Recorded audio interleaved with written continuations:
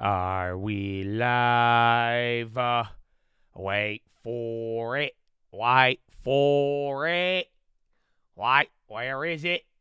Oh, there it is. Good morning, ladies and gentlemen. I hope you're having a wonderful day. If you're watching this and it does not say live at the bottom of the screen, unfortunately, you're watching the recap. The good news is we are live Monday through Friday, 30 minutes before open. Drop your thumbs up on the video.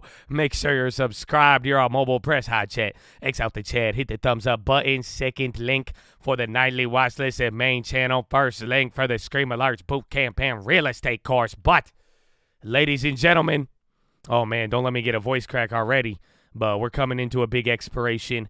$4 trillion of notional value is on the line today. However, it's all about Europe, man. So we're going to see here coming into the next week. It's only like, 9 days till Christmas, so some things should be slowing down and all of that good stuff, but the whole point is, ever since yesterday, you got technical levels, you got overseas, the rate hikes. You had John Williams today. They were talking about recession, not a recession.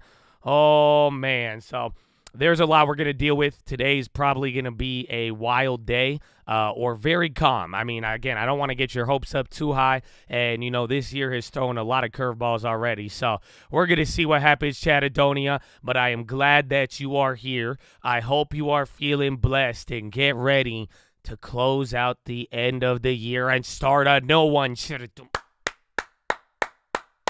But good morning. How you living, Chattadonia? Are you ready? Are you ready, Chattadonia? Oh, good morning, Nepal. Good morning, Moondog. Open face. Hey, Laurie. Good morning. Look at open face. Say good morning to Laurie. What's up? Lionsgate. Wandering Music. Nepal. Malcolm King. Good morning, baby. Andy Daniels. Oh, today is for the witches. Nah, man. That's bad vibes, dog. That's bad vibe. I don't even know why they call it the quadruple triple witch, man. I ain't even with. Just call it Sabrina. You know what I'm saying? Call it Hocus Pocus, J-Ties, Lee and Sasman, Dina Saw. Good morning, baby. What's up, Jack? What's up, Justin Fulbright, Step Chateva? Oh, Arturo. Good morning, baby. What's up, Lori? There you go. What's up, Josh? I like that name, man. Theo, good morning, baby. You were thinking about the Airbud move? I'm telling you, that one's a banger. What's up, Jay Bird? Yeah. Oh, good morning, baby. Smoke. Are you ready, Keldrick? Good morning, baby. What's up, Tilo? Fed Chair Peach, Dispassionate Newman, Dr. Sway, Tilo, Mr. Jax. What's up, Dan B? Good morning, Chad. I love it. Are you ready? Finally, that's it, bro. This is the final day of the week, and then we going to get our weekend, man. It's been a long week so far, bro. Happy Friday. Am I ready? I'm as ready as can be, but, I don't think any of us will ever be fully ready. You know what I'm saying? So let me get the daily bread, and we'll take it as it comes. I hope I don't get caught off sides, and that's it, man. Let's approach it humbly, and at the very least, though, I know there'll be another day. So there you go, and we're going to do good. Vroom, vroom, beep, beep, triple witch. That's a good explanation. I like the verbiage to that. Hey, man, good morning. It's got what plants crave. Oh, what?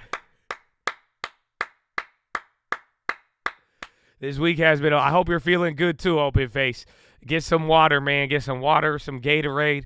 That's what they do in the Middle East, man. They just give you Gatorade if you're sick. So I don't know, man. Just drink Gatorade. Drink water, Gatorade. That's it, man. Put some hummus on your chest. It'll work. That's what my mom used to do when I was little. She would take hummus and put it on my no, okay. I'm just kidding about it. Somebody in here is like, what? They're like, for real? That's crazy. Anyways, Chattadonia, I hope you guys are feeling good. I hope you're ready for another Friday. Let's do it. Let's have a good one, but let's get to the news, baby. Let's get to the news. Yeah, 7-Up. 7-Up fix everything, Habibi. 7-Up fix everything. Everybody knows this. 7-Up. Very simple. Very, very simple. But, excuse me. Good morning. Let's get to the news. Goldman, they are planning to cull up to 4,000 employees early next year as they retreat from their push to Main Street baking, a person familiar said. Managers have been asked to identify potential cost reduction targets. An estimated $4 trillion of options may expire in today's quarterly triple witching, and worries are mounting that the expiration will act as an air pocket. With the S&P stuck within 100 points of 4,000, the sheer volume provides a positioning reset that could turbocharge market moves, holders will have to either roll over existing positions or start new ones. Friday will likely be the last liquidity day of 2022. I agree with that. So that's what Suski Hannah says. But literally, again, you guys, dude, I didn't even realize it. I looked at the calendar. It's like 9 days till Christmas. So that's it. Like, in a weird way, today is done. Like, I don't even know. That's it. I don't even know. Like, next week, I might stream, but I'll stream from my bed because no one's going to be here. That's it, bro. It's done. So this is the final day of liquidity. If you really, really think about that. So keep that in mind and finalize it. And if you're going to be worried or you need a play, that's going to have to do a lot. I don't know what's going to happen, but who knows? Maybe December 2018s. So that's the only way. If you get lucky, that's it. If it looked like December 2018, it dies into Christmas. That's the only time I've ever seen that one. So vive see. But futures were in the red as shares in Europe and Asia and treasuries fell with European sovereigns. The dollar was steady, oil fell, but Brent was still headed for their biggest weekly gain since early October. Gold rose and crypto tokens declined.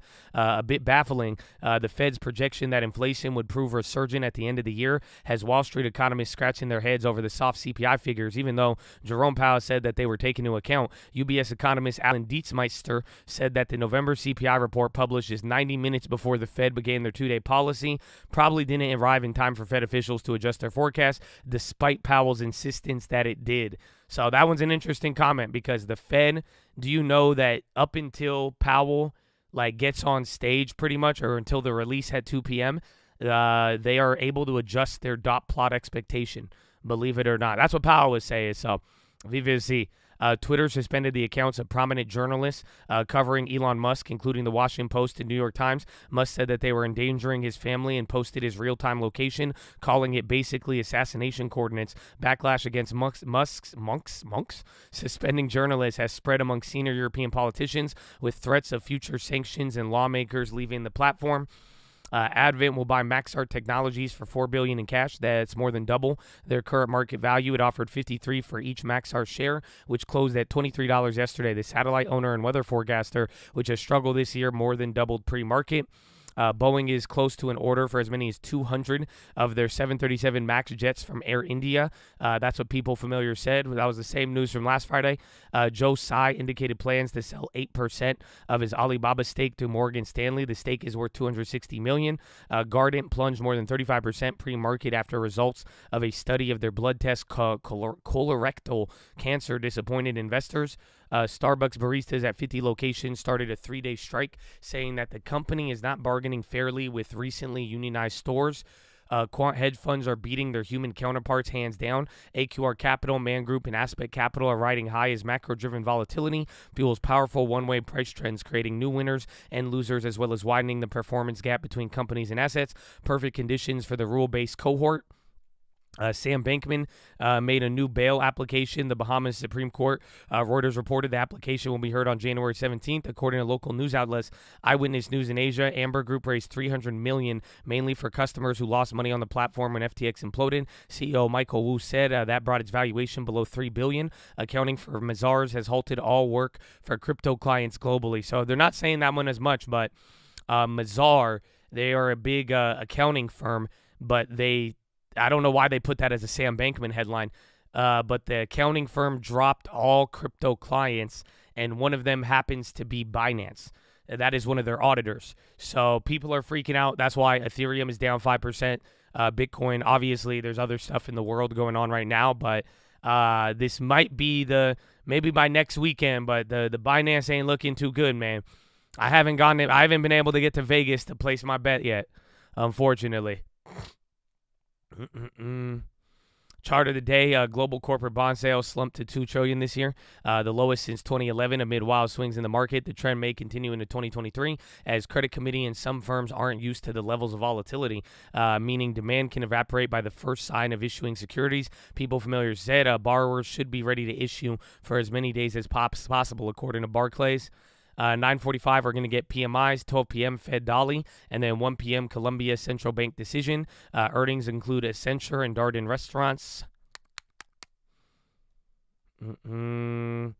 Pedro Castillo was ordered by a judge in Peru to remain in custody for 18 months for alleged crimes of rebellion and conspiracy against the state. The Senate passed a one-week government funding bill intended to avert a Saturday shutdown. Lawmakers are negotiating for a 4-year spending bill. The manufacturing PMI probably inched up to 47.8 in December from 47.7, and LATAM, Colombia's central bank, probably will lift their benchmark by a full percentage point to 12%.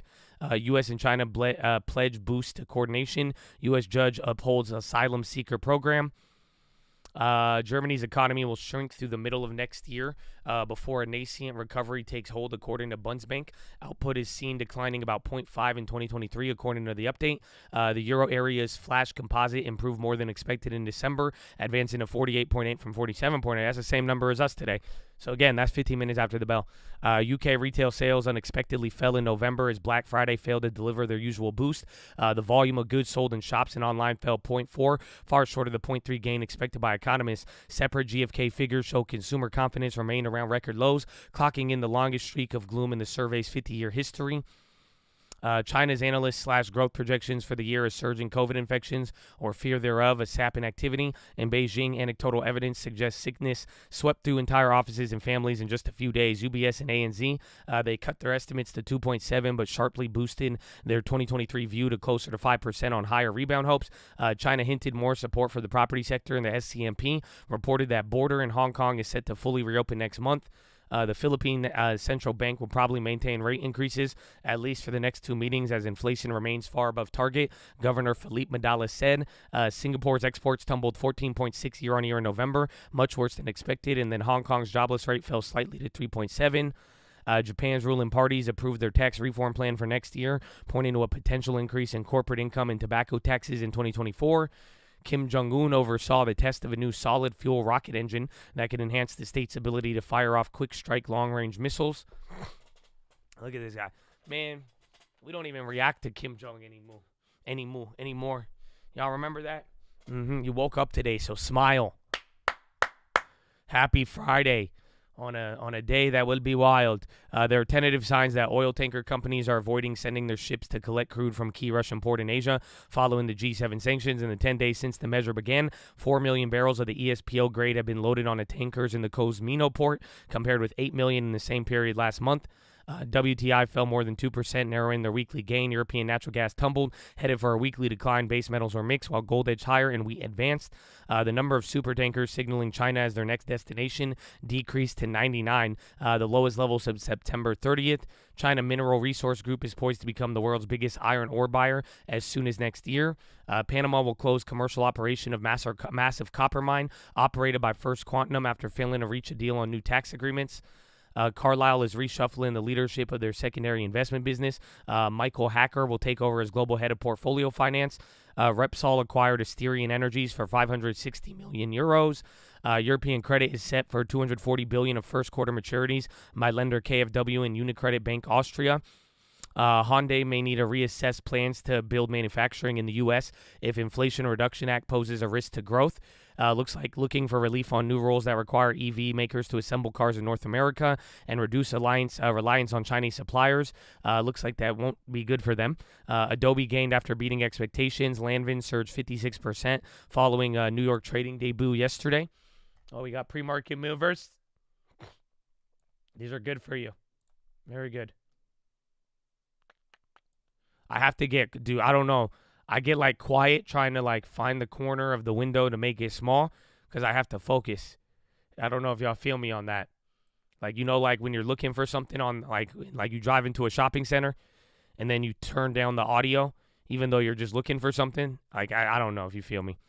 Anyways, Lanvin, they surged in a volatile New York debut. Hunt 8 Mining, they also they fell. Wow. Any of the crypto stocks are getting clapped. Hunt 8 Mining and Block.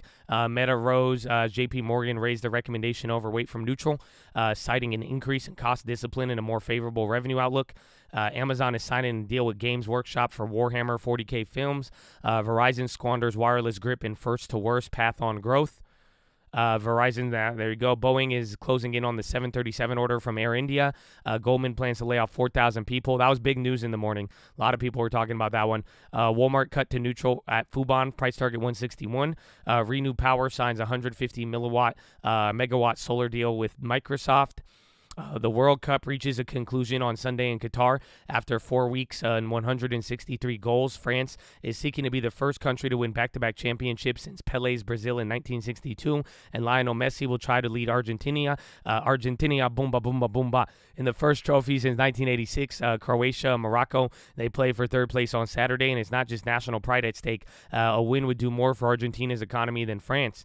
Drug bust at MSC Mediterranean Shipping grew into a dominant force in global chain. It also became a prime drug trafficking conduit for Balkan gangs. Read the big Tate of how cocaine smugglers infiltrated the world's biggest shipping line. Man, this sounds like a great Netflix documentary in the making. I'm just saying. The world's largest freestanding cylindrical aquarium exploded in the early hours of the Berlin morning at the Radisson Collection Hotel, spilling about 1 million liters of salt water and 1,500 fish into the lobby. If you haven't seen this, you got to go see it. It's wild. The force of the cascading water blew out the front doors of the building. 2 people are being treated for injuries while the cause of the incident is being examined. Bro, a giant aquarium. No, bro. Like, it's crazy because, like, I always wondered. You know what I'm saying? Like, deep down, I was like, damn, what would happen? And then it happened. Never that one specifically. I'm just saying. And that's sad, bro. Like, imagine the fish. And then, like, they were like, I feel it's like it's a scene from Nemo. And they thought they were free. But then it turned very dark real quick.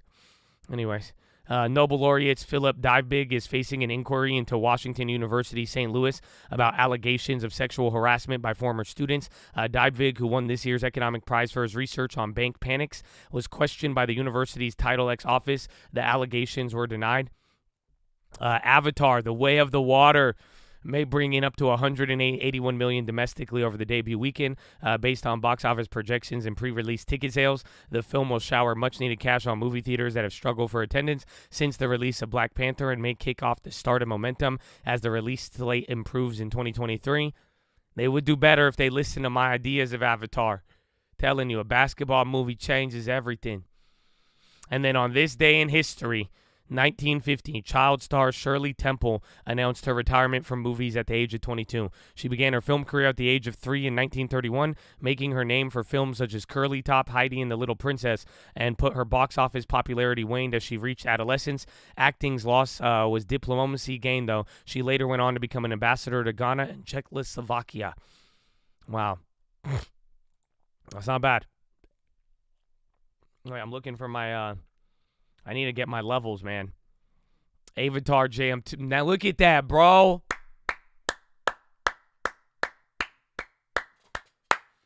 That's it, man. Stop playing with me. It's not like Space Jam. My plot is different. Space Jam 2 was good, but, like, it was different, bro. Space Jam 2 was, like, social media and, like, kids not wanting to do things and, like, nah, bro. I'm telling you, we can make a deep-ass movie off the avatars getting into basketball. Stop it, man. I'm telling you, it's a great idea. But anyways, I did like Space Jam 2, though. Don't let me. I'm not a hater. I loved it. I love all the Space Jams, man. Space Jam 1 goes hard, though. But, you know, I just like these basketball movies, man. That's it. Bro, imagine we got Samuel L. Jackson to coach the Avatars. And now we got Coach Carter, bro. All right, anyways, pre-market movers, ACN shares are down 2.5 after the IT service company reported fourth quarter sales results. The report showed stronger than expected revenue. Adobe shares are up 4.8 after the software company reported adjusted fourth quarter that beat. Analysts said the report speaks to positive demand for creative design software despite economic uncertainties. Advent International agreed to buy Maxar. Maxar gains are up 121. I think it's already at their level, so we'll see. Agrify, AGFY down 47 after pricing and offering. Atlas Capital Partners, which owns 47 of TIG, outstanding, agrees to take Trillion private and acquire the remaining stock for $6.50 a share. Shares gain 92%. Amazon falls 0.4 as JP Morgan cut their price target to 130 from 145, primarily due to AWS revenue deceleration. Cadence Design Systems, CDNS, and Synopsys rise in pre-market trading as Bank of America Global raised their recommendation on the stocks to buy from neutral. Cadence Design shares gain 1%. Goldman plans to cut as many as 4,000 jobs. Shares decline 1.7. GH plunged after a result of the study of the blood test for colorectal cancer. We already went over that one. Lanvin, LANV, surges 24% following a volatile New York debut. Lincoln National, LNC, falls 3.7 after Jeffrey cuts their recommendation. Meta rises 2% as JP Morgan raises the recommendation. Oxygen, OCGN, Ocugen, they rise 6.2 after the FDA agreed to the company's proposed design for the phase 3 study of NeoCart, a regenerative cell therapy to repair the full-thickness lesions of knee cartilage in adults. Hey, yo, I need that, though. I feel, man. I see, man. You better watch your knees, bro. Have I ever told you the story of how I almost tore my ACL? It was the stupidest thing ever in my life. But it's Friday. I'll tell you eventually. SNTI, you got to remind me, was initiated with a natural recommendation by JP Morgan.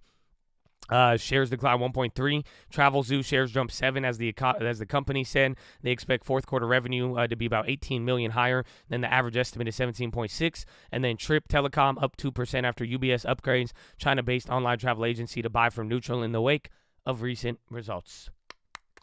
Well, there it is, Chad. Those are your pre-market movers. We still got a little bit of time too. I like it. I think we're doing good on it. I think we're doing good, man. So let's go. Are you ready? Are you ready? So let me go to the bathroom real quick. Okay, I love you. Follow me on Instagram. It's gonna be a beautiful day. You know that. It's gonna be a beautiful day. You know what you guys need in the morning? Yeah, you need it. Central banks are getting very, very hawkish, so I think that we're going to have a big headwind growth here for quite a while. They're telling us they're not going to cut rates. So if that's the case, this could be a long period of subpar growth. In terms of depth, I think that's about imbalances in the economy. And we just don't see them, Jonathan. We don't see where there's a buildup of leverage in the economy, the real economy, that could impact the financial system or that needs to be worked through out of the households. In general, without those big imbalances, we don't think that depth we get a deep period. So it will be, a longer period than we might expect, subpar growth, but not a deep, sharp recession. So does that leave you bullish or bearish on fixed income and Treasury specifically? I'll share a quote with you from SocGen Sabadra Japa. I'd love your response to it. Powell is stuck to his script of higher for longer after delivering a 50 basis point hike. She went on to say a hawkish shift in the dot plot failed to nudge yields higher, but ultimately they expect a modest rise in yields in the first quarter as central banks deliver more hikes. Now let's pick the 10-year. Let's pick one maturity across the curve and go with the 10-year, Rob. Your theme for next year, is it bullish or bearish, this bond market? So my theme for next year is very bullish this bond market because we re-rated the public fixed income markets, Treasury investment grade, much higher. You can get good income now in the fixed income market. So for all of 2023, unmitigatedly bullish for fixed income. In the shorter term, though, we have now the most inverted curve that we generally tend to get between 2s and 10s. And so if we want to talk about the 10-year note, as the Fed continues to ratchet up yields here at the short end, they're going to really put a floor on where the 10-year note can go. So we don't expect to see a big rally from here. Indeed, we think we're kind of in a range of yields may go up, giving us a better entry opportunity in the first part of next year. Nah, bro, he killed it. Unmitigatedly bullish for 2023. I'm sorry. Jim, final word here. Yeah, I agree with a lot of what Rob said. All right, Chattadoni. Oh, man, I haven't even hit y'all with the poll. Yeah, you're right, man. Let's get it. The market will close. Bring the vibes, baby. Honestly, bro, that discussion we had yesterday, I had a realization. I was like, why do we ask for likes? I mean, it's not the same as what it was back in the day. Honestly, so although y'all can like the video, but it's like if this was like 2019 or something, 2018, you know what I'm saying? But like you should like the video. I mean, I don't know. I'm just mad they just confuse the shit out of you, man. That's what the modern media do. That's all. I'm like, what? I'm like, what? Hold on. But Chattadonia, it's game time. Remember, it's a big day already. I'm even a little bit surprised here, but we flushed through the level of yesterday, if you remember. So we're going to see. Market will close. Oh, yeah, I did. Yes, no. Oh, yeah, my bad. I was talking to you while doing it. Yeah, okay, reset it. Thank you for that. Yes, no.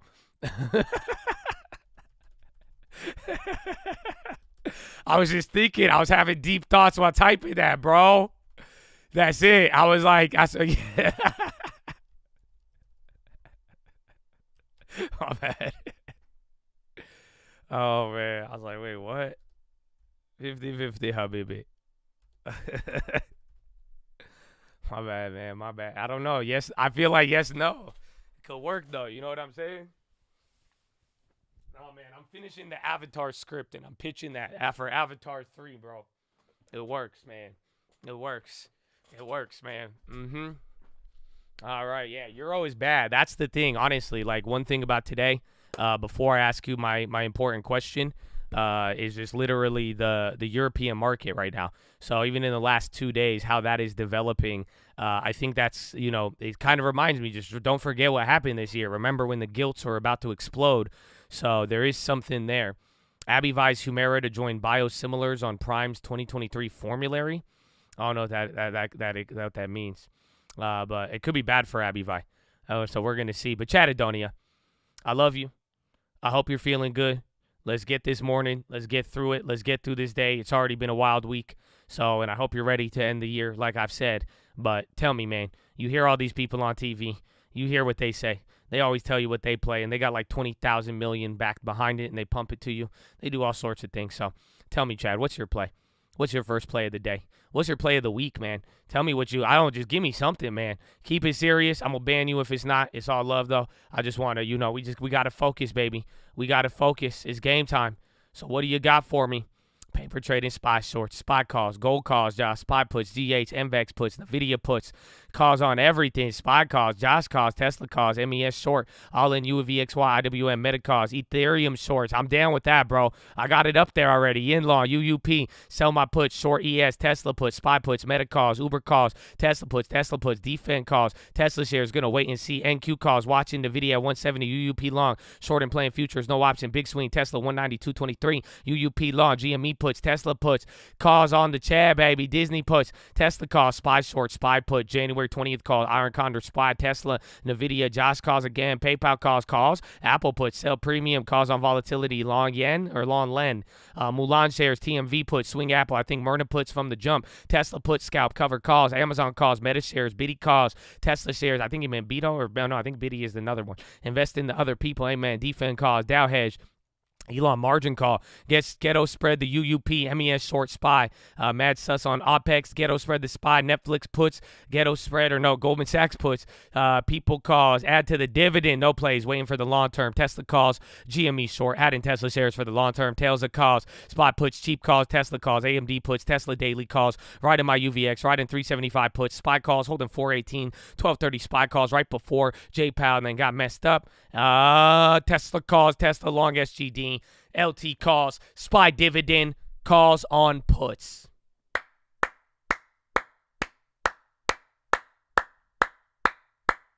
We'll take it, baby.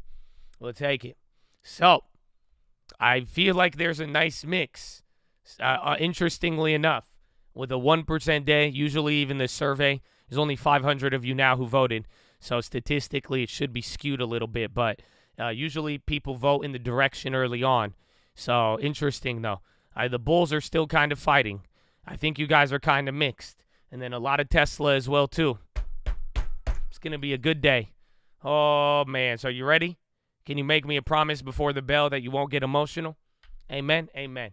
I'll tell you my place. I'm going to be watching Baba, TSM, any of the China plays. I want to see how those play out. Again, China did bad, but it could have been worse. So, want to watch that. Definitely watching bonds. You'll notice now they went down. I don't have my short on the NASDAQ, and then I'm down on the ES now. So, that's going to be interesting. I think this is a result of Europe, but definitely going to be watching that, and let's see what the bonds do around here. Going to be watching Amazon and Meta. They both got some news here. Meta upgrade, Amazon downgrade. XLU is now coming down. If that goes negative, I think that might be a great pickup here on Friday, depending on how it plays. I want it really low, and then LMT and DFIN I want to keep an eye on, and then Adobe, and then Coinbase, and then, bro, that crypto news, I don't like it. I don't like the Binance thing, bro. I told you what, a week ago, 2 weeks ago, I told you CZ kind of sketch, man, and now, like, I don't know. I don't like how I'm seeing it, man. I don't like how I'm seeing it, bro.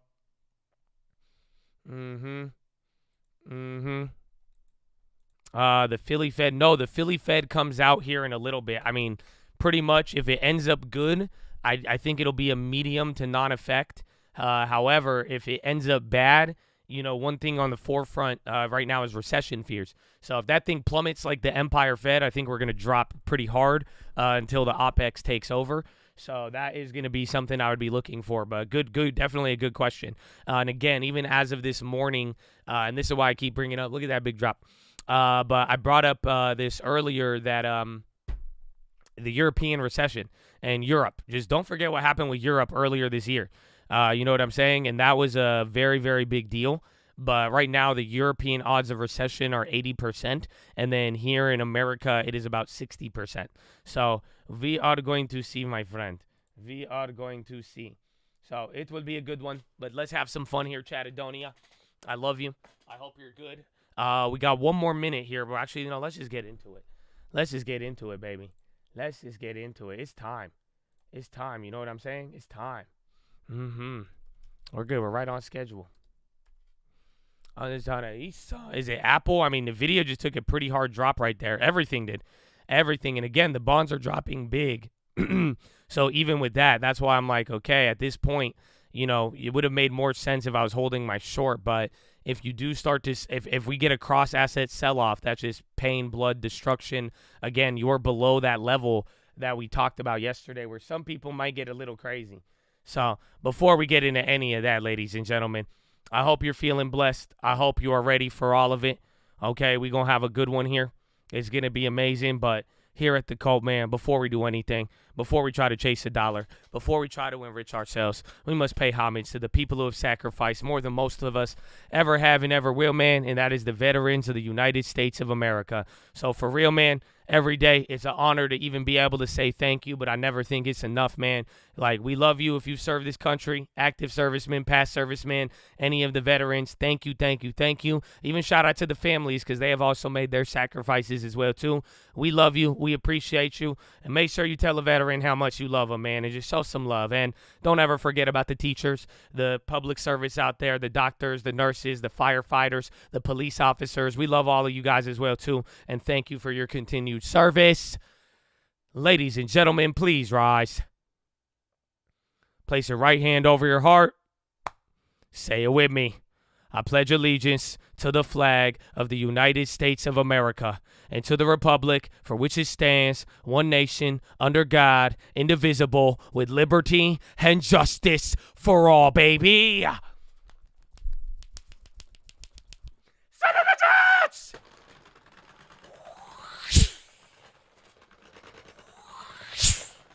Oh, it's game time, baby. Oh, nah, let's go. Oh, man, oh, man, oh, man. Oh, man, let's go up. Uh-oh, pop, lock, and drop it. Pop, lock, and drop it, man, let's go. Oh, man. Oh, man. I'm like watching Joe Rogan before he was popular. That's great. Except for that was the era when you had internet, bro. That's it, man. I'm a Google slave. I say that humbly and respectfully. I already got that. I'm down to serve, dog. I'm down to serve, man. I'm just here for the cult, baby. It's game time. I hope you guys are ready, man. Let's do some good work today. But I appreciate you, man. So Chatadonia, we got a couple minutes. Shout out to the vets, man. So tell me, yeah, Joe Rogan off. And now I feel you, bro. I like Fear Factor. I love that. So tell me, man, what do you got besides the plays? Any questions? Any pressing questions? I'm sure we're going to talk about the bonds here. That's a big drop on it. But again, if it just goes down, it's just going to point to global sell-off. Again, that's kind of the thing here. It'd be nice if people bid it up. But again, what's going to happen if everybody sells off stocks, the bonds, China, they sell off European bonds, American bonds, they sell off crypto, what is happening? There's one thing that will happen as a result of that. Anybody know? The Fed futures have not changed too much. Adobe is a good one. I do believe in the World Cup tin, especially as the news coming out now. Yeah, the dollar. That's it. If people are selling off and they get worried, that will kind of, remember, as we've learned this year, in a weird way, the dollar is borderline better than the VIX, right? So that is what I would be keeping in mind. Bro, they're scamming everybody. So that's one thing I would definitely keep in mind. So I don't know if I'm going to make a play on it, but, you know, and then, here it is. Round 1. Fight. My book map won't load. I think I talked too much shit about it yesterday. My book map all day has not been able to load. So let's go 38.96. Where does that put us from yesterday? Remember, oh, wait. We were at 38.908. No, that's ES. Let me check the SPX. I had to restart. Yeah, so you're a little bit below where we were at yesterday again. You had a pretty decent sell-off right now, I guess, 38.90 to 38.71. You just had that little weird pop there. Remember, 15 minutes after the bell here, you're going to be getting that data. So we'll see. We'll be ready for that.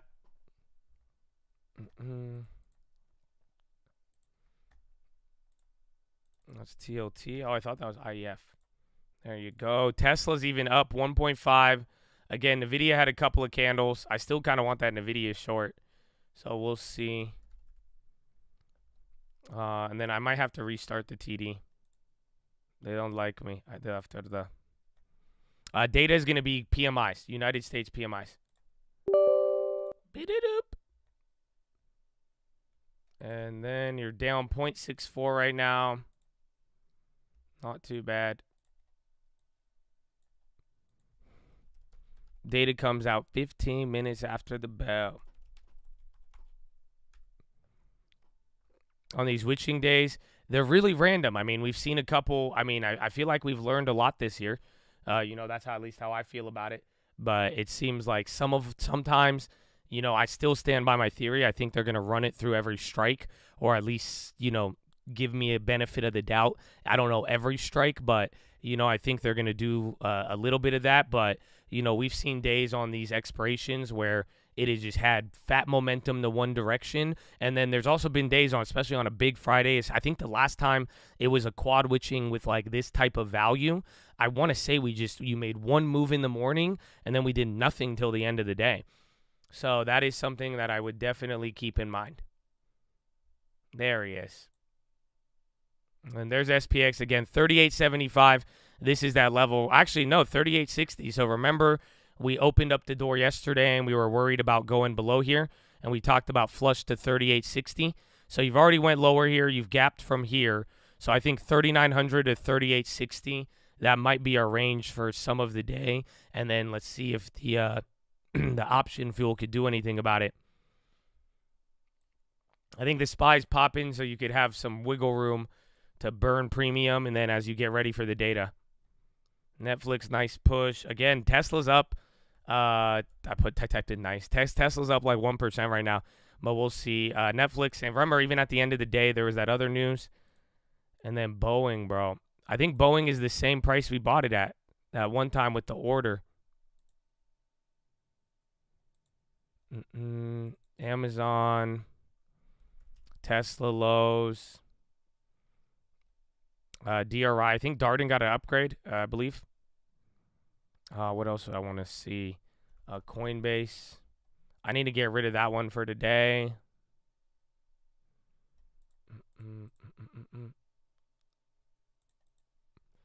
Pen, XLE. Watch XLE. That'll lift up the SPY there. Let's even check the industries. What are we looking like?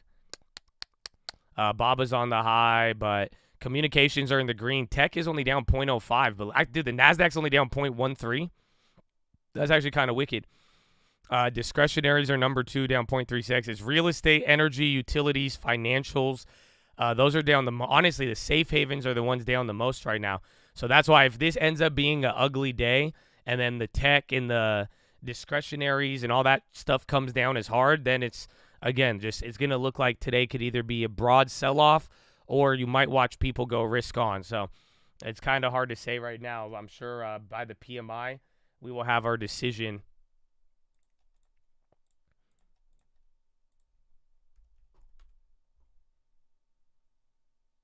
And there's Ethereum. How much do these Ethereum contracts move? $25 per tick. So $50 for every $1.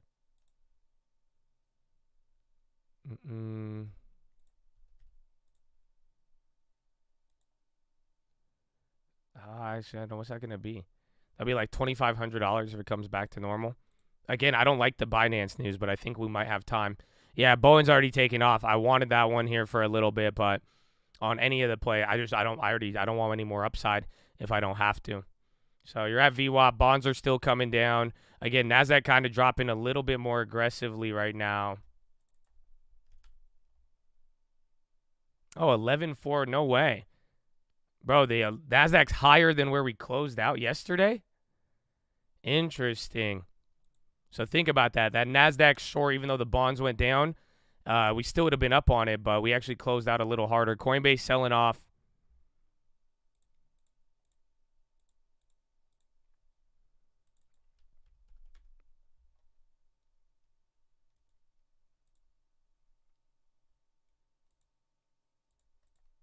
Is this what contract is this?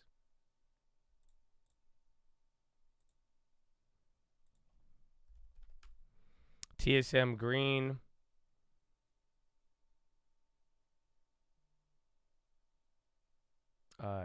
ETH H23. And then you're still kind of moving up here. Hold on, I'm thinking of something. And then I need to get all these. Again, I clear this out on this screen because then it lags your TD if you have two of them. Okay. This is the one I want to watch. If it'll load.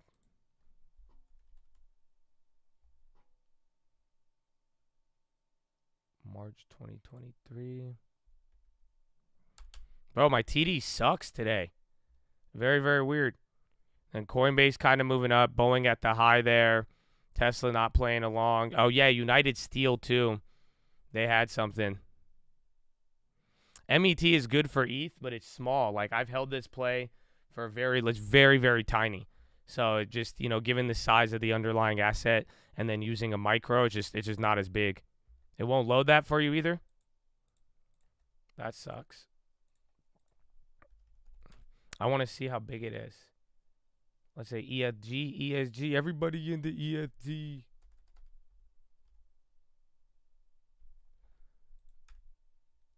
Yeah.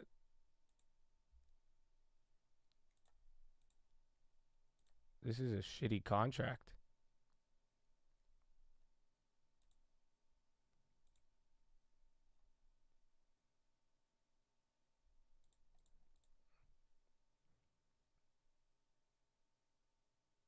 Let's see. Interesting. There's already backwardation in some of it. ETHF 23. And then SPY's coming down.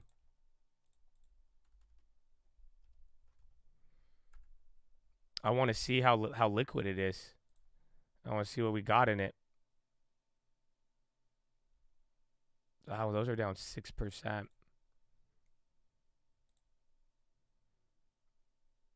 Okay, give me a sec. And then again, more volumes coming in. Bonds are dying. ET.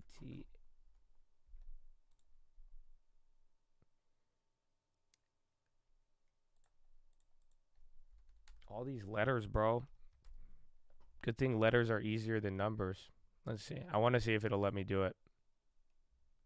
Oh, I don't want to sell 10 of them, sir. Nah, man.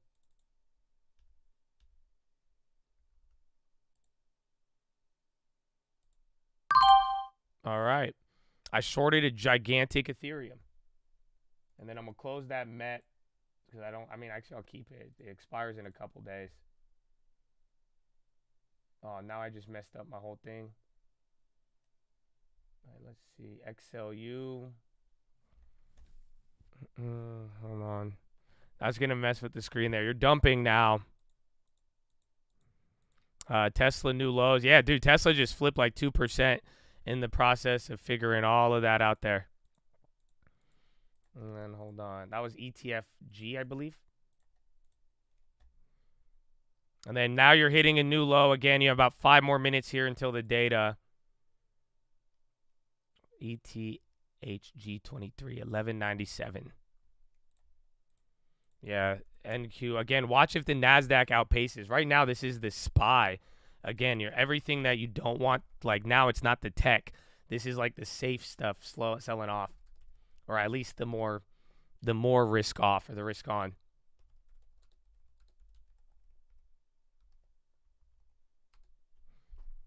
And 38473. ETHG23. Let's get up the SPX. I'm the only person on that contract. So watch out. You're going to 3860. That is the level.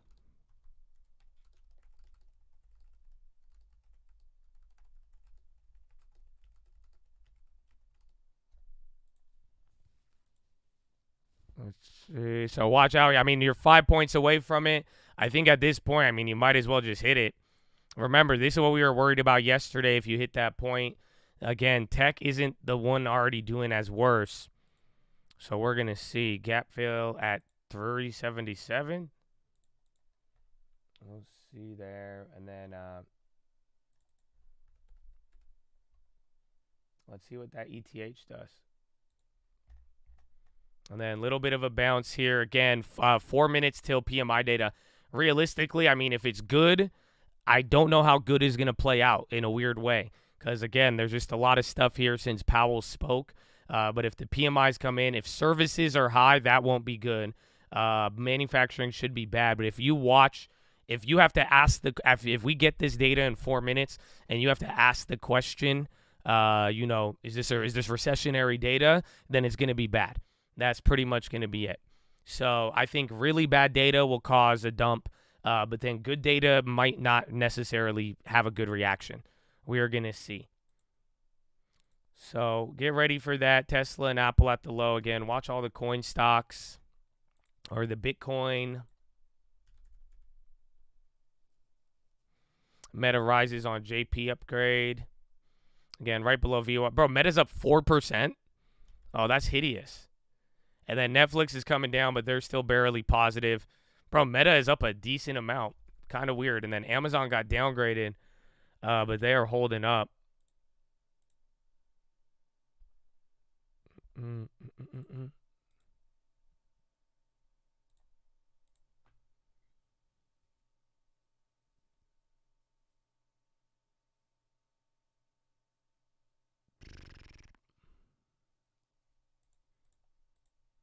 Man, I like the bull positions, but I don't want to grab too many. I didn't sell the ES. Why are you lying, bro? Come on. And be careful. A couple people, I mean, I've been ignoring like certain things, but Chad, just be on the lookout.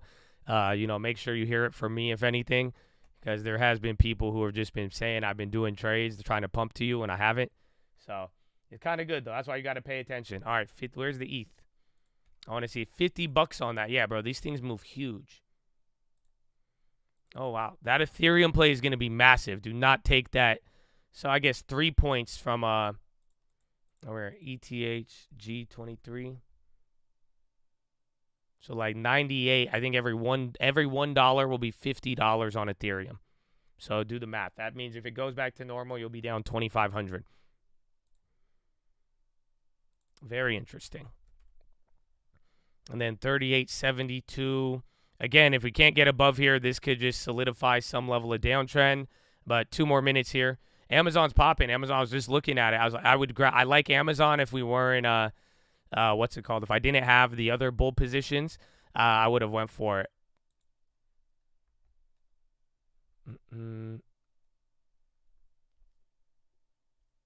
Google green.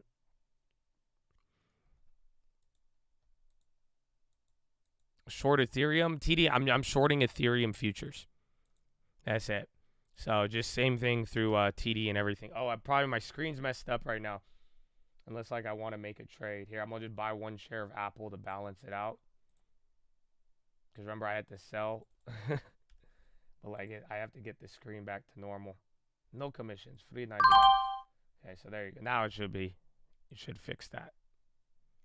Because if I do an order and then I don't like order it, it like messes up the screen. So yeah, Maxar's been bought out. I believe it might be maxed out. No pun intended. 30 seconds. Apple new low. So watch out here. Let's see. Are they gonna leak the data again? This data is not as important as CPI, but remember it was a weird lag the last time. Services came in negative 44.4, manufacturing 46.2, and then global composite 44. It was slightly bad, but I don't know if it was awful. So there's the bonds moving. It wasn't the worst. It wasn't the best. I think it's kind of in the middle. But then again, if neutral, if people want to interpret that. Oh, where is it? Yeah, so data's dropping a little bit. I think bonds might move the most off of it. You're coming back down. So again, it's not, I think it's slightly lower. It wasn't an absolute abysmal miss, but let's see how fear creeps in or not. If people get fearful about it, but I think bonds might go up on that. Just because, again, if the data gets worse, people are going to the bond market might try to hit the gas pedal on the game of chicken. Does that make sense? I don't know how equities will play, but in general, I wouldn't be surprised if those keep going up. Yeah, that Ethereum, don't do that Ethereum future. You will get clapped. It's $30,000 just to open it. That's almost the size of 2 NASDAQs. So just be very, very careful with it. It's not, again, I think go with the small ones if you want to play it, but that one will test you. Adobe keeps going up from earnings. TLT full port, no. No. But no, that data, I don't know. It's in the middle. I think for the bonds, if people want to say, yeah, worse data, bad news, good news. I don't know. Bad news might be bad news on the stock market, but then bad news will be good news for the bonds. That will start the, what's it called? That will start the game of chicken, I hope. So we'll see here.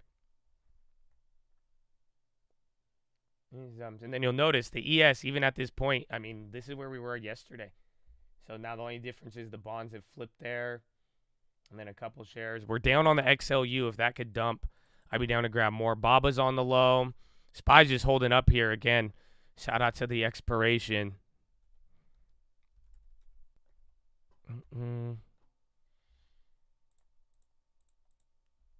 38.74 again. Really, 38.80 is the real. That's the real door. Remember, that's where we were at yesterday. If you could get above it, it'll be decent. But again, if you can't get above it, that could be very, very negative here. Where's Adobe's still killing it following the earnings.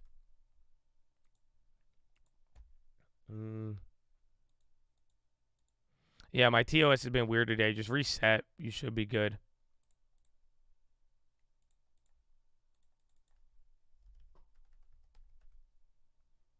There's Ethereum. Yeah, there's the bounce in bonds. So again, the bonds are moving more on the data than anything. You're back above 3,900 on the futures, but that's where you want to be able to see SPX get to. Where's good old dollar? Oh, dollar's down. Again, he should be up depending on how this plays out, but I'm sure by the end of the day, the dollar might give us a signal. Adobe keeps running it up here. Yeah, dollar, it's still down 0.3. He's not the bully he was, not yet. TOS not reflecting orders. Are you I'm having a lot. I mean, again, if that's more than a couple people in here in the morning, I think we had this happen on that big option expiration. You remember? Wait, that's what happened on, you guys remember the butterfly day? That was a giant expiration.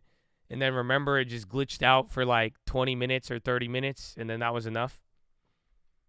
So actually, I think glitches are common on expiration. This is scam day, bro. That's it. So at least I hope you're ready, man. It's scam day. Just know that. Some of you might be on the right side of the scam. Some of you will be on the wrong side of the scam. But just be expected to get scammed today in some way, shape, or form. And keep that in mind as you look at your profits or as you look to open a play. Just ask yourself, can they scam me today? Scam day, it'll rip up. Not really. If they could just hold it for 10 minutes, that's if you're on a daily contract and the thing does not move for 10 minutes, 30 minutes, that changes the whole trajectory. So we'll see. So you're starting to go up here. Again, bonds were the biggest mover, but everything's matched up. Bonds are matching up with the S&P/Y. S&P/Y. The NASDAQ is positive again.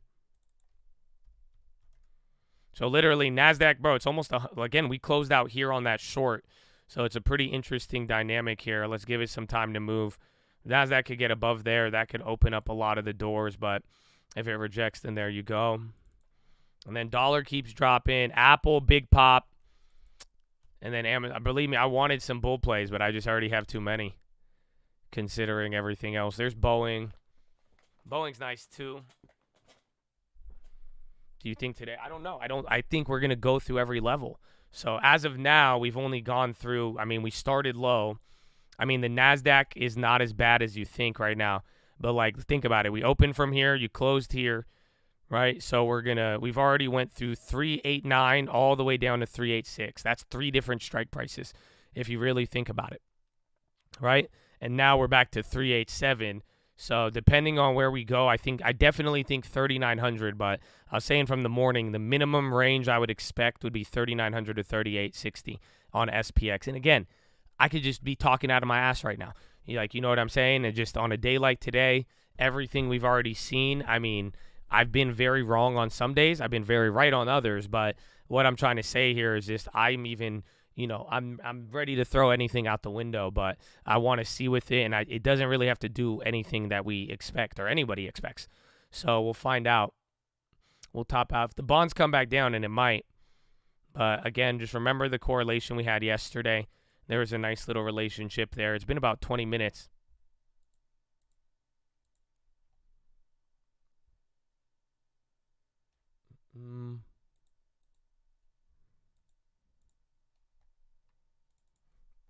Myrna's on the low. Meta is insane. Meta and Adobe. So the one tech names that are doing good, they're actually killing it. U.S. stocks extend declines as hawkish Fed sparks recession fears. And then supply chains, earnings watch. You have FedEx, I think, and Micron next week.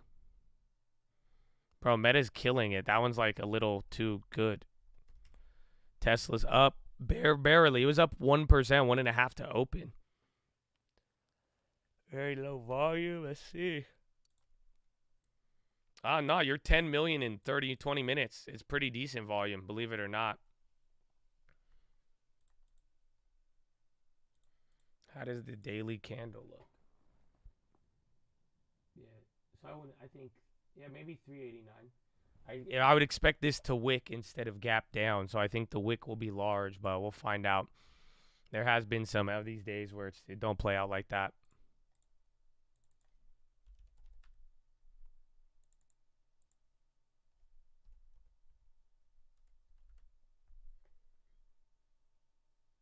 So 1203. 5. Yeah. So $5 is 300. Yeah, $50 on the Ethereum. And this contract, again, there's going to be very illiquid considering it has more time, but we'll see how it plays out. So SPY coming down a little bit with the bonds. Oh, where's our guy? McDonald's, bro.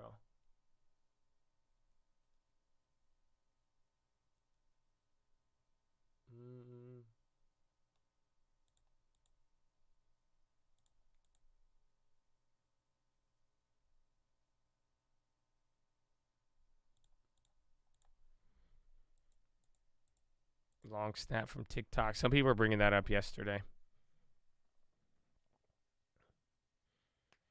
UWMC, it could do anything. And even wait till the next year. I think a lot of people took advantage of the tax loss on it. So I think you might even get a lot more volume there. But it is down a little bit since we've sold it. But I still like that company. We're going to get back into him in, a month maybe? Or 2 weeks now. Apple popping. Coinbase is even coming up. Bookings on the high. But SPY's chilling out there. Again, NASDAQ is green on the day.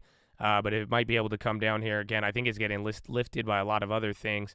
Apple's on the high, and then Meta is just killing it, surprisingly. Not classified. Communications are the best. That's Meta. And then tech is up 0.12. Discretionary still down 0.38, and then materials down 0.4. Again, more updates on the Boeing news. They're getting headlines.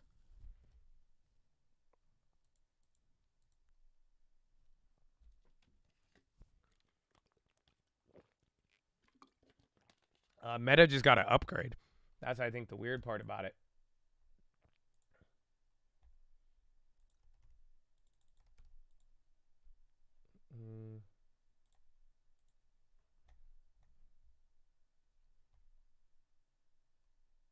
Oh, where is it? I haven't checked the random account. It's Friday. Do we have any Friday options?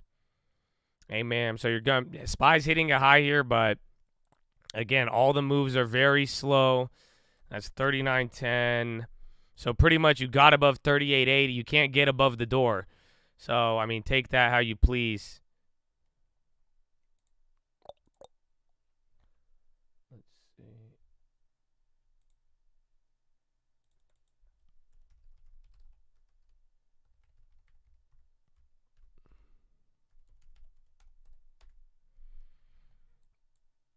Yeah, it's for government phones on the TikTok thing, but they're talking about other ones.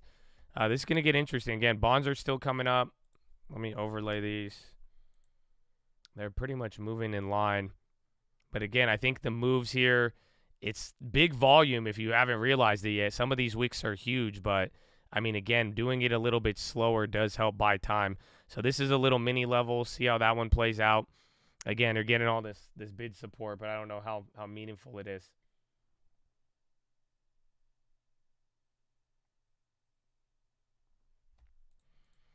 Crazy 30 minutes. It's kind of, I think we moved more pre-market. This was just like the crazy cash bid. VWAP's going up. The data, again, was good for bonds, kind of neutral for equities. So we will see. NASDAQ starting to drop here a little bit.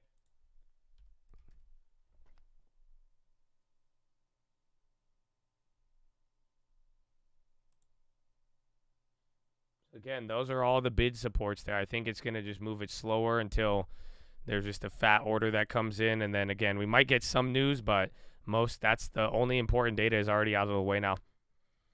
Myrna breaking 200. Again, bonds are ticking up here. That won't cancel. Yeah, I don't know if we should make a poll, but I feel like a lot of people are saying that their TD is having a problem today. So Netflix, NASDAQ is break even right now. Oh.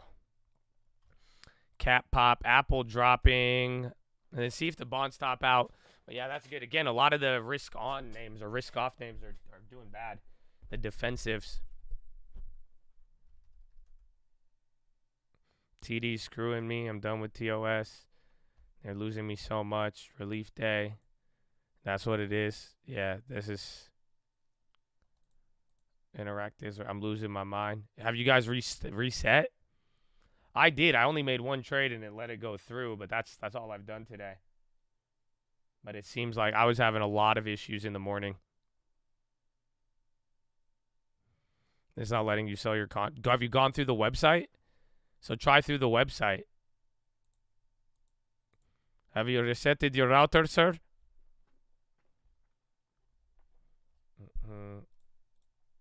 Weeble's fine because you're not really trading on Weeble. That's why you guys you're getting B-book, dog. Of course, it's gonna work. It's gonna work all the time. There's not even. That's it. You're just trading with Xi Jinping. It won't let me on. I'm on. I mean, I'm on the website. Again, my trades went through. My platform was just lagging, but it seems like they are. Seems a little scammy here today.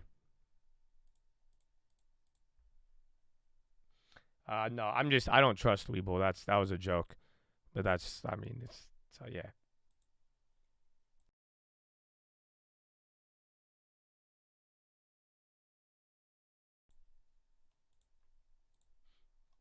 But the idea of a big book, B-book, and that's why you got to be careful.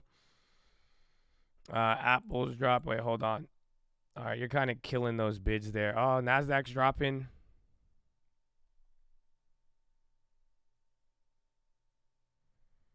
So that's the close of the day. And there's Apple. Once Meta, if Meta starts to slip, that's where it'll affect it. I want to see. Again, it's so slow and there's so much volume at the same time.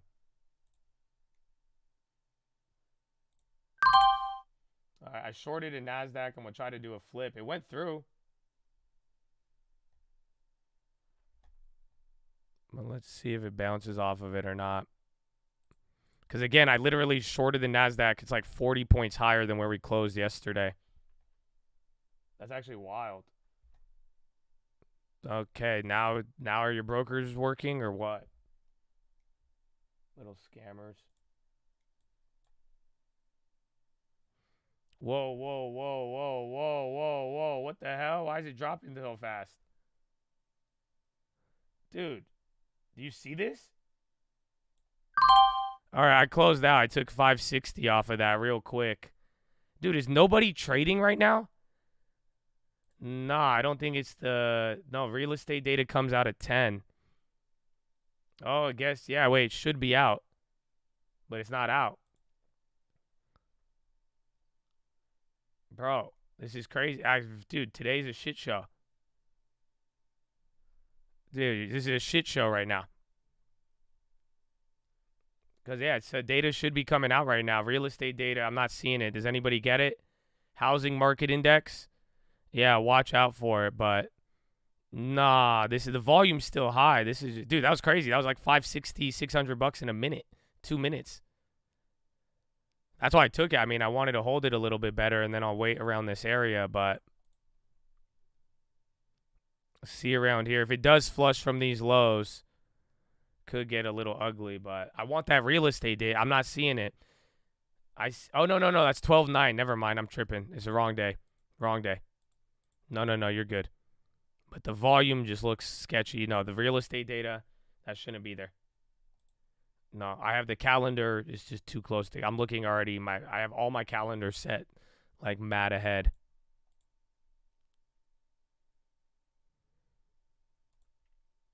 All right, so that was your first drop. See what happens now.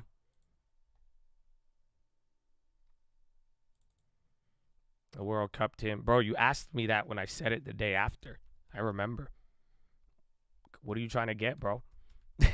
What is your intention, my friend? You're selling off now, Tesla again. Man. I really want to. I think Meta would be a good short. You're going down again here, though. NASDAQ, bro, it's another 30, 40 points right there. No, I don't think housing data is due.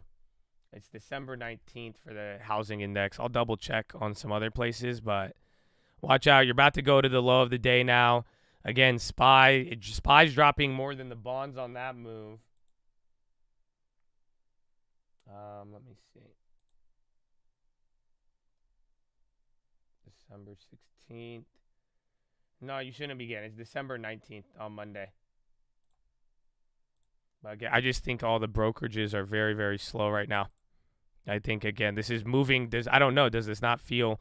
Yesterday felt like slow motion. This feels even worse, but it's like 13 million in volume in 30 minutes. So that's the weird power. That's the weird part about this one. So you're coming into the lows. Even the VWAP is still pointed up. That was a very low volume drop on that one. 11,417. This is the lows of yesterday. So now my short would have been gaining a little bit more. So that's NASDAQ down 0.35, SPY down 0.75. They did this on the last... Dude, this happened on the damn... I think it was on the butterfly day. I believe December... Was it October 14th?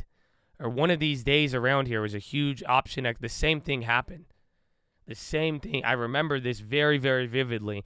I just don't remember how the day played out. Well, someone go look up. What was the... Give me the date and I'll pull it up. What was the latest... The latest, biggest quad. What was the last quad witching? It was the last quad witching. The same exact thing happened.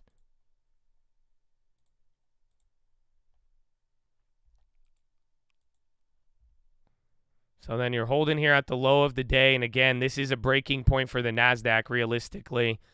So NASDAQ goes lower there. I already made a flip on that, but it's looking kind of weak. Again, you're getting some orders here. It's starting to sell off. November 18th. Yeah, it was November 18th.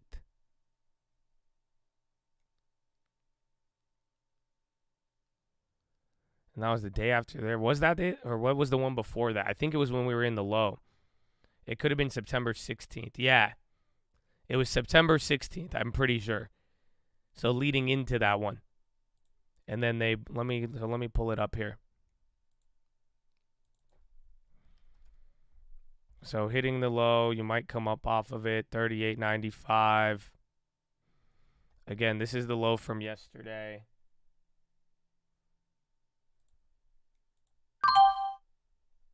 All right, I hit a NASDAQ to the upside, but we'll see. If I get dumped on, I'll get double clapped.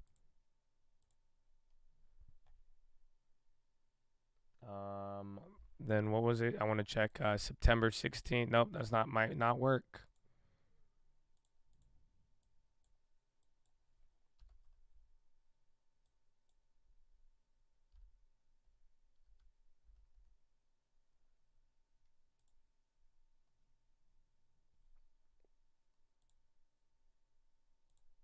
Where is it?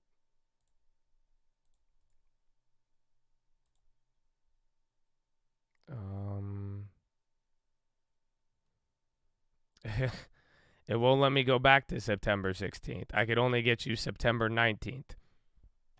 Scammers. Again, it's still moving pretty fast here. So again, I made one. I'm going for flips on the NASDAQ here. Again, I'll use the profits that I have to protect me on the day. Well, there you go. You're dumping again. Tesla, Apple. So this drop is smaller than that one from the top now, but now you're getting through the lows now. There's no floor to this one if we keep selling off, but we just got to see the craziness. Nick tweet. TD. No, even E-Trade, though. I can't pull up the other one. Let's see. Timmy tweet. Again, you're flushing through the lows now. That's another low. Tim Russ was 6 minutes. He said the Fed laid out economic interest rate forecast premised on a drawn-out battle with inflation, completely at odds with the market. Investors are taking greater comfort from falling energy prices and energy. Falling energy prices and not energy and houses.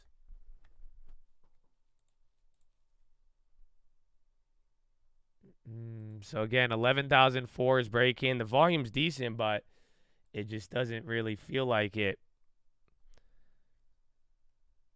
Go use the rewind on September. I want to go see it. And then 393. All right, so I just lost all the gains on the NQ on the first flip, going for flip number 2. That would have been great if I held that one. You're dumping now. So here's your expiration move. And there's this SPY.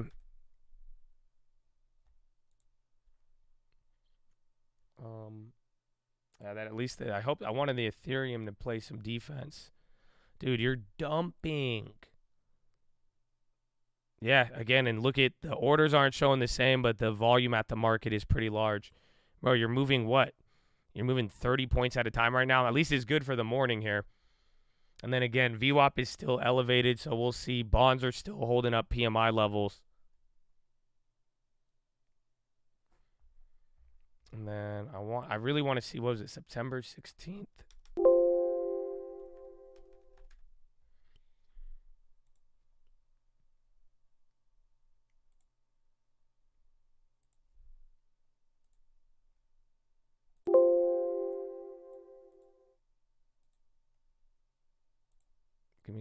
Can I do 1 minute?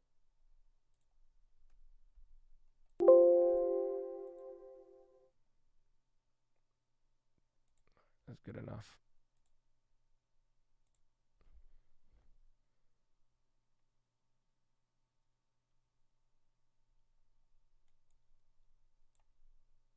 That's June. Where are we at? You're kind of try to bottom out, but again, just be careful. Dude, if I'm doing all this because I feel like we're in slow motion in a weird way. The wicks are large, but it's just moving so slow. 8, 9, there it is. Come on.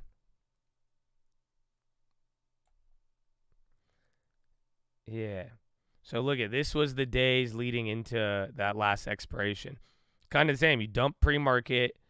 You didn't have as big as a cash bid. You hit all the way to 32.80. You bounced up, then you sold off, and then end of the day move. But I just remember that one was really slow. And then what was the other one you guys said? I think November 18th.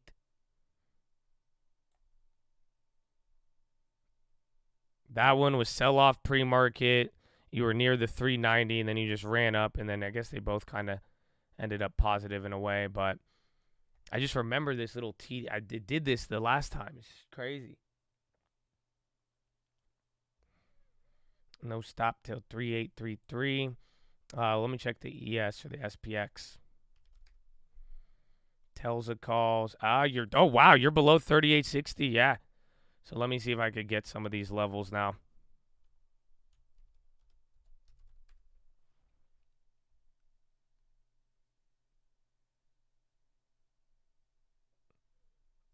Box to 38 again. Watch for the 3860 test. If you get really far from that, that's going to be very negative. You're coming into the lows again. There's Maxar. Again, I don't even think. Let me see what other level do we have. Next level would be 3833. Yeah, that's the only one I have here. So if we do go there, but there's a lot of out the money puts on that level. So we'll see. Let's even check the bubbles here as we start. Quad Peachy, baby. Oh, yes. The Quad Peach is real. So now some of the biggest are on the 3.8. Look at this. As we're getting into the day, so then 397. A lot of people have closed out, though, believe it or not. Hold on. Hold on, hold on, hold on. Why does this look so small? I think people have already rolled over. Again, you have what's showing me 1 billion at the money in value. I think people are already closing out too, but these amounts are very, very tiny. The bubbles look very big, but it looks like, well, no, I don't know. It looks like option interest has closed out pretty heavily. I think there's just the 380 puts, and that's where you have a lot of people at, but then that's about it.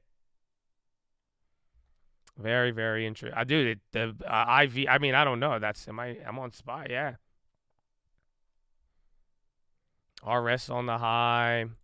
Meta's still holding. Dude, am I tripping out? So where's the 400 calls? 420, yeah. I guess these are all worth nothing now. But then even like the 370 puts, those are slashed in value. There's 1 billion notional at 380, and then 376 or 385. Those are already in the money. That's 1.6 billion. Then 390s, 1.2 billion. There's 392s and all that, but they're not that. Again, remember the other days they were a couple hundred million.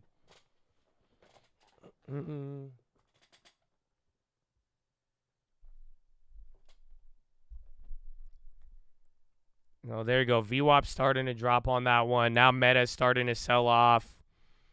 Yeah, Tesla. Jinxed Meta. No, it's still up 4.5. That's the thing. The bonds are staying chill, though. That's the interesting part about this. And then 38.50, you're now in between. It's kind of like here.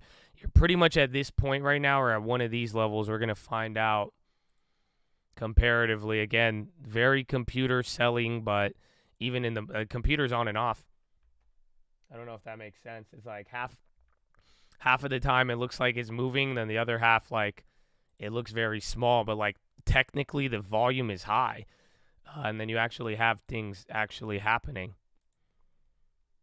Oh, that's all you needed. There you go, Chatadonia. Wow, so Bulls and Bears, be careful out there. You know why? Peach Nation has arrived, ladies and gentlemen. Bradley Frizzle and the Peach. Let's go.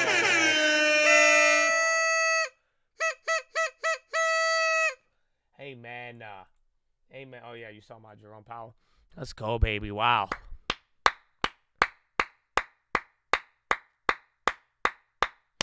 That's amazing.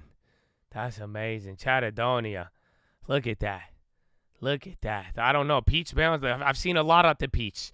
I say Bulls and Bears beware, but Bradley Frizzle, God bless you and thank you, my friend. Oh, man. That's what we needed. At least the Peach still works. At least it's here. The Peach is more consistent than TD Ameritrade. The Peach is more consistent than your brokerage. The Peach is more consistent than options premiums. That's amazing, sir. That's amazing. Tesla's getting pummeled. Elon, what are you up to again? Now it's 0.77. It's 1% already here. I believe, I don't know, where is it pre-market? You're back to pre-market lows. So, again, this is where we kind of opened up here. I think they gave you an opportunity to get out of the calls. They gave you some to re-short on the puts, but then we'll see. We'll see the opportunity to take profits or not. Bro, this is ridiculous. What a day. 38.40, again, 38.33. You're 10 points away now. That's it. 38.33 is the next level.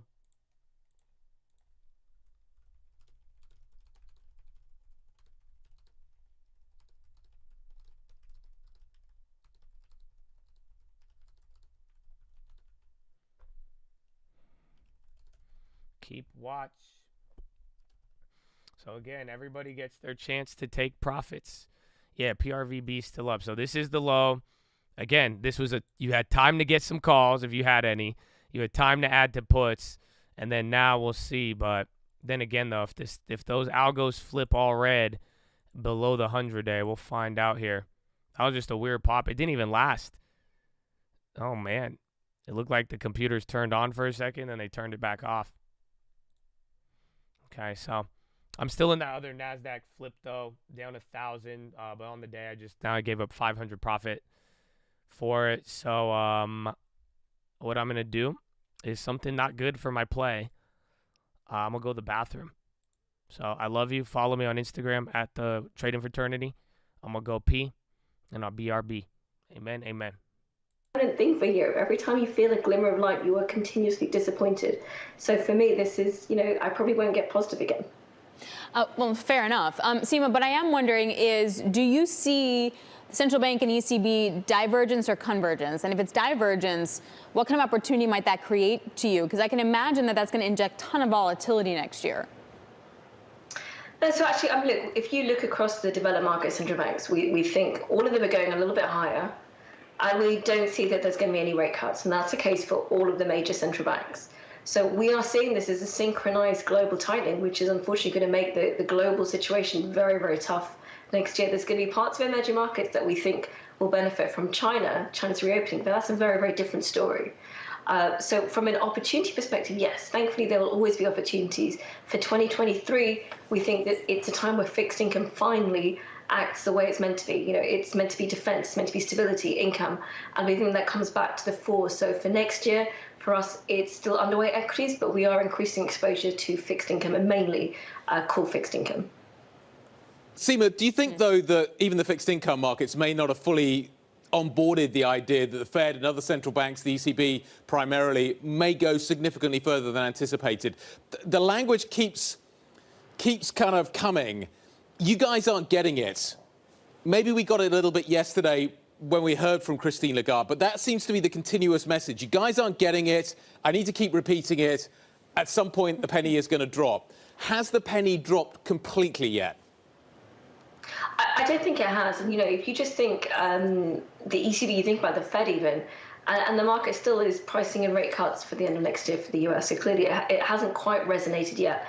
But I think what the market is seeing is that whatever the central banks are doing is going to be enough to precipitate recession. So from that perspective, fixed income, we think about bond yields on the long end, they're going to be coming down, we think, next year as recession starts to take place.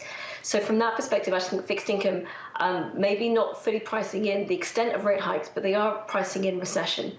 And that means that it should still play a little bit of defense, even though, it depends, of course, which part of the curve you're playing on. But we think that it can provide an important element of diversification in your portfolio for next year.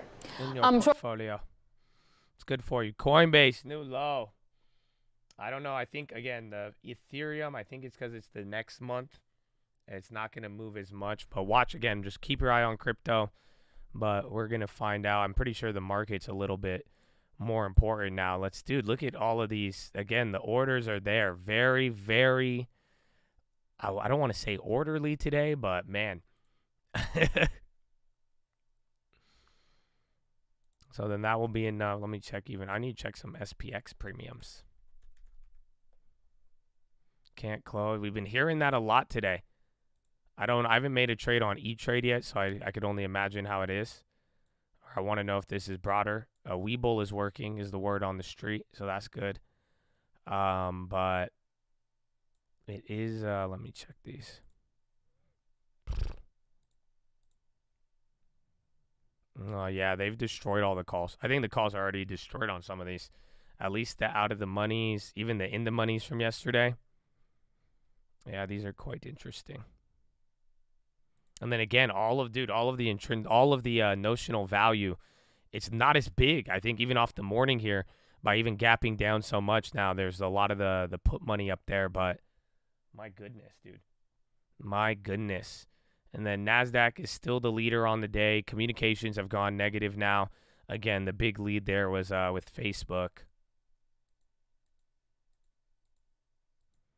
My TD's fine. Mine was being weird in the morning, and now it's chill. But definitely, we're hearing some issues. TOS has never done this, bro. Yeah, this one's getting wild. These the bonds. Scammers, dude.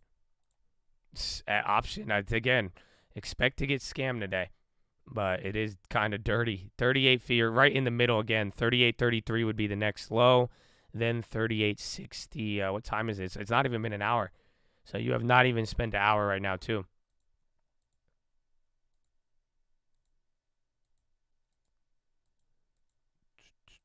And SPY. Well, SPY rocketed to get out of calls. But even then, that's why I'm looking. They weren't even, like, they scammed everybody. Even then, just off of the opening move, that gap down in the morning, even after the date, like, you didn't really get anything.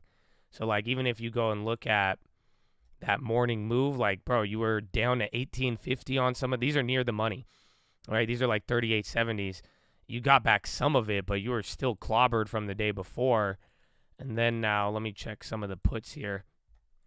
But then the puts are, they made money on the gap, it looks like, since they were here. They gapped up, sold off in half, and now they're back up to double. It's kind of like the move yesterday, but it is very, very odd in the sense that what I'm saying is odd is the notional value on everything just dropped. Every single thing has dropped, and then now you're getting a lot of volume on the S&P SPY equity, and the futures look pretty active, but you're moving. It's wicks and very, very slow moves. So maybe, I think Euro close now in an hour, but we'll find out.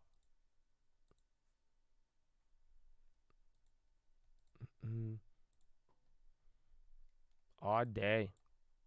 Check Twitter. What are people saying on Twitter about TD Ameritrade? Some clients may be experiencing delays receiving fill notifications. Please avoid placing duplicate orders. Hot dog. So it's not getting out of here. That's not good. Not good. And then bonds are coming up here, but the market's still down again. Technically, there's a lot of bid support, but the movements, again, the candles are still wicking pretty hard. 1371, that was the pre-market level, pretty much where we opened at. Down 0.85 NASDAQ, 1.1 on the Dow, or SPY, and then 1.0 on the Dow.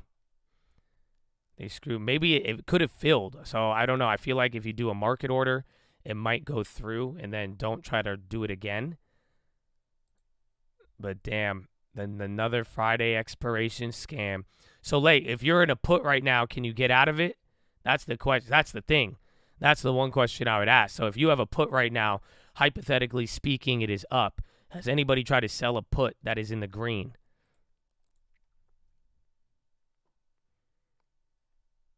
No, so you can't even sell. So one person said yes, so you can't even.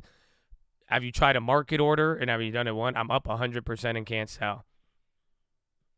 Tesla, I got out of fine. I did. I sold 3 Tesla. It filled on TD. I was able to sell. I did. WTF, not at all. Yes, yes, yes. Okay, so it seems pretty mixed. I think they're probably going in orders. Tesla's dumping again. Again, even Meta gave up. That probably should have been the one we went for too. Luma. Just my first put disappeared. Limits are not getting canceled. They said server issues. They can't do anything. Adobe is selling off now. Wow. So again, now Adobe just gave up 2% out of 6. And then you're about to hit another new low right now. 11. Yeah, Nasdaq's already leading the way down.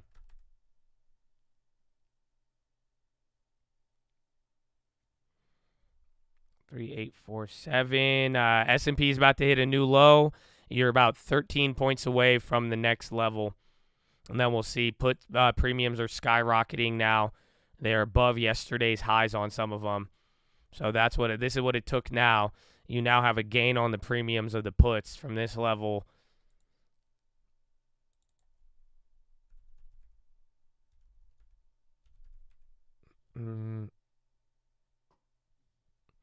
Server issues. We see again though. It's running through the strikes again. There's big at 383 puts, and then 380, I believe, and then that's. I mean, technically speaking, we've already gone through about what 3 different strike prices on full dollar amounts.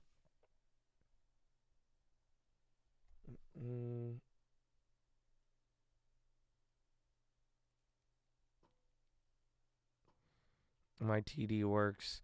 Mine was being dumb in the order. All my orders have gone through today. I was having issues loading up. Coin on the low. Tesla. Is Tesla still on Bitcoin, or did he sell it all? Nope. You're selling off one more time now. Apple pop. Nah. That's not enough on this, man. It kind of feels like when we got the Disney news yesterday. Roblo's dumping 25. Where's Boeing? Boeing's now down 1%. LMT 475.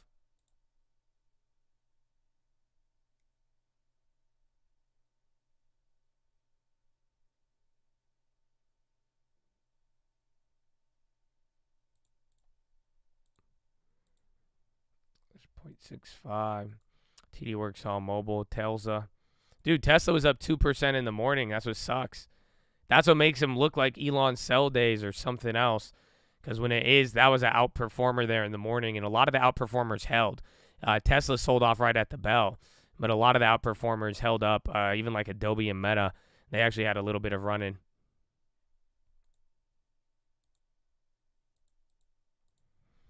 Airbnb, I mean, below 80 something dollars. I don't really have a price. It's a matter of like what price I want it at, but then also the market environment. So like if it goes down to $85 and you know it's not looking good, the data gets worse, you have all this volatility, and it doesn't seem like we have a lot of downward momentum. I'm not gonna there's no point of fighting it. I technically have no price target on it. I want to own it. I know the company and I like it, but I don't. That's kind of been the thing. I don't think I'll add anything on the long term for the end of the year. Once we see it, then we'll be good.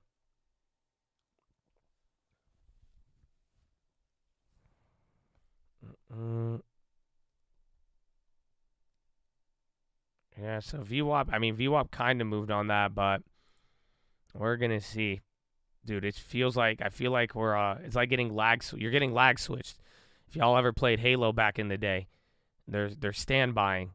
You guys ever? Does anybody know what stand buying is? I don't know if y'all remember that. Apple kind of popping up there. Again, Apple is still slightly less. Do you remember that? You remember the standby? Yeah, the Halo 2, they're stand buying, right? That's what it feels like. It's like like that's literally what's going on. They stand by to level 50 exactly. And then yeah, that's it. Then it's just like beep, and then you respawn. Exactly. Exactly. All right, I'm glad you get it. I'm glad you get it. 383. So this is a big level here for puts as well. You kind of dance. Again, the momentum's still downwards, but I wouldn't even say it's as violent since that first drop because we haven't even had a pop to reject yet to kind of see. And then the bonds are going up here and Ethereum's down. So watch if the bonds come down though and we flush on that one might not be good. Where's the damn dollar? Yeah, he picked up, but he's break even. The yen's coming up. Interesting.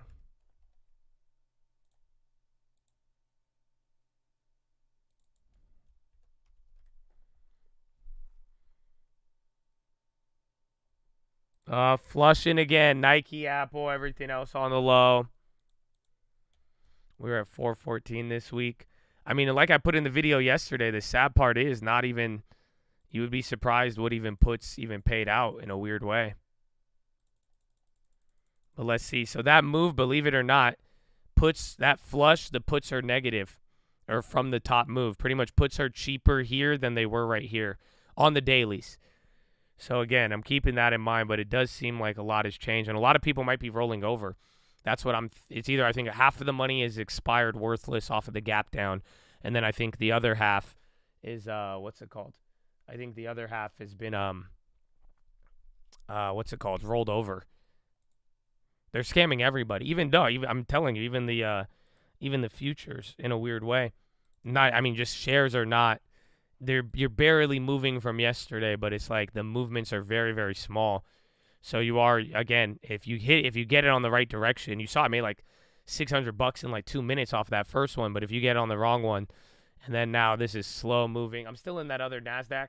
I'm down on it, but I'm kind of comfortable in the sense that I think I want to wait till there's actual movement in a weird way. I know we're moving down, but this looks like we're getting standbyed. But we'll see. You need deep in the money conviction. Maybe.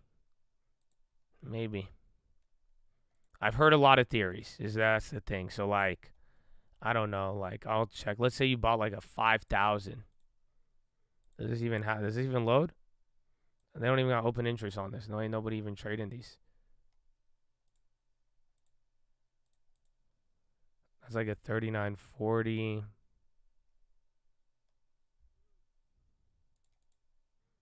So like this is 177.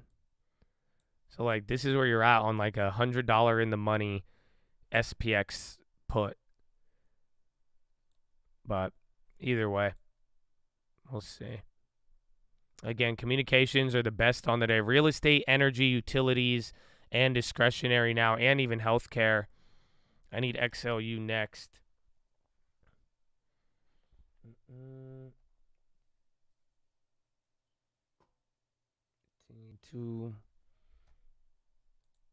How's that 710? Oh, yeah. That was the one yesterday, huh? I'm sorry, I'm like going through all of these contracts. So again, you're flushing into the low here. Watch out. Be on the lookout. That was on the SPY, not SPX. 382.58. So now those 383s are halfway in the money now, or 50 cents in the money here. Yeah, these are those. They moved up, but from yesterday, that was all of the volume. That's the funny part. And then right now, they have a little bit of value, 327. They're up $7. Yesterday, you got what? Yeah, you got $20 off of a 20-point move, I guess. Bubbles. The bubbles are bad. 383 were like $50. 50 cents in the money, yeah. 50 cents, $50, I don't know, depending on if you're using SPY or not. Nah, bonds still need to come back up. We're getting, again, in the dollar's not up yet, but I think it's a weird way. Watch 38.33 now. Wow, you're dumping into there. You need, if the bonds break out, that'll be one thing. Even XLU, whoa. Is that real or is that dark pool? What's up with that? Candle at low. Yeah, Telsa's at $50, man, or 150. Not 50, well, maybe 50. So 38.39, you're like 6 points away from here.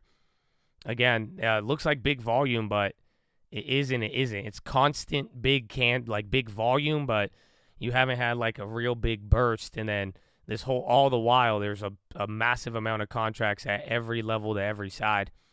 This could be those CTAs kind of flipping.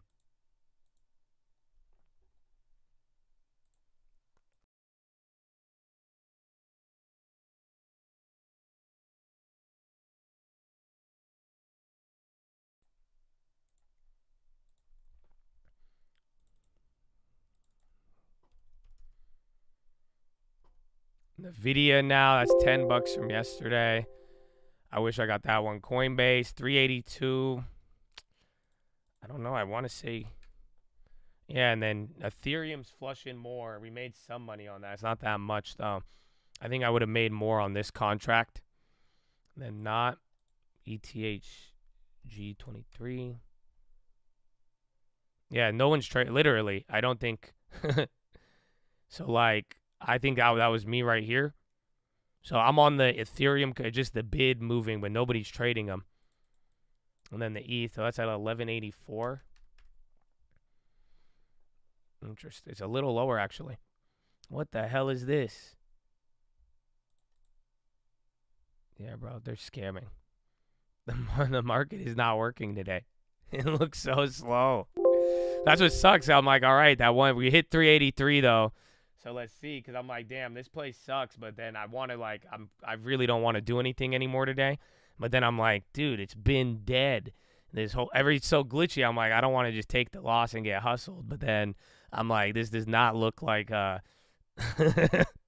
from everything we've dealt with all week, the activity, everything was moving very smooth. And now it's like,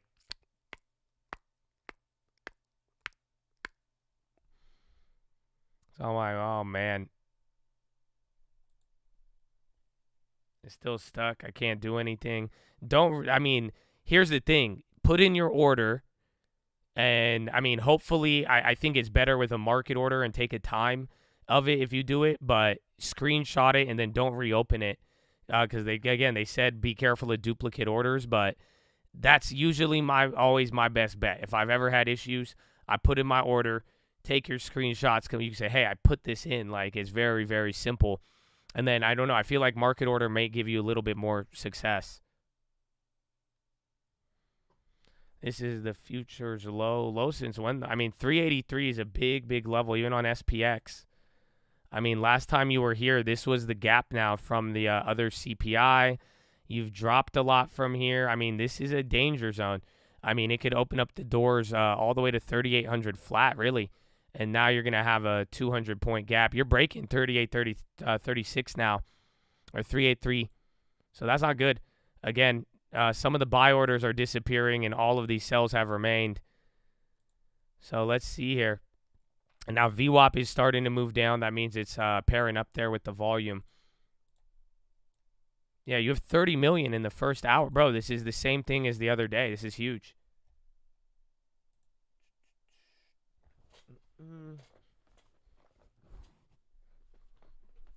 No close. Coin, yeah, coin is getting clapped. I was hoping that, it is. It's the Ethereum futures taking care of me a little bit, but that's the one. And now watch what happens with the bonds. Variant, because bonds are still red on the day, red by a decent amount.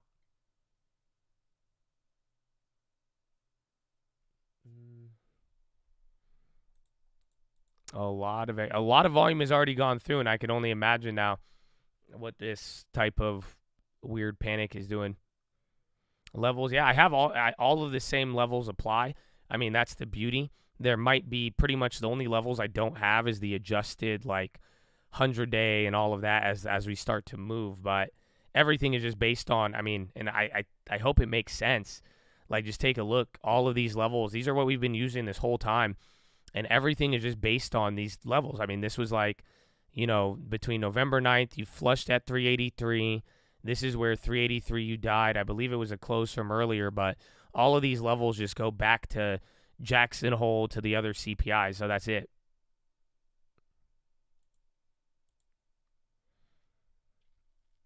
Well, let's see. BYSI. There's a couple of buyout news things that happen. But I don't know about BYSI. I feel like that could have been news related.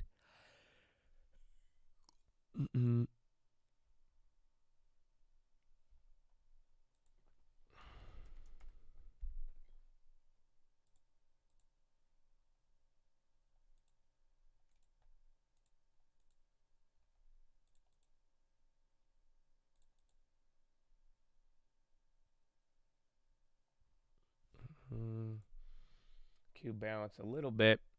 You got to get, again, like I'm saying, once we need a real bounce to see, but really you got to get back, I'd say about 38.50. We'll find out, but this is looking like one of those violent days. So we're going to find out. If we can't get up to VWAP, I think it might start looking violent. Because again, you're getting these little pops, but it's on a lot of volume in a weird way. You see a lot of volume, but it's like it's not moving as if there's a lot of volume. So right there, that was even 1,000 contracts, but we'll find out. But it's done this a couple of times. As long as it bounces barely back up, takes another 4 minutes to dribble down, I mean, nothing's happening at that point. But again, it's only been an hour and 10 minutes. So it's been a very weird hour and 10 minutes so far.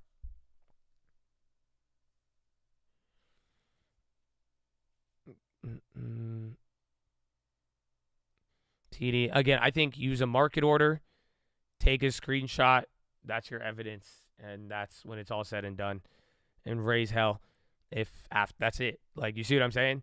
If nothing else is working, then that will be the only thing I could really think of. Because again, my platform is sketching out. I didn't have the order issues, but then I think a lot of people are going through that here today.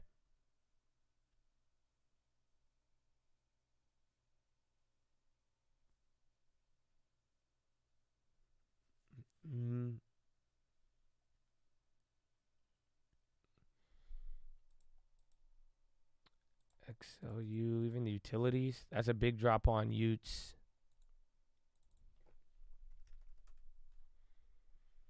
Apple's kind of holding.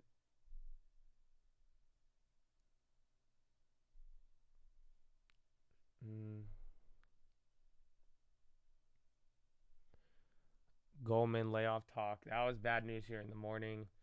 ETH kind of bouncing. Apple's, it looks just matched up with the SPY.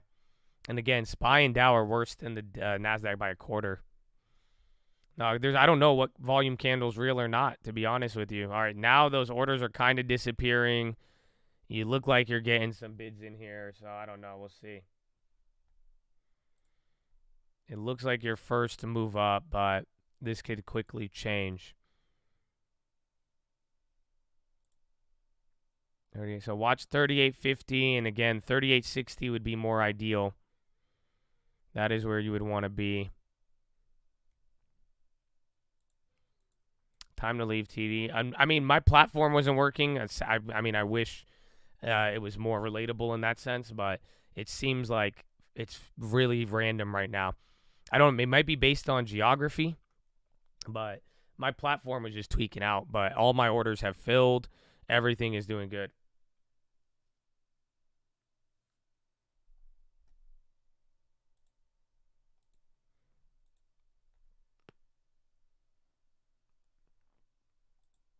Put premium just got demolished on that move. Yeah. So literally that move right there, this is actually ridiculous. You pretty much, that 1 4-minute bounce just got rid of this whole drop.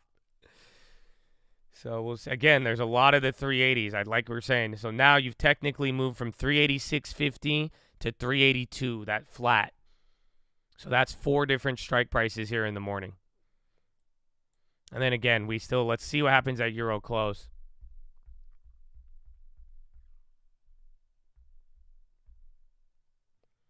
I can't hold longer dated puts even if I get great entries. I mean, the time will return again where you can. Again, we're living in such crazy volatility that it's just coming down to it's just like it's the insurance. You know what I'm saying? The house is on fire. And, it costs a lot to insure anything on any degree, right? It's like insuring a bad driver. Options are insurance. You know what I'm saying? So it's like the whole concept here is that it's like, if you got in 5 car accidents in 1 year. So, legitimately, I think that's a good example. It's just take a look.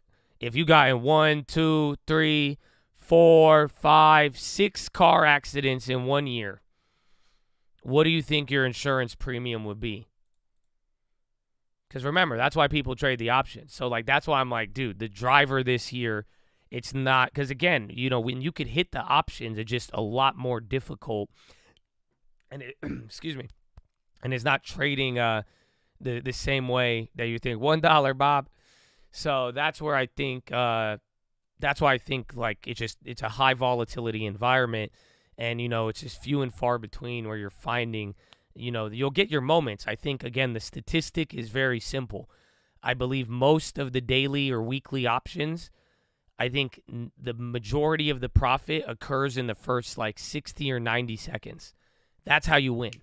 That's it. If you just snag the bottom, snag the top, if you hit that in the first 90 seconds, take your money and go home, and then wait to do it again.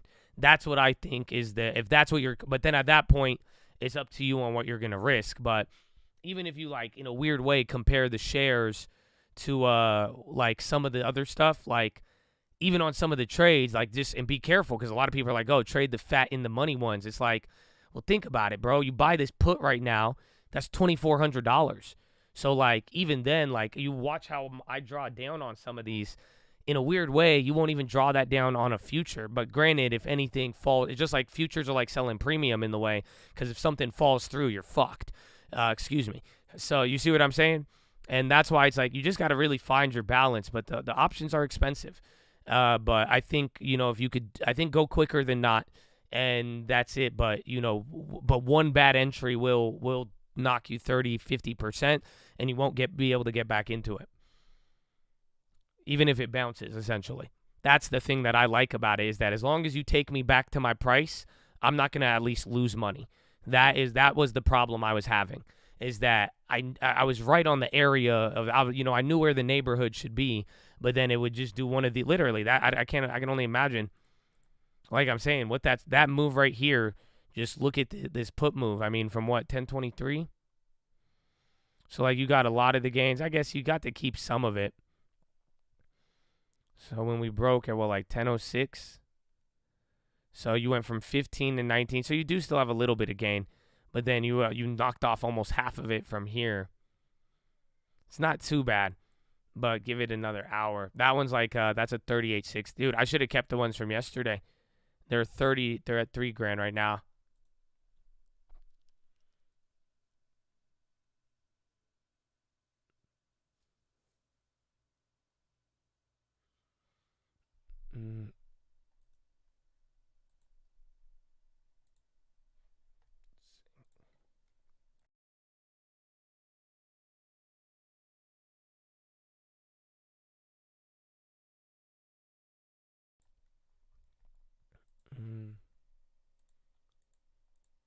Tesla. I haven't looked at the Tesla puts.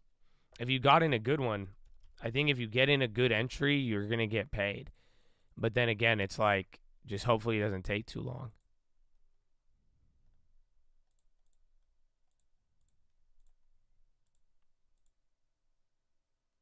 Yeah, those actually look normal.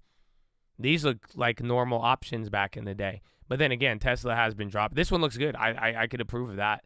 This is how they used to look. This is how it was, where if you were right on the move, you actually made the money. So these Teslas are expensive, but it looks like they have actually gone up in value. Yeah, this is a 200. That's a June, so I feel you on that. That one looks normal.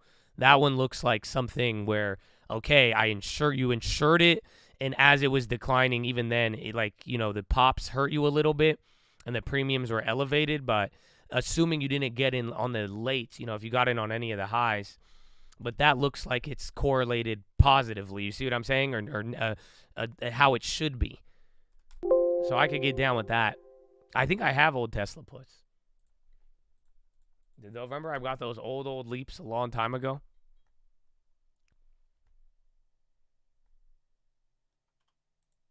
No, they expire in January. They're dead.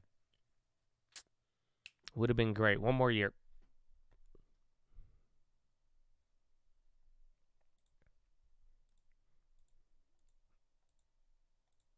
It's all about futures. I've been right and lost options unless underwriting. Yeah, man. That was the dilemma. I mean, again, at the end of the day, bro, the beginning of the year, I mean, I almost say it confidently. I think I got a lot of this year correct. But what ended up happening is the first half of the year I was right and I didn't make money. And I looked wrong because I was using options. And again, I mean, I've always been using the options, but that's where it was just like, it was very, very frustrating. Again, even to the point you guys saw people talking smack to me. I had people saying, I'm like, dude, we hit it. And then again, some of the plays when we were the first in the world to go grab wheat and, we had some of the commodity moves that worked out great. Even with the options, we still hit 1,000%ers, but it wasn't, I was like, this isn't how it should be. So, going dollar for dollar, if you could be right on if you know where it's the general idea, if you're going to be there, it'll be great. And that's why I was just like, it's not, but then again, I mean, just the futures I'm not trying to paint a romantic view of the futures. Like, take a look. You could get washed very, very easily. The real answer is shares. Like, when it's all said and done. And listen, I'm telling you what you can do. I'm telling you what's possible. If your first objection is why you can't do something, that's between you and the world, dog. Like, when it's all said and done. But like, if you want the right answer, again, futures are just if you want the leverage of shares. That's it. That's all it is. All right, man. Microsoft's even selling now. Hot dog. That's another 1%.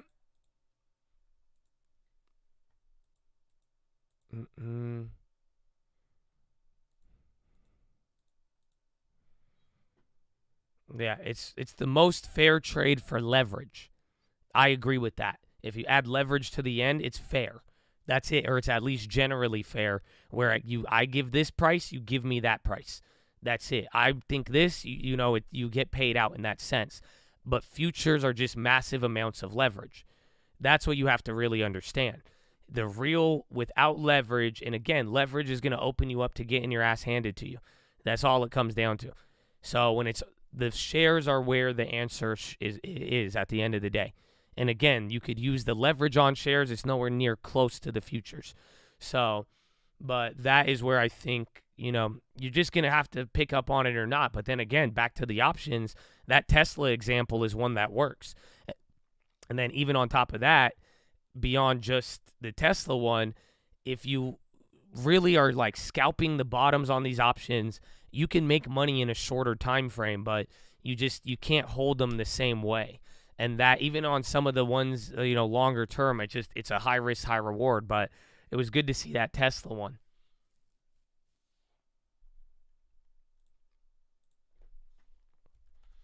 Big red on VIX. The bonds are moving back up.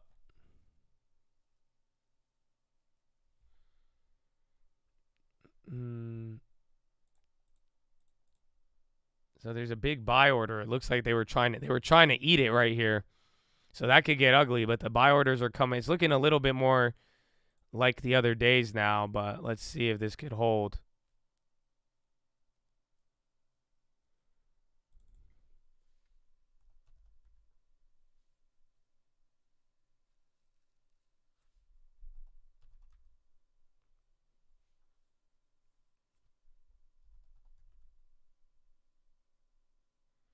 Yeah, options hand your ass to you too, but at least with futures, you have to be wrong. Exactly. Like, that's what I wish in the beginning of the year, dude, we called out Europe recession, Germany, all of that. And that was the one that I was bothered by, because I was like, dude, how can I be that correct? And literally my max gain was 50%, maybe.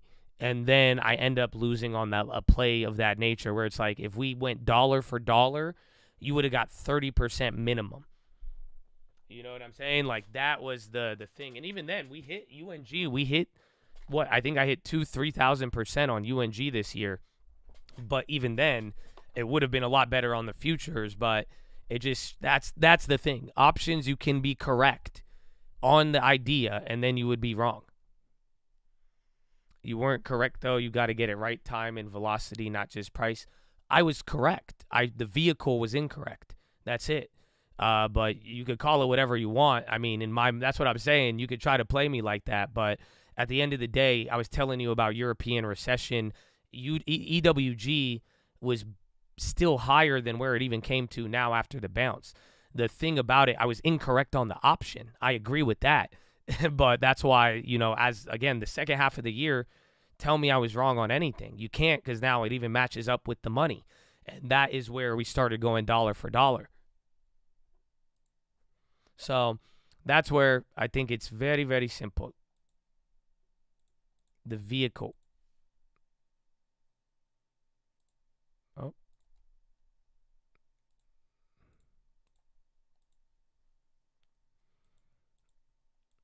That's what I'm saying.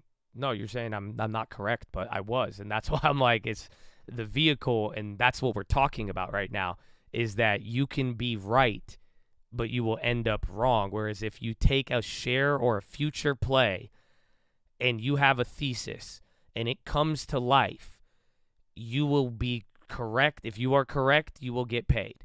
Whereas options, you can be right and you will still lose money if you bring up 15 different things. No, the timing was correct for the shares, for everything. Either way, Arturo, you either get it or you don't. But again, that's where you could just take a look at the chart. This is when we're talking about it. All of the advanced run-ups, anything from April, May, go look at when we made the video there. You would have caught $30 down to $20 on an ETF that doesn't move. The timing was perfect. Options timing, no. But that's why and again, I'm okay with I learned from it. You could tell by the second half. That's why the second half of the year, everything we've called out from the Fed or not, we were able to take advantage of it, the butterflies, and then all of my timing now is paying me out. So Arturo's right, but he's wrong. That's all I'm trying to show is that point there. So it's like you could try to throw in the little things, but all I'm trying to tell you, you could be very well on a lot of things, but if you just get in at the wrong option or if the house is on fire, then there you go. You're going to run into that problem. So that's why I'm saying I think the most fair thing you could do right now is shares, and then if you want leverage, it's futures.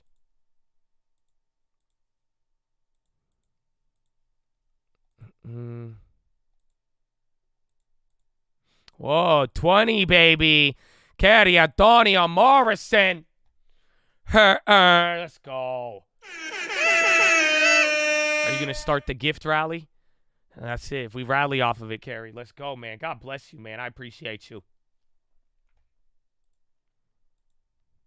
Or do futures? It is. I mean, I've still traded options. I think every week for the last month almost, we've still hit a 100 to 500% option. So I've hit and then I've lost on a couple. But again, it's not the big money. My next big money idea, I'm not taking it to the options. I promise you that. That's it. Like, it's simple. Again, I'm seeing where it is. I had to adjust my strategy with it. And like I'm saying, you can make money on the options, but I'm just saying if you want a more fair game and if you've been like, oh, I'm doing this, but then it's like if you were right or if you were wrong, but then you became quote unquote right 2 weeks later, start trading the shares, dog. Trust me. That's all it's going to come down to. But it's the big money. If I see a good idea, if there's a good thesis, the macro, Powell, recession, I'm not touching the options. I'm going straight to futures and shares and then just going from there. So that's where I've got to learn though. But now it's great because I'm glad I learned it early, because when that moment hits, I'm not gonna get into the wrong vehicle, right? It's like jumping into a lifeboat, but then if you jump to the lifeboat with a hole in it, then there you go. But if you know which one to go into, you're gonna be great.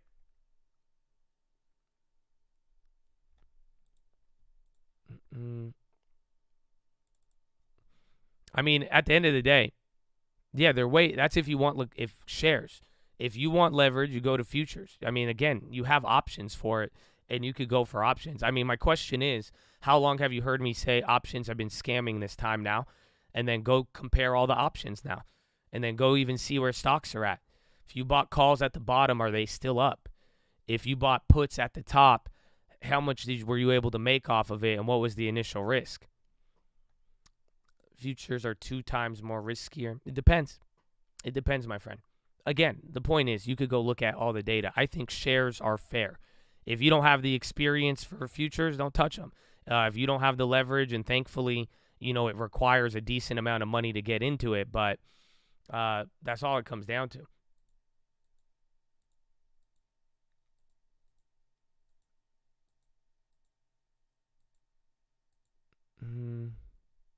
Yeah, paper trade the futures and see, but just hit the shares. I'm saying the concept I'm discussing is dollar for dollar.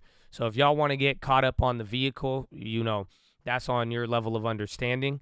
What I'm trying to tell you is get dollar for dollar. That is don't cut out the middleman. If you want to make a play, I think the stock will go down. You want your profit to be secured on a dollar per dollar basis. If I think the stock is going to go up, you want your profit secured on a dollar for dollar basis. That is it. So however you choose to get to that, be my guest. But in a market where there's been car accidents and volatility and all of this, anything else besides that, it has a Pandora's box of other elements that could either work in your favor or work against you.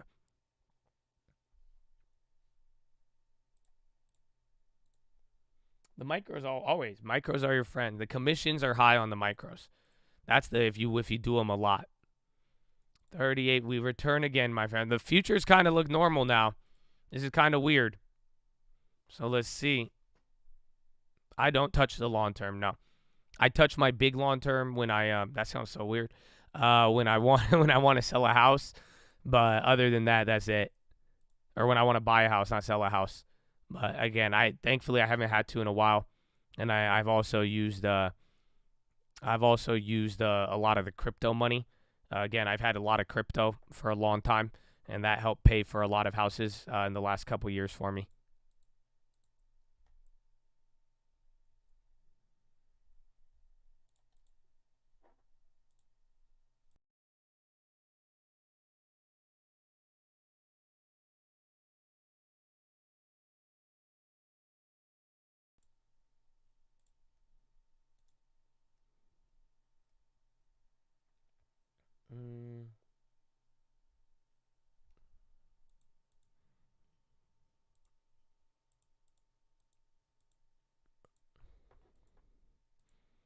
Futures don't require much. I don't like any of. My TD Ameritrade futures have worked all day.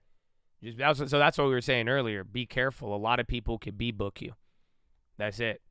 And all the prop firms are a scam. I'm telling you, cut out bro. Everybody is scamming you left and right now. If you haven't realized that, look around.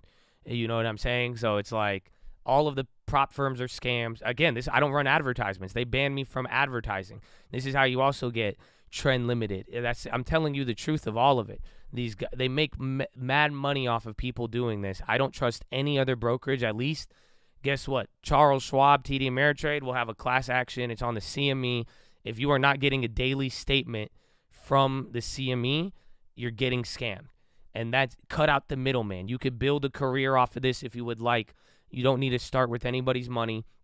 You don't need to do anything. Like, start off with a basic account. You could have your own account at the CME.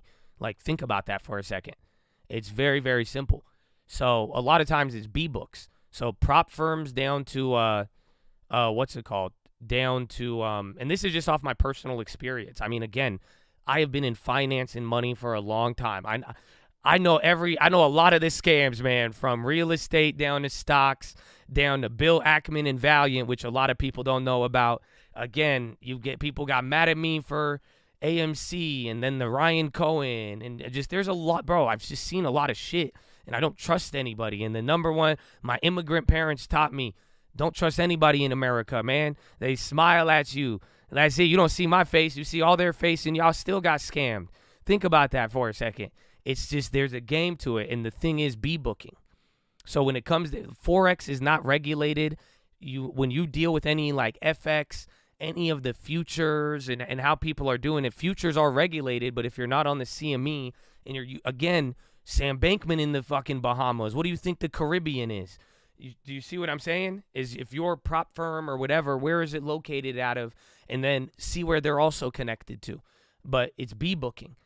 I could start one right now if I wanted to. It's very simple. You know what I would do? I would say, hey, guess what? Look at me trade. Look how good I am. And then I go and make a firm, and I say, hey, you put down $5,000. I'll give you $500,000 of leverage to trade with.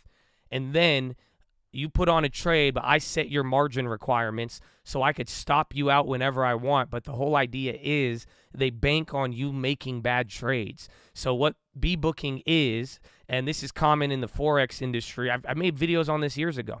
What they will do is they'll say, hey, here's leverage. We'll let you trade. And then you put on a trade, right? You'll say, I want to buy 1,000 contracts of the yen, right? And watch the yen trade. You see how we killed that twice this year, 3 times, right? And let's say you wanted to make that trade, but then you did it bad. What they would have done is that they never put the trade onto the real market. So they just wrote it on a book for you and said you are -1 +1 or whatever. And then if you're wrong, and then you used a massive amount of leverage that you didn't have the money to afford to begin with, and then you also paid a monthly fee or whatever else process they try to get you on, guess what? They stop you out. And then you never made that trade. They just kept your money. That's it. And then guess what happens if it runs up? And then you actually made $1 million. They'll say, oh, they won't give you all the money. Because guess what? They didn't make the trade. That's what I'm telling you. It's like this isn't new.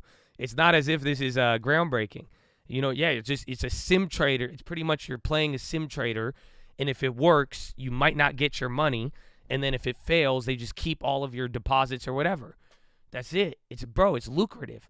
That's why. Why do you think they run ads on it? Why do you think they do all of that stuff?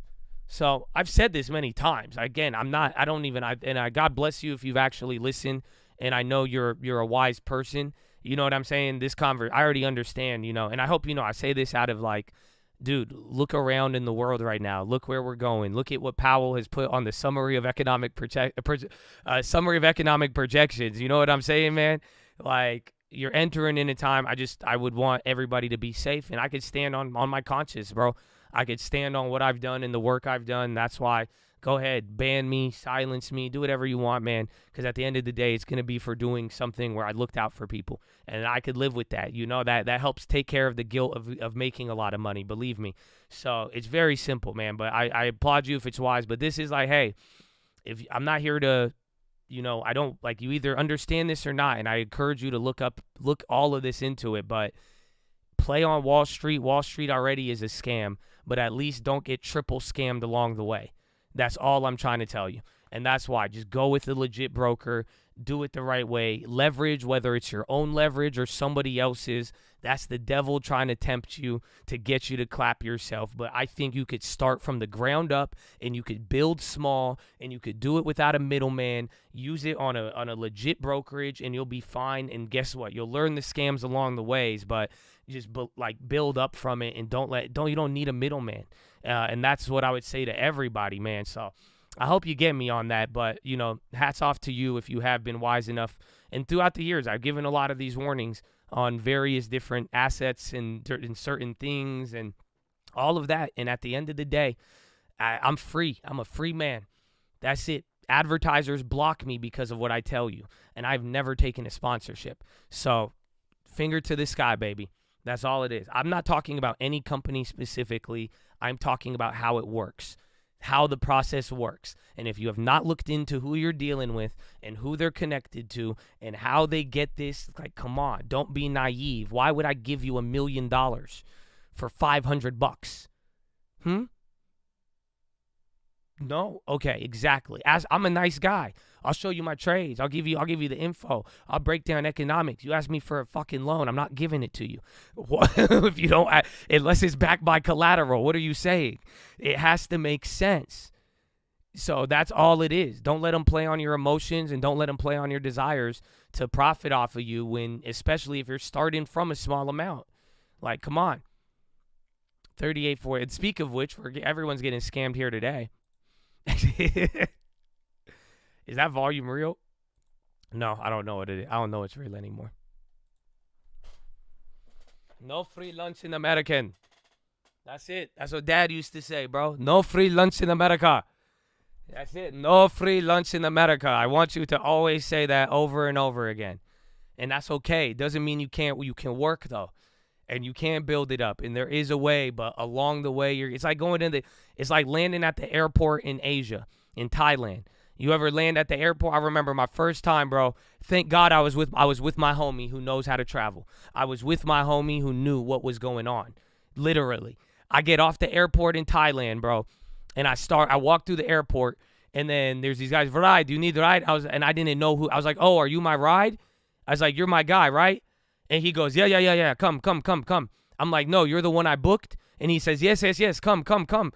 And I'm like, okay. And I start walking with this dude, and until my guy's like, no. My friend pulls me away. He's like, what are you doing, bro? No, that's not your ride. Like, they're all just going to say that. I said, oh. And that's it. That's all Wall Street is, man. The tourists will get taken advantage of.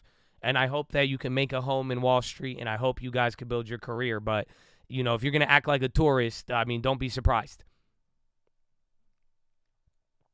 All right, you're dumping, bro. They just sold off. Even the bid support's weak. That's it. Back to 38.36. 3/8. I think it's 38.33. But my level's at 38.37 here. What did that do to the puts?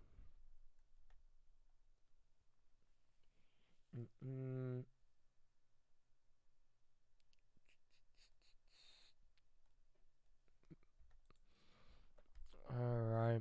I don't know if that should have been your bounce there if it was. And then we got what? 19 minutes till Euro.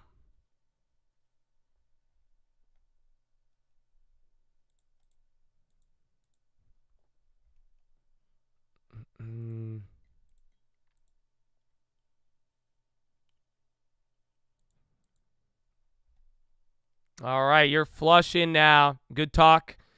That's it. I think my talk there brought us down a little bit. 38.37. This is one level I have, but then 38.33. I'm going to see. So my last NQ, because I don't want to deal with that. Again, I got to make like 500, but it's down 1,500. I'm glad the Ethereum's working, but I still have my other ES. I'm going to wait. I'm going to give me 15 minutes till Euro close. If I can't reduce this, I might want to just walk home and call it a day, and I'm cool holding everything else.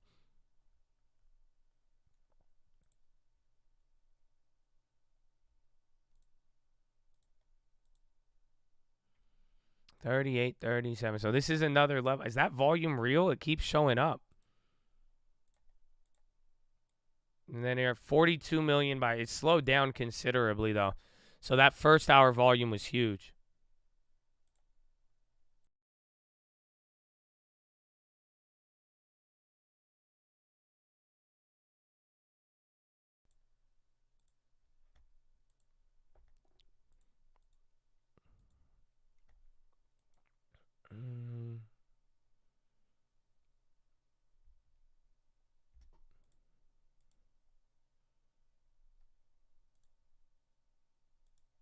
$38.30. Let's see.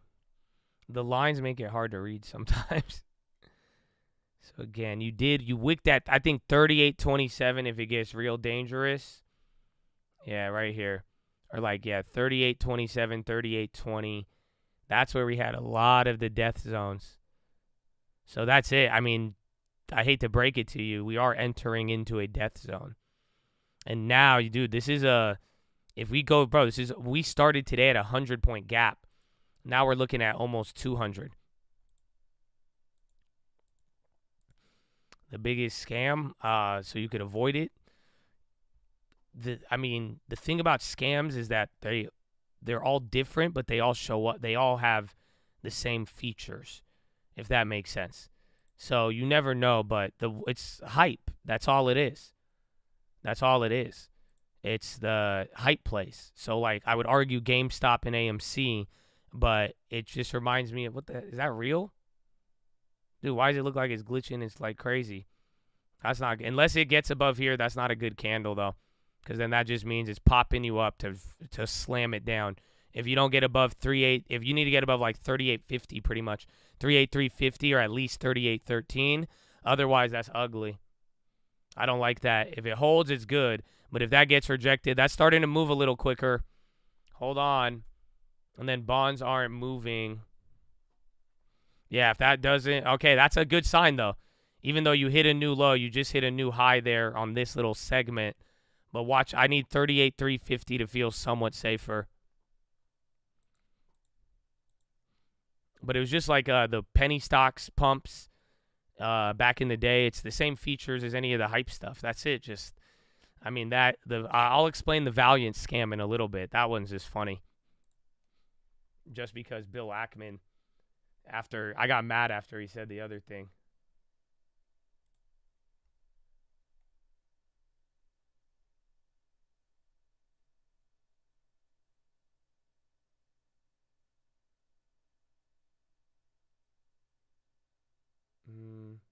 Oh, hold on. I just got the inspection report for that Phoenix house.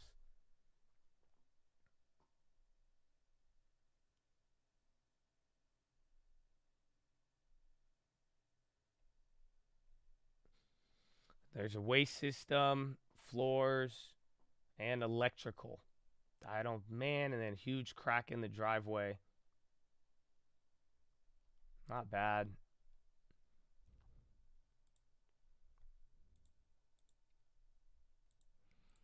We in Phoenix, baby. What's up, Phoenix?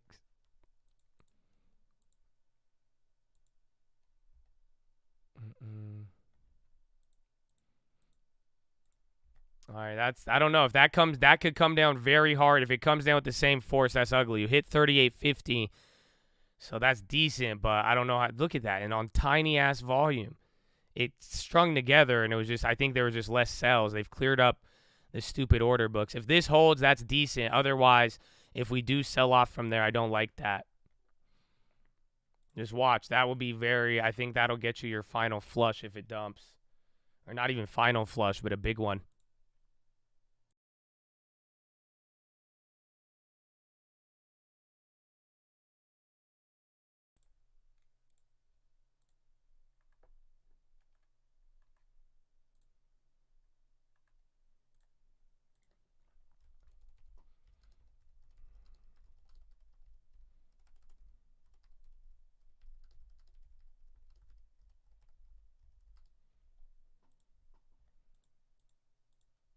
Bots are just inserting colors at this point.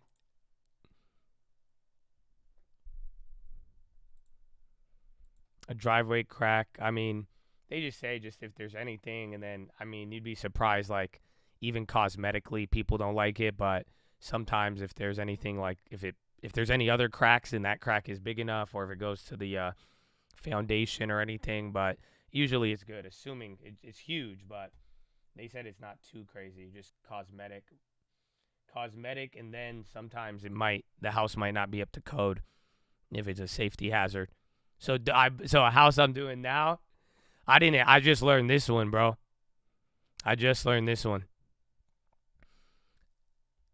In California, your stair railings might not be up to code. So we got this house, right? And we're flipping it, but I legally am not allowed to sell it until I change the railings, because the house is so old that the railings are too spread apart. And they're so spread apart that it's a safety hazard. Like a kid could fall through or whatever.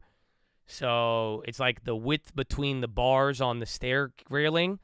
If that is not like close enough, then your house isn't up to code, which is crazy.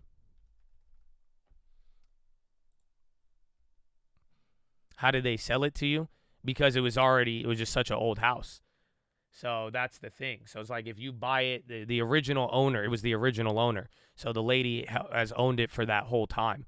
So you're allowed to sell it, but it's under the premise that you need to get it up to code there. So it's like if I wanted to resell it after repurchasing in a modern time, you have to it's grandfathered in pretty much. That is the word.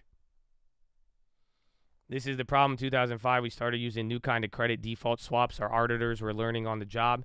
That's not good. The same goes for FTX Binance. The audit is essentially meaningless. Yeah, Burry's talking about the Bitcoin audit thing. That's why we got the Ethereum. Let's go, Burry. I feel if Burry starts saying what I'm saying, man, the collapse of the world is in crypto, my friends. If we find out which mother effers took out all these crypto loans, release the bankruptcy list. Oh, man.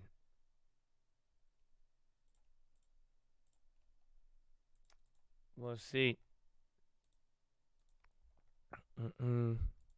I wonder if he'd short Ethereum or Bitcoin.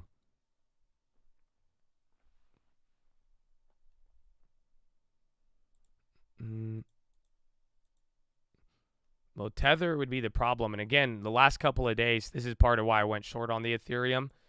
Binance has just been getting some of their biggest withdrawals on the platform. So there might be a test, and then there's a bunch of wallets moving around and all that. 77, you're still kind of holding up. The orders are looking somewhat better. The only way you could short Tether is on sketchy brokerages. It's not worth it. That's what I'm saying. Back to what we were saying earlier, you could short Tether through the right crypto exchange, but it's not worth. You're gonna short Tether and then the exchange goes bust and you can't get your money. That's why I think that's why I think the futures are the best. So again, we're holding up this level here. You flush. This is a very key moment here. And again, you have 10 minutes till Euro close now. 38.46. You could short on Coinbase with it? Really? Maybe, but even then, I think futures are your best pure play to do it.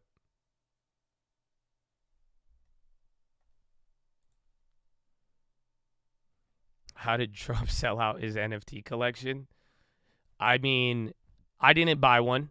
I think it's a very weird idea.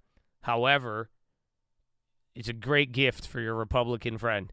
It's a great gift for your technologically savvy Republican friend. That's all I'm saying. If you don't know what to get somebody for Christmas, maybe this is a time for you to connect. Seriously, man. Maybe you got mad at somebody for their beliefs, man. You know what I'm saying? I hope we all, don't let our own egos and pride hurt us. You know what I'm saying, man? I hope you use the holidays to reconnect, and maybe that would be a good peace offering to somebody you may have fell out over with politics. You know what I'm saying? So it's very, very simple. You could be like, here you go, man. Here's your Trump riding an elephant. Merry Christmas, man. I thought you would enjoy this. And that is it. So that's all. That's, it's a good holiday gift for your Republican friend. Oh, man.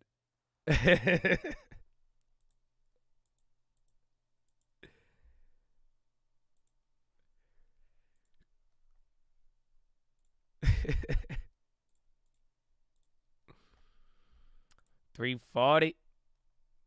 Well, 384. I don't know about 340 today. That'd be crazy if we did.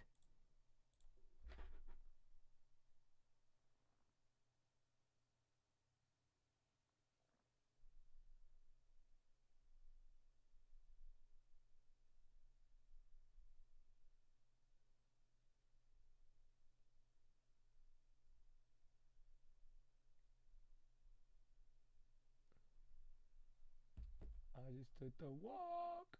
Someone said that in the chat, and now it's stuck in my head. You said you took the walk to Poland, and now I can't get that out of my head. HYG put shorts? Possibly. I think that, depending on how the situation plays out, I just think even then, depending on the relationship with everything and that game of chicken, we watch the bonds. Coming back down. Tesla's even dumping now.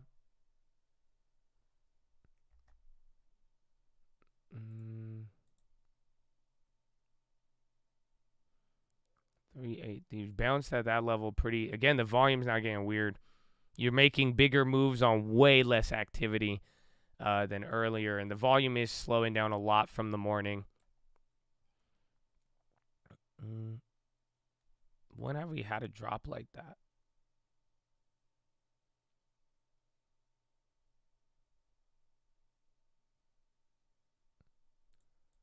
At 38240. Because, dude, this is aggressive the last couple of days. Dude, I can't believe we were just at 4,000.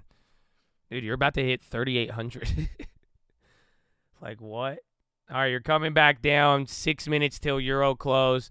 That candle was decent, but I think they just delayed the hard flush by a couple of minutes here. So that wasn't good. Again, usually these pops go up to here, and then it'll instantly flush. That just bought them, 20 minutes, man? 10 minutes? Again, this is an earlier low of the day. If you don't hit a new low, that would be more positive than not. But, I mean, you got 6 more minutes till Euro close. So, it looks like we're about to get some action here. Be on the lookout for it. Action and confusion. Is everyone, any TD Ameritrade still slow today? What's up? What do we got?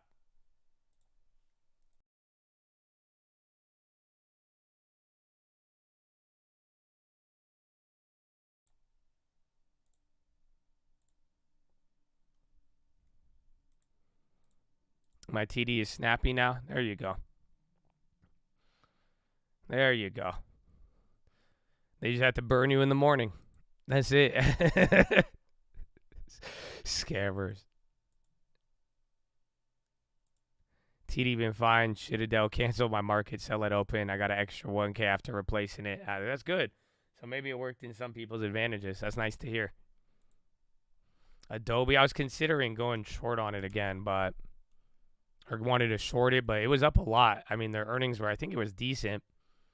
Remember, Adobe was very, very bad the last time.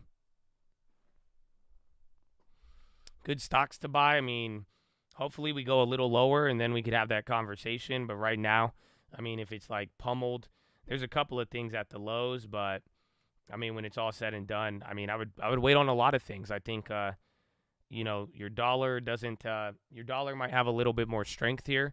And then even if it doesn't, and by the come of the new year, it's not as if you're now, like, look how big you dumped.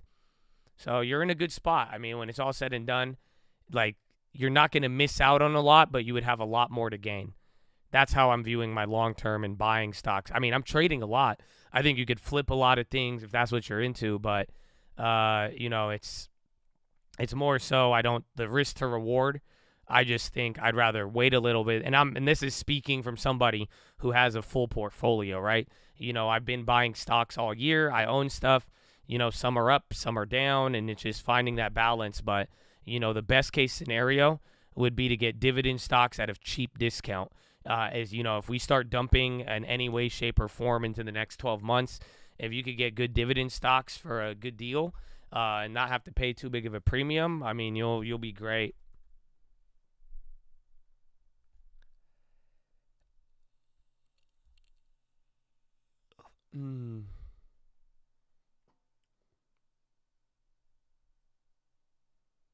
Intel maybe, but honestly, I hate the i9. But Intel's it's a good name. It's not going anywhere. And then Intel's tight with the government, so when it's all said and done, I think that's good. Uber, Tesla on the low again. Tesla Q running.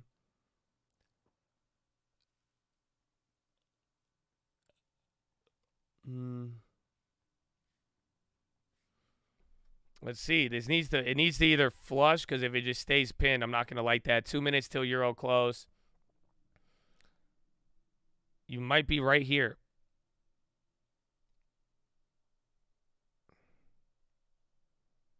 So then that will lead, I don't know. If it does a quick flush and then bounce back up and then slowly sell off, it'll repeat yesterday. And then you just don't want to be here. But this time it sold off. It didn't hold.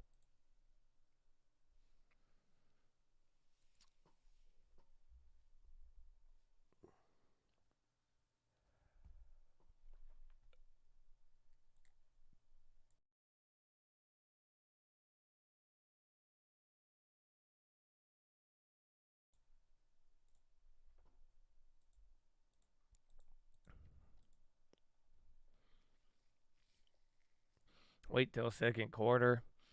I mean, you don't have to put a time frame on it. Just look for the bargain bin. Know that dividends will be the best, and then just simply, look at the broader momentum of things. If Powell keeps raising rates, and just keep that in mind. You know what I'm saying? It's just like you could kind of see the trajectory of things. So It's just like, even if it's really, really bad momentum and just things are getting awful, you know, you want to be cautious on that. Yo, this is actually going to be look at this now. Look at the 10-year, because the 10-year is still down, but he's doing a similar recovery move from yesterday. Like, the gap is still very, very large between the two. But if the stocks don't catch up to the bonds and it breaks from here, this will be a very big divergence of the two. And that will kind of get us back to the inverse here.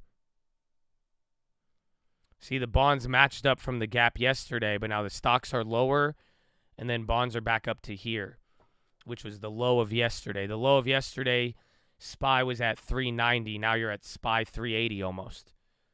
So if the bonds keep catching a bid or the market goes lower, in a weird way, it's showing a low-key panic of or at least people buying the recession. And again, the data today, like I said, bullish for bonds, but I don't know about equities.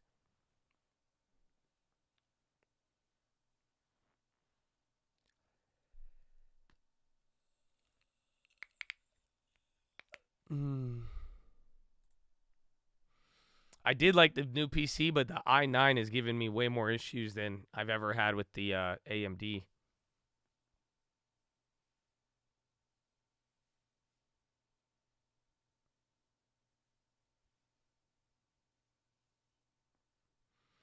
December's noisy.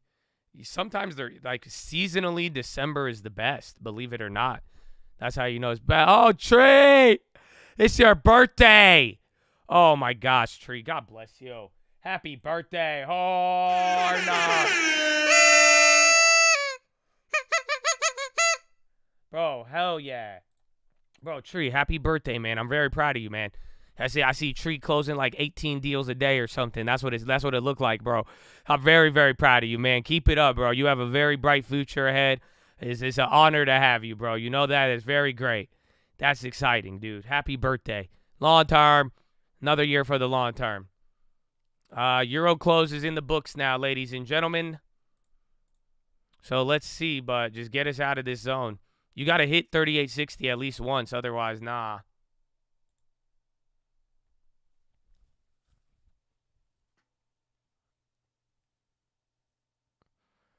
$4 APY. That's not 4% APY. Isn't that crazy? Depending on what type of account it is. Why?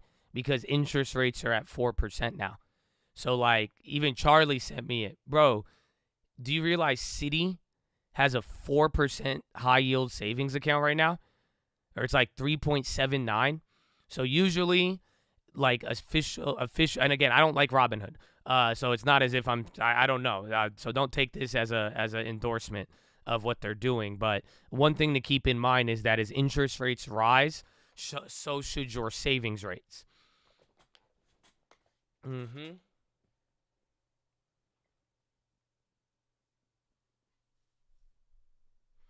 If you undervolt, I don't know how to undervolt anything, dog. What do you mean undervolt? What do you want me to, how do I undervolt it, dog? I have no idea.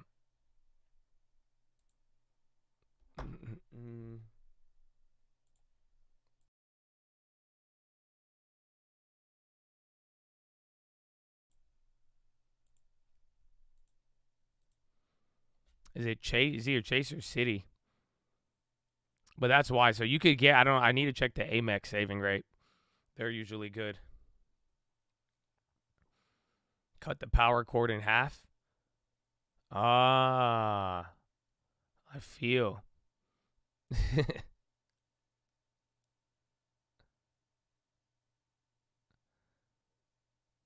It's not, I don't even think it's throttling. It's just, I don't know. It's just not like, it's not as clean as the AMD. Unfortunately, it was at first. The first couple of weeks, it was straight. And then, like, I just noticed, like, my E-Trade charts load slower. And, like, again, we run a lot of stuff at the same time. But I don't know. I've always been an Intel guy. That's why. But, yeah.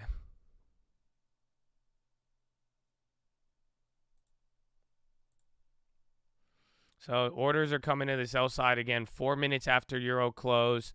Euro closes with a bounce. You need to hold it, but if any of these die, that's it.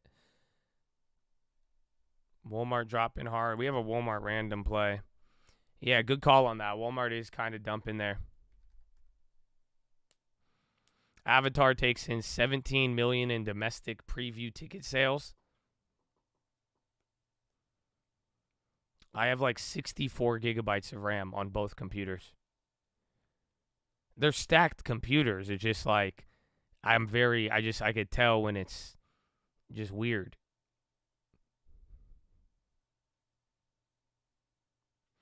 That doesn't seem like good numbers on, but we'll see. Drip coming up. I think it was projected 178 million. I don't know. I feel like 178 million was small. I mean, again, Disney said they had good numbers, but that's preview ticket sales.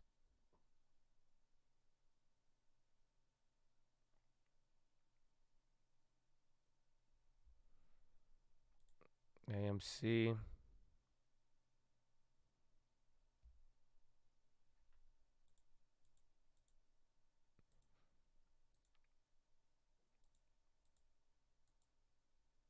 Watch the heat. I'll put a fan on it. I'll do the ghetto version. Like back in the day, we weren't allowed to touch the thermostat. So like, you know how many like those little $10 Walmart fans we had? All my friends were so confused when they come over. I was like, what? You're getting cultured, sir. Maybe we'll try that.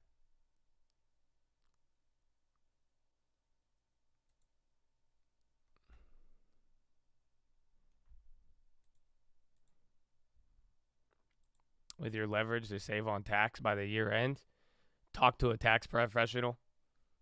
Like, if you've asked me more tax questions than a tax guy, that's wild. UPS is dropping. Again, FedEx has earnings next week. A couple of the, I wish we held that one IYT, bro. But a lot of those names are coming down. Watch out. This isn't looking too hot here.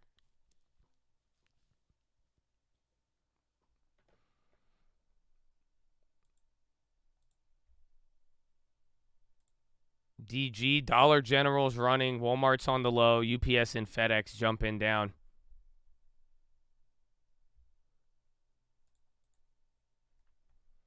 And then Walmart drone delivery launches in Florida and Texas and Arizona. So big sell order. Let's see if it could get through a big sell order. That'll be interesting. But 7 minutes, again, watch by 45. It's going to be the same thing.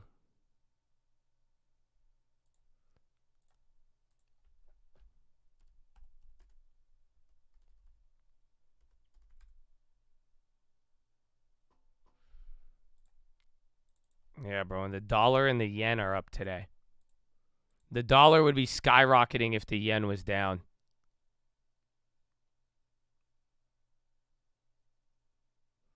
That's very unique. So again, I mean, all across the board, last 3 days in a row, there's been safe haven demand, but then they sold off safe haven equities.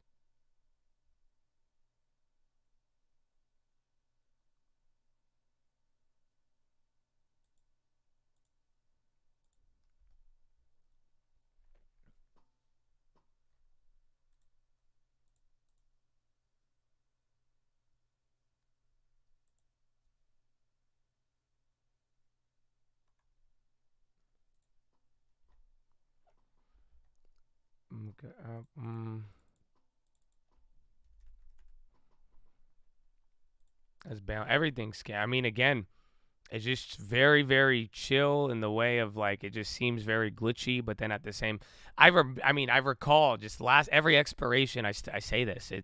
It lately it's just been very weird, and then the timing and all of it. It's quite magnificent. Safe into bonds or just holding the dollar, but like the yen, if this was true risk off, pretty much any other time that we've saw the dollar catch a bid, hurt the market, the bonds weren't catching a bid, and then every one of these gigantic drops, the yen was not going up. So this time, it's only 1 day though, so that could change very, very quickly.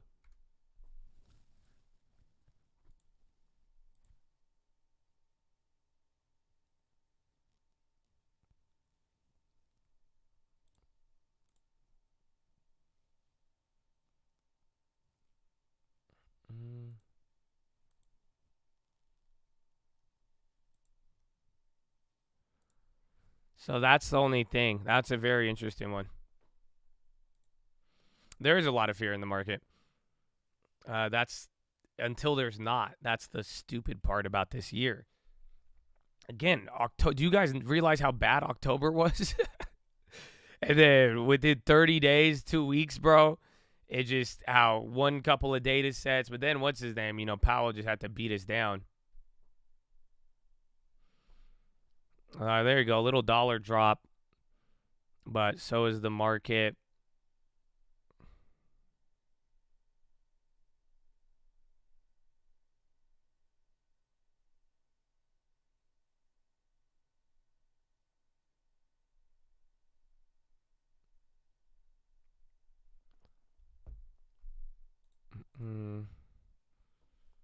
Dollar hasn't cleared the 9 DMA.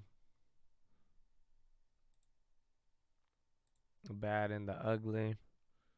But it's supposed to be volatile.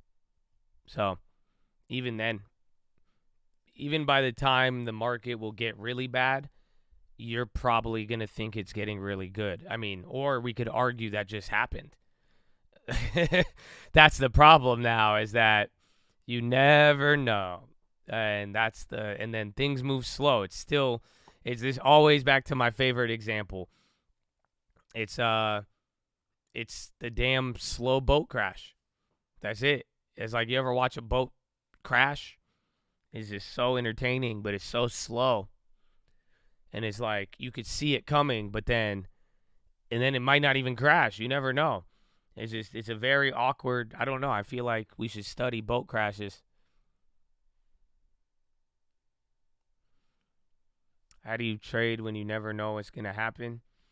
You just kind of go with some base parameters. You go off of ideas and then manage your risk. I mean, you never know what's going to happen in life.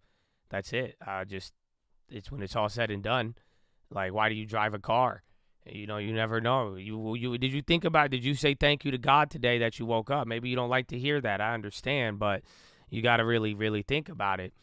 You wake up today, you walk outside, you get in your car, you travel on a plane, but you still are able to do stuff. It's certain, I guess, risk parameters when it's all said and done. So bonds go, I don't like this. If bonds go positive and this thing flushes, dude, hideous day. Hideous day. Coin keeps dropping. Costco's now, a lot of retail plays on the low. 3 minutes till 50. All right, this might not be that good.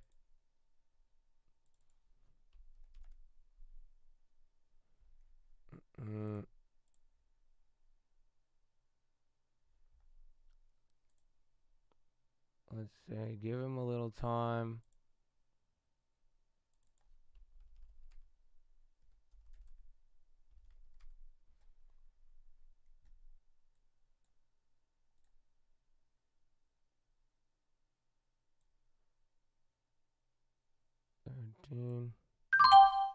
All right, I just flipped over the NASDAQ. I took a 1,200 loss, but then I went short on it. So hopefully that doesn't double kill me, but we either get the flush or they squeeze me. Otherwise, I'll be done for the day. But I don't like that coming in from the bell. I'm coming in 15 minutes now, all of Europe. And then if we sell into that, there's no good. 869. I don't know, though.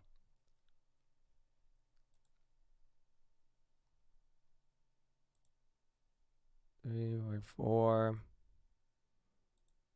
Chat is listing if you're interested. Ooh, I'll take a look.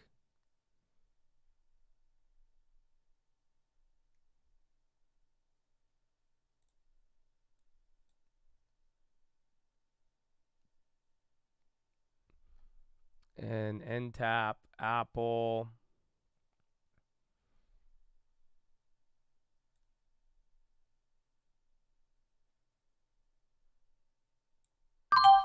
All right, I'm out of it. No more NASDAQ. 1,300 total loss on the day for that, though. It's moving way slower now. It's not worth it. I'm going to get punched in the face. I don't want to deal with it. I still think it's going to bounce eventually here, but I may even want to just go back to one of the longs, but because you still haven't had the bounce once yet.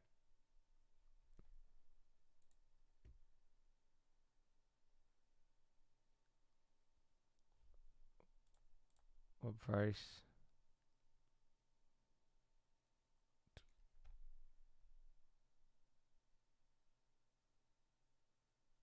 It's going back up. It's back to a little bit above where I sold.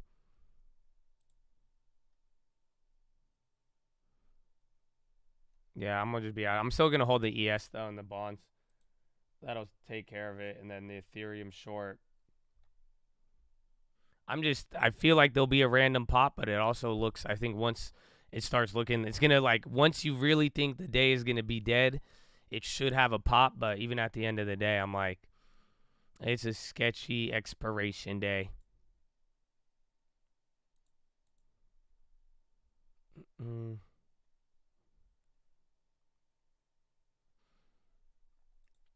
Well, just keep in mind, any play that I make, I'm looking at it in context of everything else. So even if I take a short, if it hurts me, I should make more money on it. But again, I'm out of everything. I just took the loss there. After the 2 flips, made money on one, lost on the other one, down 1,300 on the NASDAQ, and then whatever else happened today with anything from yesterday. But I'm chill with it. I'm over today. I do want to bounce, though. I can't lie. I feel like it's one of these days where they're just luring everybody in. No, I closed that little short, and it was like $30 profit. I said I'm over. I didn't want to deal with it. See you win. Amen, man. I'm telling you my plan. I'm telling you my plan with it. It's what we've been doing for the last couple months, but I appreciate you. I just took the walk to Poland. I've been lured all week. So everything. That's why it has to look weak enough where you're like, okay, it's going to die.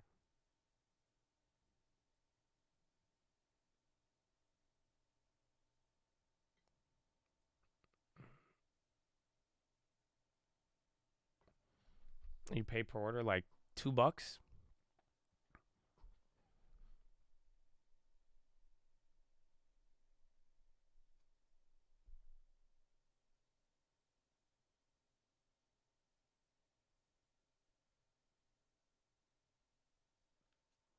I just broke up with my Polish girlfriend. Screw that song. Okay. My bad, man. It's okay. You'll be fine. It's always an opportunity. Real estate, will it drop? Oh.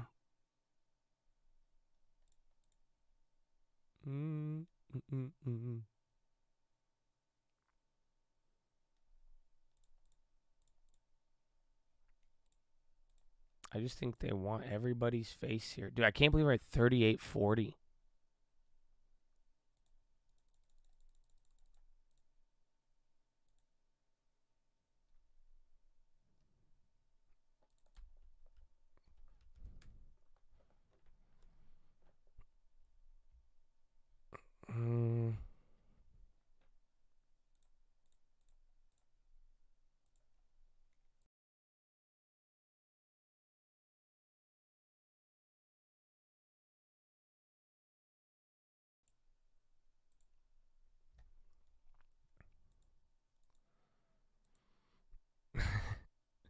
Girl made you go. I don't know. I feel like even yesterday I went to go get some like Christmas gifts, and like I was trying to like get Christmas gifts for my girl, and like I wasn't trying to tell her, and like bro, she's never called me that many times. She's like, I even talked to her before. I watch out, man.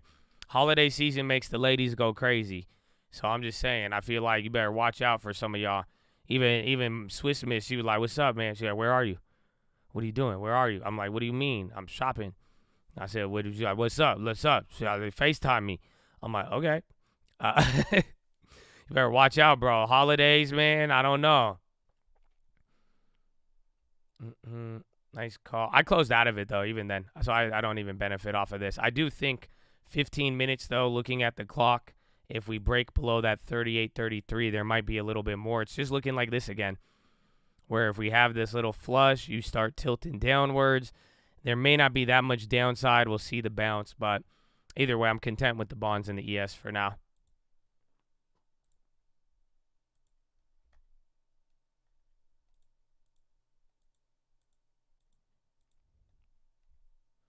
$3,811. Apple now, all of them. Again, I want to go for some of the plays, but the risk is very high today. You're not. It's moving slow. Any day I get burned is when it doesn't move big and fast, because that's it. It's not you'll be up like 100. Literally, the first play I was up a lot. Second play went down a lot real quick, but like even from there, it just starts moving slow as hell, and then you're like, you'll be up $100, and then if it pops up, boom, you're down 300. And then you're like, do I want to do it? Then if it makes another one, it goes down 600, and then it'll come right back down. But then it's like it's very slow. Maybe I probably won't trade until the end of the day.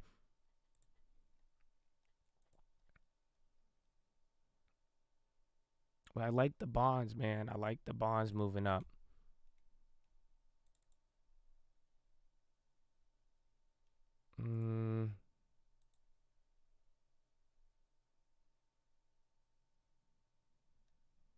$3,835. New lows. Yeah, I'll keep it open. I want to keep it open, but it's still early. I'm tempted to get it back into everything, though. It sucks. I got to calm down. Yeah, that's what I'm saying. It's just like getting greedy. We did good, even though we still got some big unrealized losses. I like what I'm holding. The bonds bounced right back up, though. I hope you guys see that. Again, it's here to punch everybody, but now it's a good week. Very, very good week. We still got to realize like 30 grand and then whatever else we have. So let's see what happens. December's supposed to be good seasonally, bro. There's supposed to be a seasonal market. This damn pagan stock market. No? Okay.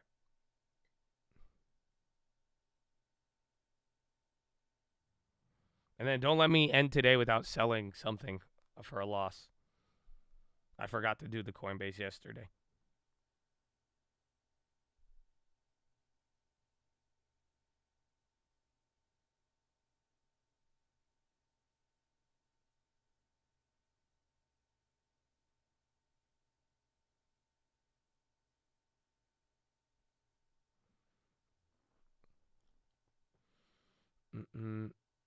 You said the same thing after midterms. Yeah, and it worked. I even said it before. Again, we got that holiday rally very well on many, many ends.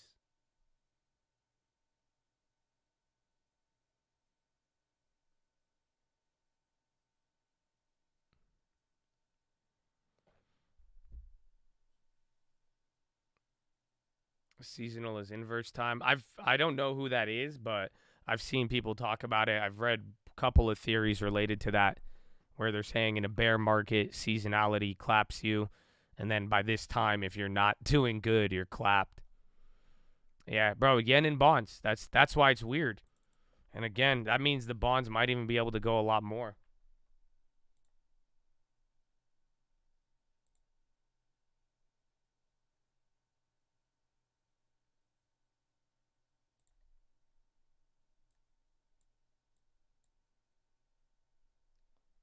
One 425.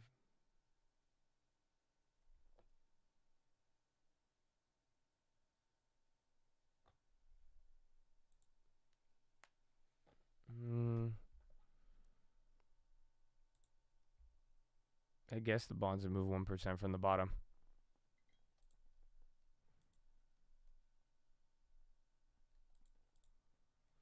Cutting coin, yeah. I mean, for tax losses, that's it. I'll buy back in a month from now, and I still have it in the long term. But again, even then, like I've been telling you, we were already up on the year leading into this week, and then I just made another $30,000. So if I could take losses right now, it'll be I don't want to have a high taxable gain.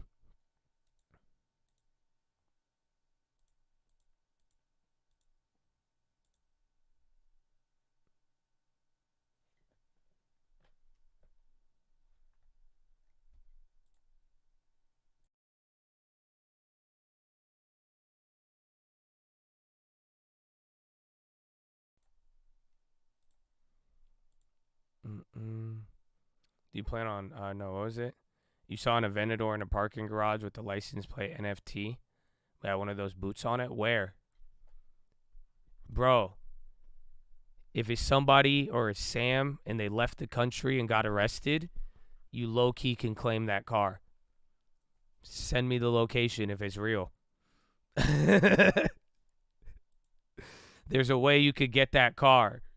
If no one's going to... Bro, you're telling me this is a Aventador with the NFT license plate and with a damn boot on the tire? I'm serious. There's many times this has happened before. Yeah, bro. Email me that. Let me know. Let's do it. If I can pull it off, I'll give you half.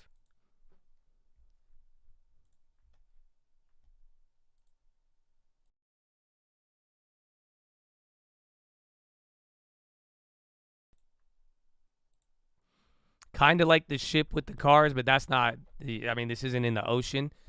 That was because of maritime laws. But no, there's stuff you could do with that. That's just like, I just know the story. That's it. Like, I just know how it works, especially with like luxury cars. It's just like, nah, that's a sign. You don't put a boot on a Lambo, and if your license plate is NFT, bro, that guy's gone. That guy, he's either gone or he's dead, unfortunately. But depending on how that was acquired, you could legally jack someone's car. Technically, you can make a claim towards it, and then especially if you could go get the boot removed and all of that. I mean, think about it. If you say this is my car, and nobody is there to claim it, that's all I'm saying. I'm just saying, by the court of law, who is going to say that car is not yours if nobody else is willing to claim it? If they make a real claim, you give them it's their car. Be like, oh, my bad. Well, I paid all of your bills for it. If it's financed, I hope it's not financed. If it's financed, it's theirs. It's the bank's.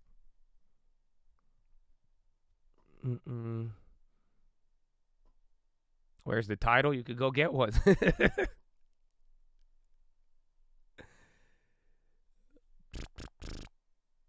I'm not an attorney. No. This is just I forgot there was a story where this happened before. I think there's a few cars where this occurred, where just like where legitimately they were paid off vehicles, and then the person they fled the country. So if you flee the country and it's not like the person didn't have any claims, assuming it's not the car or vehicle was not acquired criminally, then that way it's at whoever was duped. Technically, it's their property, if you think about it. But it really just, if it's an abandoned vehicle and and it's not tied to any crime or criminal claims, then you could, it's like squatting a house more or less. And then especially if it has other fees that you pay and take over, then there you go.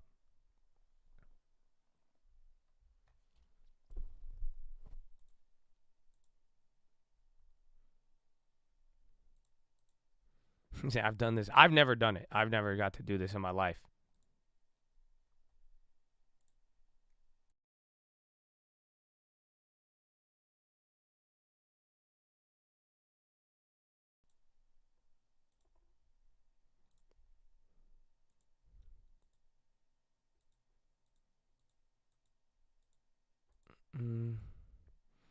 Probably state laws. We'll look into it. I don't know.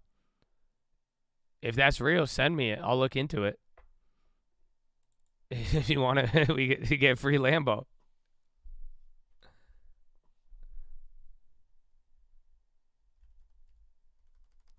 So coming down here a little more now. 381.50. Here's the flush, about an additional 15 minutes or 30 minutes now, because all European equities are closed now. 3859.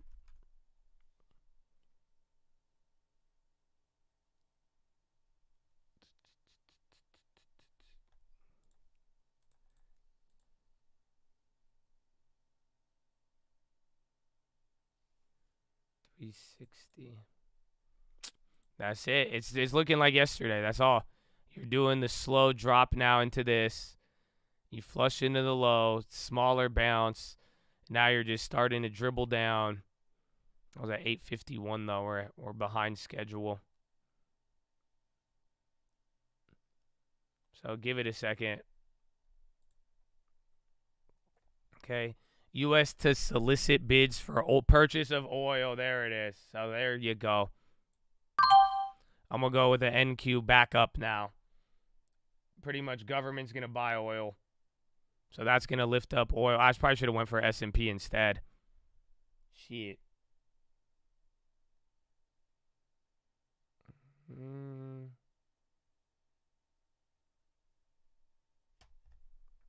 Or watch oil names. Or actually, I should probably get out of that. Let me check XOM. It's not even moving, though. There it is. There's the pop on XOM. I wonder how long it'll last. NASDAQ's not holding there. They got me for another 200 scammers. Dude. I'll give it a couple minutes, but jeez. XOM could be one. Oil, again, U.S. is going to solicit bids for oil. So I'm assuming that should lift this sentiment, but we'll find out. Unless that means the reverse, though. Because if the government has to buy oil, then maybe it's bad.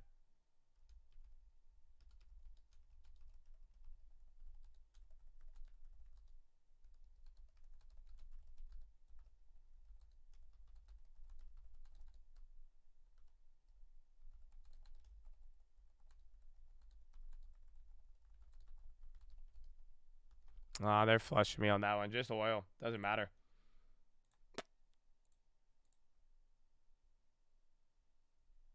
Interesting. Now it's kind of moving. Oh, Mary Dolly is speaking now. Let's see. Let's go, Mary. Fed Mary. You got Fed speaker right now. In just a moment, though, of course, she needs no introduction. The run of show here is quite straightforward. President Daly and I will discuss economic and policy issues for about half an hour, and then we'll turn to your questions.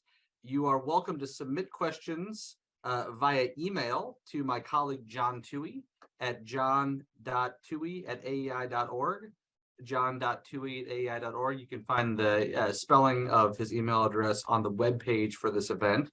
You are also welcome to submit questions via Twitter using the hashtag #AskAEIEcon. That's hashtag #AskAEIEcon. I will now introduce President Daly. Mary Daly became president and CEO of the Federal Reserve Bank of San Francisco in October of 2018. She began her career at the bank in 1996 as an economist. Wait, I don't like her specializing anymore. in I labor market forgot. dynamics and economic inequality. Bro, her signature was on one of those things for giving Sam Bankman a bank. Maybe you should tweet the hashtag. Bro, I forgot about that. Mary Daly. I was wondering why she bugging me today. I was looking at her on the screen. I'm like, it sucks because this is like the second Fed speaker. I forgot. I saw the San Francisco Fed signature, miss. And the Library I forgot about that. As an economist, she has I was published giving her widely side on eye like topics crazy. I was like, why such don't as I wage like growth, you right now? income inequality, I've never had disability this feeling insurance, towards you. disability program policy, and on indices of happiness. She's held visiting research positions at a number of distinguished organizations. Mary is a native of Baldwin, Missouri. I am a native of Overland Park, Kansas, which I think makes us, from roughly speaking, the same hometown. President Daly, thank you so much for being here. It's an honor to be with you again. Well, I'm delighted to be here. Thank you so much for having me. So let's just dive right in. Why don't we open this by giving you the opportunity to just briefly tell us how do you think things are going with the economy right now? So I really think of it as a yes and situation. And what I mean by that is, yes, the economy has good momentum. Yes, the economy looks like monetary policy is starting to have an effect, right? We see some slowing in interest sensitive sectors. We see that we feel the slowdown coming in a way that would be predicted by us raising interest rates. And we still have a long way to go, because even though the inflation data have come in, two months of CPI data have come in with some good news, we are far away from our price stability goal. And why that's so important is, one, it's our commitment. Congress gave us a dual mandate. Price stability is one of those mandates, but also inflation takes a tremendous toll on people. It's a regressive tax. It's a tax on everybody, but it hurts low and moderate income families the most. And so we are committed, resolute, united, and focused on bringing inflation down and getting back to 2% inflation on average. So let's talk more about inflation and the Federal Reserve open market committee meeting that just ended.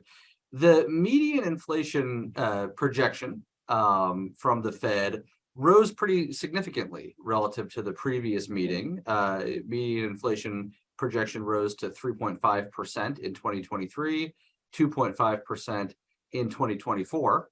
That represents an increase over previous projections of about 0.4 of a percentage point for next year. So a pretty sizable increase.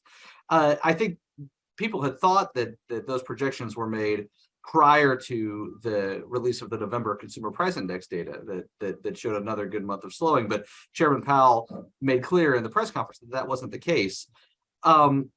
Can you explain your thinking about this? Why has your concern about the longevity of inflation gotten worse over the last several months, despite 2 good months of CPI data? Sure, that's a terrific question, and let me unpack the answer so that it's crystal clear how I think about it. So we can break inflation, overall inflation. Let's take core, because that is a good indication of underlying inflation and takes out those sectors that are volatile, like food and energy. So let's go with core, and you can separate core into 3 components. Goods price inflation, which is, goods that the supply chains were most disruptive for.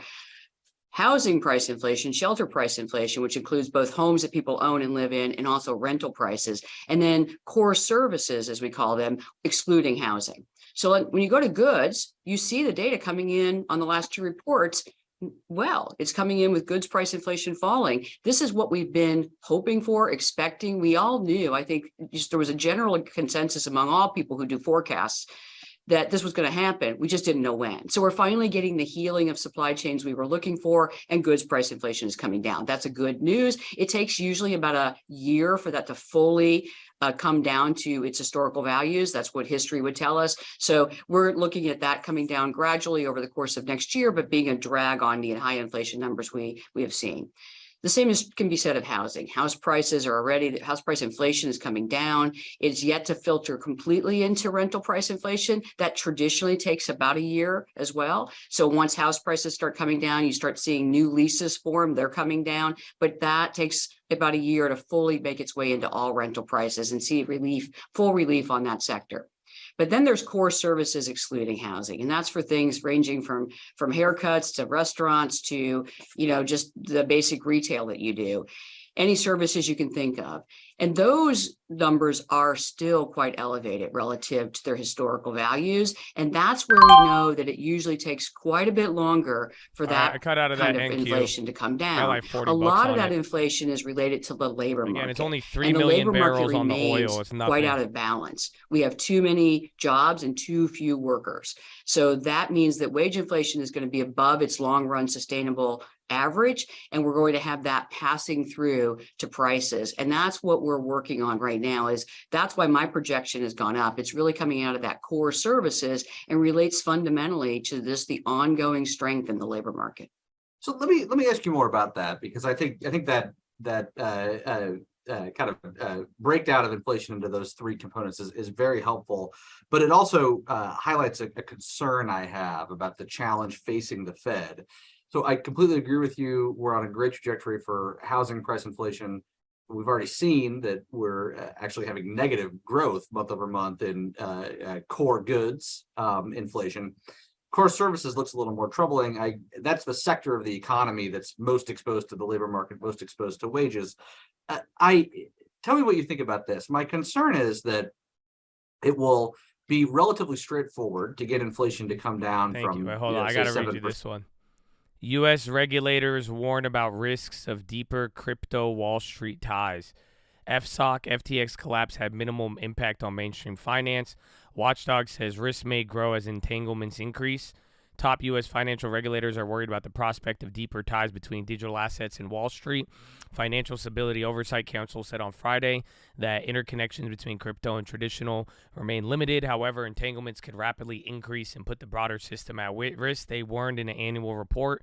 U.S. officials have long been concerned about the threats from digital assets, of which operate in regulatory gray issues.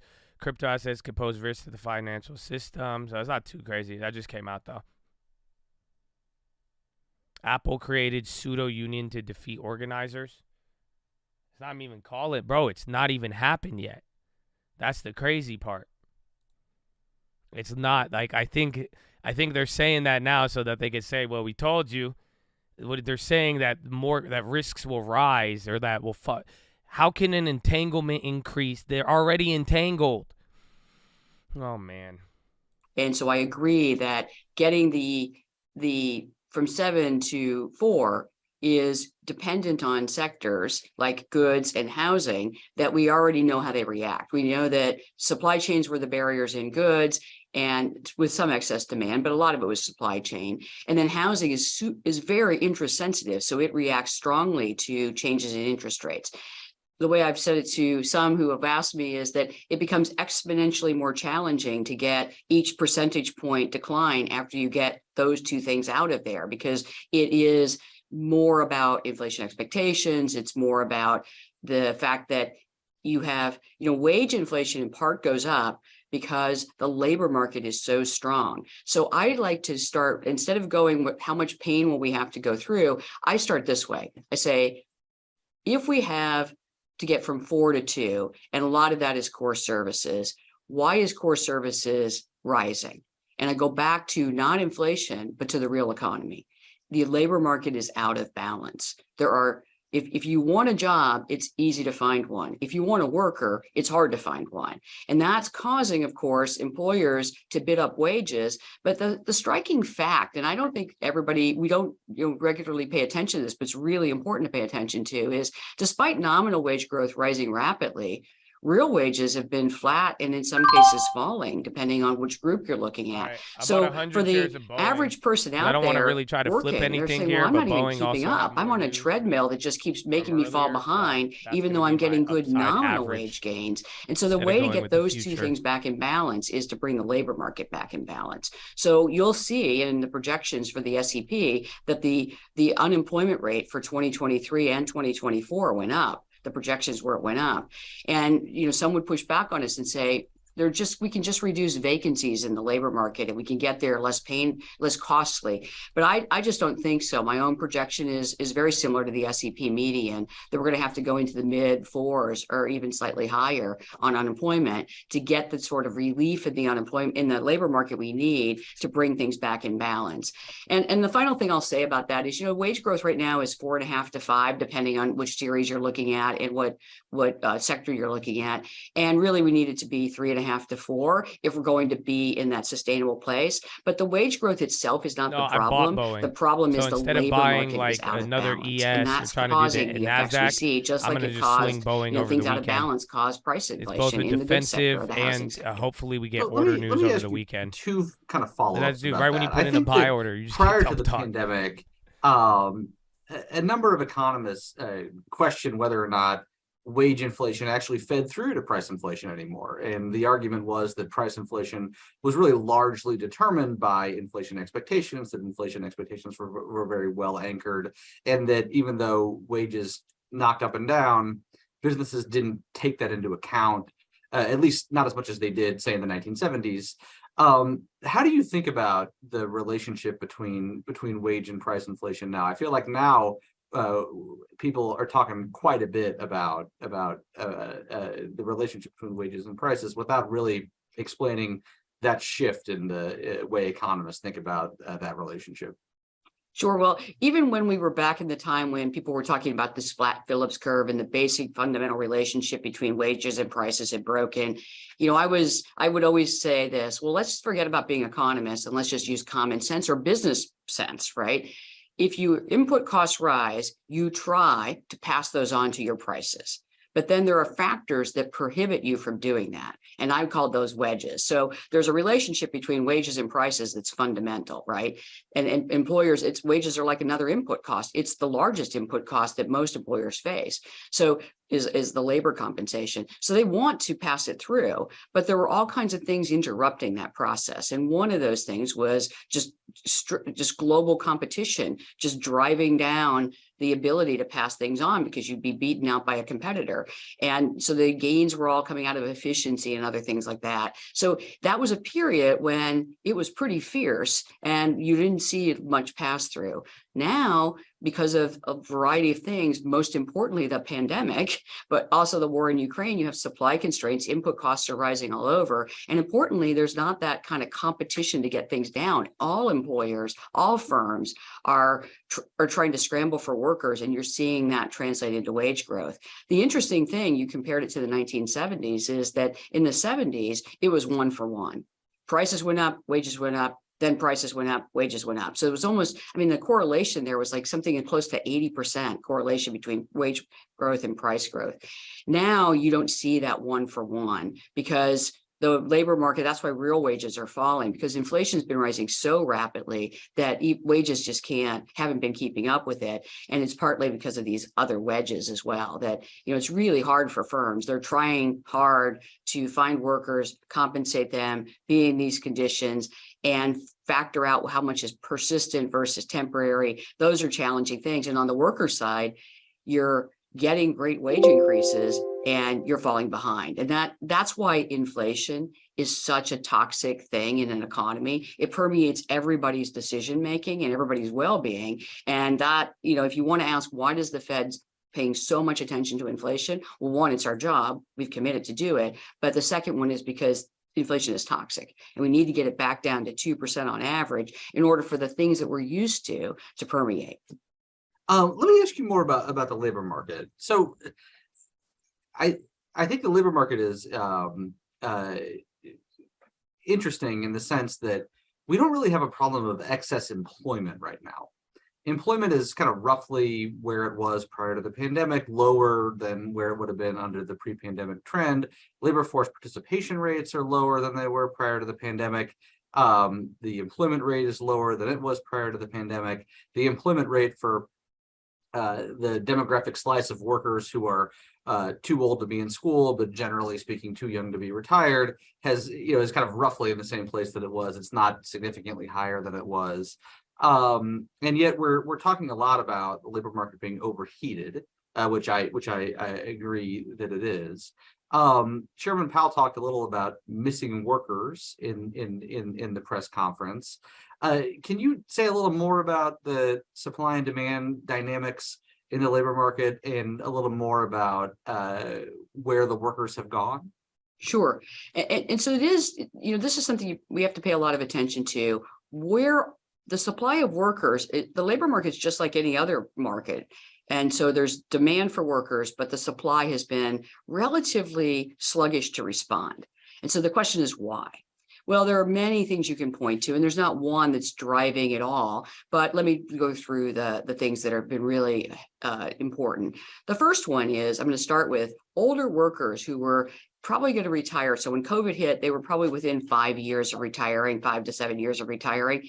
They just retired in droves. So we said that they pulled their retirements forward. If this and they just retired during the pandemic. And when you ask these workers, why did you do that? But if in not, surveys or look when like I have my meetings across, I have 9 states in the United States. And so I spent a lot of time traveling through those states and asking people, why did you leave the workforce? I mean, you could get a good wage now if you went in. They say, well, I was afraid for my health. Now I have I'm helping with the grandkids. I moved back to where my children live so I can be helpful. And, even though schools are fully back in session and things are working, there's still a lot of out of school days that we didn't have before, because now when your kid's sick, that kid stays home. And so that's disruptive for working parents. So that's one of the things going on with older workers. And then it's, coming back into the labor market, you're factoring in several things. You're factoring in how much wage growth am I getting? Well, real wages have been flat to falling depending on who you are. So that's not a big incentive. And then of course you have these other things that are keeping you out. So that's one big group that we're missing in terms of they just didn't come back at the level that they had pre-pandemic. Then on the prime age, what we often call prime age, although I dislike that term more and more the further I get from that group, which is, usually considered 25 to 54. So every year I inch past that, I'm like, oh, I don't like that naming convention. But seriously, that's the group where the bulk of your work life before you start to see retirements is in that age range. And so we see that coming back to almost pre-pandemic levels, but not quite. And you would have thought that it would be growing more rapidly. But that's where we've had a challenge for at least a decade, is the prime age labor force participation in the United States has been behind other industrialized nations, other industrialized competitors. And that owes to a lot of things, but something that's really been salient in the current recovery and expansion is childcare. That there's just childcare access, because there's just fewer people providing it, that is just lower than it was prior to the pandemic. And now it's much more costly.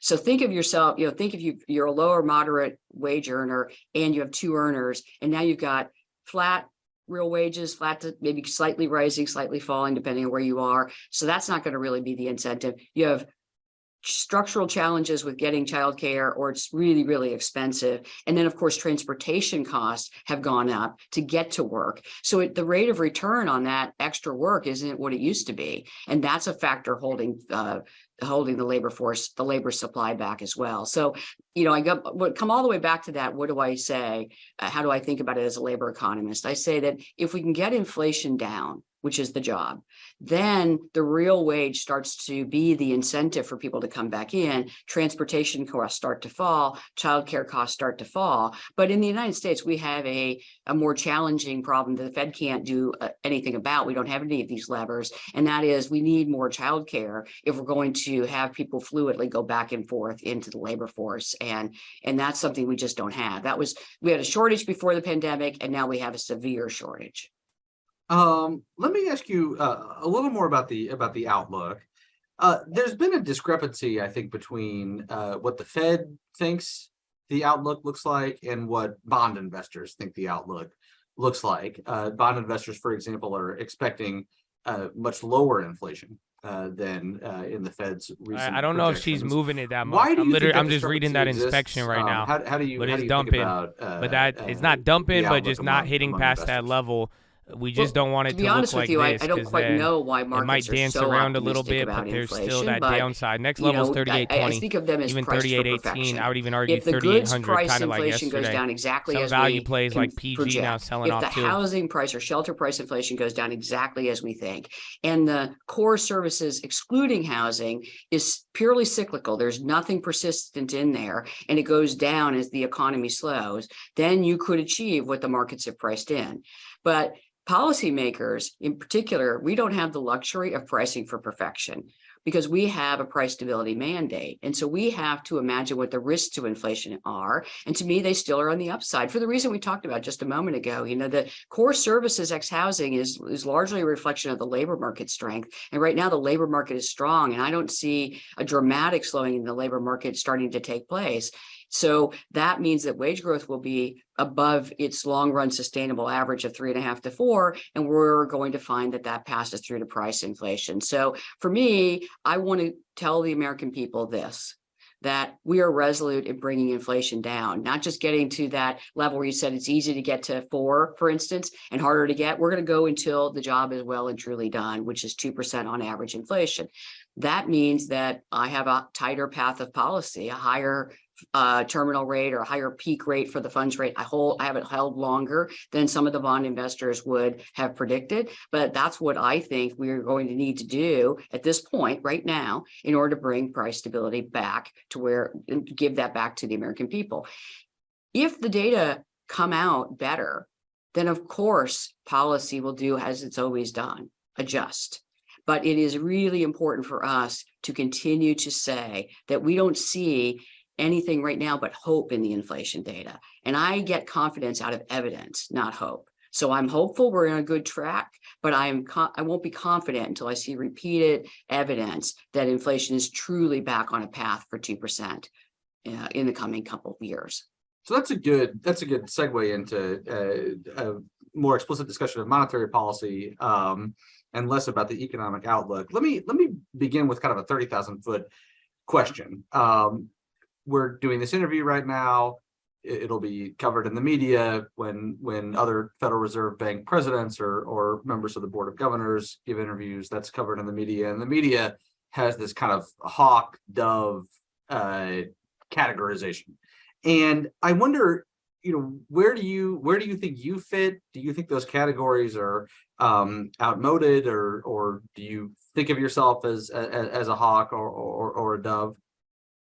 Well, so I guess let me start this way. We have 19, this is interesting. participants on the FOMC, and we have 2 labels. So how likely is that going to be a good description of anyone, really? So I think that's a starting point that just doesn't make logical sense that we would We're trying to find out which dot you are on the dot plot, miss. So I also don't really love labels. Frankly, I've been labeled my whole life. First it's you're gonna bring it into that now. Dropout, then you gonna play that card? I'm a labor economist. My gosh, how can where are you on the dot plot, miss? There's a sense where we say labels and then we think we know what people are going to do. Your predecessor Janet Yellen was a labor economist. Yeah, I know, and so that gave me a lot of hope, and here I am.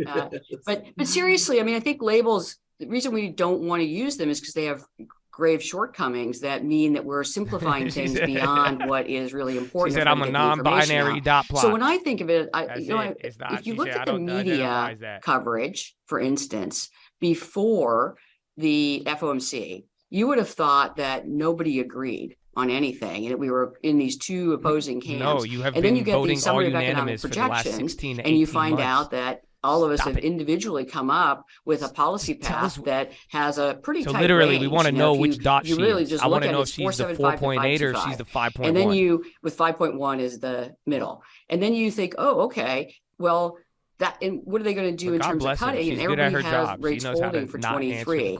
And the reason for that is we're all committed to the same thing. Oh my God. Achieving our goals, price stability, full employment. Right now it's clear full employment. Dude, she literally turned that. We're really off with price stability. I've been and labeled so my whole life. Policy remedies. You want to try to label me on the dot plot now? As a hawk or a dove? So I guess what I would say to this is that it's the interviewer really, can't say shit about people that like now. to do that type of thing, but it is not actually a good description of anyone. And the final thing I'll say there is we only use hawk dove in this very narrow set of what I call Fed followers. The average people I talk to, the people out there in the community every day, my business contacts, that's not how they think of it. They say only one thing right now: when are you going to get inflation down, and how hard is it going to be? And so that's where my focus is. Let me remind our audience, please, to send in questions to john.tui@ai.org. He's telling you to ask her. Somebody tweet the question. Just ask, hey, can you tell us where you were on that dot plot? We won't label you. With labels aside, do you think the terminal should be at 4.8 or 5.1? That's it. All labels aside, should the terminal be at 4.8 or 5.1? Obama administration. I'm reading this damn inspection while listening to this, so y'all got to figure this. Y'all going to have to tweet it for me. When talking about monetary policy, he said the following. He said, with antibiotics, it's better to take all your medicine, even if you're already feeling better after a couple of days. With steroids, when used in moderation, they can reduce inflammation and control reactions, but take too much or for too long, and you can risk the whole immune system. Do you think that interest rate increases are more like antibiotics or more like steroids? Is there a real risk that one extra dose of tightening can cause huge problems, or instead should we think about monetary policy interest rate increases as something that just kind of gradually affects the economy and it takes a while to really understand what the effects are? Well, I have a rule in my head to never use analogies about medical things because I'm not a doctor of medicine. I'm a doctor of economics. So I'm going to step outside of the medical metaphor, and I'm going to go to how I think about that question, which is a really good question, right? So how I think about monetary policy is there is a risk always of doing too little and doing too much. So what are the costs of doing too little? Well, the cost of doing too little is that inflation embeds itself in psychology, and you end up in a situation where now inflation is high and it's very challenging to get it down. We've experienced such an episode and done so in my lifetime. And then we had to have the Volcker you're kind of holding up here. If we get above the level, this is decent. Reaction you didn't, but to you're that still doing the psychology. Dance. It's either you're either right here, you're right here, I saw the cost personally, or you're right here. People but who went either from way, having we still high got a inflation, which made it larger hard to range afford to get anything, to now this is no jobs, decent, which though. made it hard to buy anything either. And so that's something we absolutely want to avoid. Right now, we don't have inflation embedded in the psychology, so we want to make They're sure actually that does not asking happen. decent questions. The cost of doing too much, of course, are also real. Those costs are, you can throw the labor market, if you overreact to the high inflation and you do too much, you can throw the economy into a troubling and deep recession. And then that's hard to come back Never heard from. that one. But the policy we've taken today, in my judgment, what we've done so far is not achieving either one of those things. It's not doing too much. It's not doing too little. So far, what we've done, and I would call this our first phase of tightening, we have simply taken the accommodation we had offered during the pandemic out of the economy and got rates into modestly restrictive territory. This next phase of tightening, phase 2, is more challenging. We have to then figure out, and we'll do that, meeting by meeting with data dependence and looking at the risks, what is the peak rate that would be sufficiently restrictive to bring price stability back? And then we'll be in that third phase of tightening, which is how long should we hold it?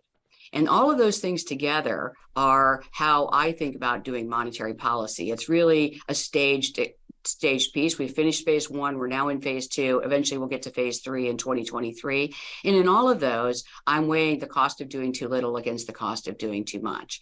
I guess I want to end this answer with this.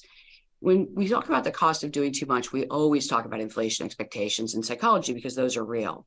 But something I'm hearing a lot lately from my contacts, whether they're small businesses, community members, workers, is there a real cost to high inflation right now? It is not a pain-free situation. Americans everywhere are paying a tax with high inflation, and those least able to bear it are paying an exceedingly large tax. So it's about reducing that pain while we don't do unnecessary pain to the labor market. But we don't seem really close to that right now. Right now, we have a labor market that's strong and inflation that's too high.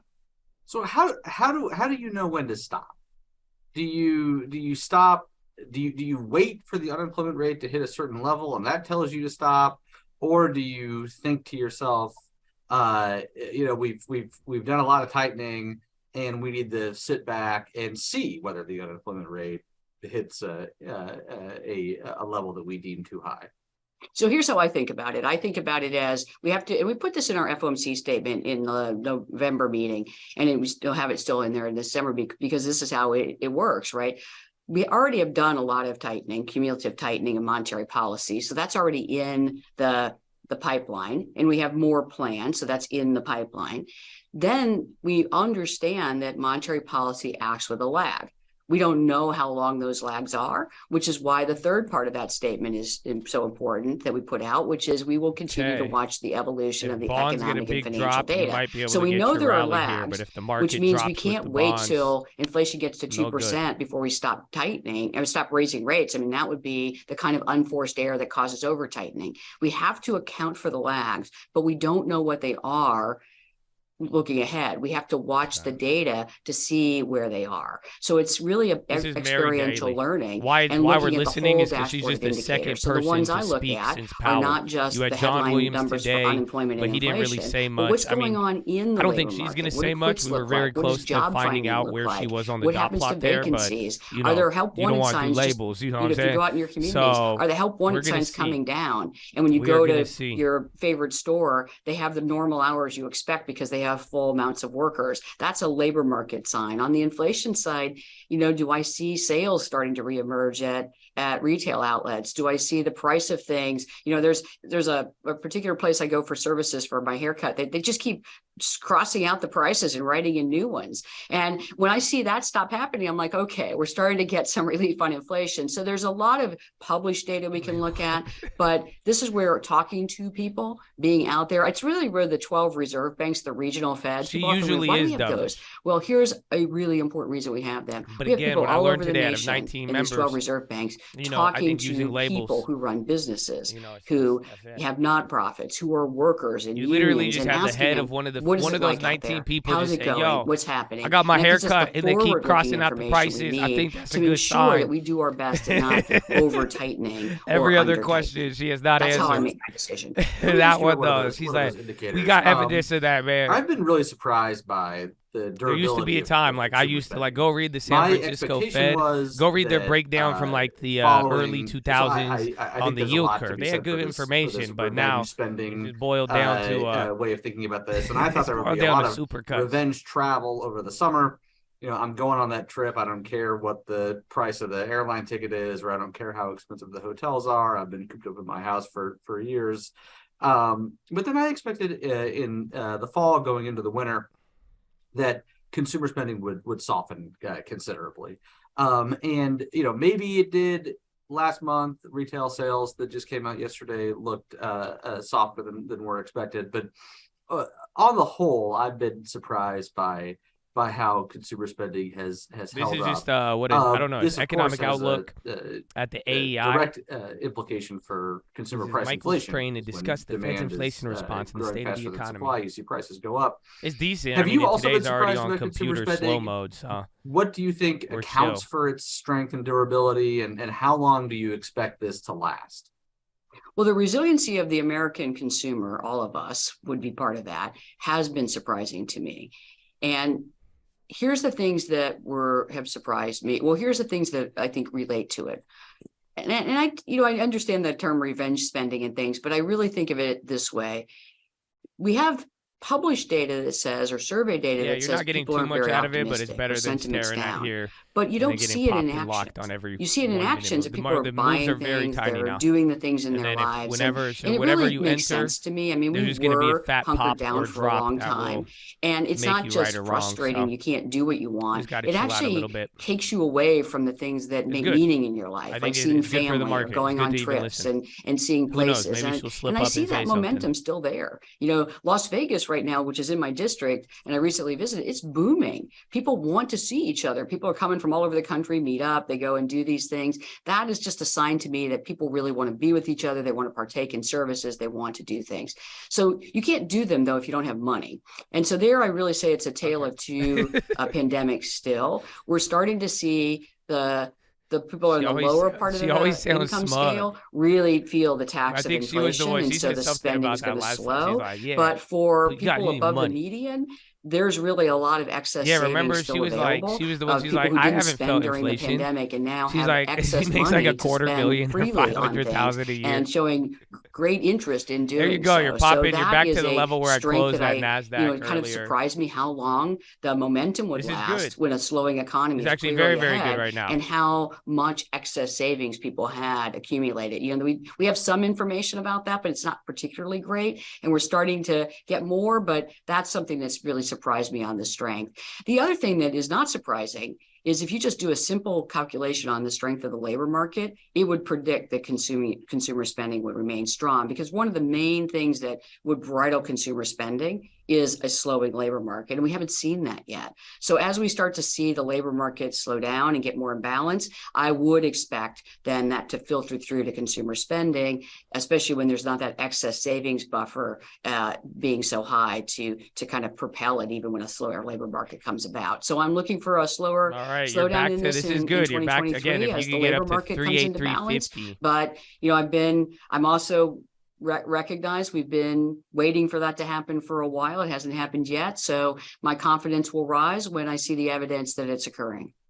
Let me ask you a question that came in from Chris Rugaber at the Associated Press. He writes, your colleague, John Williams at the New York Fed says that the Fed's benchmark rate needs to rise higher than the rate of inflation in order to get inflation under control. Do you agree? And in what time frame do you think that needs to happen? Well, I think that That's an No, easy listen, that's a thing good to question. agree with. So That's the question Rugerberg. is not that really. It's about how do we calculate that, right? Because people use different calculations. So if you look at the SEP, let me just direct attention back to the Summary of Economic Projections. If you haven't already looked at it, it's very scintillating. It's available on the website of the Board of Governors. And what you'll find is that the peak funds rate is about 5.1 for the median SEP. Okay. And the inflation rate at the end of 23, which is at the same time, is 3.5. So that means that the rate is above inflation. And that's what restrictive policy looks like.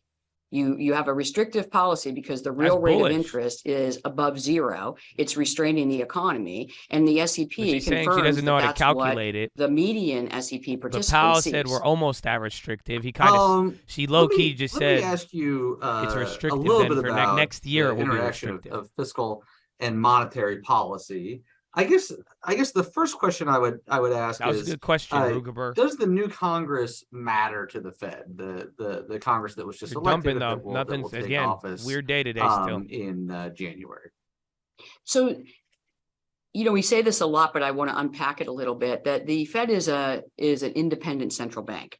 And that independence is predicated on us being apolitical. We are not reactive to whatever party the elected officials come from, because those are different kinds of decisions. Congress gave us our mandates, gave us our responsibilities, and then we execute them for the American people. That's the job that Congress expects of us, and that's the job we're up to. So the answer to your question is, it isn't relevant for policymaking, for monetary policymaking, what the elected officials are going to do, who is in office at that point in time. We, of course, watch how fiscal policy is moving forward because it affects the economy, and that will help us understand how to adjust monetary policy to achieve our dual mandate goals. But which parties in power in Congress, or whether Congress is transitioning, isn't really relevant for our policy making, because Congress depends on us to do our jobs for the American people with the goals that they gave us: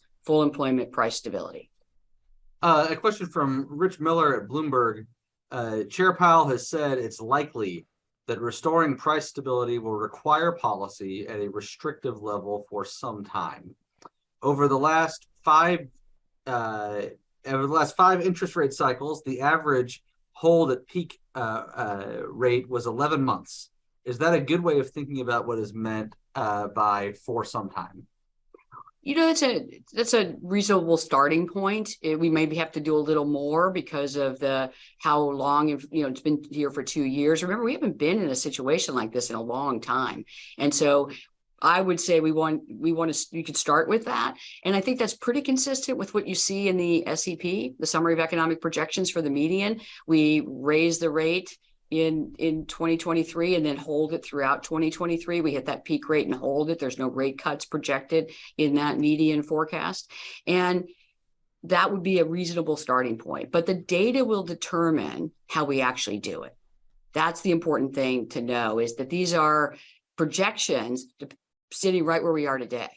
But we've repeatedly, as a group, and Chair Powell reiterated this, I will reiterate it from my own point of view, that we have to be data dependent. Yeah, we can project, but then we have to watch. And if the data come in stronger than we've penciled in, we'll have to respond more strongly. If the data come in, not even tin, it's just a very nice observation I made, much more quickly than we've anticipated, then we will respond. That's what nimble policy looks like. But right now I sit here and I think 11 months is a starting point, is a reasonable starting point. But I'm prepared to do more. All the data is going to be mad volatile now. So I'm expecting a recession the same next year. Where I wouldn't be shocked if we didn't have one. The data will tell us how. My baseline then they don't care about the data. There will be one. So that's it. They're waiting for something. The Fed does not expect there to be a recession, but does expect there to be considerable slowdown in economic growth. Again, this is the only thing going on right now. I mean, guess there is news headlines on what she is saying. I don't know if it's driving all of the moves here, but given the composition of the Congress, you're right back down. We won't have a big stimulus. I think you might be here.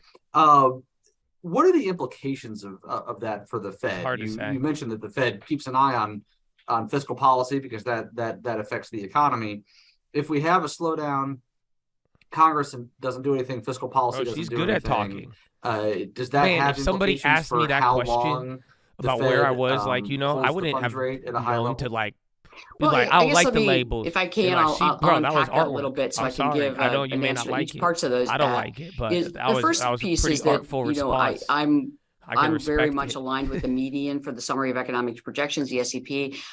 I expect a slowdown, the growth to be well below our trend rate. That's going to feel like slow growth to people. We are going to feel like we're in a sluggish economy, and so I absolutely anticipate that.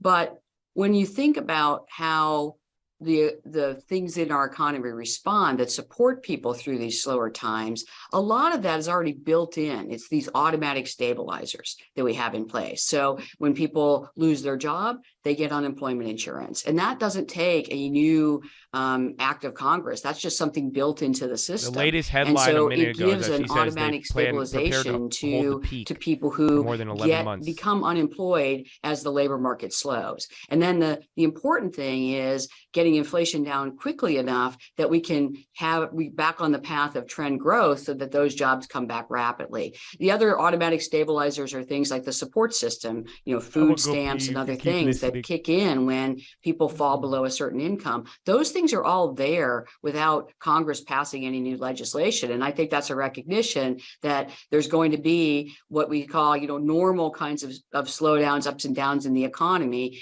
And hopefully very few of them will be like something we just experienced with the Great Recession. That's a very unusual event. We hadn't had anything that deep since the Great Depression. Those are rare and deep events as opposed to the more typical recessions, which last, less than a year or a little over a year. And these automatic stabilizers help people through them.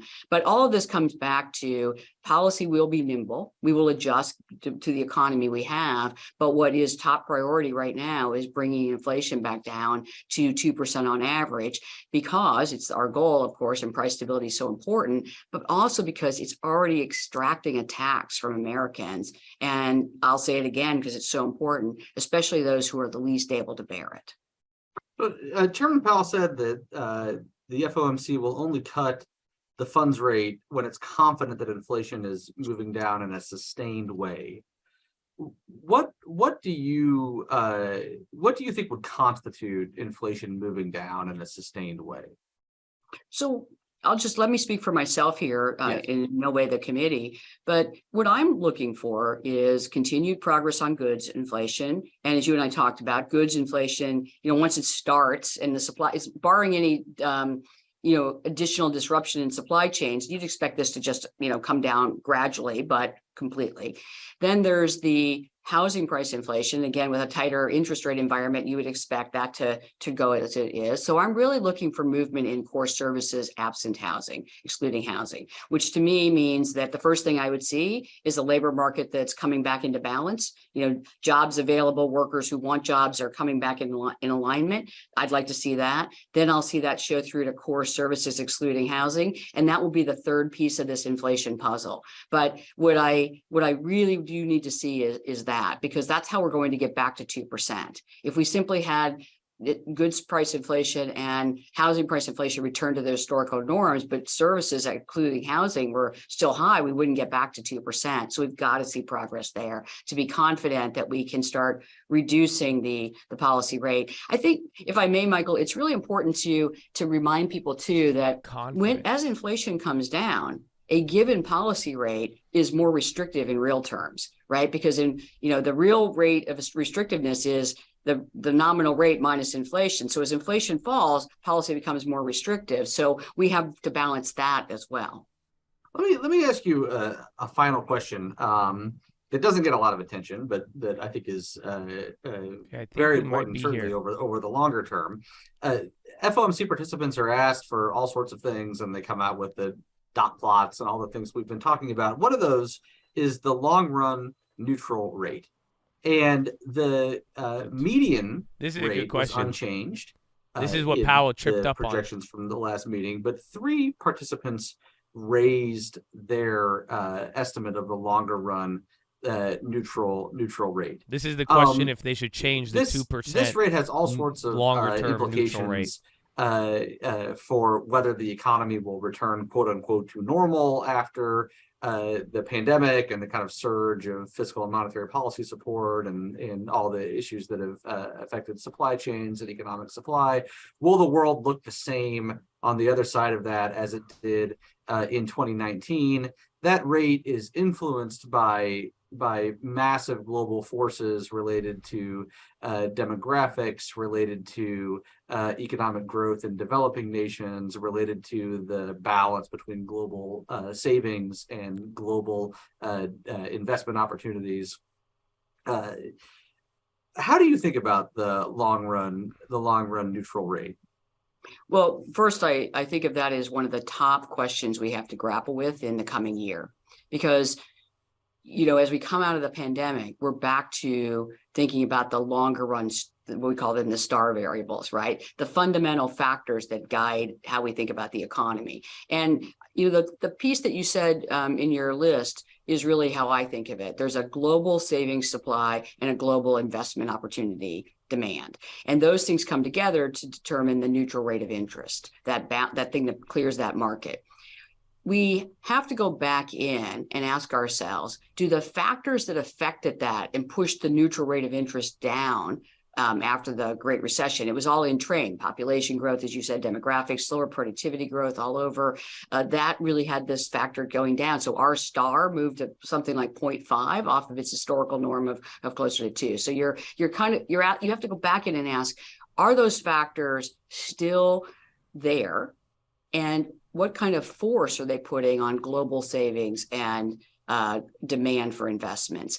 And the answer is not known right now. We have to, I've seen studies here and there, but we have to do a full court press for researchers, policymakers, et cetera, really asking those questions again. And I'm going to remain open-minded to whether it's gone up or gone down. The reason I haven't moved mine is that we are in a point now where there's so many cyclical forces that it's hard to separate the cyclical forces from the more persistent ones that will ultimately determine global savings and global demand for investment. But I think that's the 2023 issue. We should come out of next year knowing whether, having a much more clear understanding of whether the pandemic changed things more than just temporarily. And I'm sure it did. The question at hand is by how much?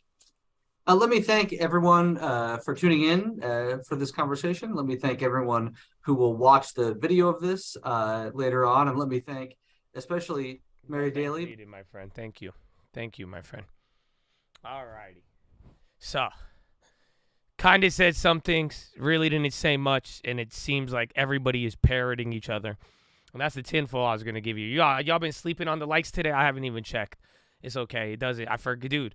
My mind was blown when somebody asked me. They're like, "Why do you ask for likes?" And then my whole life flashed in front of me, because I remember back in the day, the likes used to have an effect. It used to affect what you would see on YouTube. Now they tell you what you should see. But you should hit the like button. Because I'm superstitious, I guess. Maybe that's it. Maybe I'm just more superstitious than I thought. Because now at this point, it's a formality. I don't even know. I'm on it like for real. I've been conditioned, but then because it used to work, but now it's different. I realize, now that's the thing. Pavlov's Josh. Oh man. Okay. So yeah. We'll see. But listen, I love you. Spy's coming down. Be careful. But here's what I was gonna say. I don't know if you remember it. I put it on yesterday while I was going to the bathroom. And did you hear that one guy? And remember, it was on Bloomberg, and he was like, "Oh yeah, what's her name?" He said that what's her name is like a good. He said Christine Lagarde from the ECB. He said Christine Lagarde is he said she's such a great speaker, and he said, how she speaks is like she's so good at artfully communicate. Do you guys remember hearing that yesterday? Because again, there was the ECB and Christine Lagarde. She's the head of the ECB, and they did their rates and all. Do you remember that? And and he was just saying how good of a speaker she was, right? You remember that? A couple of you do, I hope. Well, it won't, because this won't hit the same, but without hearing it, right? But I listened to her speech. Dude, It is exactly the same as Powell's. So go listen to it if you get the chance and just tell me it doesn't sound exactly like Powell. And I was very confused for a second. And then, bro, everybody around the world right now is just saying the literal exact thing. Like almost borderline verbatim. Like half of what she said, though, was a direct quote. You could, if I told you Powell or Lagarde who said it, you would say Powell and it was all of them. Yeah, there's your little, it's not getting too big yet. It's like second part of the day, just like yesterday. You're not moving in the same wild way as earlier. So, wait, I have a different plan for today. I'm going to try one more. I got one more left in me. I'm waiting for it, though. I'm waiting for it. Big flush.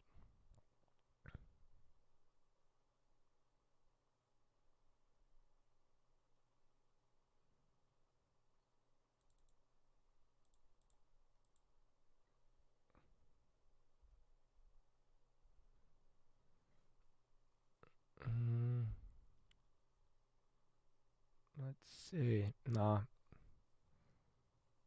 Coordinated narrative or parroting. I don't know, but they're all using, it's all about confidence, and they're all just saying the exact same thing. And I was tripping out when I heard it because I was like, wait, she didn't say anything different. I'm like, how can we even make a comment about her speech and like say it was like better or worse or like she's this or that? I was like, nah, man, it's exactly the same.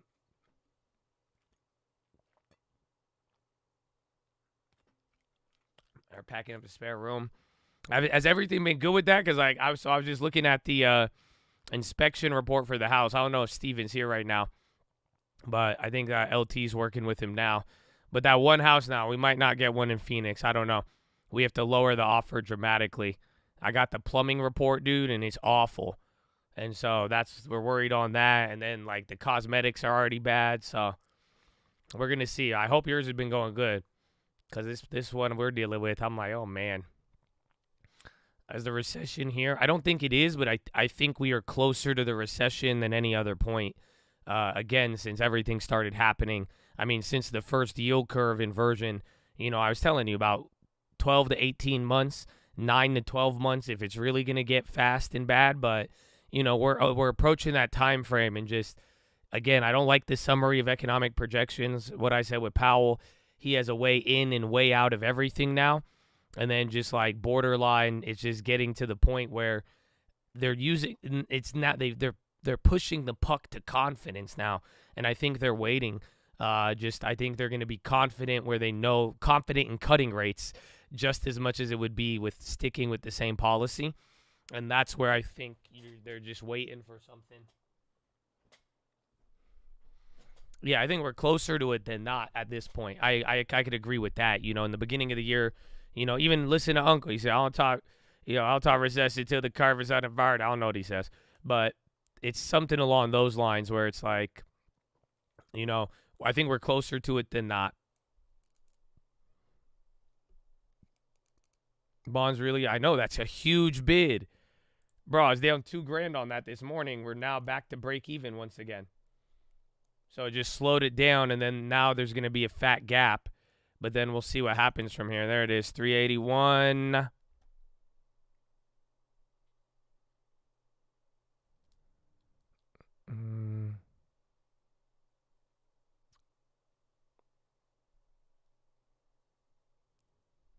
Let's see, where is it?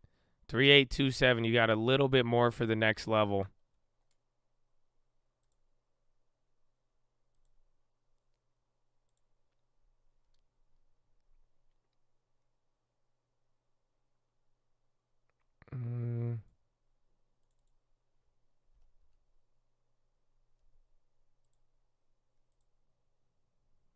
All right, I bought a SPX daily on the call side. I want to see though. Give it 2 minutes. Give it 2 minutes and see what happens. I just watched this contract drop 40% in front of me. Nope. Hold on, I'm gonna try something. What time is it? 9:58. No, Josh, it's okay. At least I can't lose more than what I bought it for. That's the difference. Like on these future days, I don't want to get washed with it, but let's see.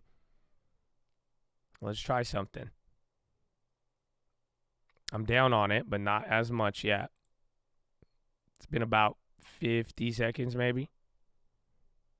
Yallah, Habibi. I'm reloaded. It's not reloaded yet.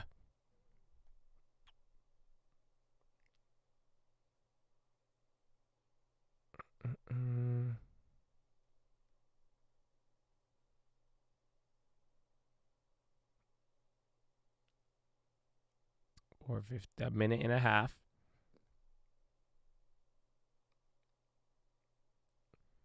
Yes, testing support. I think we got a little lower, but this is like a halfway zone. They've turned on the computers again. Okay, so it's been about 90 seconds now.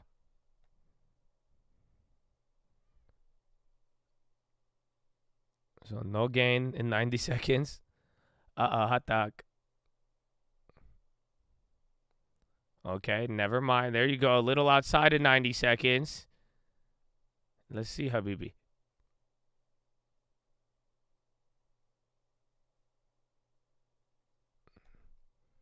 No, not so much.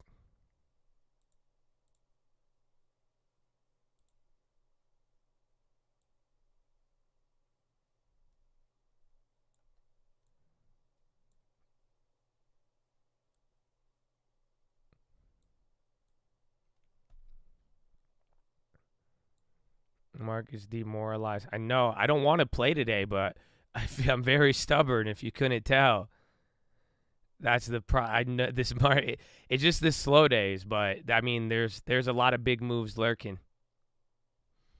Don't you? Okay, now I'm up on it, but not by much. Only like less than 10%. Let's see. Bonds are coming down.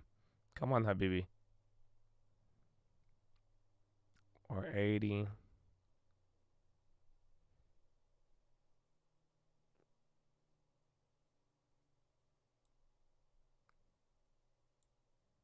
Oh. All right, I got it was up 10, 20%. I just got break even on it. All right, that's cool. I want to see these on the little small ones. Hold on, I want to try something. I'm watching them. KGC, if you have a taxable gain, I would utilize it. Otherwise, we'll see. But I want to sell out some shit today.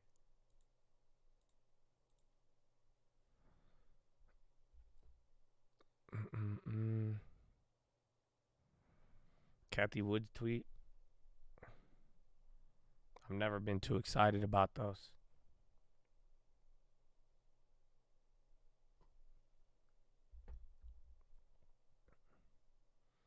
Good paper trade on TD Ameritrade. Think or swim, very good. TQQs. I'd let at the money. That's what I was trading there. I traded one near the money. I just waited till it lost value. Now it's up. It's like every 2 minutes. I sold out pretty much. I had like a 10, 20% gain. I ended up getting break even on it. But now it's like back up to 20%. I'm looking at something on the dailies. I want to see how they move, and I want to put to test that 90-second thing. Because it does make sense, but then it's like, I mean, you can't make a lot, or it's like the loss. I get to cap the loss on a day like today where it's just weird, but then at the same time, it's like, how you say? It's very, it's still small because the thing that caps the loss, 10, 20%, even on like $500 is $50, but you could add it up. It's not bad.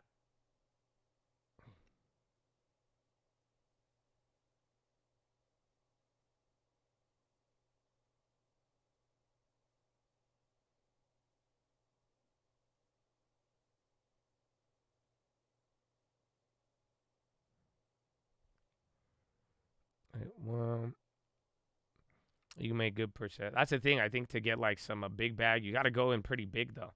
That's what I'm saying. It's like if I wanted to make a couple $100 in that 90 seconds, like I would have a future, I'm just prepaying the upfront risk.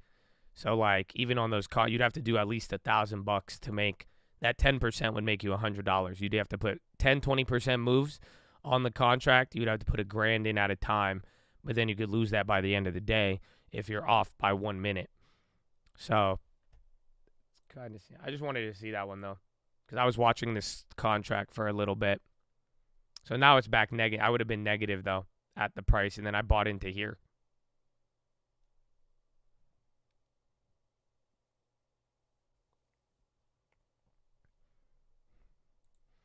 Apple is going down, yeah. Good call. And then we bought Boeing earlier. That's not doing much. Tesla's still at 115. Yeah, power hours should be active. Again, this is just, it's following like a little bit of yesterday's move. As I said, I think if we do end up hitting lower here, you might be around here because you are below, you're like halfway below the level. We might kind of chill out at 38.20, 38.19.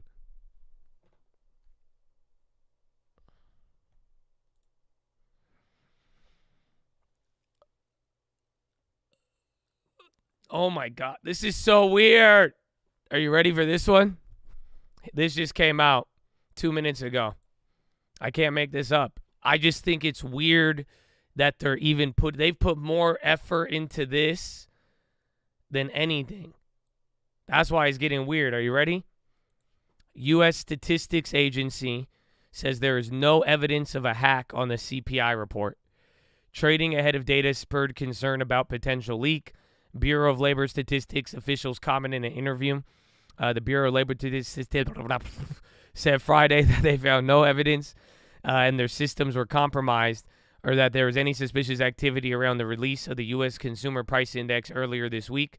A rally in Treasury futures seconds before the better-than-expected data on Tuesday led to concerns about a potential hack of the closely watched data. There's no evidence our IT systems were in any way compromised, says Karen Ransom, division chief of the Division of Publishing Services at the BLS, and we do not continuously monitor for suspicious activity and have detected one.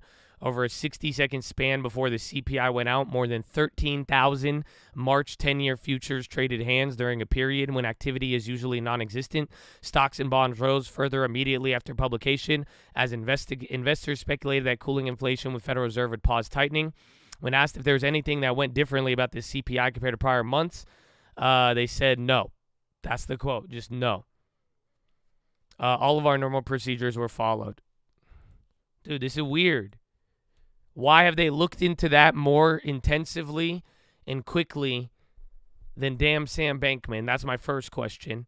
And then are you ready for this? This one's very simple. Are you ready? Check me on this one. Why don't you look into the people who bought the contracts? Don't tell me, oh, we looked at our IT system. Why don't you go and see what trading account them 10,000 contracts came through? And why don't you, can you ask them a couple of questions? That's all. They're like, yo, this activity was really suspicious. So we checked out the system and we found out the system was fine. So clearly everything's okay. Why don't you ask the people who bought it?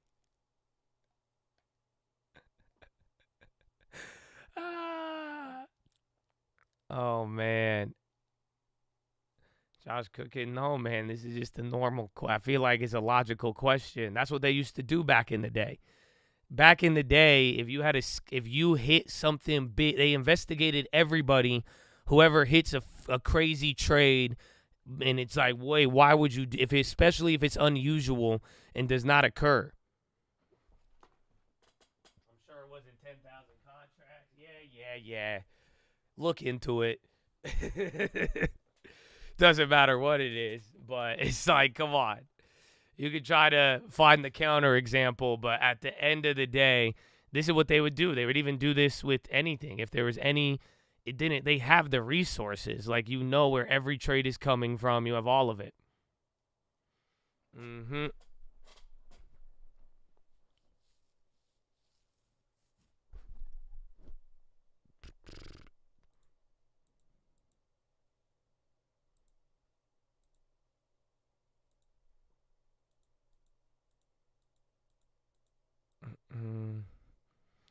Playing the shadow band type beat. No, man, it's weird.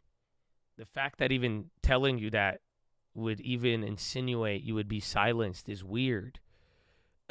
Like, it's very weird. Oh, man. Either I'm fine. I'll go home, man. That's it. It's just weird. It's a very different timeline. And it's weird if you support that. It's just like, why? One day we gonna be free. From what? Freedom. What? I wouldn't even say like weird. It's just perplexing. Or it's like, it's food for thought. Damn it, those options went back up now. That's good. Good for them.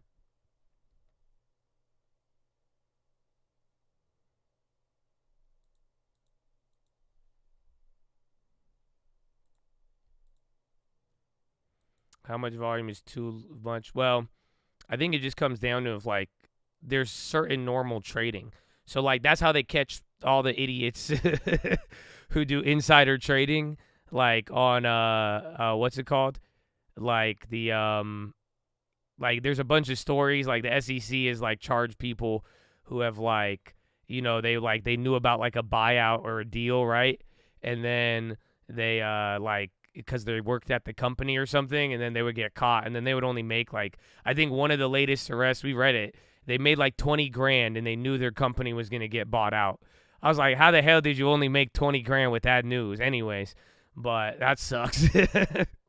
But what happens is like, there's just like normal trades and non-normal trades. So like how they find those people is like part of the evidence. They're like, yeah, so-and-so had never made an options trade or a stock trade in his life, and then all of a sudden he made this trade on this date with $20,000 of options at like a random moment. Like, so like they're even saying there, why the whole CPI thing was weird, because it was a big trade and they're bringing up the treasuries because usually nobody wants to trade the treasuries in mass size ahead of it. So if you took like a 10-year average of all the CPIs, nobody is trading that much 10-year contracts ahead of time. Now, I'm just speaking as a broad example. I don't know the actual statistics. I know as a rule of thumb, it's just not even a good idea to do. Most people don't do it. Most algorithms don't do it because the algorithms themselves can just wait for the data and then trade off of it, right?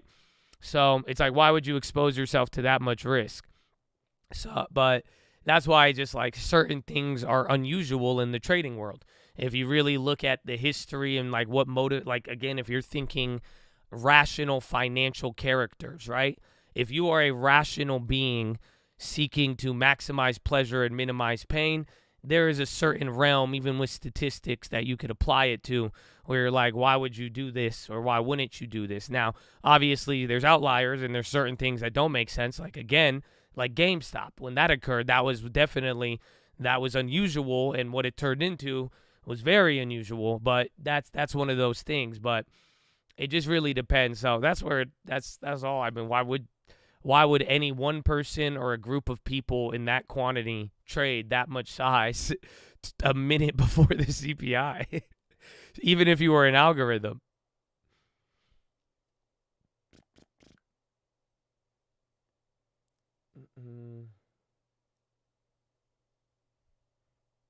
Colombia Central Bank raises rates 1%. I don't know if they were expecting 50 or not.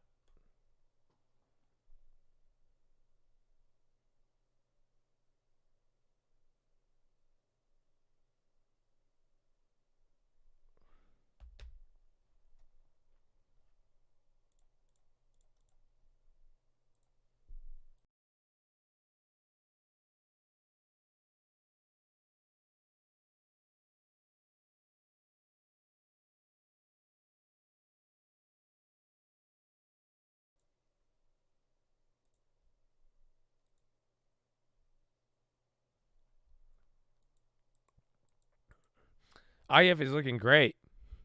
They just wanted to scare us in the morning. I'm down, bro. I was down $2,800 at the open or after this little move, and then all of a sudden everybody is buying bonds. It's a weird day. And then the yen too, bro. That's all. It's just a weird, just get ready to be punched in the face, man. That's all, both ways. And then, play what you're comfortable with. Honestly, I have bigger positions. You see these I did a lot better than I expected this week.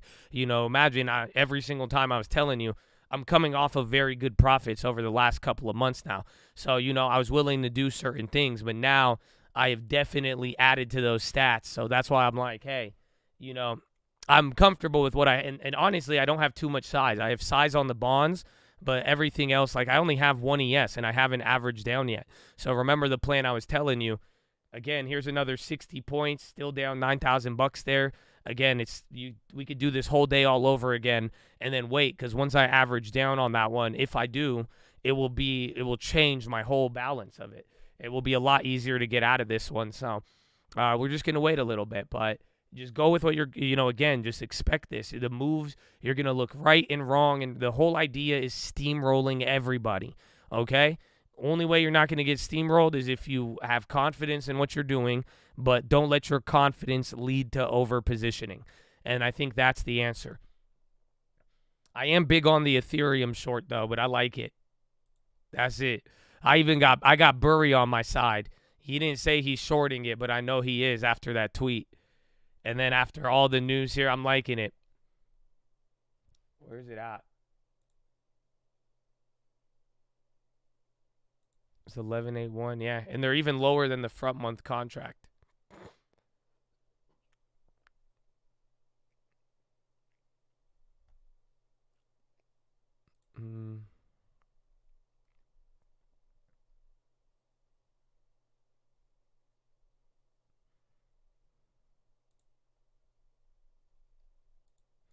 I have all the XLM. I got the NFT. We had this talk the other day. It's all locked up.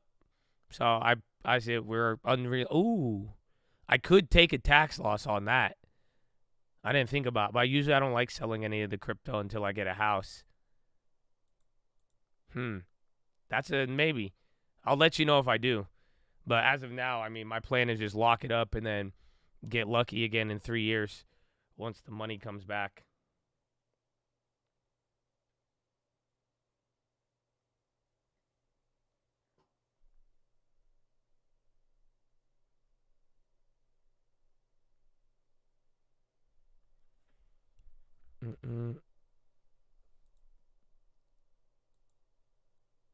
How's Josh? I shorted Ethereum in the morning on the futures contract.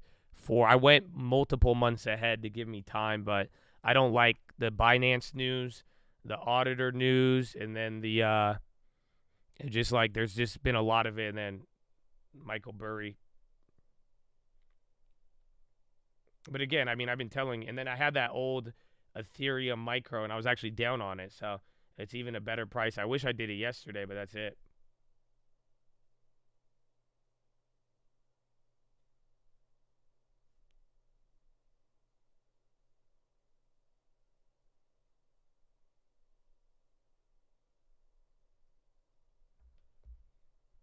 Shorting, it's okay.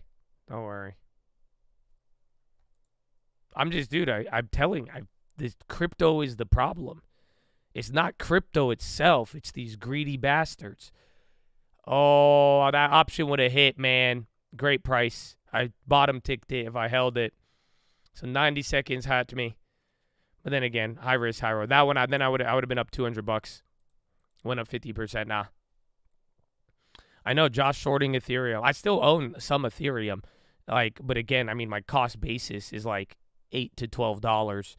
Granted, so I'd like Ethereum, believe me, even Bitcoin as well. But I'm not, I'm not liking what I'm seeing. It just especially, I even think the Fed knows. That's in this whole confidence thing.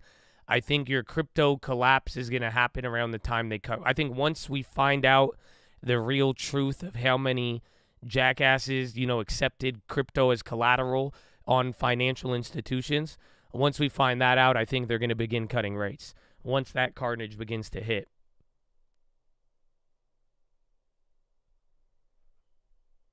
I don't think there's a reason to go long right now yet. Remember, I sold the house flip, and I was going to buy right back in. But everything started just getting really bad, and then the rates and all that. And I said, oh, wait. That's good tin. I wouldn't even call it tin. I think it's very simple. I mean, it's just very, like, it's the writing is on the wall. Many tekel, bro. Is it many? I really think it is. There's no way, and even then, even for a Delaware court to keep privacy, and that's not precedent. And then again, for people in government to advocate the privacy of Bitcoin holders, that's very odd. But even then, it's just simple. I don't think people had the backbone in them throughout the last 2 years to say no to that crypto money. And what I mean by that is that all of these banks, it's like I was telling you the other day, where, you know, just think about like what happened with like '08 and even just like taking out loans, and how not the people taking out loans, the banks giving the loans. It's like, you just imagine how many financial institutions could have potentially, you know, said, hey, I'll give you a $20 million loan backed by $40 million of crypto on 2021 prices, right? And then if they did it on even lower quality crypto, it's been pretty wild. You know what I'm saying? So it's like, that's it. Because if like a year ago, 2 years ago, if you went to a bank, I did this before. I already did it. That's it. I was literally, at one point, bro, I could show people a crypto wallet as proof of funds, and it worked. Again, I didn't say I'm gonna back it with crypto. If I did, I probably would have been better. But I actually paid for my loans. That I gave them cash. They gave me property, right? But like, imagine it's just like if somebody offered you that a year and a half ago, and you were a bank, and you said, you know, you could have made a decent, in a 0% interest rate world, you would have gotten 8% on that loan, if not more. Who knows, right?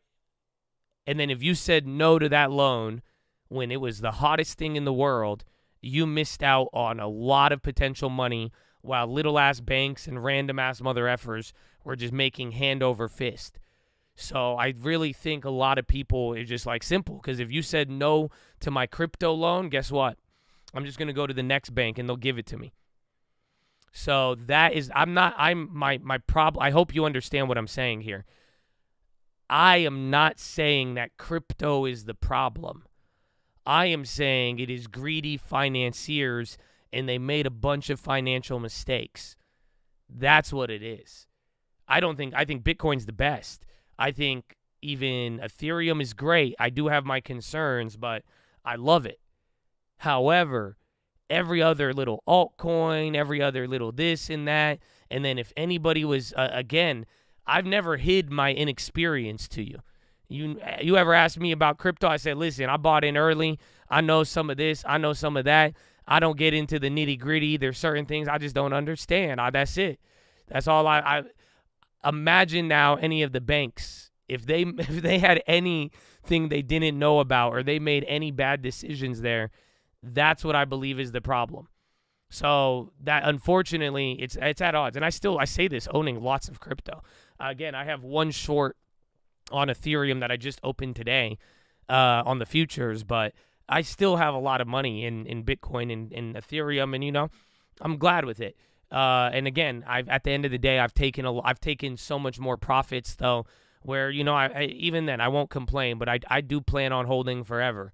But I'm worried about the banks, and that's what I'm saying. It's whether it was the big banks or the shadow banks that they've loaned money to, and then one of their intermediaries made another bad decision. But I'm telling you, it's just the risk of crypto it's the risk of the financial institutions. I don't even think crypto is there. And even then, why would I even go short on something like that? Is one, the carnage, the contagion, but also, who knows if any of them have it. If whatever assets they could salvage, they will. Crazy ghost dodgy.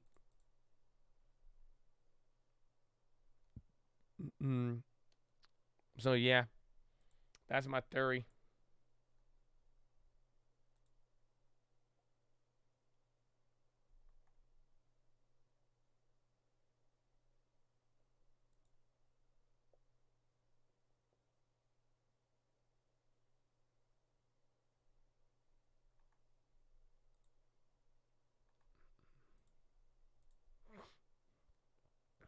these banks had to have known?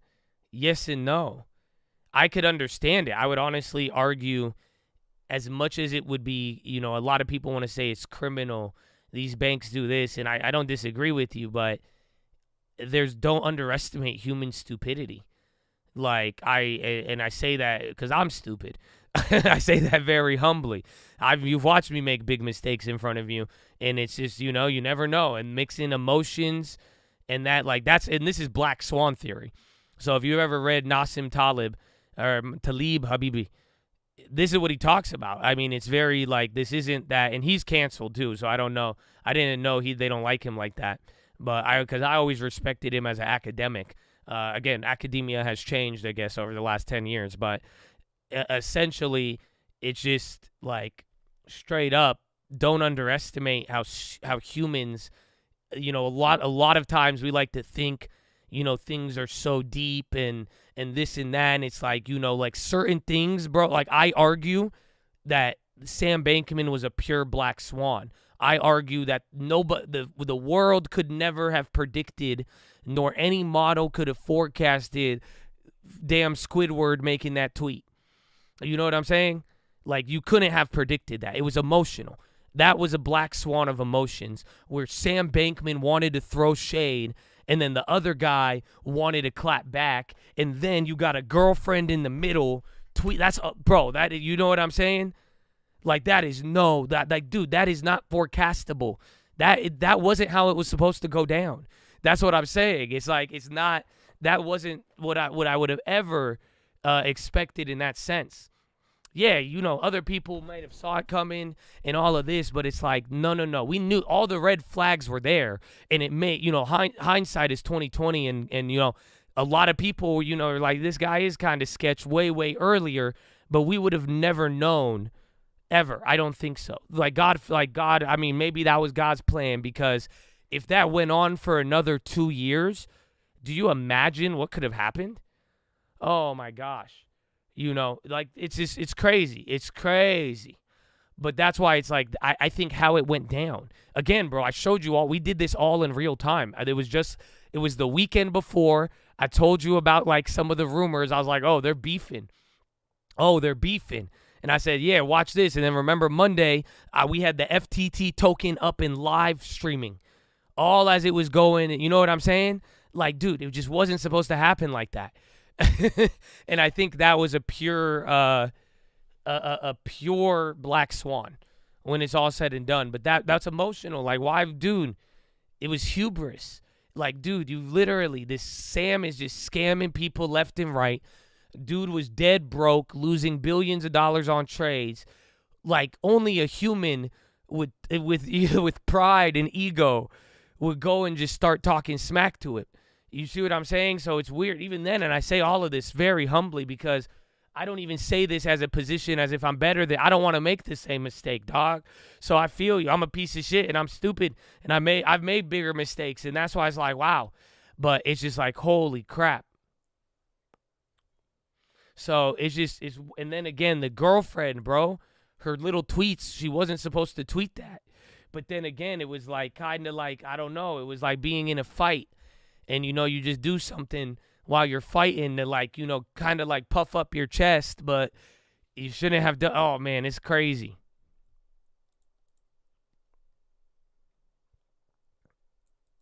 So, yeah, that's why I'm just saying. It's I don't think it was pure I don't think the banks and the hedge funds, I think some of them were more greedy and criminal than others, but I genuinely think in a rational basis, being rational, if all of these people had money in crypto, and just imagine how hot crypto was. Stop playing with me. Y'all got mad because I said I wouldn't buy Dogecoin. Just come on now. Everybody in the world was going crazy on it. And then what ended up happening? If as a rational banker, if you were going to say no to giving a loan and collecting fees on that crypto when everybody around you was doing it and making more, you would have been left behind. If you to say no, you had to be willing to underperform everybody by 20%. Think about that. bro, if you were the best banker in the world, even then, even if you were the best bank in the world and you wanted to just sit there and say, no, I believe this is wrong, I don't think I cannot collateralize this, that's fine. But you were going to miss out on 20% profits. While all of your competitors were going to make a shit ton of money. You had to be willing to deal with that. Then there you go. Who was? I don't think a lot were. Because it got too mainstream and it felt very, very real. So that's my theory. And it doesn't point fingers at anybody, because I think it could have just genuinely happened by mistake. But I think only Buffett was willing to, but who knows? What if he has an intermediate? Again, it was a very odd situation. And that's just all I'm saying is, like, it was just too much money. And the FOMO, it wasn't just missing out on crypto prices, bro. It was missing out on loan interest.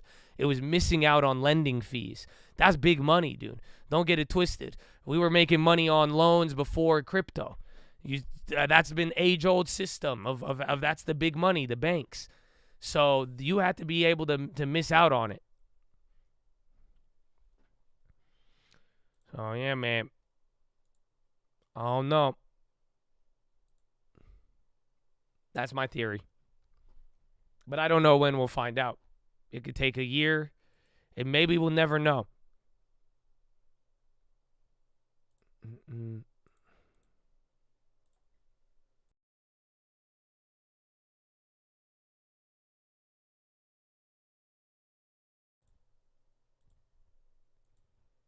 Don't make your girl mad. She'll reveal your face on Trading Fraternity. Honestly, if that's how I go out, I'd be down. It's fine with me.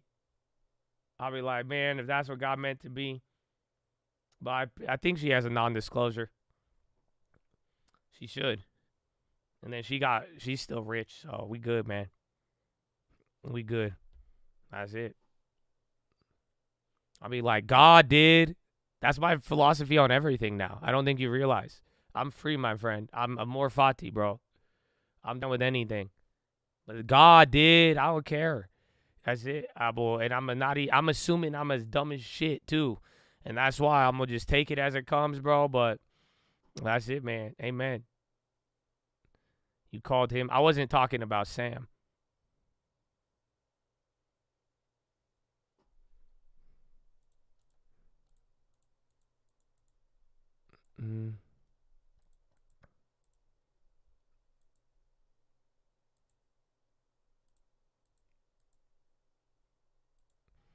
Meta. I know I was going to short Meta too, but I was like, it's so strong. I could have got like $3 a share.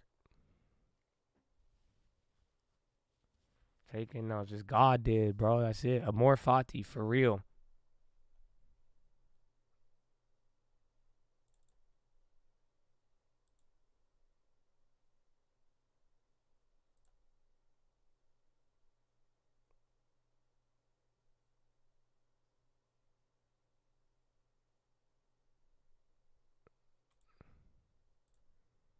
Okay, I bought that option back again for a little cheaper on the call side. I'm going to see. Come on, first 90 seconds. I've actually made more on that 30 seconds than anything. It's very small, though, so these aren't like fat gains. I'm only up like $30. It's like $400. Let's go.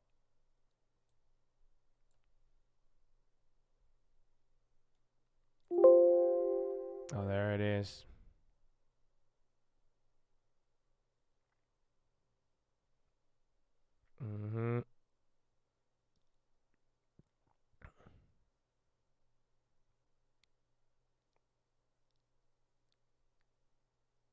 Let's see.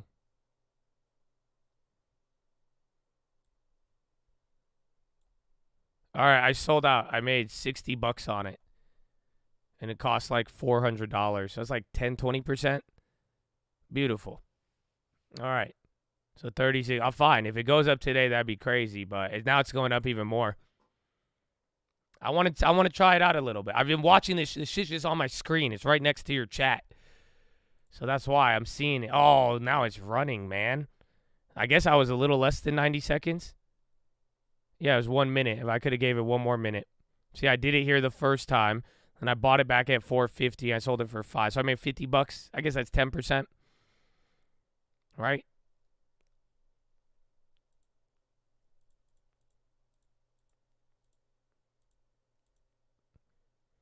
Let's wait for the algo. Kind of person. Dude, someone lives there? Yeah, so I was just, dude, the inspection is awful. I like that. I want something in Phoenix, bro. You know what I'm saying? And I have a good incentive to buy it before the end of the year, but even at that price, bro, it's very scary after that inspection. Your buddy should have just took the deal when I told him just sell it to me without anything. I would have gotten fucked.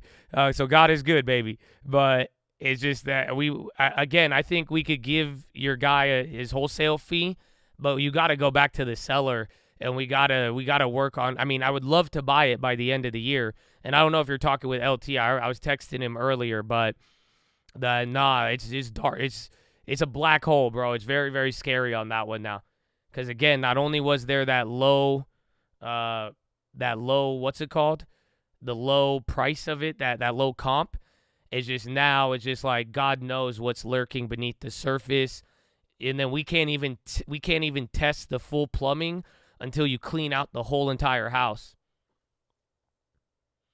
But no, we'll get it. I mean, honestly, so like let's get a fair price for the seller, and like it's gonna be lower than that 200 though. Now it's not gonna work. But we have to, like, otherwise, I mean, if they insist, God bless you, but I'm not gonna now that you have the inspection and you know what's beneath the surface now, and there's still more unknown. It's not gonna happen, especially with that low comp. So it's just like, let's go back to it. We'll get your buddy paid. We'll get you something if we end up buying it, but there's no way. I'm just not. They shower in there. Oh man. The house, well, even then, I'm surprised that the plumbing. I read the plumbing report. It looks like just there's only one bathroom has to work or something, but there's like major blockages, and it looks like just some of it's just been sitting there for years. That's very weird that somebody lives there, because this is like pipes you would expect on someone not living there, and it's just like. Half of it's blocked, half of it's just sitting there with, old water and all of this other stuff. But we don't know the extent of the blockage, because you have to go, that's what he said, we have to take a plumber to go through every single drain and see what's up, but it's potential we might need all of it. The floor is messed up, yeah.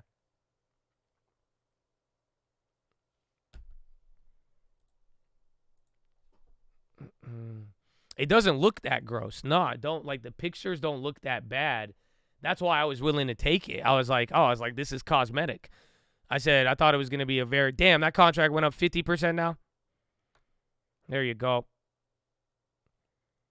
But it looked cosmetic, but it's just now plumbing and then also electrical. So just some of your two biggest things are just bad right now. That way, so like I was forecasting it was going to take like 60,000 to get it up to like a sellable Josh Answers special. You know what I'm saying? That's it. It was going to be Josh Answers special. Boom. It's not looking too hot. You clean it up, put a little makeup on it, make sure everything's good, fix anything that is necessary, but now it's just like you might have to get new pipes. You might have to get new electrical. Like there's a lot. And then you got to make it pretty on top of that. So now take whatever budget we were thinking, and then that's it. Full gut. Yeah, we need it at a low price, though. Like, that's it. I was even hesitant at 200, but now it's like, yeah, it's a lot. It's at least minimum. No, 100K, I'm thinking like 150, 175 maybe now. And then at that point, you're at the same price that the houses can't even sell for down the street. So it's just like, and that's assuming nothing gets worse with the real estate market or the property itself.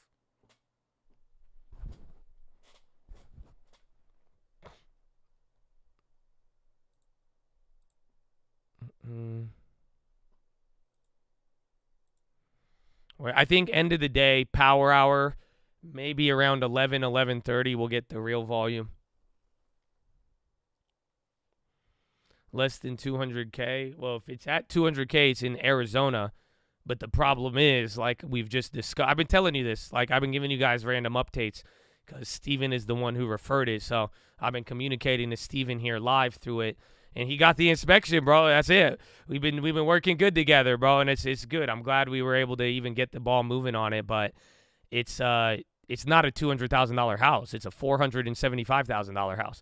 Like even if you buy it at 200, 225, again, there's still going to be commissions and other wholesale fees and all that, but it's like it's not what you think it is. Because again, I don't even think you could try to live in it, but if anything, you have a mountain of work there below. I think minimum 150, 175 of work, assuming nothing gets worse.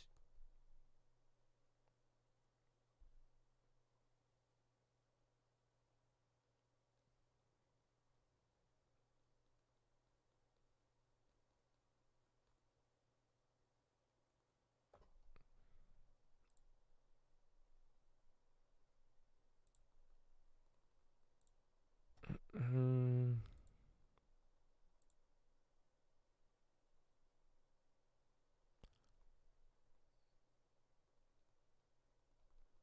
Mm. I know I've seen a lot of crazy houses, but the plumbing looks like it wasn't lived in. That's what's interesting. Monitors turning off, throwing you in the groove. No, it's forming you into a beast. It's forcing you to adapt, and you will come out stronger, Troy. You will come out faster through the fire. That's why you have inspection contingency. Well, no. Well, pretty much the guy wanted a shit ton of money, and I said, nah. And I said, listen, I'll give you a decent amount of money. No inspection, no nothing. You sell it to me at this price. I'll assume all the risk. We'll close this in a day. And then the wholesaler said, nah, I don't want that. I said, okay, then let's run an inspection.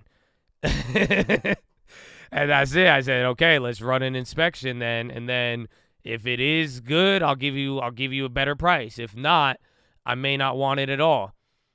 And now my thoughts have changed dramatically.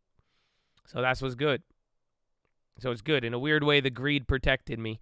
Because I said, I'll run it now. I said, at this price, I like it. But the guy wanted a lot more money for it. And I said, okay. But now I'm like, well, shit, man. I wish.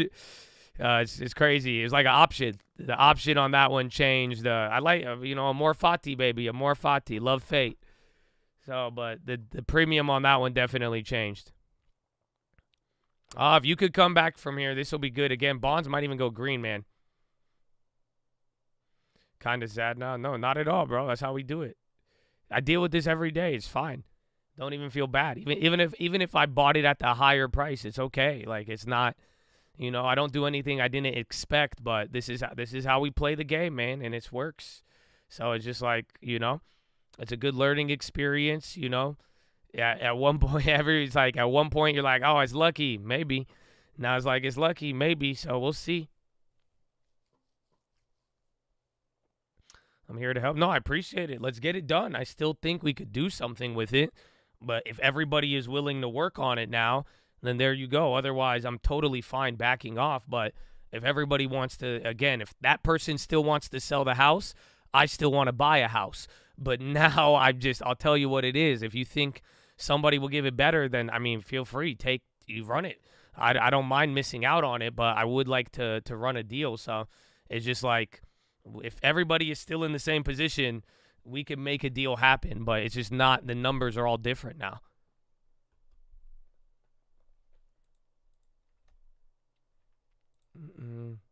It's fun, though. I don't know. I think it's been fun. You did good, Steven. Bro, you've been on the thank. Bro, I'm telling you, you've been working good, man. You've been out. You got it moving.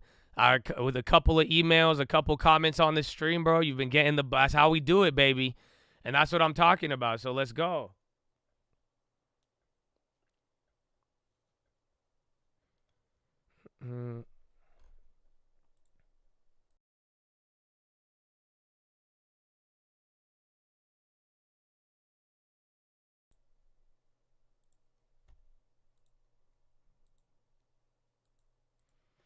The wholesaler they didn't have an inspection. That's it. They never did the inspection. So the wholesaler got the property under contract, and they were just like, yeah, and it was really fast. They just wanted to flip it quick, but they never had any of that. So I was like, okay, well, I can't pay you the fee you're looking for. I said it'd be dramatically lower, but then they said he wanted to squeeze a little bit more money, and I said, listen, you could take this price now, and I'll buy it right now. Your client will be happy. That's it, and then I'll feel a little bit more comfortable not paying so much premium and extra margin. But then otherwise, I said, or if you're down to wait, I said, and again, if you don't like my offer, I said, just go run it on the market and see what happens. Like, and I said, if you even want to do it yourself, go get it. You need 20% down and just go run it. I gave him very solid advice. You know what I'm saying?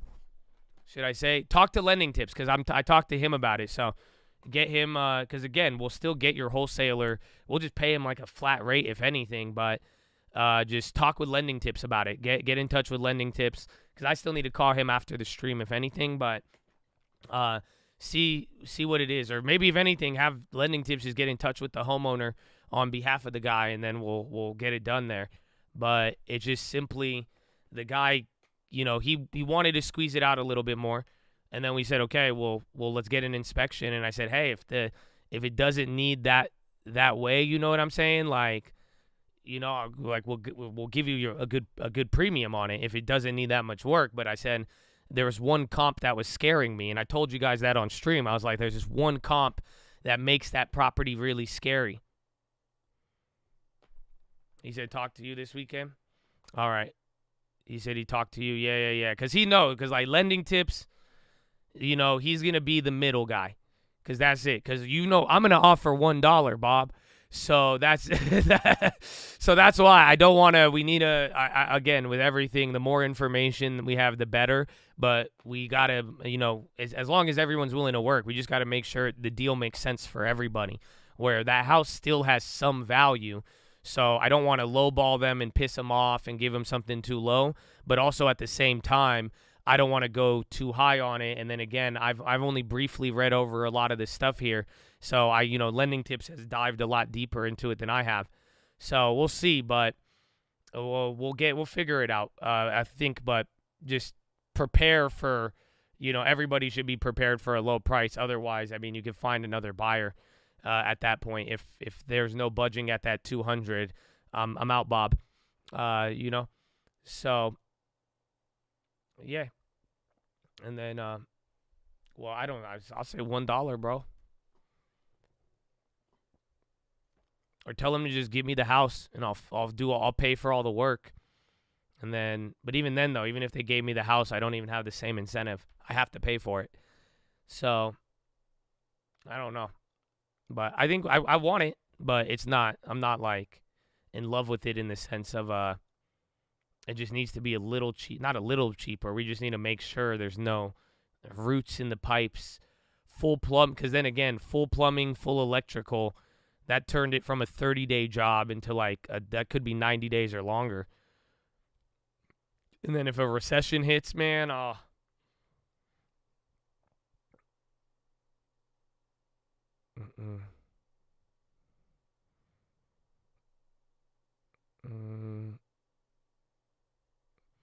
But yeah, good run. Oh, the options came back up.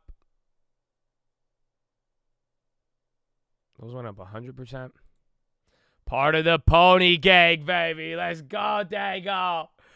Oh, wow, man. You've more than earned it, my friend. Amen. God bless you, bro. Thank you for everything, man. You brought many smiles to my face. I was going to say faces. Maybe I have multiple personalities. My face over the years. Hey, man, bro. 383. Yeah, I know. I grabbed one of those. I flipped it. I took it too soon on that one, but I would have made 100%. Now, yeah, $4 to $7. You would have made a little. I guess that's what, 50 or 50 cents, 50, 60, 70%. Nice.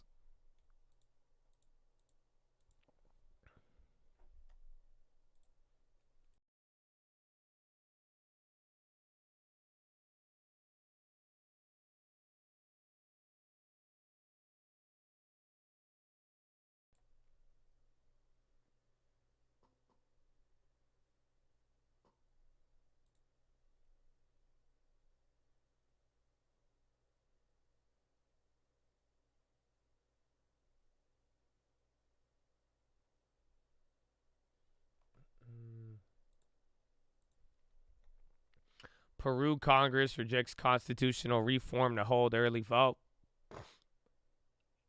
I'm already out of it. I was just trying something on the dailies and using the 90-second theory.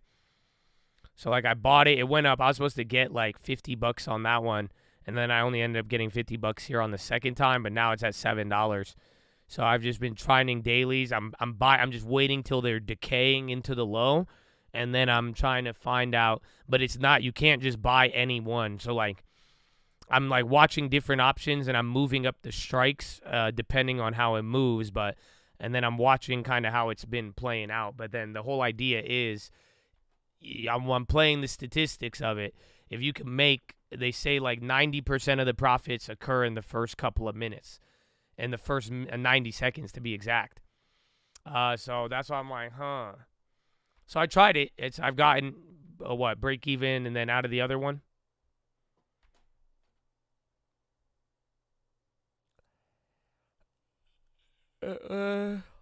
Thanks for what you do, Scott Crane. That's a beautiful name, sir. You sound like a news reporter. I'm Scott Crane with Daily Options. Today we found out that they cucked everybody in the morning to kill premium like they do on every expiration date. I'm Scott Crane reporting. I don't know. You're like, why are you using my name, Josh? Well, thank you for being a member, my friend. That's a nice name. It's a nice name. You do country? I feel like you could be a country singer. Scott Crane. You could be any singer, bro. You could be a rapper, R&B, or country with that name, bro.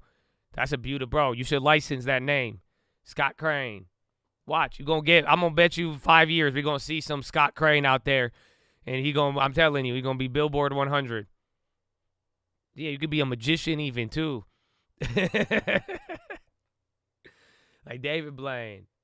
Trademark. Get it trademark, bro. It's a beautiful day, man. God bless you. Man, watch. They're gonna pitch that at Universal. You know they do that though, right? They actually do. Like for like when they get their little industry plants, they have like potential names for them. I was so mad at TDI. It's okay. It's over, man. Amor Fati. I hit my first. I killed my first trade of the day, and then I went for the second one. Then they got me. I was like, all right, I'm done, man. I tried to do a little back and forth. I got out of the other two ones very small, but I'm like, no. I'm done, dude. I'm out for the day. I already know. I grabbed the Bowen. I'm down for Bowen over the weekend, potentially news, and then defensives. The World Cup ends, so we'll see. I'm negative on XLU. I might pick him up.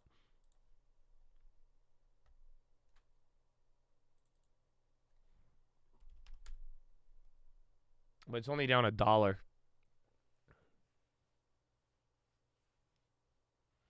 Am I an AI bot? I don't think so, man. Are you kidding me? They would shut me down so quick. I wish, man. That's it. I was having to explain this. Bonds are, whoa. Why the bond futures are ripping, but IEF went down. Hold on. Nah, man. I wish. I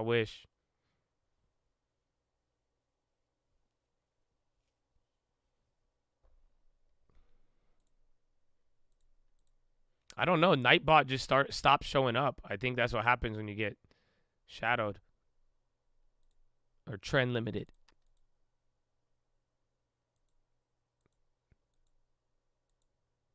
Oh, the ACL story. I thought you were about to ask me about like ACLU labor unions. I was like, what do you mean, dude? Oh, yeah. I think I've told this story before, bro. It was so bad. Like, I'm just like a stupid little kid, man. Because, like, what ended up happening, this was a couple years ago. I had like a movie theater like in my house type beat, and it had like these like movie theater chairs, right?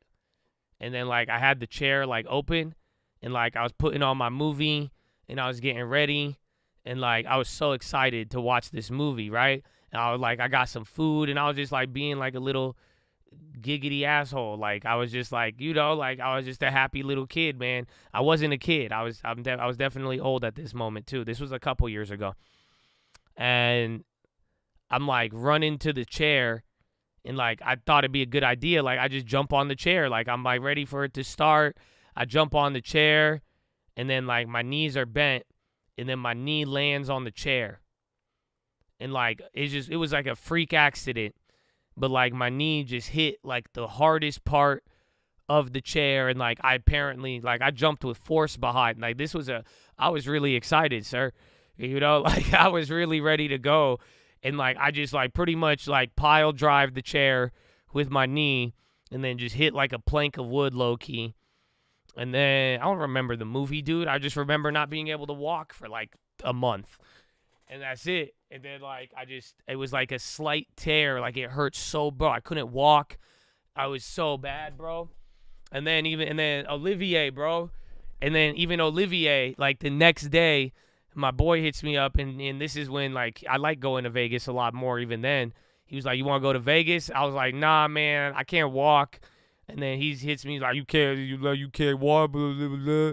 And I'm like, all right, let's go, man. And then, like, everybody goes.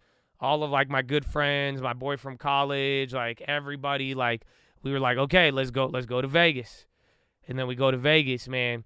And, like, I'm in pain in the car. And then, like, bro, within, like, an hour of that Vegas trip, they are wheeling me around Vegas in a wheelchair. I was that guy. I was literally, like, they were trying to walk the strip out, and then, like, the hotel wouldn't let me take the wheelchair out of the hotel. I was like, man, this is not friendly, bro. Come on.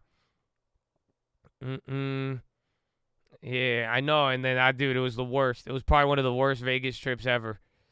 And that's it. And then I still couldn't walk for like another month after that.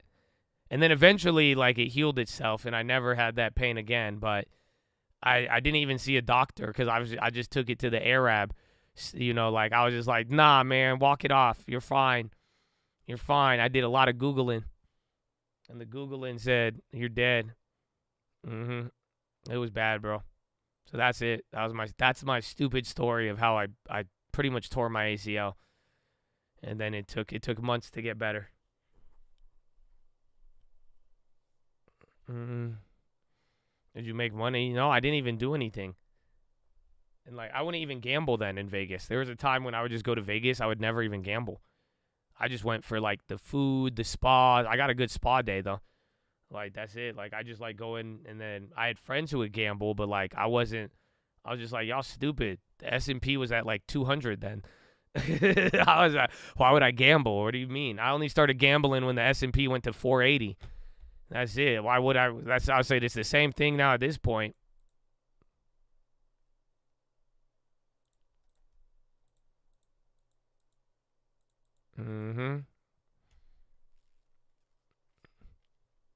I think when that story happened, Bitcoin was still at like $500.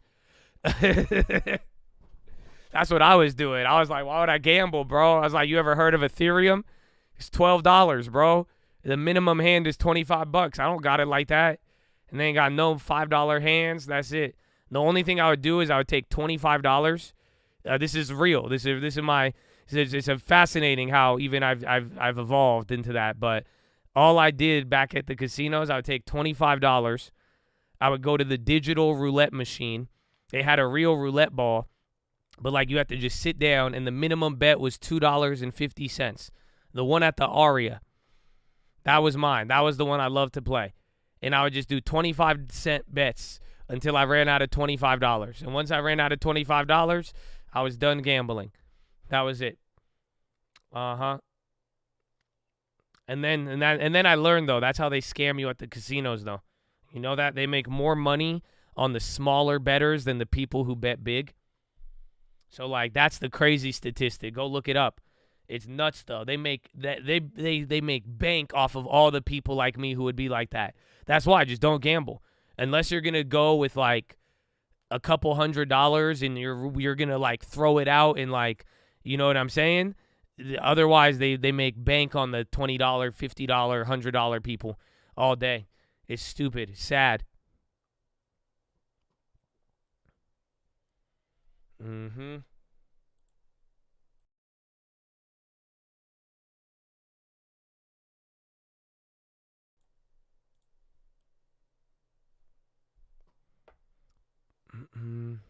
Penny, there's stats on it. Just read the stats on it. They all have to publish it.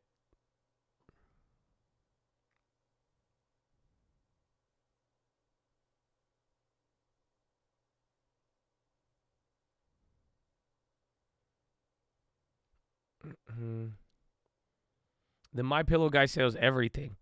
I know his whole entire catalog from walking the treadmill at the gym. That's it. Every time I go to the gym, I see 17 different MyPillow products on the commercial. And I'm like, dude, he's making bank. I mean, everybody's still buying this. There's no way. There has to be a margin or a rate of return on these commercials, bro. They have everything. I think they have MyPillow Snuggies. They got blankets. They got slippers. I think they got socks. Dude, it's insane.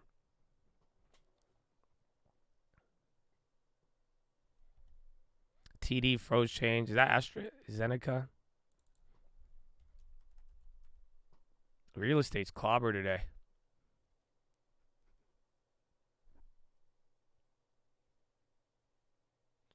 Yeah, my socks trademark.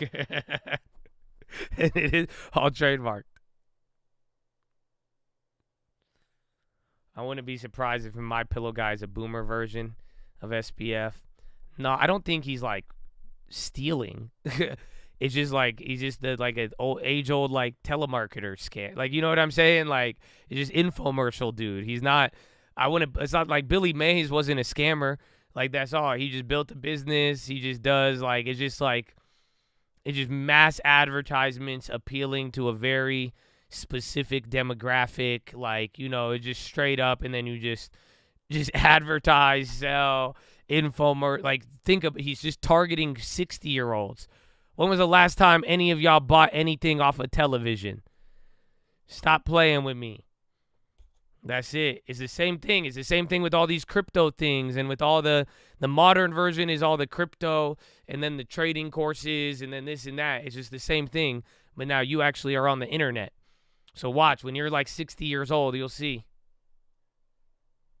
I bought the MyPillow when it was at Costco, because it was at Costco. And then I said, guess what? I saw the commercials. I said, okay, $10, let's go. There's $20 for like 4 pillows, dude.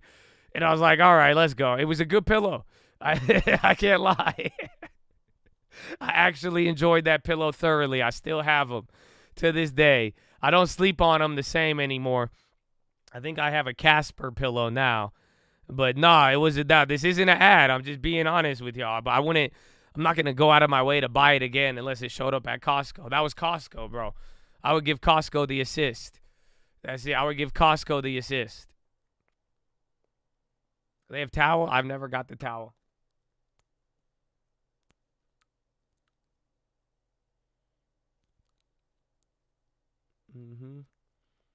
It's targeting elderly. I know it is. That's all it. If it's on the television, you're targeting people 45 years old. And I know you're like, hey, I'm 45. I'm not elderly, Josh. I know, but it's okay. Sometimes, let's say 55 and up. Maybe that's a better one. But you're going after a higher one. You said, okay, Mr. O'Leary. That's a good joke.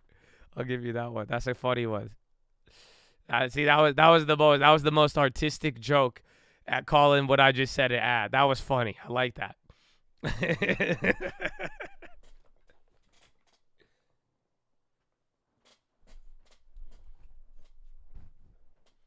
Billy Mays, the Tybo guy? Nah, ShamWow. Wait, who's Tybo? I know Tybo, but I know that's Billy Blanks. See, I already know this. How you know I grew up when I'm old? That's it, bro. I've been brainwashed by so many commercials in my life, and I have a decent memory. So, like, I just remember too much random shit, man, especially if you put a jingle behind it, dude. Oh, my gosh. That's it. It's done. I remember random history facts. Imagine all of the ads, bro. Like, Trading side, it's like a slower version of yesterday. It's cool, though.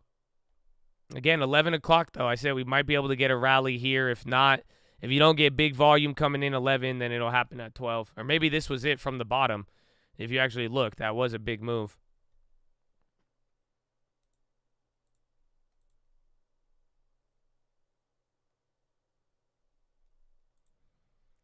How do they make money on 2 to 3 a.m. infomercials? Oh, dude. You're underestimating how much they know about you. Bro, if you on TV at 2 to 3 a.m. watching that all day, bro, you just need one lonely ass mother effer. And I've been there. When I said, bro, you ever been sad watching TV at 2 a.m.? Yeah, man, you buy anything. You be like, this might make me feel good. Oh, maybe somebody did want a gift. That's it. And then again, bro, I'm telling you, that's just a different mark. If you are watching television at 2 to 3 a.m. in the morning at your time zone, you are more likely to buy something. I just hope you know that, whether you know it or not. That's it. Call whatever the reason. Lonely, happy. I don't know, man. I don't know. So it's crazy, bro. It's crazy. The demon hours. Yeah, now, especially if you were like 60 years old and then you couldn't fall asleep, bro. And then you're like, wow, maybe I should buy these joint pills. What's the other one? You know what I'm talking about.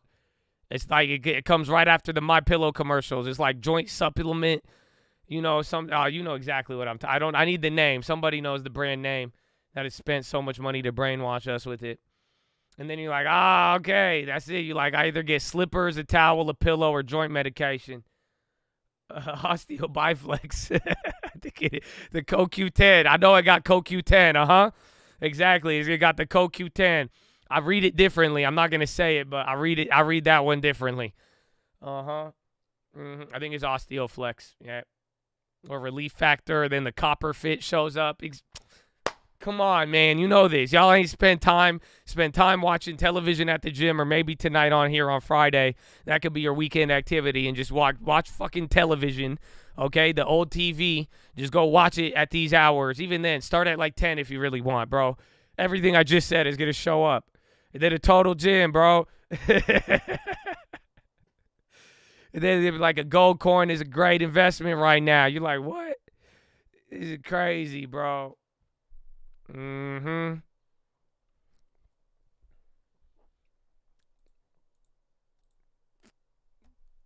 Colonial silver.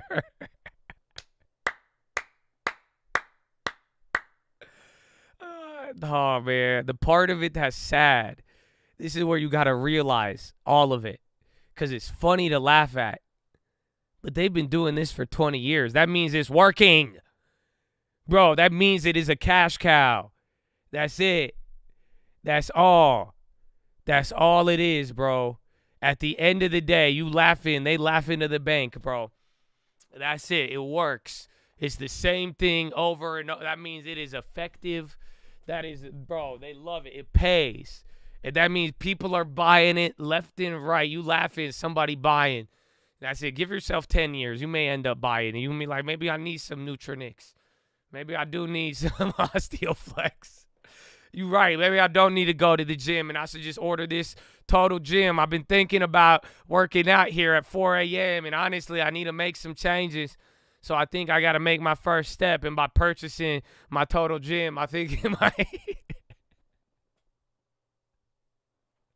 Bro, I'm telling you, bro. I'm telling you. And then that's all. And then watch, you're going to get the little Copper Fit. And then if Copper Fit worked once for you, you're like, you know what? I fucking love Copper Fit. Oh, they got Copper Fit headbands. I need a Copper Fit headband. Is there an effect if I put copper on my brain? It works, though. The technology. They did studies. I saw the infomercial.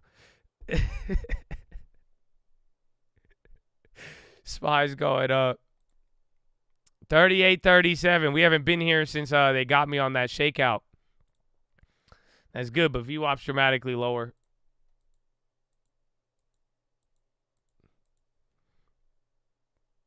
To buy me a Rumble robot. Oh, they had the commercials. Oh, can we watch it? Will I get clapped? Oh, these, bro? Oh. Oh, I remember these. Yeah, it's crazy with the kids, bro. I feel. See, this is how you know I was trying to get rich, though, for a long time.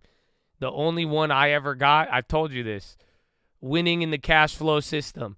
I'll never forget that one in my life, bro. I wanted it so. I thought I was gonna be a billionaire. I was like 9 years old, dude. I was so mad. I tried to get I was like, can I get it?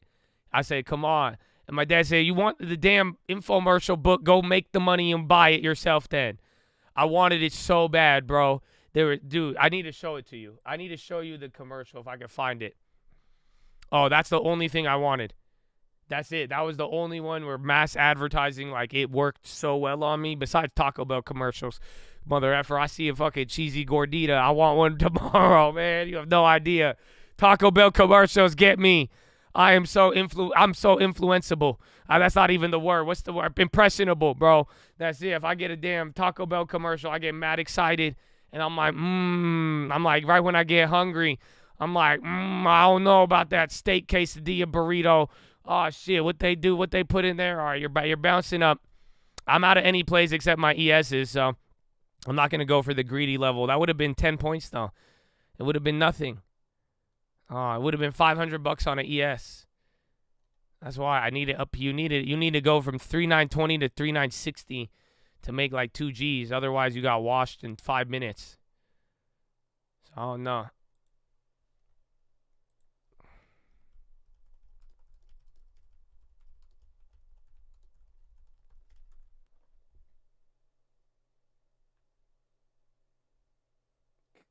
Is there any way? I don't think. Can someone find me the commercial?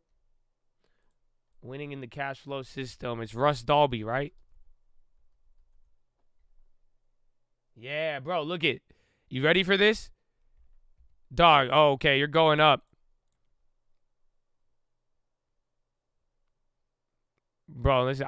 My parents were like doing real estate. I was like, you guys are dumb. I don't know why you're not doing this.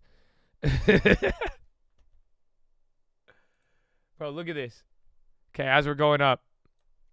Bro, I wanted this so bad. And I was like, dude, I'm going to make so much money off of this. This was the only thing. I was so young. The cash flow business is a 100% proven system that will show you step by step how to make money with real estate without ever having to buy, sell, or invest in property. Look at this. For over 15 years, Russ Dalby has been helping good people increase their income with his simple system to find the financial freedom that most people only dream about. I work from home. I work a few hours a week. Bro, I started looking it up. And you can't beat that. All you need to do is follow the program. 91,000. You'll make money. It's as easy as 1, 2, 3. You just find cash flow notes, list them, and make money. I said what? Use the simple guidebooks. Okay. Or skip to the money-making sections you want to learn most with Russ's audio CDs. Bro, I watched this exact ad. Everyone from the I Wall still Street kind of Journal want to buy it. Magazine is raving about the cash flow industry.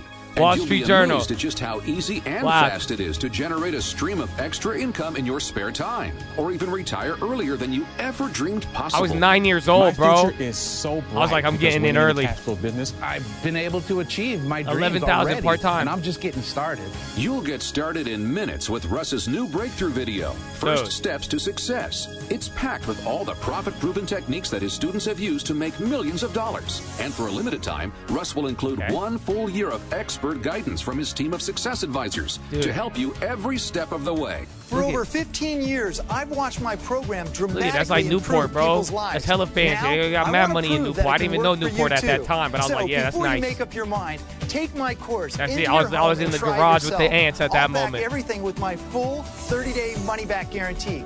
Now that means look, if you don't give me my start money making back money right away, simply return the product, and I'll gladly refund your money, no questions asked. Now that's my 100%. I'll prove it to you, money-back guarantee. Damn, bro. Damn, bro. Damn, bro. Bro, you have no idea. You have no idea how bad I wanted that. I want to see if my mom remembers. They even had a website back then, too. This was early in the internet days. So, like, even the website was more convincing, bro. No, bro. What do you mean? Dude, I was trying to buy like a Honda back then. I was 9 years old. I was trying to figure this out, bro. And I was like, dude, do you know how much $120,000 was back then? That was like, that today, that would be like every one of those saying, he made $2 million. He made $20 million. That's what it was looking like. I was like, what do you, $100,000? Bro, It was crazy. Man, good times. I'm sad now because I want to order it. I still want it. I still want it, man. I still kind of see the commercial. That's what I'm talking about. That's it, bro. It's the idiocracy. They work, though, bro. Just don't ever underestimate it. 38.42.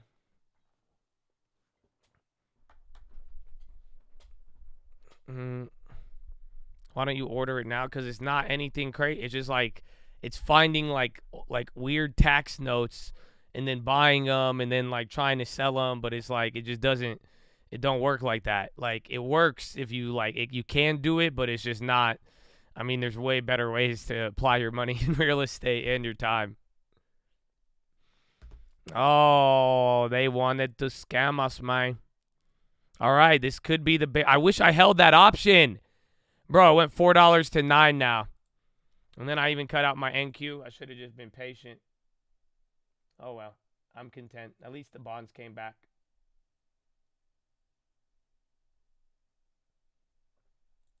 Jeez, even XOU bouncing a little bit.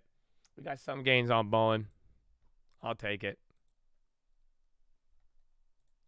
I think they might. If this rips up, they're going to clean out everybody. They just lulled all the puts to sleep. And then again, they scammed us on the 90. I hit the other 90-day option if we held it.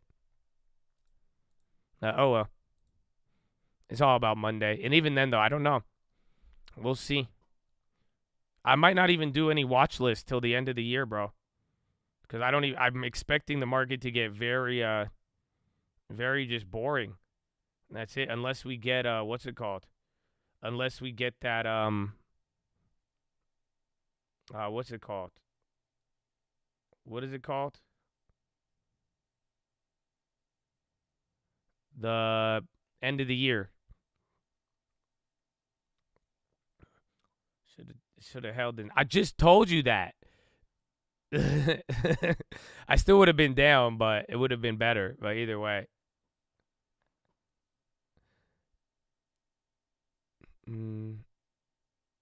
Oh, yeah. Thank you. I need to sell. I still got an hour, though. Give it one more hour. Just that close. Play the commercial again. You're interested, huh? No shame, bro. Me too. You and me both.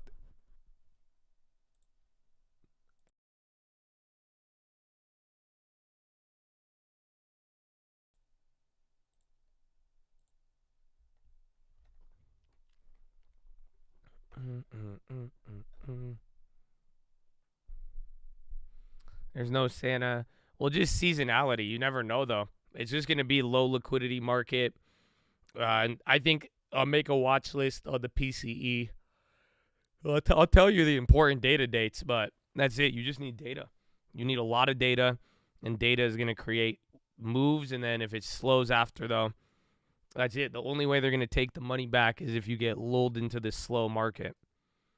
That's it. As you see, when it moves big, there's opportunity to win, and even if you lose, you're able to turn it around because you're getting that movement. But the minute they put the air brakes on and then the candles start getting smaller, like, bro, the NQ is moving like pre-market.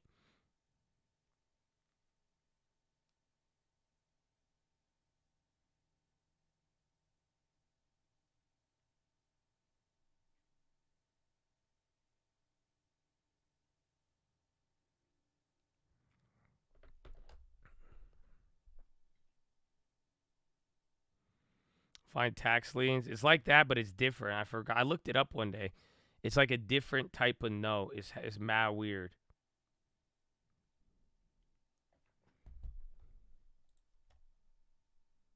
Holding raw land, you have to pay tax. But usually land value is a lot cheaper. So you're taxed on the land value. And usually the land value is somewhat cheaper. Like, usually it's like 20 grand. Like 1% of 20 grand, it depends where you are.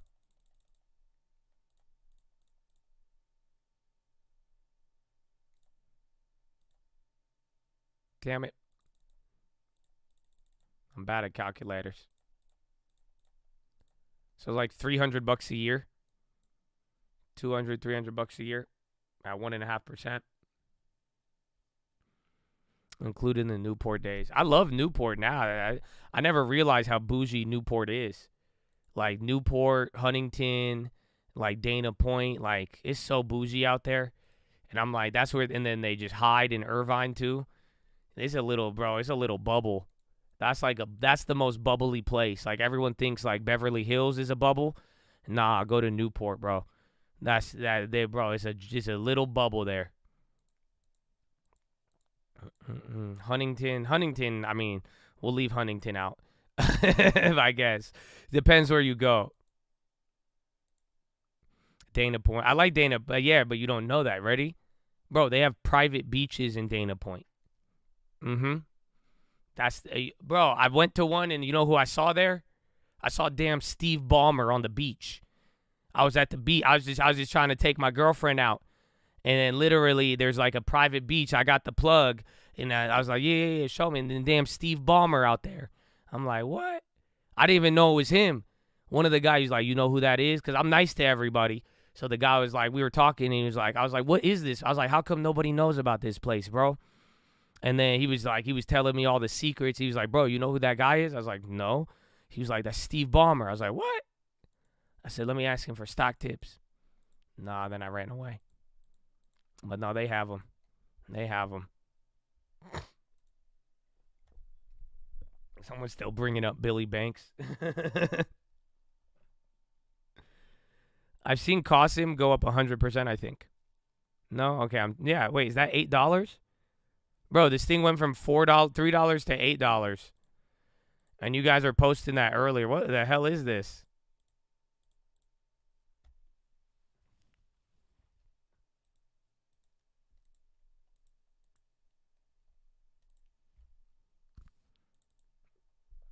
Nah, Irvine creeped me out, bro. I think we got people here in Irvine, so don't get mad at me. But Irvine creeped me out. I just feel like I'm always being watched in Irvine. Like, I feel like if you are in Irvine and you just yell security, like just like a team will just rush in and like just take you out. It just like straight up just like pick you up, and then that's it.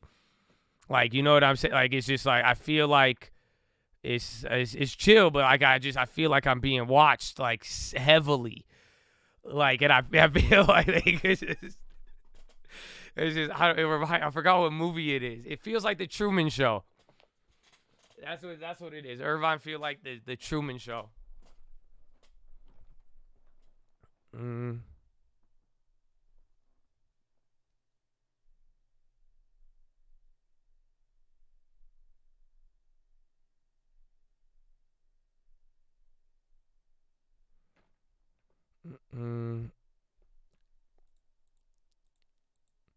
Only thing is school. Yeah, they have really good stuff. Oh, the school, bro. People pay big money for the Irvine schools. Big money. Even, what's the place? Right next to LA? I need to pull up the map. This, bro, and that's what you gotta like, even with Olivier, my Chinese buddy, like, he's given me like probably like 15 referrals, and then we're coming right back down. For this one area, where is it? I'm blanking on the name, and it's just because of the school, and they all just go there for the school zone. Hold on, where is it?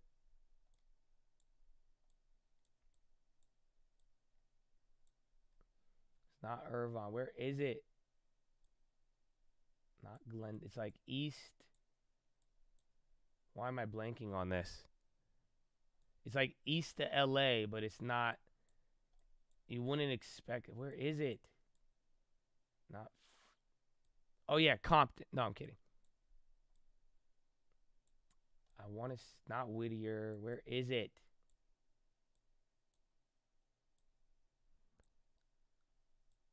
No.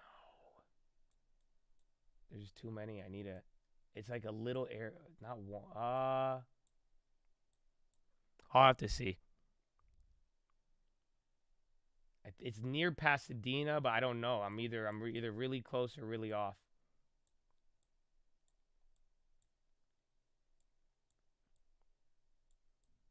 I'm looking at the map. I'm blanking on it right now. I'll know when I see it, but I remember it wasn't too far. Because I remember, I was like, why would anybody want to live there?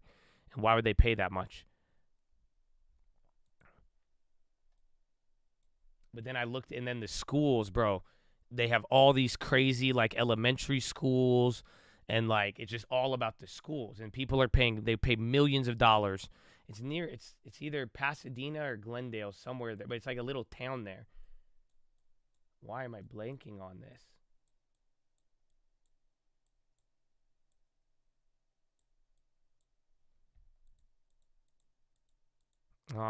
I think Arcadia. Yeah. I think it's Arcadia. Yeah. It's Arcadia. That's what it is. But it's like one of the areas, depending on where you go, it's Arcadia. Yeah. I'm pretty sure it's Arcadia. And this was years ago. I was like, why? Hold on. But, like, there's all these, like, go look at the properties there. They're millions. And even then, I'm looking at it now. It's even crazier now. And then we're going to come back down. If that option comes lower, I have an option I'm eyeing to try to hit one of those flips. Yeah, bro, Arcadia, dude, it's just super expensive. It's like, it's pretty much Hollywood prices. You can still get some nice stuff, but they have nice ones. But, like, dude, even the little condos, this one's actually not bad. But I'm sure these were even cheaper back then, but they have always outpaced. This one's a good deal. Hold up. Yeah, why is he selling it for the same price? What the hell? Yo, this is a great deal. What did I just click on? Well, that's a good deal. I don't know. Let me check the comps on that. I guess that one's a little bigger, though. Maybe I haven't checked the market. Maybe they don't want to go to school anymore.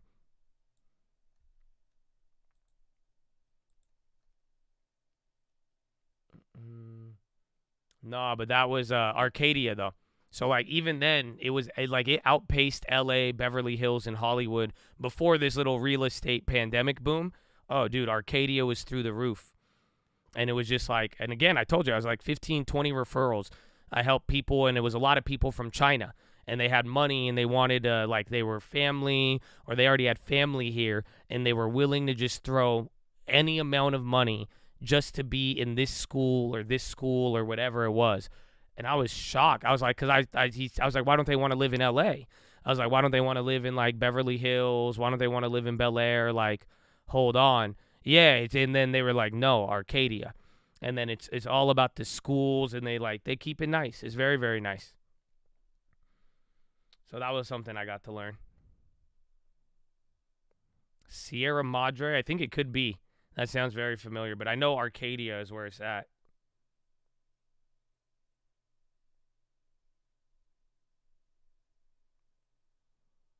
Then you're coming down. I'm waiting. I need the options to go lower than what I bought them for. So if you want, that's what I'm looking for now. Otherwise, I'm not going to force myself in anything.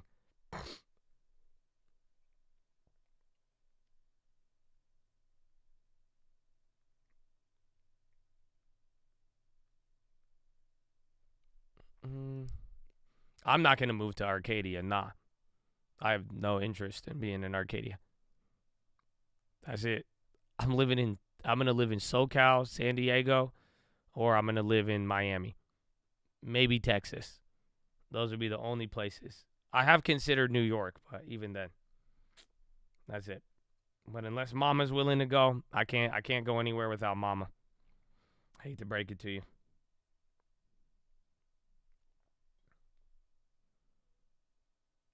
Miami was, I was only there for like 18 hours. So it was good enough for 18 hours. But in that 18 hours, they did not allow me into a restaurant because of what I was wearing. I was so bothered for a second, and then I was like, oh, man. So, I don't know. If you want to piss off your girlfriend, though, today, and I wouldn't recommend it because they get crazy during the holidays, all you got to do is just tell her, say, hey, man, I need to go to Miami. I need to do some soul searching. And then she's going to be like, can I come? And say, no. She's like, I have to do it on my own. She's going to be a watch. If you want to end your relationship, if you're looking for a way out, that's how you do it. But other than that, man, it's pretty wild.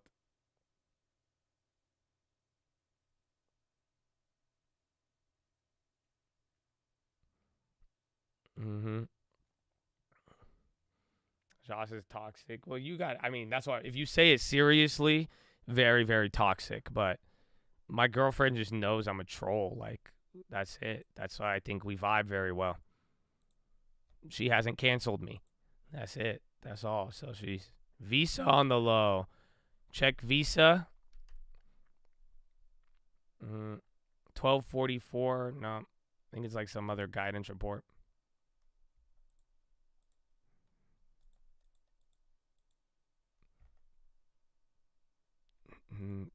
When I did, she was like, all right. I was like, I got to do soul search in Miami. She's like, okay, let's go.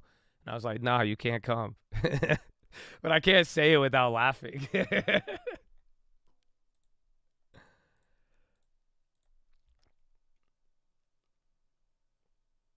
I'm glad to hear. I am too. I said it was weird. Like, I don't know. During the holidays, has any of your wives or girlfriends or husbands or boyfriends or anything else in between, like, dude, like, I called her like 3 times yesterday, and she was like still tripping out on me. And I was like, what's happening? I said, why are you being so weird? I don't know. I feel like the holidays getting people. I don't know. I feel like she was about to cancel this subscription or something. And I was like, wait, what's happening right now? I said, what are you tripping on? So I don't know if it's the holidays. Have you had an abnormal amount of phone calls from your girlfriend during the holidays? And then they're still like, nah, you didn't call me. I'm like, I called you 3 times. The fuck is...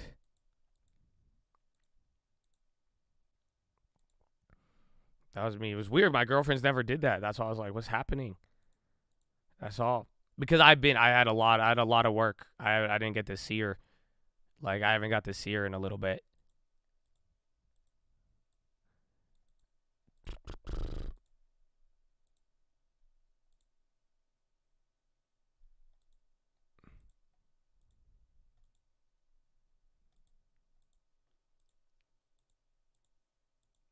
You have girlfriends? No, we're talking about the metaverse. Sorry to confuse. My bad. We're talking about our NFTs. So that could have been a confusing conversation if you didn't know the full context.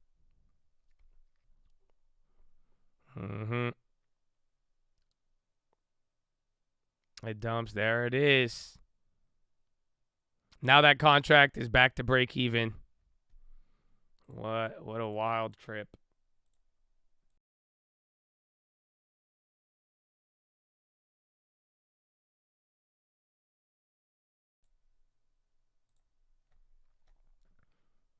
Am I going to marry my girl? In like 3 to 5 years, assuming all goes well, is like kind of like the long term. You know what I'm saying? Like, because I saw Snapchat go to like $90 and now it's at like $9.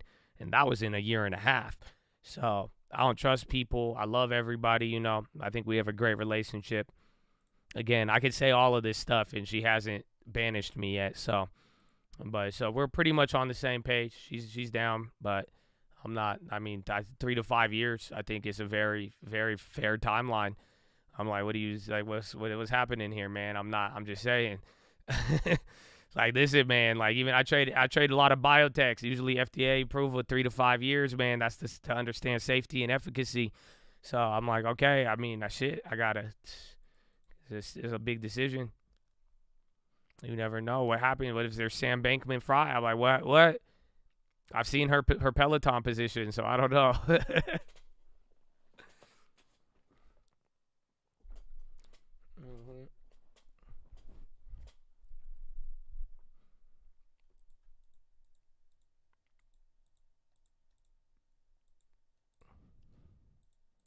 Women are like biotechs, Josh. I didn't say that, but I could claim that because I think that's a very accurate analogy. I agree. I think same thing for guys. I think a relationship in general, this ain't even about, this is about everybody. I think a relationship is like a biotech. That's it. Like, if it hits and you find the right relationship, it's naturally going to be volatile. But if you get the right one, oh, man, it's life-changing. It could change the world. That's it. It could change your whole entire world. It would be the greatest discovery you've ever seen.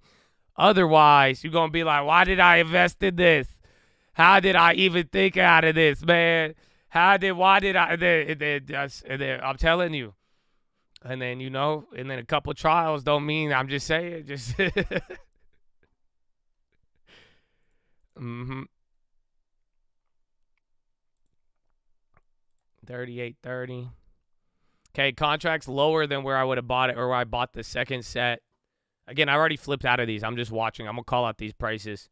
I'm just looking at near the money, at the money SPXs. I want to see, because I'm done with the futures for today. I'm just going to keep holding the ES, but it's not even moving enough for me to get what I want out of it. So I don't want to get a future position, open it, and be down $1,000 more when I could just throw $400, and if I keep it within a minute and then buy into the ultimate dumps, I think I'll be good.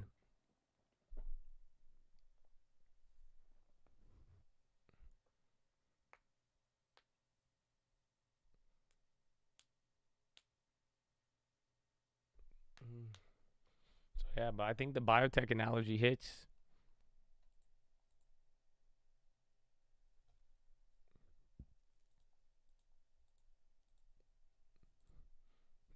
I wonder if my girlfriend's listening to this.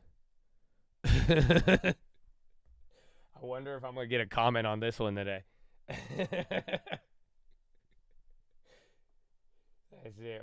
I bet you right now, if you have a girlfriend listening right now or your boyfriend listening, I'm telling you, they're Googling biotechs right now. They're like, wait, how did these biotechs work? Hold on. Mm-hmm.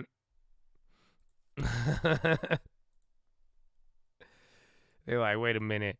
I said, my girlfriend gonna come with a lot of knowledge on biotechs today. I'm gonna be like, why are you so interested all of a sudden? They like, so what's a PDUFA?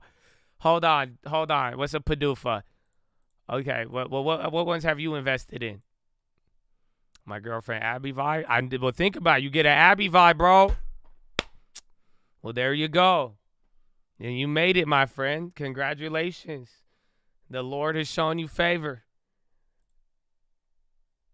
Amen.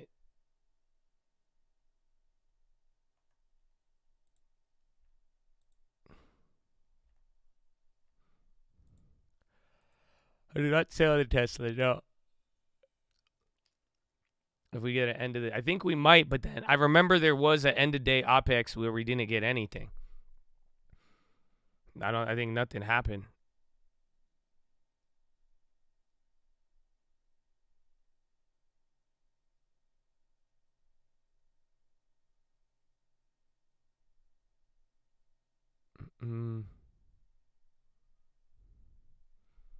If you have kids, you got to name them NQ and ES. No, man. I've been only doing it for like a year, man. That's why I'm saying you got to give it a couple of years. Why ever? How many of y'all got NFT tattooed and Bitcoin tattooed on your chest then? Hold on. I need to ask that question now. That's the problem. We just rush everything, man. We always like, oh, yeah. I'm going to name my kid after that. How many of you got, somebody have a crypto tattoo in here? Somebody, show yourself. Which one of you got a crypto AMC GME tattoo? Tell me right now. It's okay. I still love you. This is just, I don't know. I'm just testing out a theory because I believe it's true now. This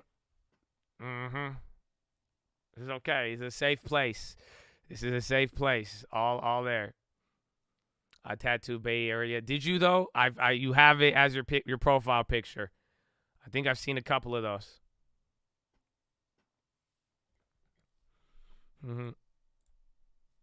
It's okay though. I feel it'll always be a good story.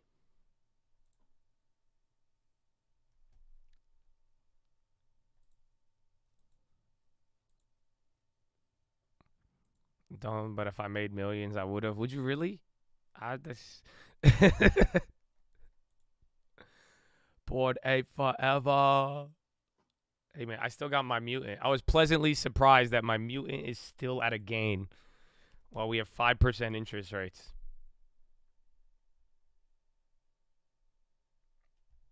What's even the land worth? Hold on, let me check this.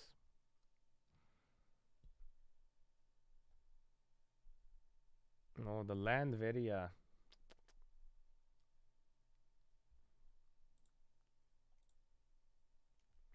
1.3. So the land is the cheapest is 1,600.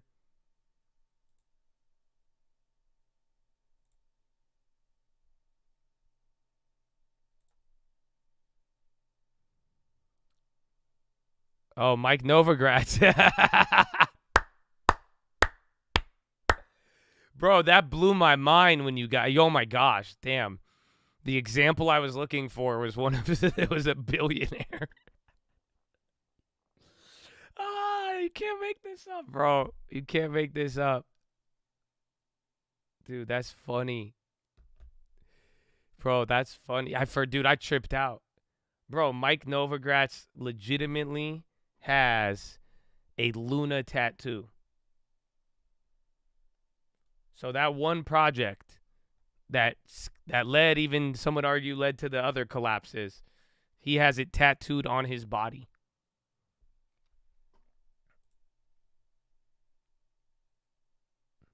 Oh no, it went down. Oh wait, let me see the mulings. I think they're cheaper now than yesterday. Remember, it was at like 25.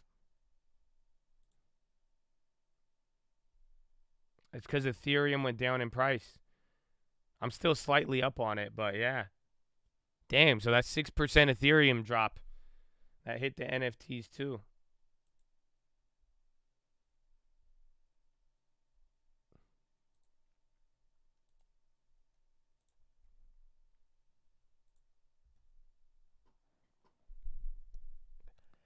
Another down Friday, down Monday. We were up on Monday, though. Remember, we killed it on Monday. Monday was great. Monday, Tuesday was fire. So maybe down Friday. I think the real risk over the weekend is crypto. That's it. If anything stupidity happens in crypto, that'll be it. And then we'll see. And then maybe China. And then whatever happens after the World Cup. I'd be on the lookout for potential global tensions.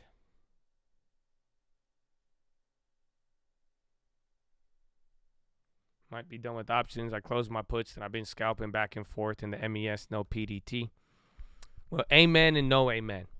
And I hope you guys get it. Have the tools at your disposal. Know what is going to give you an advantage when you need it. And just don't ever watch what's going to happen. You know what's going to end up happening is if everybody gets back into shares and futures, then we go right back to the options. Keep them in your tool belt. And just don't be extreme on any end. That's it. Be humble about it. Don't get too fanatical or crazy with your investments. You see what I'm saying? And it's just don't, but if you're noticing something and you have a different advantage, play your strengths, play what you need to. And then again, if you need a margin of error, you to find out the vehicle to get it there. The point is I just don't want anybody trapped. I don't know if y'all feel me on that. You know what I'm saying? You have more than just a hammer. You have a hammer, there's a screwdriver, and then there's a wrench. Shares, options, futures. So use the appropriate tool to get what you need and accomplish what it is. But there's no point of using just one tool. So that is where it is. And then again, as the market will shift. People will go here, people will go there. Things are going to change again. You know what I'm saying? So once it changes, we get ready to even pivot again in the right way. But that's what we got to learn for.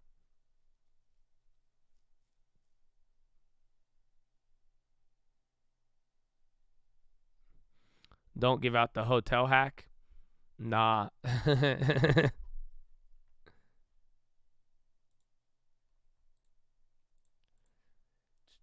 The hotel hack still hits, bro.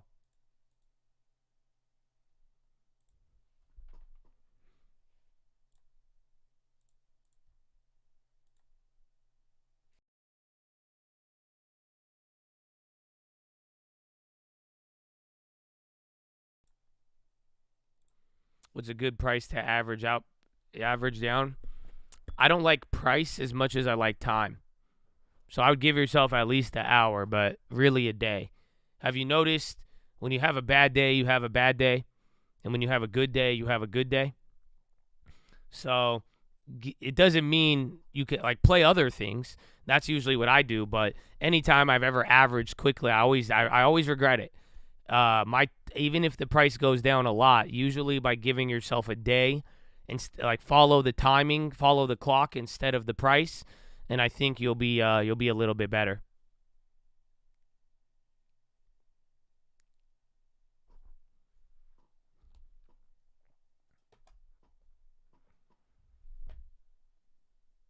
Boring day. We're waiting for the fireworks. 15 minutes till power hour, my friend. 15 minutes till power hour. But it's too slow even to even move the futures on them. Like I'm saying, remember I was like, if you got from bottom to top, maybe you would have got like 1,000 there, but 500 here, and then now you would have maybe had like $250 on a big ES. So I'm like, nah. Yeah, we checked the Lambo index yesterday. It was at 505. And then I don't know if there's still more Corollas for sale on eBay or more Lambos for sale than Corollas.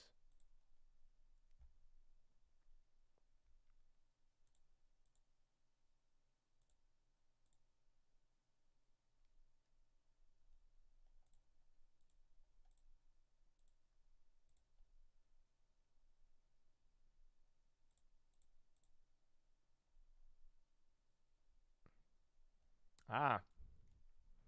10 more. 10 more Lambos. So yesterday was 505. Now there's more. Dude, this is crazy.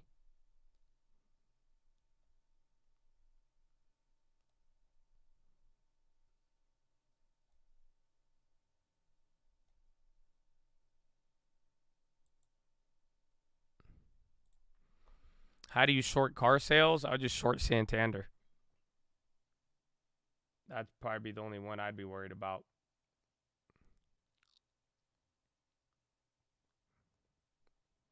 He never emailed me the Aventador with the boot. He's like, I'm going to do it myself, Josh. I mean, it's a good opportunity.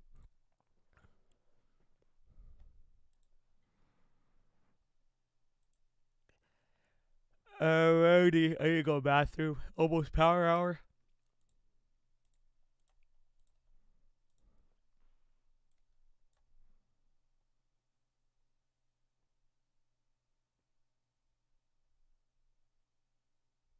All right. I'm going to go to the bathroom. Follow me on Instagram at the Trading Fraternity. Watch out at the low. Retailers and their suppliers. Yeah, it's pretty unusual, and it speaks to the extremity of the inventory situation that retailers have gotten themselves into. So, you'd think that, in this situation where, inventories are high, they'd be excited at least to have some things that are selling well, and then they'd want to sell more of those things, because people are buying them. But what retailers are increasingly saying to suppliers is, even the things that are selling well, like, don't send me any more of them. Right. I can't take it. I have no room in my warehouse. But this also raises the whole issue of inventory mix, right? Yeah. Because in order for what you said to be true, it also means they got a lot of stuff in inventory that we're not buying. And sure. It raises the question as to why. Why do they have that stuff? Is this just a big miscalculation on their part? Well, it's a miscalculation, but it's also an effect of, sort of snapping back from the supply chain problems that they had, through last year and from the pandemic.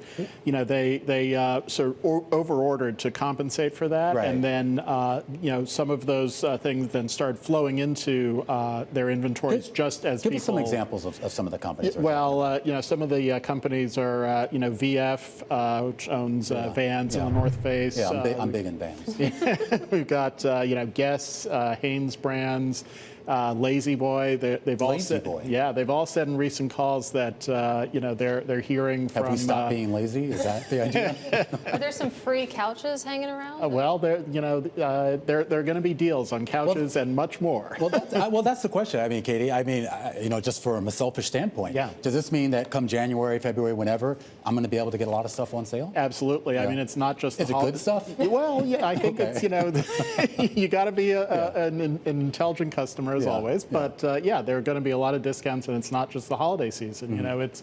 I think as we get into January, February, you're going to see these inventories are still going to be groaning, and they're going to want to get this stuff out of there. And once we get past this inventory glut, where does this leave us next year, the year beyond that? Are we going to see some of these retailers, some of these companies go back to just-in-time inventory? You know, it's a good question, and I know they'd love to, but I think between the sort of geopolitical risks and the possible risk of a slowdown next year, I think they're going to be very cautious about not being able to count on having inventory in stock. So it's this balancing act that they've got to strike. But I think just in time is gone for a little bit.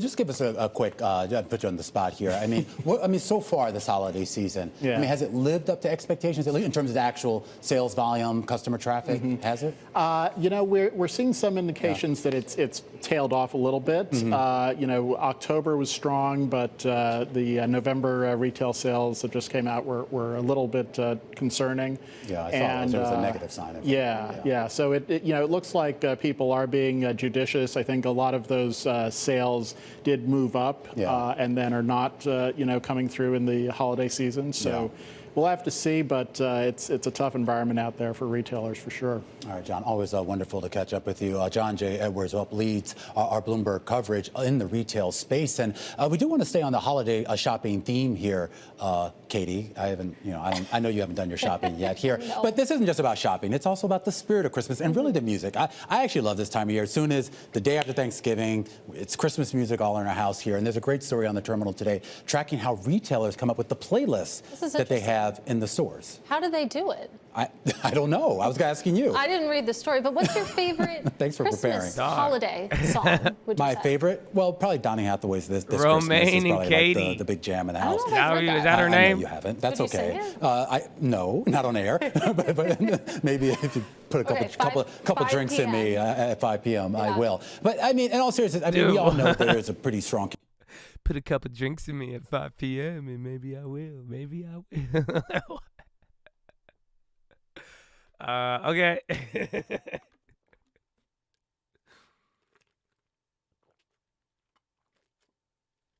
Romaine, bro. You start calling him Romaine Riz. Bro,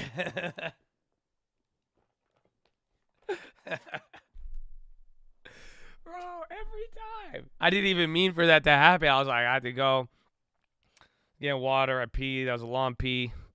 I stretched a little bit. And then of course, Romaine, K, and Katie.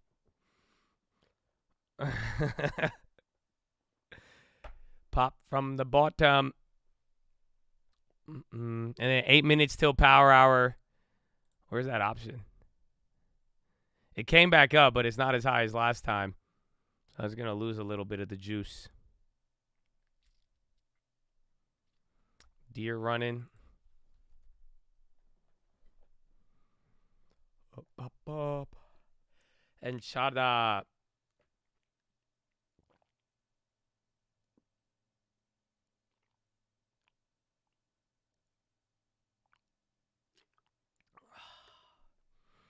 Well, Friday's here. Yeah, deer's actually in the green. What is in the green?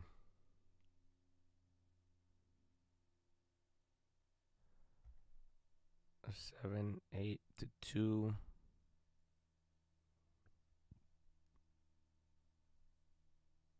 Hold on. I want to see something.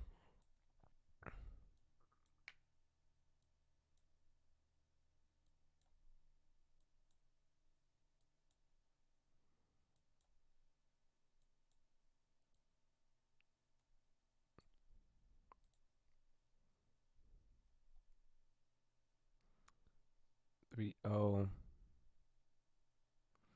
Okay, I'm looking at both sides now. I have another option, both up or down. I just want to see. I'm not. And again, I mean, it might get crazy here as we enter the last hour.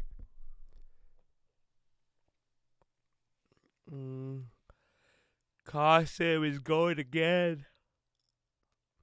FDA approves Atistalardin for bladder cancer. I don't think it's a public company, though. Which is weird.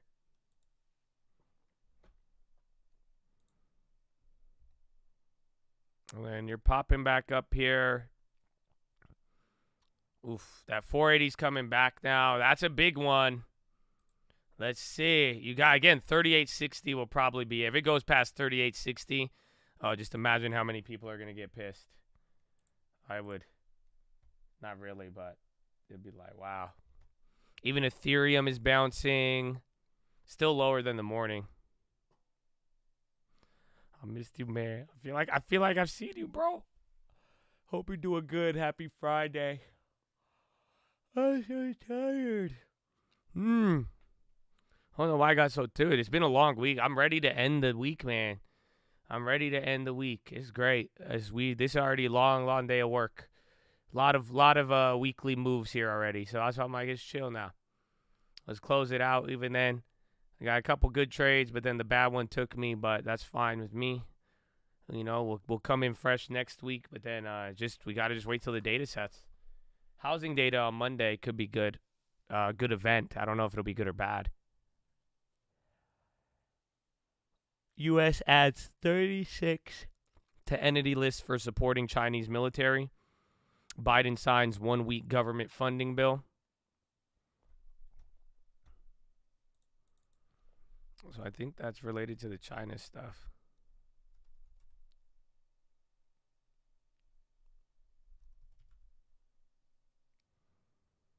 Jobs numbers and GDP. I think we have like one more jobless claims, I think, for the rest of the month. And then we're going to get PCE, consumer sentiment, conference board, and then real estate, and then a couple of other manufacturing stuff.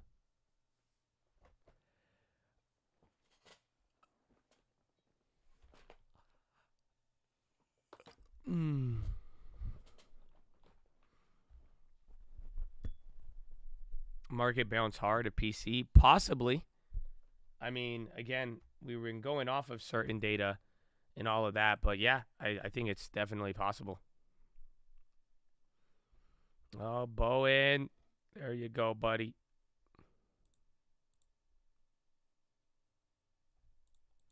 Wow. He's moving. I think he's hitting a new high right now from any of this.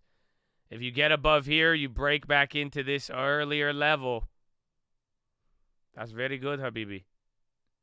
I don't think the NASDAQ bounced as much. You're getting vertical now on that. Oh, my gosh. Yeah, the VIX is dying. The VIX is going to the low here of the morning. That's looking very, very good.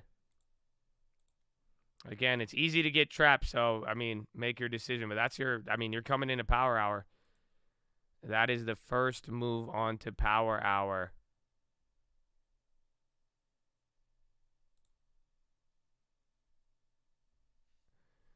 $38.60.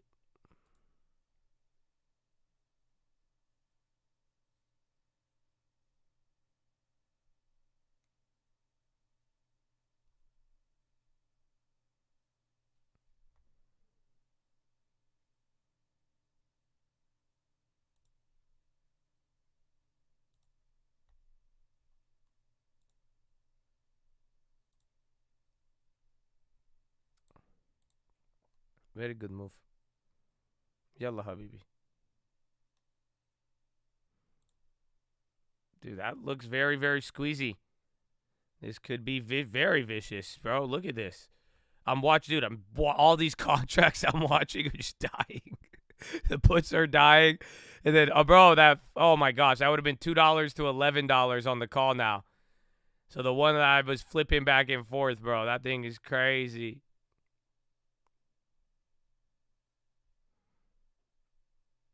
Interesting, though. They're raising put premiums. Hold on. The put premiums are going up on this pop now. Look at it. Now they're matching. This is your first time hitting VWAP all day, except for when you broke it.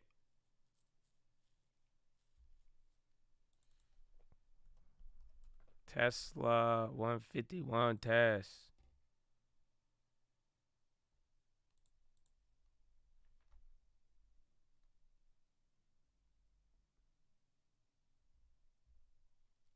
Oh, they scammed those contracts. Oh, wait. These ones went. Damn, those just got really. The puts got really cheap, but then they rose the put premium leading into it all. So watch out. Hold on. I'm looking both sides. The calls are ready. That's it.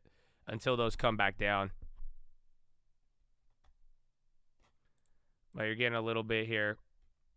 Looks way bigger on the SPY.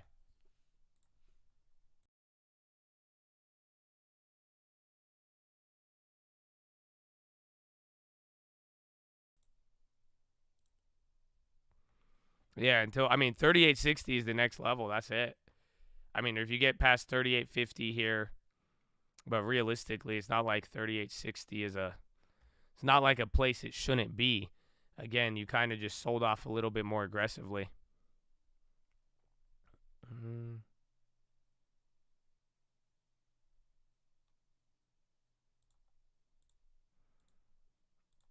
know, but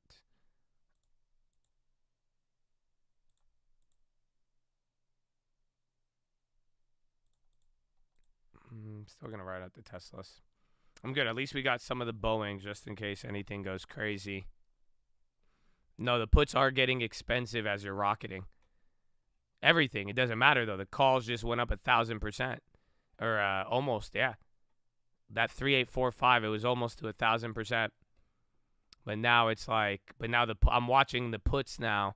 I'm down with the calls. I'm just looking. I want it to like lose 90% in front of me. It's kind of what I'm hoping for here.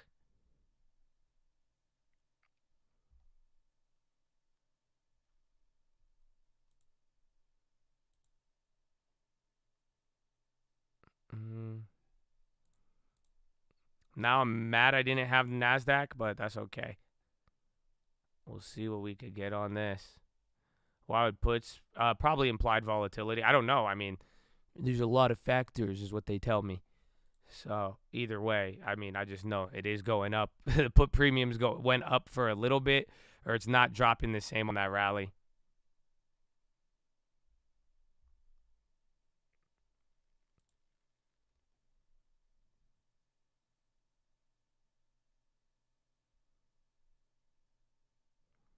That's crazy.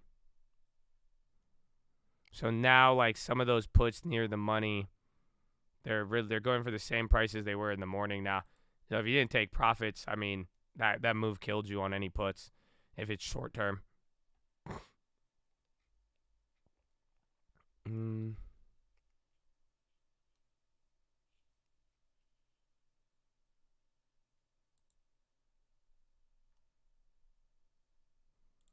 Let's go, man. Yalla. 38.50. I want to go. I want the put to die.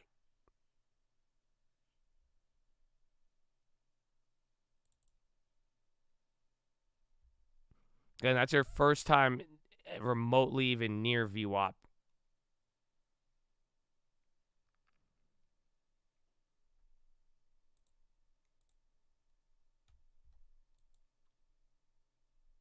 Lot of volume. Welcome to Power Hour.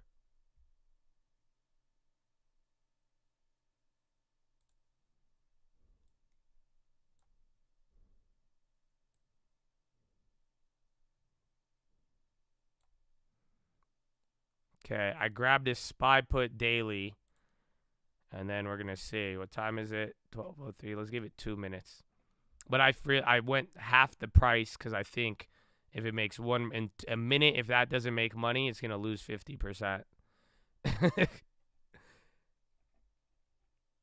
So let's see, or maybe wait till the bonds start ticking up.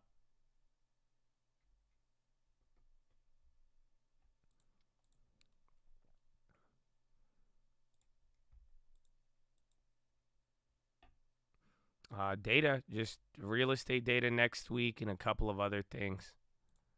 That would probably be it.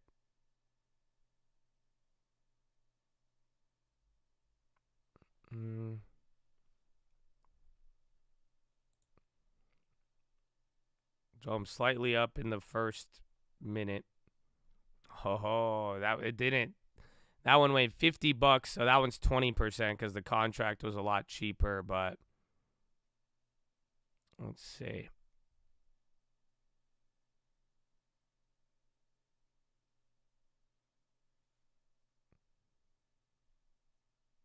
I don't know, almost, I need like 30 more cents and it'll be 30% right there. And again, that is in the first minute still.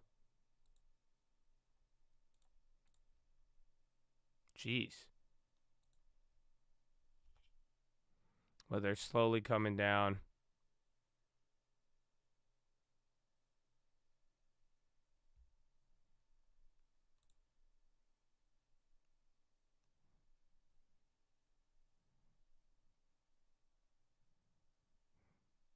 Okay, that one's working a little better.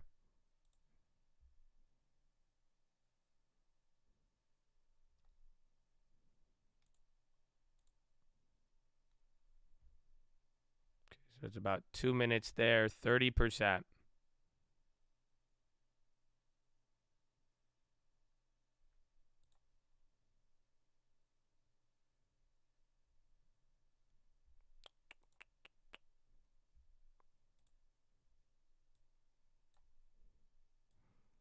That's a weird wick.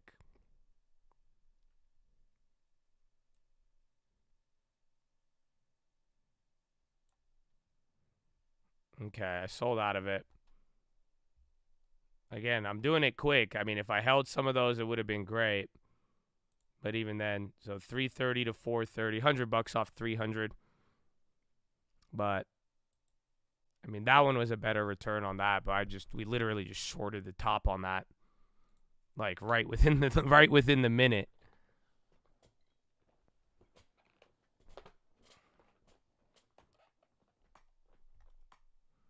Oh, it's still go. Oh man, it's almost at 5 or 6.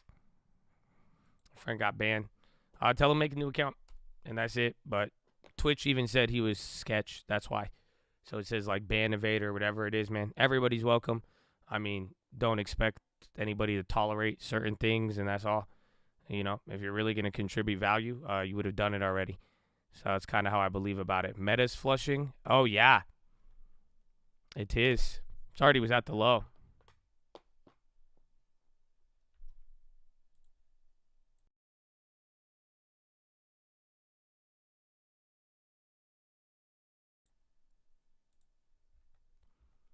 Yeah, this is an interesting move now because look at all of those calls are still expensive. So if you try to go for a call dip buy on the daily, it's insane. Oof, that put though. It's up another 100. What did I sell out? I sold at 430. It's at 530 now in another minute. I'm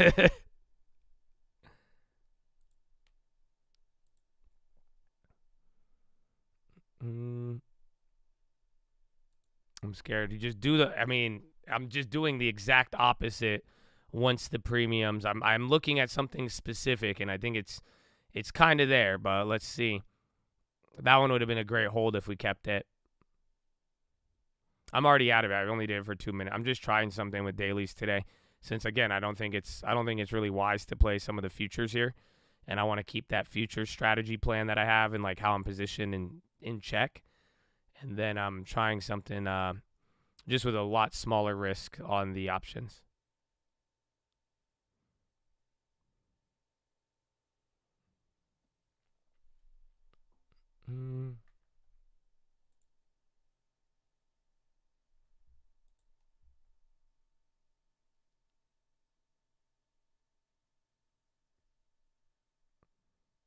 The bond inversion, this is the worst since the 80s. The last time the yield curve, the 2s and 10s were this inverted was Volcker when the rates were 20%. No, we were talking SPY options, not the ES. You could just do this with the MNQs and it'd be the same. Like, that's the whole point. I mean, I didn't think about that. So, like, I made the first buy, I made like 50 or 60 bucks. That one made it like 120. And then first play was like $400 risk. The second play was like $300 risk. So it's like meh. It's like kind of like an MNQ if you think about it.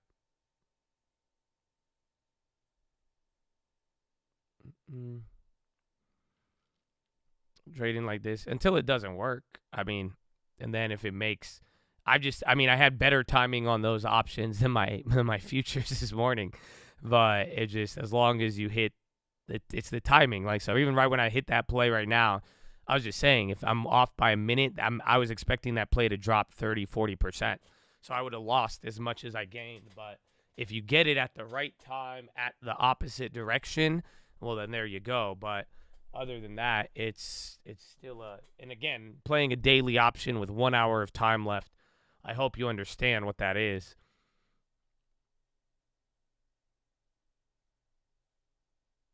Feels good to be signed in. Just scared to sign into YouTube? Why? Imagine streaming on YouTube.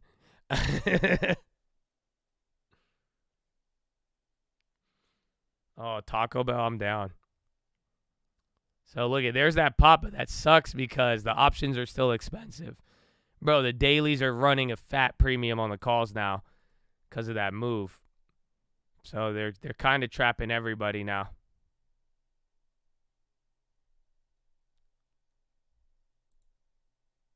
Oh, government job. I feel you. I feel you, man.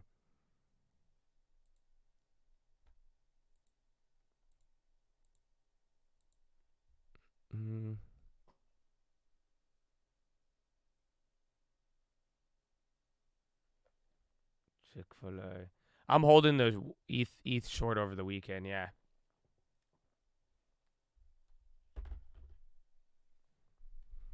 XOM. Bro, it was only, that news, though, was only 3 million barrels.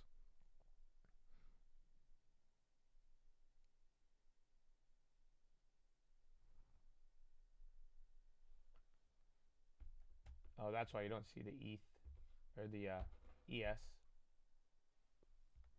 I'll take it, though. Shit.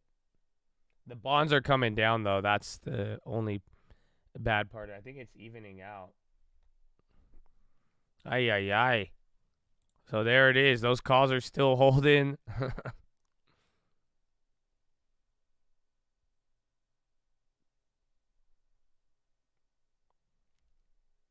Thank you for your service. Thank you, man. Thank you. Provide your value, man. Provide your value. That's all it is. I mean, it's all love. I hope you know that on anything. I don't know who I'm dealing with on a day-to-day basis, but, you know, if you got value, provide it. Just show respect for everybody in the chat, and it's all good. That's because, like, a lot of people will tell me that. They'll be like, you banned me. What if I want to provide value? What if I want to do this? Like, hey, if that's what you want to do, you would do it by now. You know what I'm saying? So I don't think it applies to you. I mean, it's good to see you in here, man. So let's run it. Let's run it, baby. But in general, I hope you guys could apply that in other places too. If you want to do something, you would do it. You would do it. You know? Just do it, baby. The Ruger special dividend. Don't tell me they give you like bullets or something. That'd be mad awkward. So now that put came back cheaper. Interesting. All right, I have another one in sight, but I need it to hit a certain price.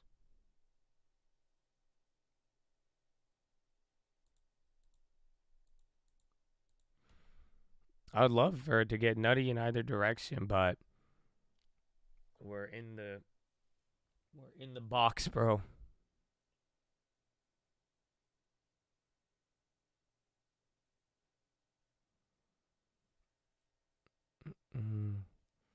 The bonds recovered a lot. We're still a one and a quarter day.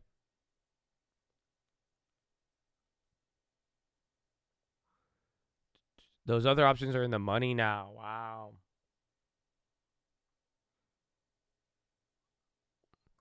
Yeah, Zian coming. That's why the market's going up. Because now when we woke up, the market was down and the bonds were down. Then the bonds caught the bid while we kept dropping. And now, just like yesterday, it's doing these where it's kind of trying to close some of that gap there. So it's good. I think if we end up rallying, the bonds will chill. They're going to, everything will stop once these two match up, whether it's a big bond drop or a SPY pop. But then there's also a chance it just stops anywhere and then that's it.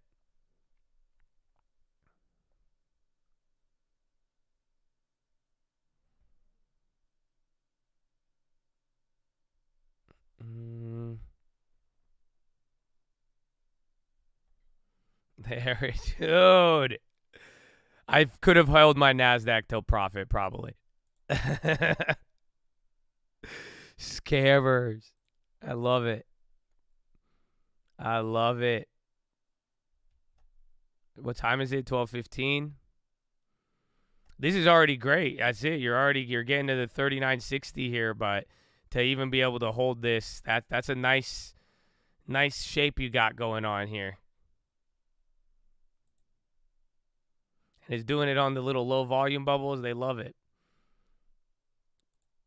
3853.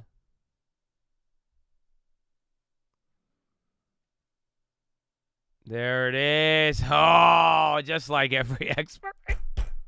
I'm holding the next expiration. Just remind me about today, okay? Y'all like to remind me about losers at the wrong time. Remind me that next expiration, okay?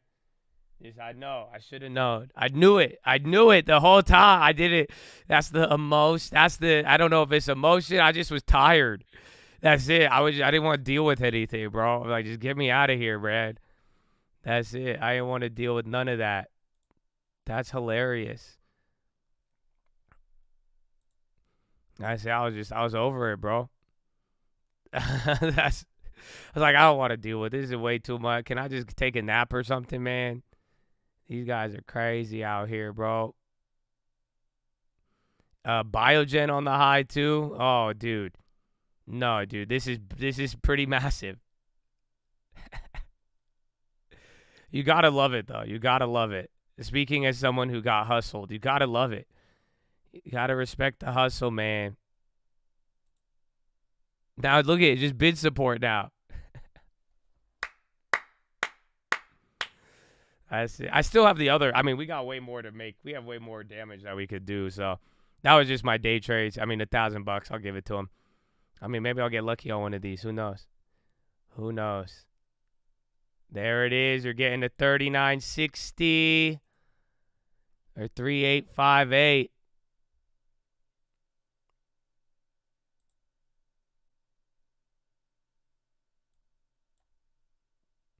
All right, I bought another SPY put on the daily. It's good. It can still squeeze a little bit, but let's see this one. If not, it's just going to totally wreck it. Let's give him a second. This is it. If it hits the level or not. I think. Am I already up on it? Yeah. Okay. What time is it? 12:17. Okay. This first 90 seconds, bro. No. Whoa. Whoa. I'm down on it now. Hold on. What are y'all doing?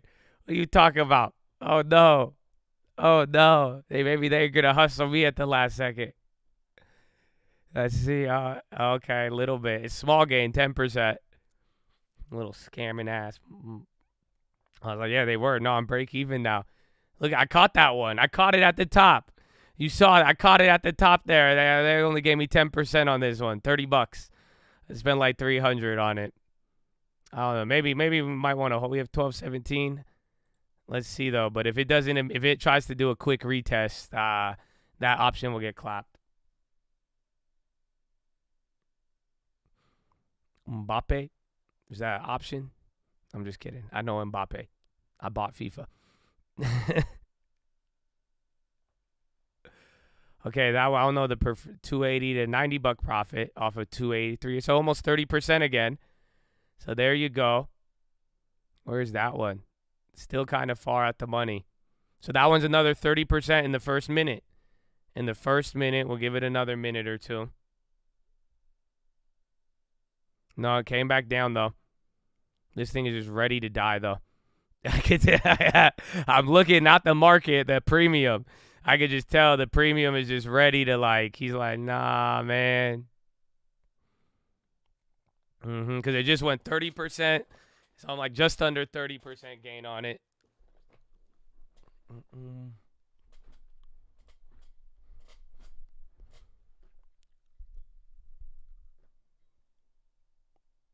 And then there's the bonds a little bit. Okay, now I'm at 2 minutes in. Still 30%.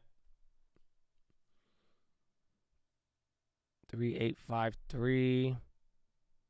Maybe go to 38. It might just have a quick reversal randomly though. Again, it's 1219. No, the option's going lower though. I'm closer to the money, but I'm still a little out of it.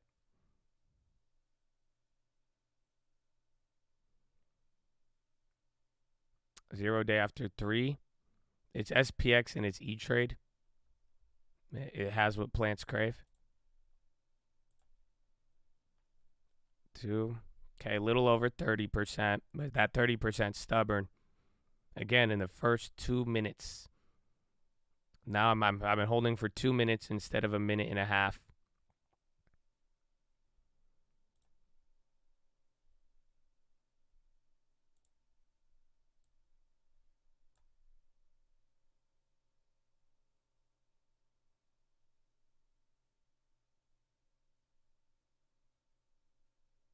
I might want to hold this one.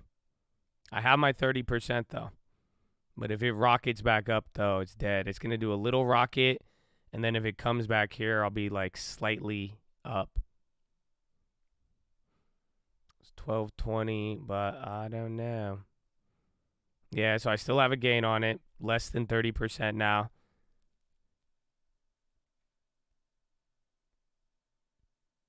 Oh, no, I should. You got to stick to the 90. It has 10% gain now. Now it's coming back. No, you get 90 seconds, bro. You get 2 minutes. Yeah. That's this. The only one I haven't held for like 2 minutes. That's it. I'll let it wipe me. I'm just testing something now. I want to put the statistics to the test. Oh.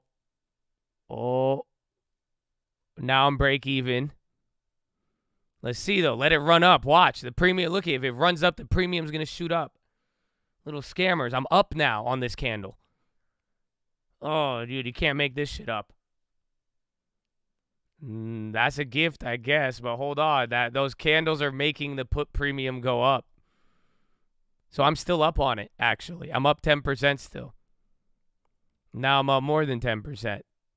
Now I'm back to 10%. This will be the test. You either have to get above here or not. Scammers. No, they will lose value. It's supposed to. I'm not under the impression of it's not going to. I'm like, now I'm break even.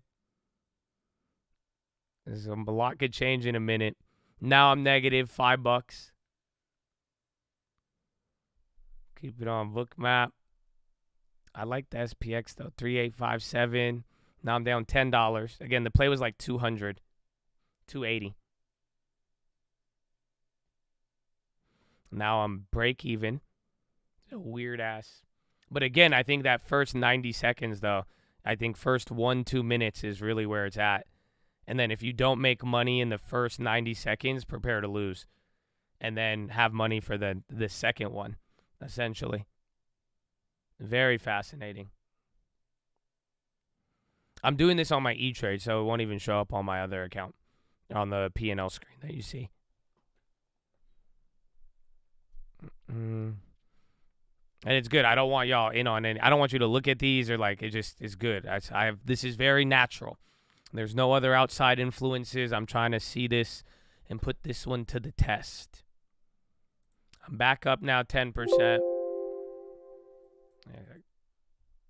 What is it? Priv?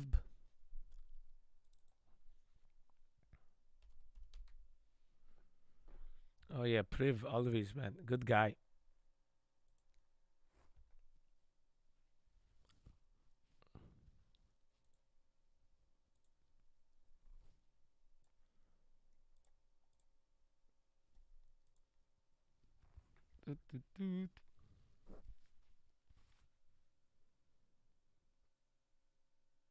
Nope. I'm still up 10%. Very interesting.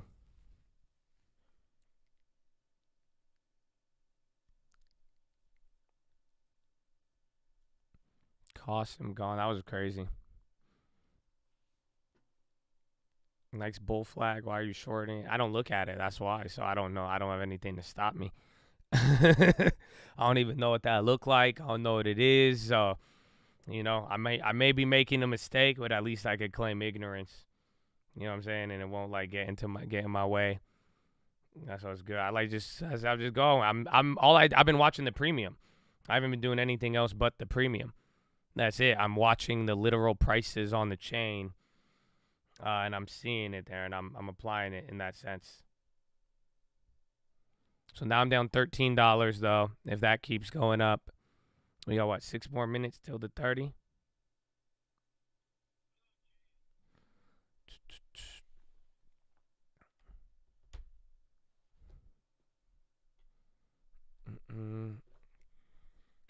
Price action.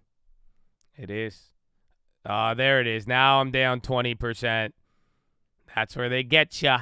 It's only $40. So again, I mean, technically, if I go down 50%, I think we already made like 150, 200. So pretty much only putting out like $80 if this one goes to zero. But I'm fascinated. Now the premium's going down. So look at the first pop.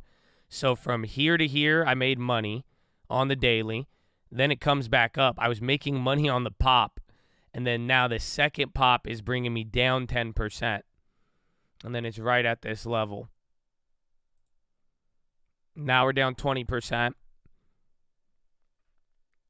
I wonder. El Paso natural gas force majeure lifted. And the shape still looks good if it could get above 38.60. So now I'm down 30%, $60. Or no, that would be less. No, it's like 15%. I need to just put the percentage up here. Sometimes I wonder if you know what it means to find your dreams come true.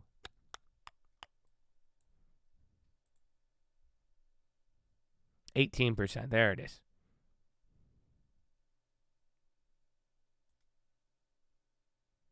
Now I'm positive. Positive 5%. Positive 8%. So 15. Last time it came here, I was up 30%. So now I have 17%. You get half of the gain. So if you're off on the period, it's like half. Interesting. Hertz on the low.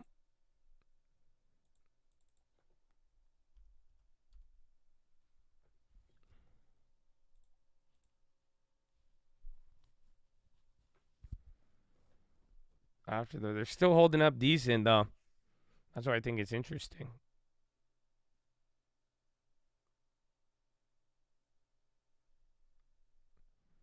It's basically like a single live P&L markout. I mean, again, we just talked about it a lot today, and then I'm like, I don't want to trade the futures in this market. So at the very least, I know the max I'm gonna lose. If I lose, that's why you trade the options. But then let's keep it to a 30.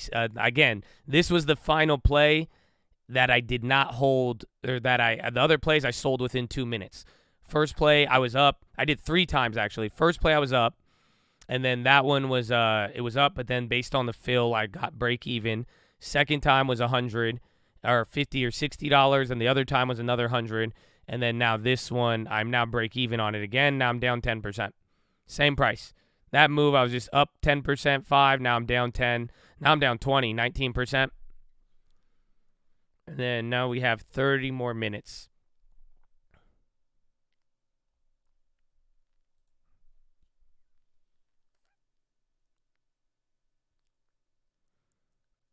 Mm-hmm. 18% still, 26%, 30%, $88. Now you're right back at the level. So down 30% on that put. I wonder. This is interesting. Oof. Gap in, down 30 still. In a weird way, the premium's not getting too decayed off of that. It was down 30 on a little bit lower, but this is into a new high.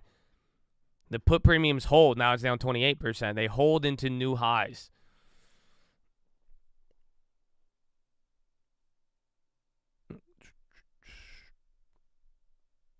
The decay is gross. Now I'm back down to 30%. 27. Yeah, it's like 15% each exact, and then it just slowly you lose. Again, this is 30 minutes left too, so this is a wicked, wicked play.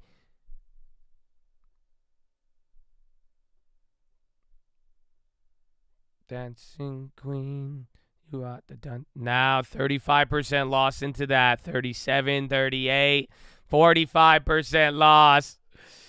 47% loss, 44, 43, 42, 38% though. Wait, hold on. Now 44. So there it goes. Already now I've lost the 120. That's that amount. 389. 389. No, okay. Oh, derivatives. 58% now. So that high, you got a new low. They just killed it. They killed it. They slashed everybody. Bruh, that first option we hit at the bottom is worth $2,000. I did it twice. Oh my gosh. Oh my gosh. Look at him, bro. Look at him, bro. Oh, this is disgusting. This is disgusting. I'm down 66% on the put. Oh my gosh. Are you kidding me? $4 to $2. I only made 200 on those, bro. That's worth $2,000. That's 500%. This guy's is crazy now. 62% on the put. Yeah, they really cleaning house. It's cool though. I mean, I made money on the one. I just didn't make as much. It's like roulette, and then it's like, y'all ain't never been to the casino, huh? That's what you just. It's just like the lottery. You ever noticed on every lottery number you were like 2 off? Mester says her rate forecast is a little higher than the median dot. Oh, so we know where Loretta Mester stands. So Mester is hawkish. Yeah, I had a chance to take profits. That's like, it's not like I had a chance to get 30%. Now I'm down 62. I had a chance to make 119 on the same play that I'm down 175. The other 3 plays all hit within, you made most of the profit unless it rallied like that. You made a majority of the gains started within 90 seconds. So if you're not up on the play in 90 seconds, I think you're fucked. Because at least even that play, I was up on the play within 90 seconds, and it was still, it held up pretty good. I mean, now it's down 66%, but we'll see.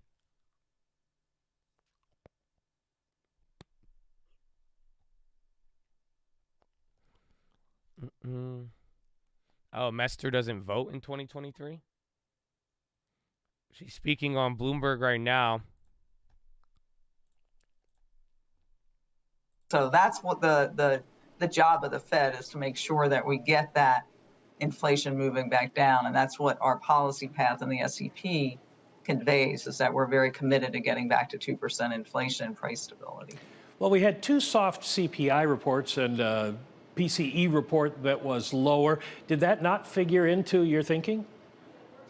Well, of course it did. That was welcome news. You know, it's great to see some of those monthly increases move down a bit and temper. But right now, my read is that the evidence just suggests that we see tentative signs of inflation stabilizing. Every time I made that play, a lot of evidence that you would have went up, and then you would have lost moved down 50%. We have some tentative signs that then you would have went up. If you look lost at 50%, went up. The rents and new leases came not less than 50, and then down. Even before it made that Cleveland move, Fed research says that takes about a year to show through to the CPI and PCE. So it's very difficult. The timing of it is very, very so that's weird. A good sign.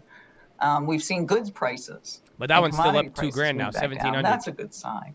But we know that service price inflation is what's really persistent, and we haven't seen much improvement there. So again, the level of inflation is still way too high. You know, 7.1 on the CPI, 6% on the PCE, measured year over year. That's well above our goal, and so that's why we have to continue using our tools to get inflation on that sustainable SPY's catching up to the bonds, path. and then they're going to do their thing. And I expect to see some volatility in the monthly numbers. That's why we need to see really consistent evidence and cumulative evidence that inflation's moving back down. We haven't seen that yet, although I don't want to discount the good news that we've got. I'm just holding my ES and everything else from last week. But it sounds like you did not change your SEP inflation forecast after the CPI report. I'm down 67% on that last put. No, because it was roughly what I anticipated it to be. It wasn't a surprise. We've been saying that we should expect inflation to stabilize and then move back down, and the goods parts of that report was pretty much in line. So again, I didn't think of it as that much of a surprise. I was glad to see that the monthly pace had moved down, but I didn't think of it as being inconsistent with the forecast. It does give you a little more evidence of confidence in your forecast when you see data coming in consistent with it. But, given that we've missed on the inflation forecast quite a bit, and not just the Fed, private sector forecasters did as well, again, we have to be a little bit humble about our forecasts and let the data come in and judge what the path of inflation is going to be. That guides our monetary policy decisions. If you know, as you suggested, that contemporaneous measures of rent are coming down and that it takes a while to get into the CPI, why not just look through the housing component of CPI and PCE and think of inflation ex-housing, as Jay Powell has suggested? Well, we look at all, our goal is in PCE inflation, year-over-year PCE inflation of 2%. But we look at a lot of different indicators. $14 billion of 380 notional value is about to expire in 25 minutes. We have to look at housing prices. That's a big chunk of what people pay for, right? It's all puts. A lot of times people say, why do you look at core? You're taking out food and energy. That's a big part of my basket. There's like $5 billion of 386s. Our target includes some those, decent but ones, when we're trying to figure out the direction of inflation, where it's going, sometimes food and energy prices are a little bit difficult because they're so volatile. This is next week. It's actually wild. Now, we got 380s all the way down to 400 and 401s. There's a lot of calls actually. 390s. Oil prices have come down. But again, we just have to see a more cumulative evidence that inflation has indeed peaked and that it is moving back down. And it's just going to take some time for inflation to get down. We know how persistent it's been. And, we just have to do our work to make sure that inflation is going to get back down to 2%. And that's what we're doing. One of the things that's confused people on Wall Street is the idea that you, on the Open Market Committee, raised your forecast for PCE core inflation at the end of 2022 to 4.8%, which means you'd need a 7/10 increase in that in December to get there. And mathematically, that's only happened once since 1981. Do you really think we're going to get a 4.8% read? Well, remember, that's the median of of 19 different projections, right? So you can't say that median necessarily is a particular person's forecast. But I think the way I would look at the SEP is, inflation has been a little more persistent than we thought in September, and that's why the numbers moved.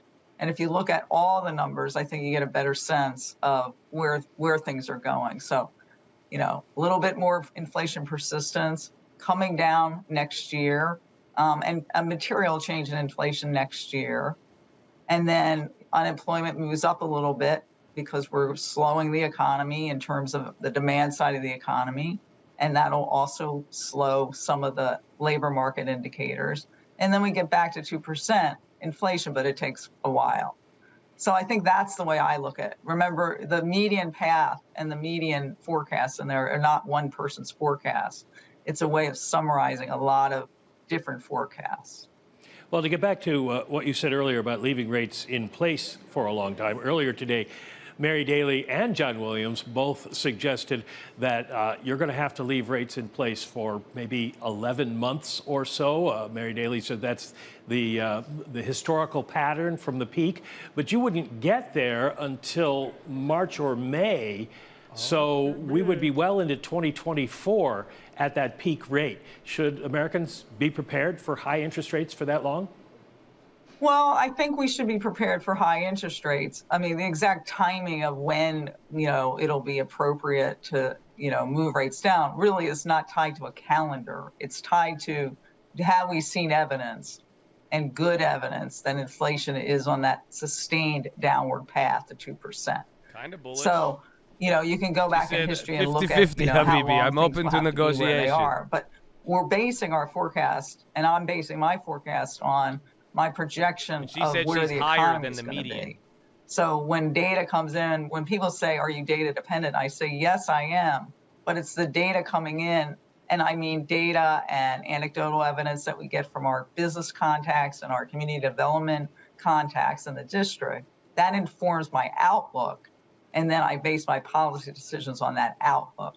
So my own outlook is that we will have to keep the funds rate up above 5%. So now it's going year, down. That put's still down right? now. And until we says get 68, but it lost inflation money on moving the red back candle. down on that consistent basis, and then we can move into the next phase. So we're really basically done one phase of policy. One phase was, let's get expeditiously to the start of a restrictive stance. We did that this year.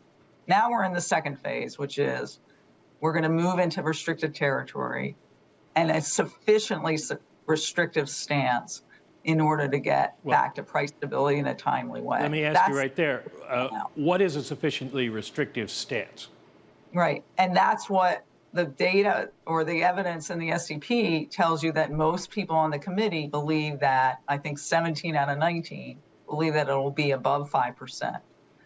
It's going to be informed by both how fast is inflation moving back down, and it's going to be informed by how much is demand and supply coming into better balance, which then alleviates 80% down. Unless it alleviates dies those in price 20 minutes, pressures that that's we've it. seen I'm bullish on rise Boeing so much over the That's past why we already year. got. I think we're up like so $2 that a it's share. data dependent in the terms of we're going to let the data come in, and we're going to have to use that data and evidence to inform our outlook. Right now, our best evidence is, and our models and our talking to our contacts, is that we're going to have to move rates up, ongoing increases from the current rate to above 5%, and hold there for some time in order to get inflation back down to 2%. And that's what we're about doing right now. Well, let's talk about what you do see in the economy for 2023.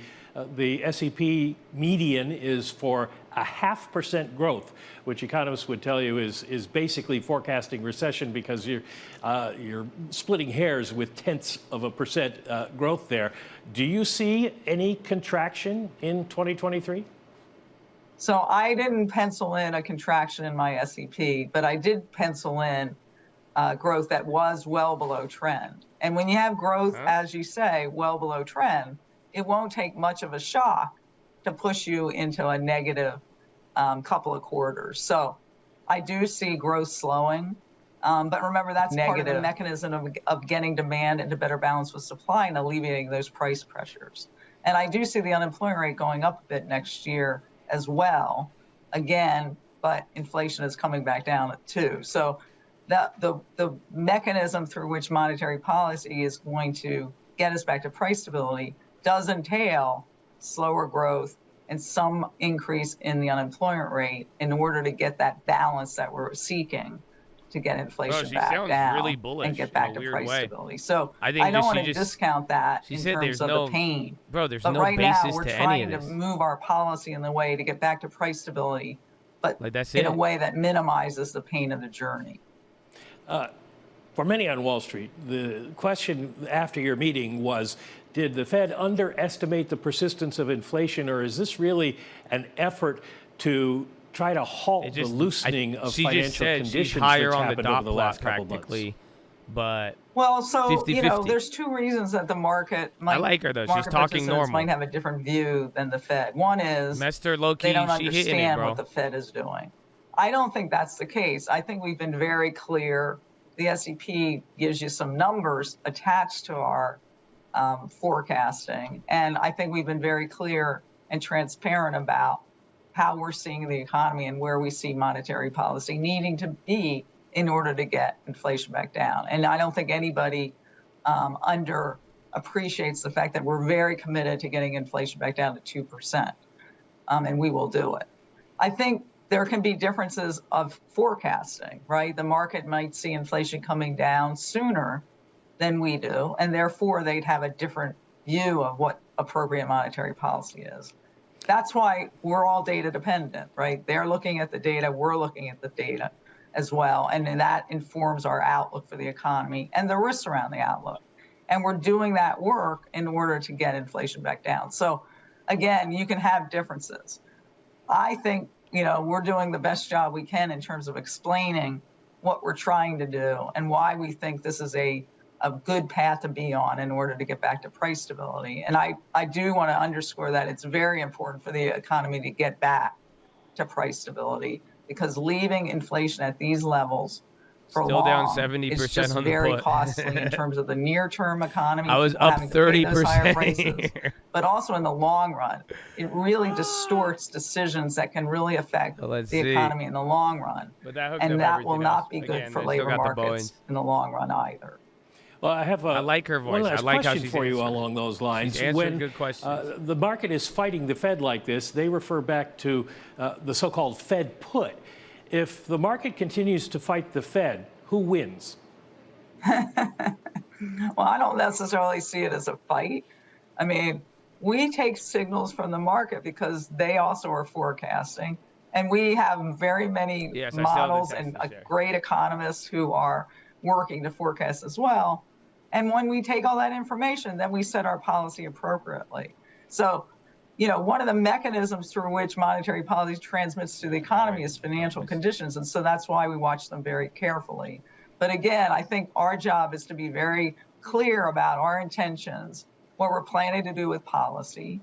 And we will be basing our policy I think she laughed depending on because where inflation is Fed going is the market. and what our forecasts are for inflation and for the labor side of the market. So again, we can be transparent. We're not prescient, obviously, but my hope is that people understand that 4 minutes they to 10 see that minutes. when the data comes in, we're actually going to respond to it in the appropriate way. Laura Mester, the president of the Federal Reserve Bank of Cleveland, thank you very much. We know you're going over the river and through the woods for the holidays, so safe travels. And we thank you for joining us here on Bloomberg. Thanks, Michael. Happy holidays. All right, a great interview there with Loretta Mester, brought to us by Michael McKee. We want to continue that conversation here about Fed policy, about the outlook for inflation. Oh, that was fun.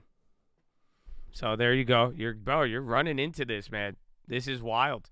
Would have been great for some of the earlier trades, but now I think it just rightfully confuses everybody coming into Monday. Huh? Right? No? Okay. Maybe. Depends how you look at it. Oh, man. Bro, I'm tired. I'm ready. That's it. Maybe if there's a rug pull, maybe we'll get. I'm down 80% on that last put. Should have sold within 90 seconds. That's what they told you. That's what they told you. But then the other call is still in the money. It's 1,600 from 400. No, but it's good though. I'm glad. Yes, bonds aren't down as much. It's kind of more chiller. And then I kind of like Boeing still a lot. Oh, man.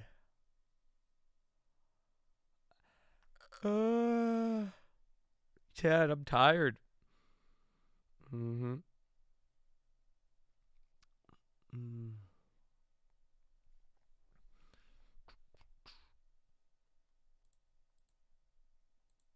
But I'm here for the long term, baby. God bless. Let's go, man. Let's go. I hope y'all enjoy this weekend. I hope you get rest. I need a rest. Even then, I think everything should be a rest from here on out. I hope. That's it. Should be a little bit more calmer.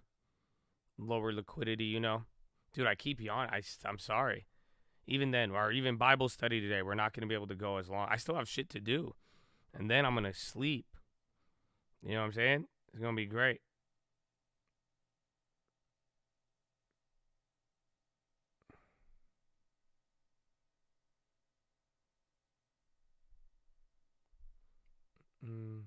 Howard, welcome, my friend. Shut it down. I joined for Bible study. You just stay here. I mean, it's not what's it called? It's not going to be the Bible study you expect.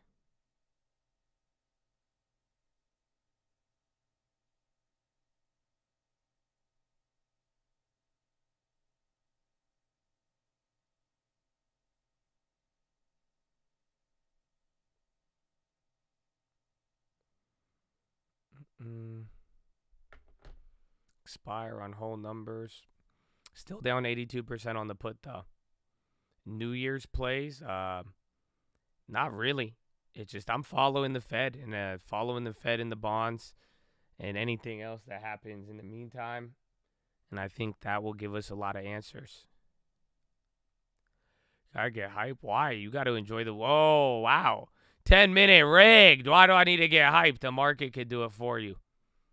Holy. Oh, man. What the hell is happening there? That's big volume. At 38.60. If you could hold that, that'll be solid. Anything below there, though. I mean, remember, that was the range we talked about yesterday.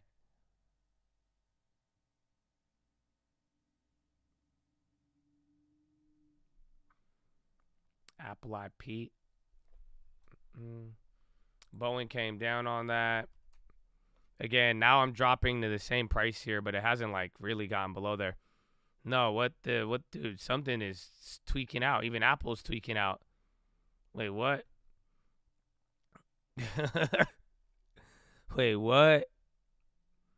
Oh, too little time. 10 more minutes. Unless it holds this pace, the put is still down 70%. Now 60. Okay. Maybe there's a chance. 38.54. Hot dog. That's the 10-minute rigged. It actually hit this time around. I'd even watch 5 minutes after, too, like we talked about. 5.1 to the buy side is the market on closing balance. Jeez. What? Is that real? Got me trying to say, enjoy it, bro. Relax. Relax with COVID. You'll make it through, man. Mama Answers made it through. You'll make it through, baby. We praying for you. Man, if that just happened like 10 minutes ago. Microsoft. Remember, Microsoft's the one with premium. Oh, whoa. Microsoftian.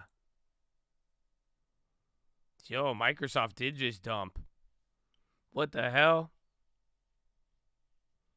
S&P backs to 50-day moving average after holding 38.38.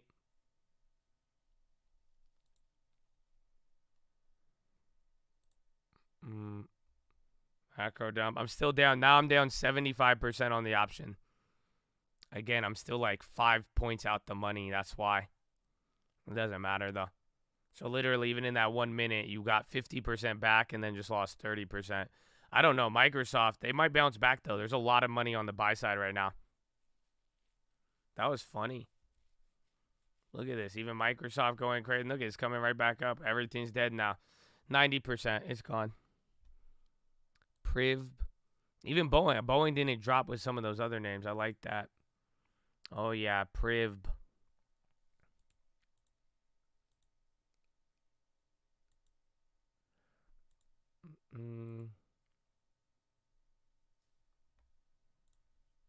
Tesla didn't get any of that. Apple was kind of in the middle. Microsoft was the biggest one on that. Again, that's an active 10-minute rig. Classic. Oh, shit, you guys. You almost forgot. Let me sell out my damn Coinbase. Whoop. Coin, where is he? Only $70 on the day. Well, thank you, Coinbase. We love you. I'll buy you back in a month. Is there anything else, actually? I want to sell off the Roblo for the loss, but I'm afraid next year he just dropped too much before I wanted to sell. Maybe I'll have till the end of the year. Other than that, then the BNB, that's active. Boyle, the Yash. Let's sell Yashua.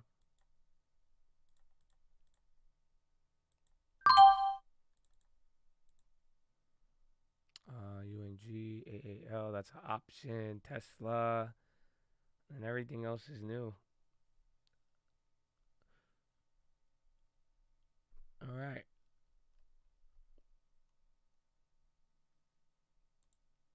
I actually might be down with the Airbnb.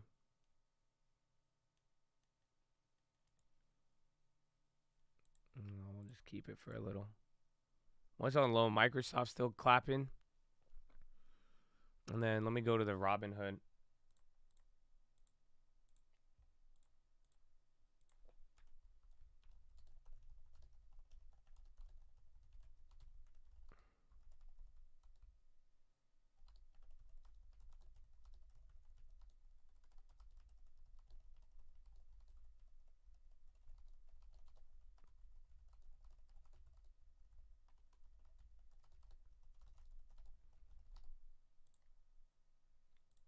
Are you even allowed to sell on Robinhood? There you go. Let it go up.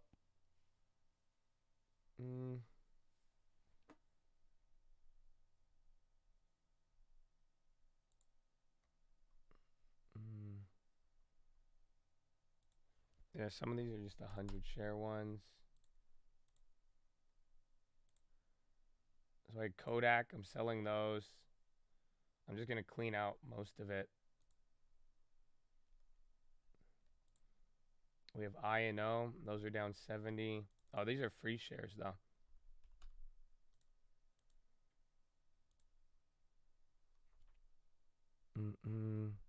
eBay pop. It sucks. I don't like selling the... Oh, Valander. That's an easy one. I forgot about that.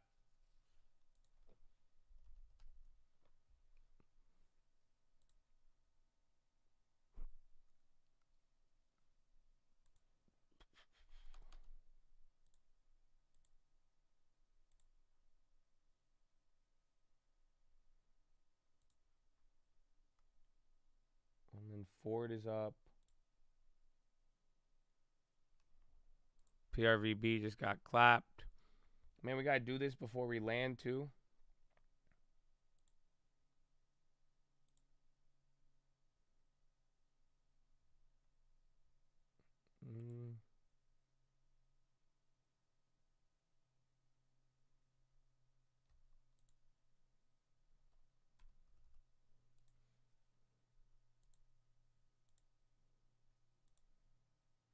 Okay.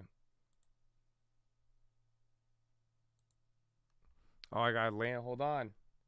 Can I not land it? We're not gonna land today.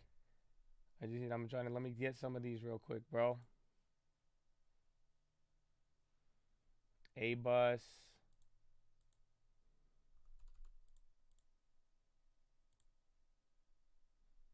Just getting some dollars.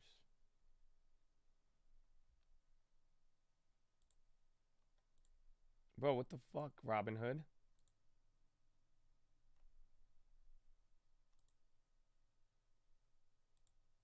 Bro, Robinhood still charges you. There's a regulatory fee. But then it's not like getting... I hate Robinhood, dude. They are scammers.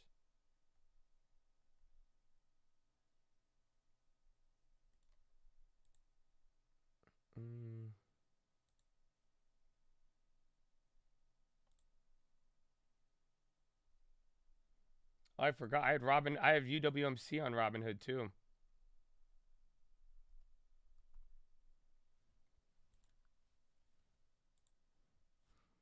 Okay, 58. Yeah, just business. Don't worry. Again, I'm going to write all of these down and I'll have it on there. And then the whole idea is to get them later. It's not the last day. It's just like by a month from now, we could have everything set up. But at the very least, I only have 2 more weeks of time anyways. But the later I sell, the later I have to buy back. Bro, Robinhood Robinhood is fully charging you to sell shit. Bruh. That's actually kind of crazy.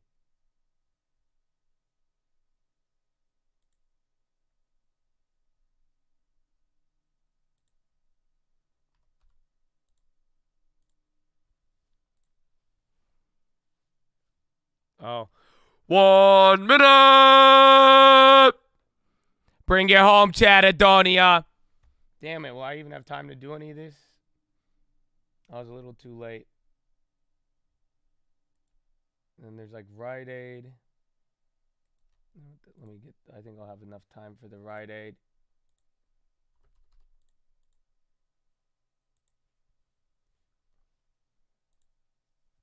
And then NH.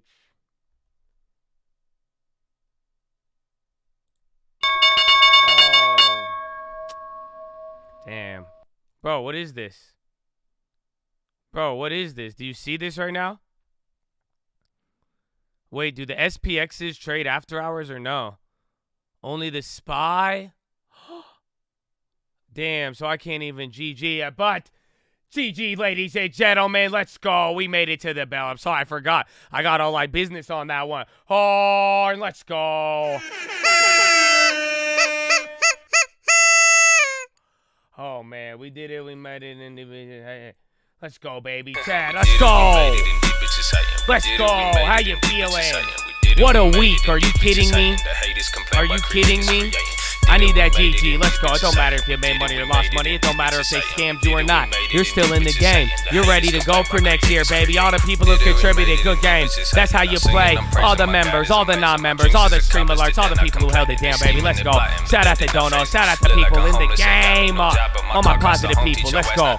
You kept a good attitude through today. Stop playing with me. Through this whole week, stop playing with me. That's what I'm talking about. Let's go. I see you too, Twitch. I see you too, Twitch, baby. Let's go. Learning the money. Eating 1 meal a day, fuck your breaking your lunch. Go fillet your stock ups. I'ma say what I want. I get paid for my thoughts. I'ma pay so I stop. Influential as fuck. Boy, my mental been tough. Wear my heart on my cuff. It ain't hard, I don't want. Cause then everyone got what like a opinions fast, and thoughts. boring day, crazy psycho week, baby. Let's go. Good game. Every bottom I pop, both the key and the lock. Don't believe me, just watch. Use my freedom a lot. I need me the rock. You won't see me a lot. And the further you need me, let's go. Let's go. Hype for next week. We're going to bed next week, bro. That's it. It's done. It should be done. Hypothetically speaking, I do think there's going to be massive amounts of volatility, but get ready for the computers to control everything. Okay? That's all I got to say. Get ready for the computers to control everything. That's what we'll find out. Everybody's going on. Dude, do you know there's 9 days till Christmas? And then next week has 5 days. Like, you don't feel me, huh? Look at that. And then, bro, Christmas Eve. Bro, Christmas is on Sunday? What? Bro, they scammed us, Chad. You don't know how they scammed me right now? I'm so mad. I'm an idiot, Chad. I'm an idiot. I'm an idiot. Do you not know how they just scammed me? I still got scammed. I was okay with the final scam, but you don't know how they scammed me, huh? You don't know how they scammed me. That you don't know how they scam me, huh? Oh, wow. Dirty, dirty devils, bro. Dirty, dirty devils. You want to know why? Because let me show you something. I was trading the SPX, and you cannot Ocean's 11 those.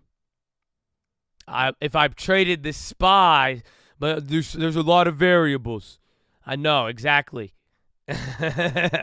Believe me, I know. Bro, this would be the equivalent SPY put on the SPY instead of SPX. Oh, my gosh.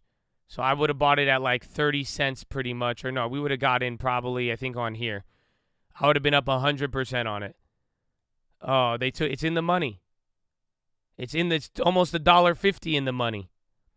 Scammers, dude. Here, let me double check. Let's see. See, so 3,845 at 317. Oh yeah, yeah. I would have been up 100%. Fun is funny. I mean, call it what you want. You should. I know listen. No matter, I get it. Everything. There's always gonna be. There's a lot of factors. You should have done this. You should. I know, but I'm just saying. The idea was right, but you gotta read the fine print. No free lunch in America, Habibi.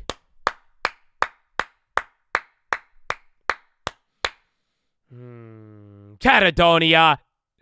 That's the day. So I love you all. I'm not going to waste your time with links. Today was already a very chill day. It was an awesome week, man. And for real, win or lose, man, I think if you're still here, man, and you're still standing and you got fight in you And instead of getting too caught up in what this or that, but like, you know, you got a hunger to learn and you're trying to find your edge and you still out here fighting, man, like God bless you, bro. And that's what I'm talking about. That's all it is, bro. It was a crazy year. We're bringing it to the end.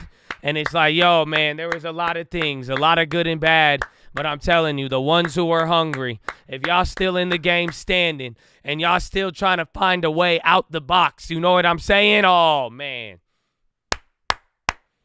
It's yours, bro. You know that? It's yours. It's yours. The kingdom is yours, bro. That's it. I hope you realize it. That's all I'm saying, bro. Those who are the harvest is plenty. The workers are few. So even if you made it to this Friday, bro, it's been a wild week. But, dude, God bless you. Let's go. Your mentality is what is going to determine everything. Do you understand me? Can I end this Friday? We had a lot of laughs, we had some wins, we had some losses. We got to play a little futures, I got to do it all, baby. But I'm just, do you feel me, though? That your mentality is what determines all of it. I don't care. It doesn't matter what we show you with the options, what we show you with the futures. Yeah, there's a lot of things. All that matters is your mentality. I don't know. Do they hear me? Is this on? It's on. Yeah, I heard it. It's on, bro. Come on. No, you could close SPY options, not the SPX. It's okay, though. Don't worry. I had fun, and my mentality is. I gave back whatever I made on option profits today. The account will stay very, very similar. So it's very good. Either way, we're doing good. Tesla's dying. What the fuck? You know, it's good. I mean, again, it would have been a little bit tighter if we didn't have the other week or the other day, but, dude, we did good. I got to take some more tax losses, too. We're going to clear out everything. We'll start a little fresh here, and everything is good, man, and I'm very excited. And, again, man, I just, for real, if this last couple of weeks, last couple of months taught you anything, and that's who it is, man. And, like, I'm thankful for the people around here who share the same mentality. You know what I'm saying? That's it. That's it. You got the same mentality. It's called builders. You're either a builder or a breaker, and what you do on a consistent basis will determine that. So, you know, all it is mentality moving forward, man. And I hope you guys are ready, and it's going to be good, baby.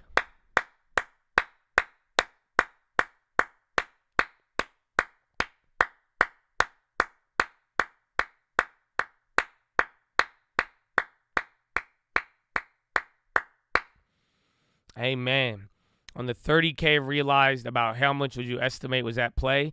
$1 million, literally. Or probably like $750,000 is your real risk if it goes to zero.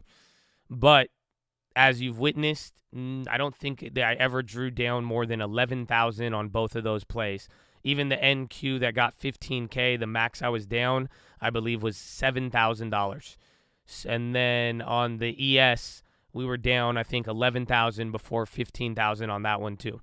So that's how much I drew down. But technically speaking, your risk is the notional value. You could lose whatever you want on that. So it's good, but paper trade is the best way to figure out that answer.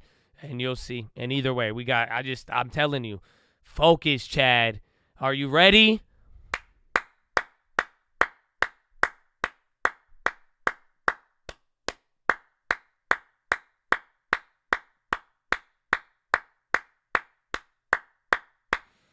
The mentality. That's it, Chad. So I hope you enjoy the weekend. We're going to do our thing here, man. Thank you for liking the video. For real, thank you to all of you, man.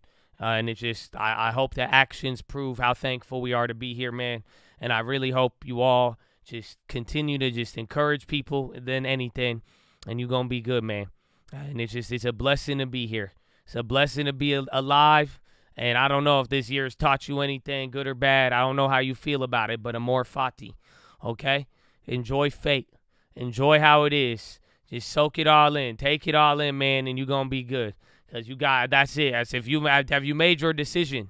Have you made your decision to stay in the game? Have you made your decision to fight, to learn? Have you said, I'm going to do it or not, baby? That's all I'm saying, so...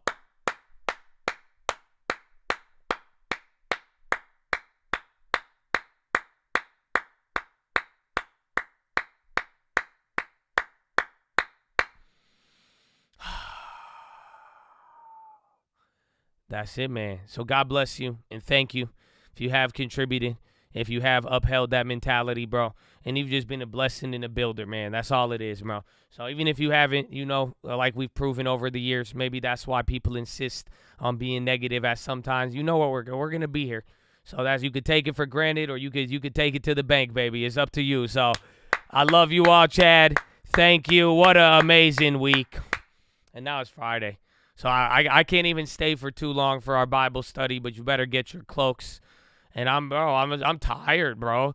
That's it. When do you ever hear me tell you I'm tired? That's it. I'm like, bro, I've done so much. I've done so much. I think I've driven even like 500 miles this week as well, too. Isn't that crazy? And all of this on top of every single trade and fucking homework and analysis, bro. Oh, man. And just the mental energy of a back-to-back day. Oh, man. It's...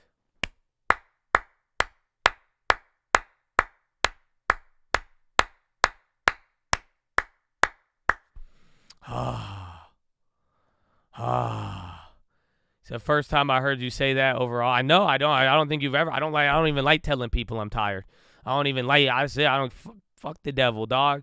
That's it. Cause I ain't even that tired, bro. I got more to do. So let's go. I'm ready. It's a blessing. I'm alive. You know that breath. You take a breath, bro. That last one wasn't guaranteed. So I'm gonna do it again, man. God is good, bro. So let's go. That's it.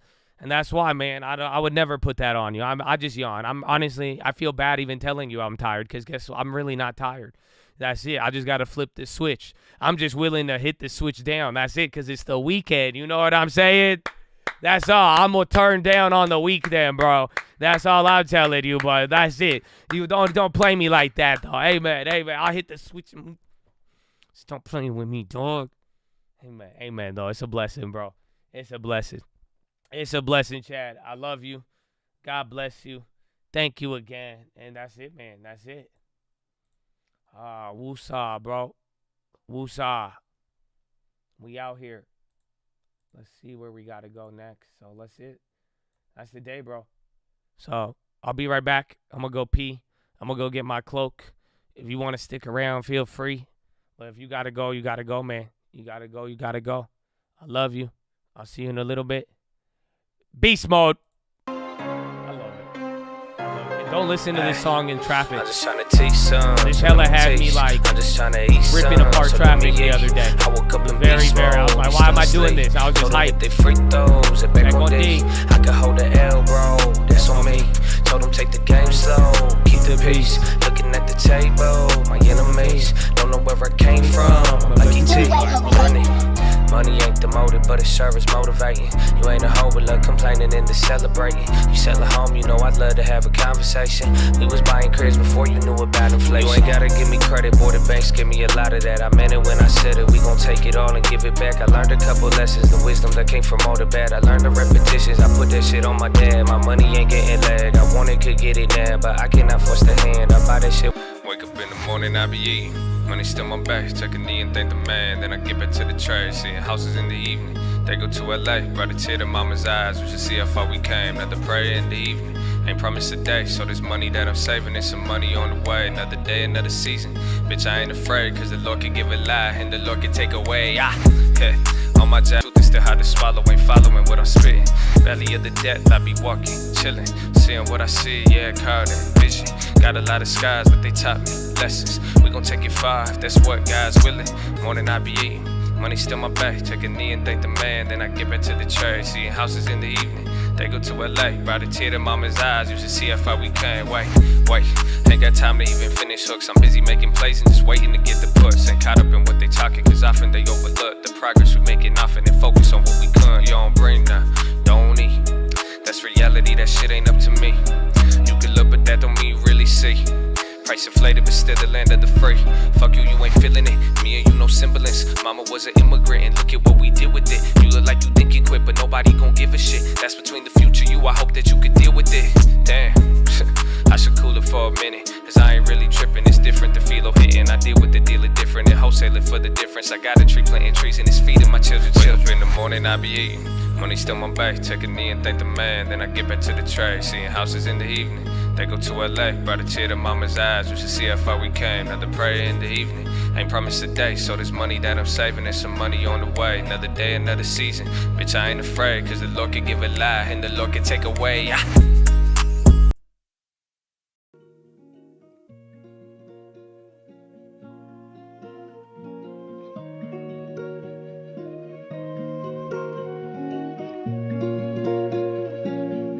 don't wanna rap that. Yeah. Rollie on my wrist.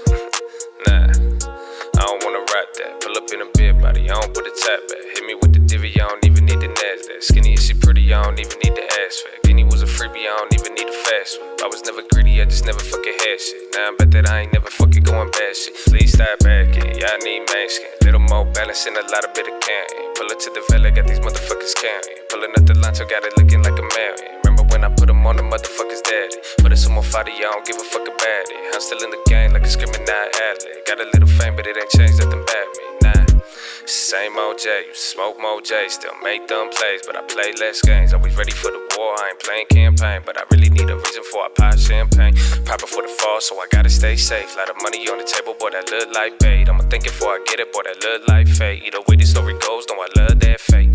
Had these motherfuckers hated me before they love me. Now they selling half and they ain't playing with their money. I told them take a tenth and pay yourself, cause that's your money. Put me on the bench, cause I ain't playing with you dummies. They ain't gave us nothing, even if they did, no, I wouldn't take it from them. Then we took a shit, but we still try to love them. Got so many wins that I can't trip about a Rollie on my wrist. Nah, rather get a B&B and rent it for the scenery. And maybe live the season and keep on buying stats every month. Spread it evenly and shout it out to people that believe in me. I hope you living peacefully and same thing for the people that don't speak to me. I do this shit for everybody equally. I guess it's just a G and me. And when we done with that, we going back to the reality. Yeah.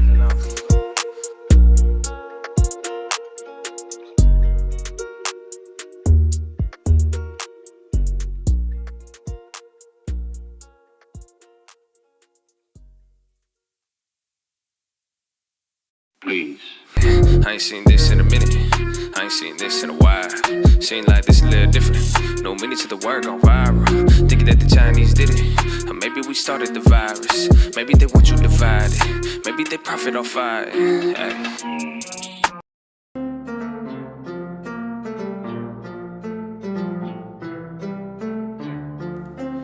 It's a call, baby. Treat this like my first. Treat this like my last. Anything could work. It happens slow or fast. Smoking on that hope. I'ma need an ounce of that.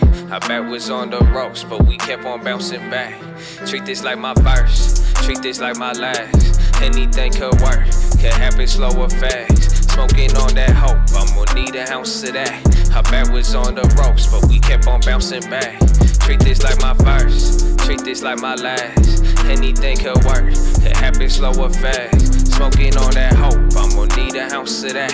Our back was on the ropes, but we kept on bouncing back. Shout out to my rhymes. It helped me do this right. The Lord control the fire, but you can roll the dice. I care more about the ownership. I don't care about the price. You think I was a loner? I just don't really waste time. Nah. Comment, I commit. Take some notes and grab a pen. Money don't make you a man. Lose some friends, think you the man. People love to play pretend. Love to play the middleman. Love to say that they your friend, but where they at when it's the end? I know everything I do would never be enough, but that ain't stopped me from developing and always showing up. They always love to say what's up before they ask me for some stuff, but I built this shit on love and I ain't never expected none. There's a lot of things I should be showing off. Avant-garde, this award, you should see my battle scars. Trying to be the richest man of Babylon. Tag along, hope you say that 10% and bought a home. Gone. Tell him, uncle. Tell him, uncle. That one wasn't even supposed to play, bro. That one, it just came on. It wasn't even supposed to play, bro. It's crazy. Oh, man, bro. Elon is seeking new investors for Twitter at 54, the same price he paid the company. That one came across, but man. Bro, I ate these little, like, baked green bee snacks. I didn't eat a bee. I meant a pea. I'm just Arab. That was my inner Arab. I ate the green bee. What do you mean the pillow? Below.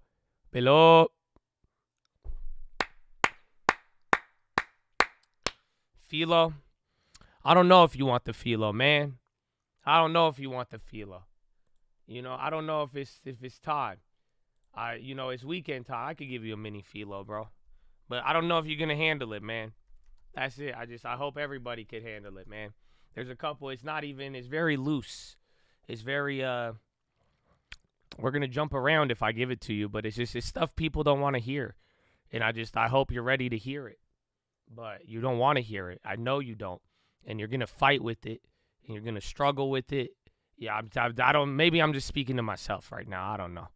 But it's just, I don't know. But even then, Lord, humble me. I've been humbled, but even then though. Okay, I hope, man, y'all know that pride and ego is real, right? You know he's a devil, right? Pride is the devil, and then you gotta hold on me. Oh, they don't feel me, man. They don't. I hope they do. That right there could be a PHILO right there. That one right there, man. That's it.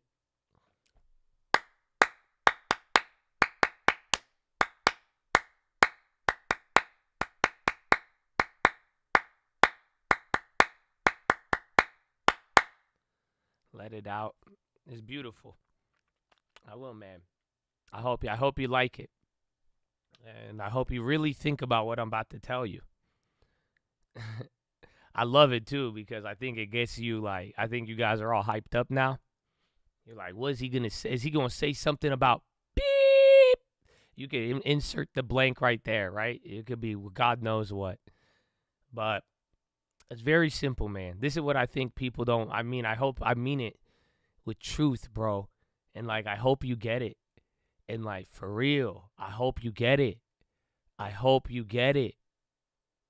Do you realize that you are here on this earth, whether you consider yourself a child of God or not, and whether you believe it or not? Very, very simple, man. You realize you are here to be joyful. That's why I said people don't want to hear this. And I understand. This is not, I'm not even speaking to you as somebody who has had joy their whole life. I would even argue I don't even have joy right now. So I'm just telling you, though, I do know this is the plan. That I do know. I do know it's the intended use. I hope you feel me. That's seriously. That's all. That's why you guys work hard. Do what you need to do, but in all of it, you should have joy. You make a mistake, I hope you realize it's you, bro. Look around, man. There's already a lot of things, but I hope you don't torment yourself even more. That's it. Your life is not meant to be here and tormenting yourself with your thoughts and just do you get what I'm saying? You are here to be joyful. You are here to actually that is what is the goal. It is written. Is literally written. So, like I said, I don't know if people want to hear it. And I know the first thing you hear with it, there's a lot of counter examples, but this or that. And I get it. I really do. But I really hope you recognize that at the core simplicity of it, I don't even care what you believe, what you do, anything. For real. That's even if whatever you do, and you better enjoy it. But that is the purpose, my friend. You know that? And that's just something I think you should take into the week. Take it for the rest of the year. Take it for the rest of your life. For real. That's why, even then, and I hope you could be humble about life when you guys look around. And that's why I'm saying, sir, it's weird how it is. It's weird how, at different times and as you go through different days and different weeks, how, some things, will make you feel one way. And then you, seriously look at it a little bit more humbly, and then you'll realize what life the same thing that could make you mad could make you joyful. And then you'll maybe for real, if we just have more love and enjoyed life for really what it is and didn't worry about so much and torment ourselves about certain things, man, you would see a lot, and you'll realize that's what a lot of people go through. I hope you feel me, Chad. So I don't care who you are, but you are not meant to not be joyful. You are not meant to torment yourself. And not especially if you believe in something and then you follow that belief, or you have a goal, you don't live up to it, and then you start oh, come on. It's the weirdest trick of the devil to rob your joy. You know that, right? The devil, the world, call it whatever you want. It's a trick, though. I've been telling you scams all day. We've been watching option scams all day. We talk about brokers, this and that. This is the biggest scam of life. Of all the things meant to take your joy. Even when you do good, it's meant to take your joy away if you feel like you don't live up to your own little thought.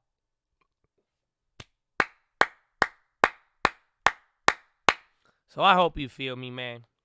Okay? So that's pretty much it. I mean, I'll tell you, there's one more thing. There's one thing I was looking at, and I was like, wow.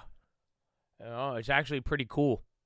But, like, for real, like, I want you to think about the thing that doesn't make you joyful, and I hope you realize that is your gateway. And what I mean by that is that, like, and this is why you should be humble. I don't know who you are, but that's why we always got to watch out for it. Because, like, for real, like, dude, the kingdom isn't for the people doing good.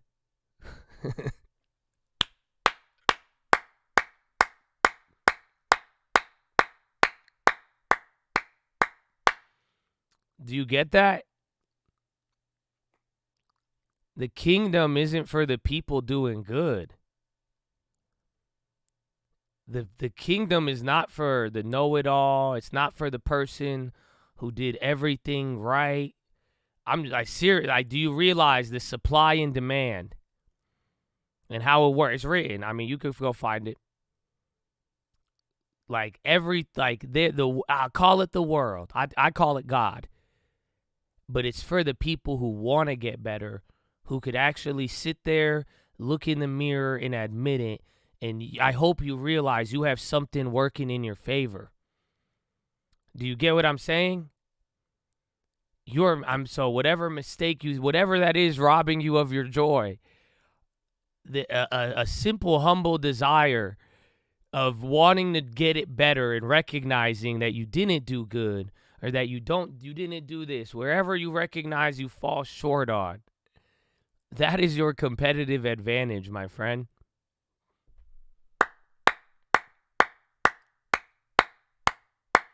So that thought was tripping me out all week.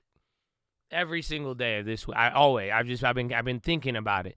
I heard it somewhere and I read it in my favorite book. But I was really, and that's how I was like, wow. So I hope some of y'all get that. It's not for the hubris. It's not for the pride. It's not for the people who already have the power. Like, I don't think you get it. Like, for real. Because I barely get it. And I'm like, wait a minute. Bro, the power is it's for the people who are actually, like, that's the thing is, like, do you realize how easy it is to not do good and still not be humble about it? Do you realize how it is to, like, seriously, whether you messed up a lot of things, you didn't do good, whatever, and still, like, be able to, like, and have your, isn't it crazy? It's crazy if you really, really think about it. So, and then that's the thing you think is pulling you apart, if you could just, like, for real recognize that, wow, maybe it's all, bro. I mean, let me just break it down to you real simple, man. It's all about what's in your heart. And that's it. You know, you could try to read the book. People will try to tell you what's right and wrong and this and that and all of that. But they're like, bro, he was counted righteous by belief alone. Belief alone. And you know it's in your heart. Like, for real, deep down, whatever you're doing, there's always a motivation behind it, right? And, like, you just deep down, there's either something in your heart or that you're either going to acknowledge it or not. And that's where, like, I mean, again, sometimes our pride and ego will get us with that, but I hope you feel me. Like, that's really what that's between you and the world, you and God. It's whatever is in your heart, man. And that's what it could boil down to.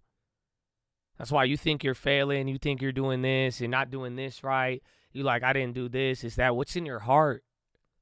I'm not talking like even your intention, but I'm talking like your heart. Like, what is, like, because you know what it is.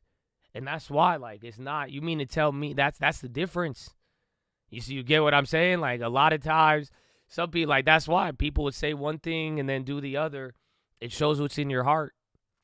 But then some people will do one thing and do the other, but two people could do the same thing and have two different hearts about it, and it's counted differently. I hope you recognize that. So that's all I'm saying, man. I hope you get your joy. And I hope some people realize coming into next year, whatever you think you failed on, whatever you think didn't get you what you want, whatever you think you're slacking on and this and that, you know, this isn't to tell you to sit around and do nothing. But it is telling you that, you know, if you got a right heart and your heart is in the right place and it's pure in the sense of it's not, you know, you're not lying to yourself. You're not lying to the world.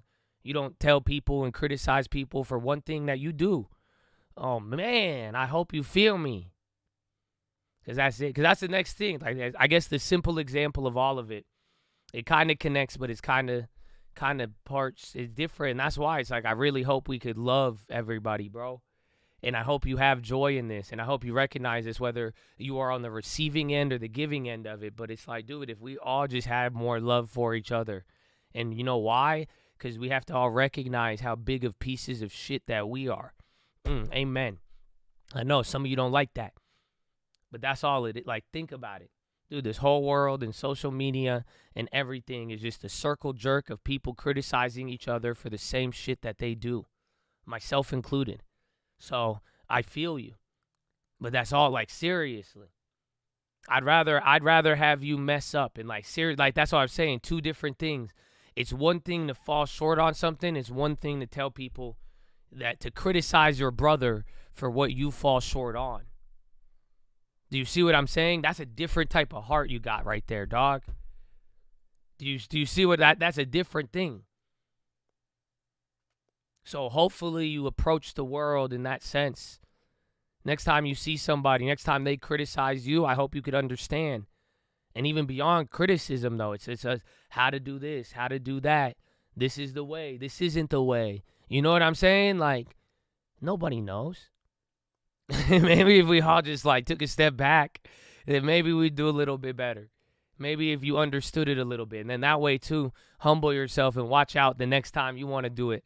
When it's like, he without sin throw the first stone, dog.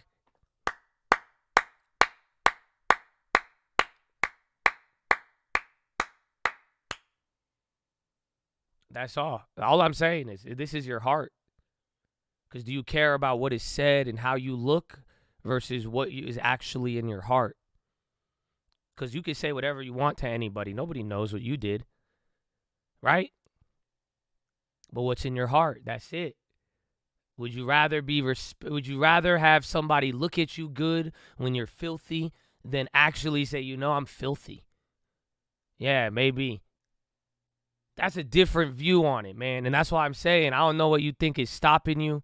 Whatever you think is holding you back, dog, nah. Because that's the difference. The person who can say, you know, maybe that is.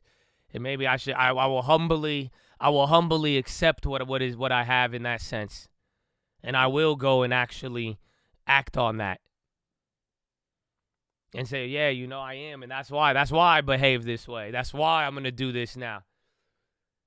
I'm telling you, God has way more joy in giving it to somebody with that heart. We're literally saying there is the whole purpose of the damn Bible was for the people who fell short, and then the people who thought they were good, who didn't want to receive good when it was there because they cared more how it looked than what was in their heart.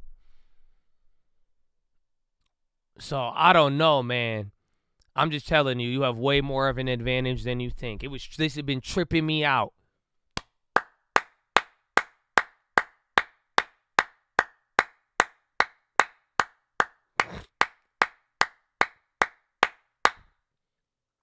It's very deep.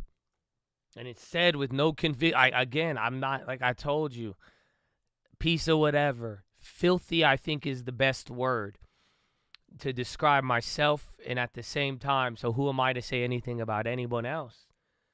But that's what you're going to be judged on, man. It's your heart. And I hope you realize, stop judging yourself. Get your heart in the right place, but then, you know, apply it in how you need. That's it. Is your heart, do you care about how you look? Do you care about how people view you? Do you care more about the a principle of the upholding of that, what looks like a principle, than actually genuinely giving a shit? It's crazy. And that's why, don't beat yourself up over it. And I really hope coming into this year, you recognize the advantage that is possessed. And if you've been beating yourself up over something, I hope you can recognize it, my friend. And the thing you think that will stop you, humbly accepting it is the thing that will take you further than you've probably ever imagined. So, Chattadonia, in a weird way, the things that for the people who did raw, that all of it is, bro, it's on your favor. But people like to they like to look a certain way. So, it's up to you, man. It's up to you. But that is your philosophy.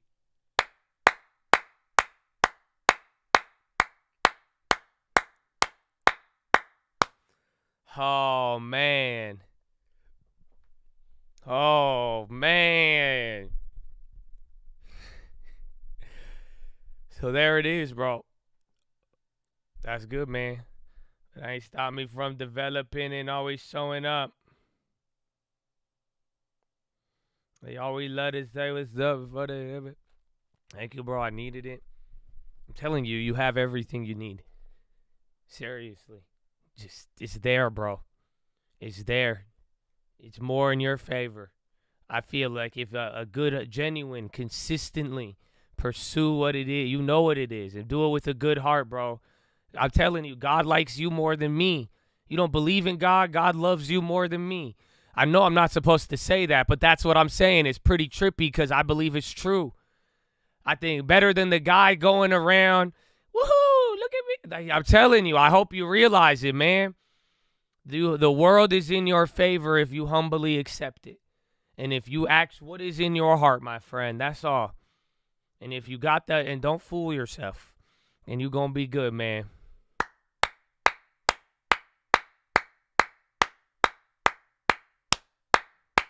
Amen, bro. So, Chad,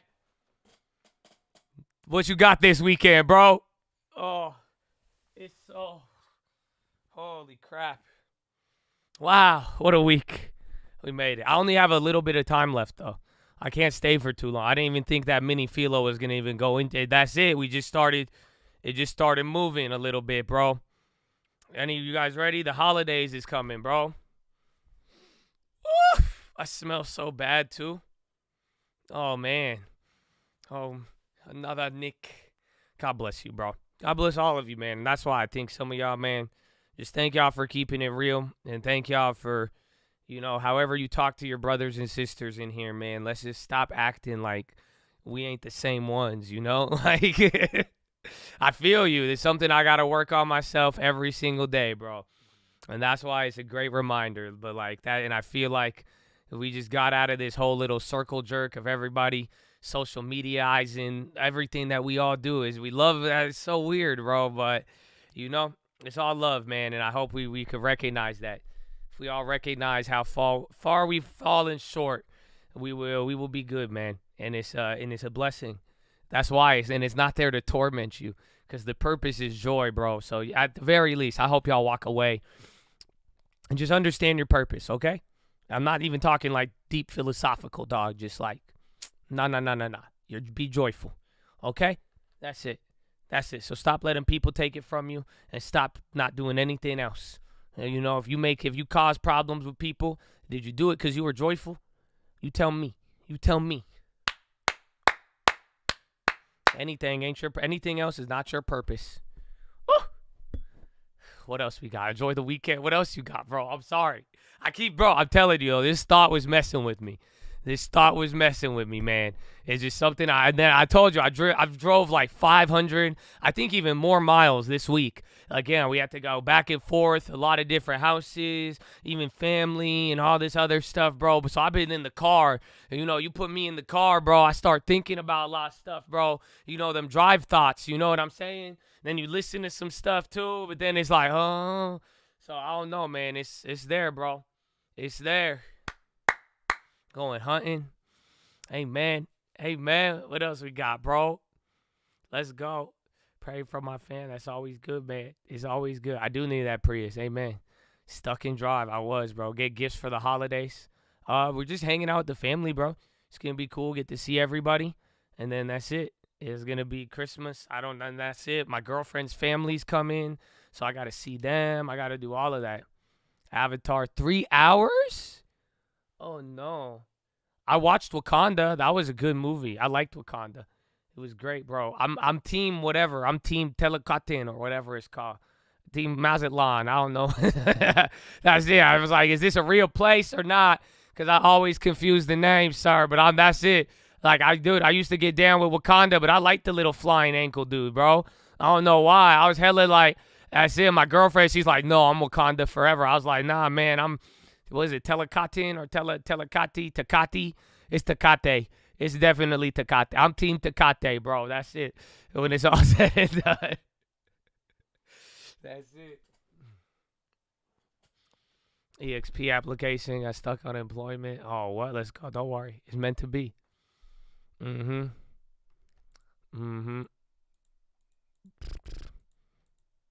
Watch with your girl the new series. Which series? They have no more Peripheral. I'm mad we don't have that anymore. Oh, we loved it, bro.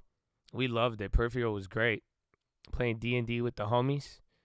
What's D&D? Officiate another. Wait, D&D? Why did that sound so familiar? Dungeons and Dragons? Right? Are you actually playing? You're going to play? You're going to run it? Yeah, I was like, why did that sound so familiar? Dinner and then a party. With the girlfriend Saturday, being a slob tonight, cleaning in between. I'm trying to slob out today. Once I'm done, that's it. I still got to drive a little bit more and then do all that. But once after that, that's it, man. I want to slob out. But I smell so bad already, so I'm like, damn. Usually I smell bad at the end of slobbing it out, but I feel, all the holidays. We're for Westland tournament. All right, man. Get vitamin C. You feeling good, bro? You feeling good, though? Be safe. Yeah, I don't smell good. It's been a long week, too. I'm telling you, it's so weird, bro. The mental energy of the back-to-back has been nuts. I know, YouTube video cleaning. Let's go, baby. Let's go. Yeah, I got to clean. I got to clean a little bit. Tweaks myself moving furniture. So on the bench this weekend. Oh, man. That's the worst, bro. Moving furniture is insane. It's the best workout, but it don't feel like a workout. It just feels tiring. And I'm like, it's the same thing as going to the gym. How come it feels a lot more tedious? It's actually unreal, bro. Like, I was benching 225. You get me moving like a TV for like 10 seconds. I'm like, hold on. It's so weird. I don't know why, bro. Is that just maybe? Is it because it's more cardio involved? Switching up the office vibes. I feel you. I still got this ghetto ass office. You don't want to see my desk right now, bro. Got some weird shit all over it. Not to mention the Biden dolls and everything else in between, bro. And I got these little snap beasts. You read the Bible in a specific order. I've done both. Like, so first when I started with Proverbs, that's it. Like Proverbs, like as a real thoughtful individual, AKA I wasn't a child anymore and people weren't just telling me what was in the book or telling me what was right was wrong. And I was like, okay, let me read this shit. And then I was like, wow, they didn't really read it. I started with Proverbs. That's what got me into it. And then I started like kind of jumping around from there. And then at one point though, I was like, yo, I said, I'm going to start this from the beginning now. Like, let's read this like it's Harry Potter. You know what I'm saying? And then I started. So I've gone through it all, eventually. And then now at this point, just certain areas or like I'll focus on certain parts here and there. But I think whenever you get there, you might, I think just naturally you're going to, I don't know, just like explore the book enough and eventually be like, all right, let's start this from the beginning. And then you're going to like, then you're just going to get into it all. So it's like, I don't know. That's good. New Living Translation, but various times. I mean, I'm old, man. I've got to do this over many, many years. And then that's even then after it was like halfway through my like Bible streak a couple years ago, that's when I was like, all right, we'll read it from the beginning. And it was crazy. So it's wild. It's a wild book. It's a wild book, man. I'm telling you. It's a wild book. It's a wild, wild book. Even then, you're going to read the Old Testament. You're going to get so confused. Then you read the New Testament, bro. But I'm telling you, it's a lot of food for thought. It's a lot of food, but keep seeking, my friend. Keep seeking. You've had carne asada fries 3 times this week in 3 different places. How many times did you poop? The hell, that's what I'm interested in. You said carne asada fries 3 times in this week in 3 different places, and no mention of a toilet. I'm not believing you. Hold up, sir. Sir. I don't believe it.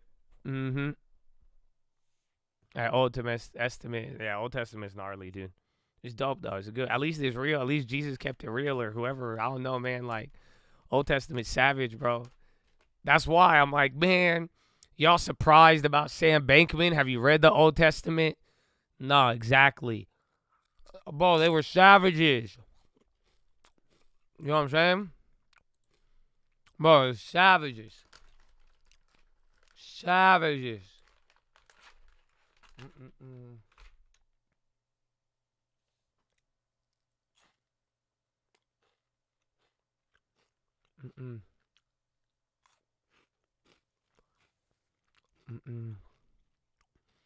You hate brown carpet? Yeah, I feel you. I'm eating these things now. I want carne asada now. I wanted Taco Bell because we talked about it, but honestly, I just found these little snap peas, and that's it. I'm good for the next like 18 hours. I'm totally kidding. Oh, my bad. Am I allowed to chew on the mic after? I don't know. Some of y'all into that. I don't know. I didn't, bro. I got shocked. I'm not going to lie to you, man. One time, like one of them ASMR things, bro. It wasn't like meant to be ASMR. And like I just heard like one of the like, and it like, I was like, I see why people like that shit. Okay. Now, and then I was like, all right, get the fuck away from me. Shit weird. No, I could understand though. I get it now. I get it a little bit more. I just thought y'all were creepy. I wasn't gonna lie to y'all. I just thought, I used to think it was like, I was like, just go watch. Like, what are you trying to do, man? Hold on. No. Okay, you don't need to. I know what you're doing, man. I like, stop. Just stop. Who you trying to play, bro? But nah, I forgot what it was. It was like I think it was like a mic noise. I was like, oh. I was like, that kind of felt good. I could see the like, okay, I see what you're saying. So I was like, okay, I get it. I don't understand, but I didn't get that into it. I'm just kidding. I did. No.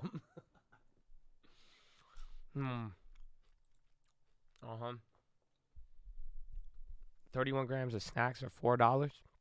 Almonds are great. That's how you get good energy throughout the day. Oh, man. Giants are real. I mean, I think I'm living proof. It's a bullshit, bro. I'm Middle Eastern, and apparently that's the land of all the early days and all the Middle East. Apparently, I'm pretty sure Jesus was Middle Eastern, man. They had giants. They had the guy had Goliath, all this, and my ass came out 5'1" or some shit. Like, nah, it's bullshit. Like bullshit, man. It's crazy. But I don't know, man. I like to think big.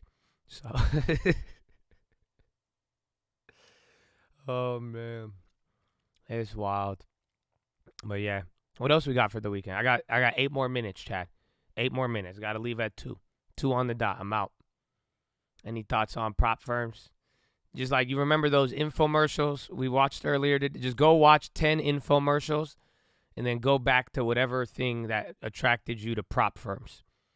Okay? And then make the decision for yourself, and hopefully your instinct will lead you in the right direction. But go watch some old infomercials. Go look at winning in the cash flow system if you haven't. And then go and just you'll see. Baby carrots soaking in alkaline water.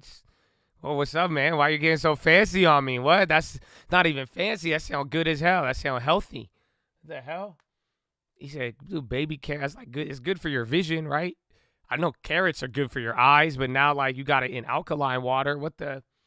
He's like, I got my carrots in my Kangen. My carrot on my Kangen water system. You should get it.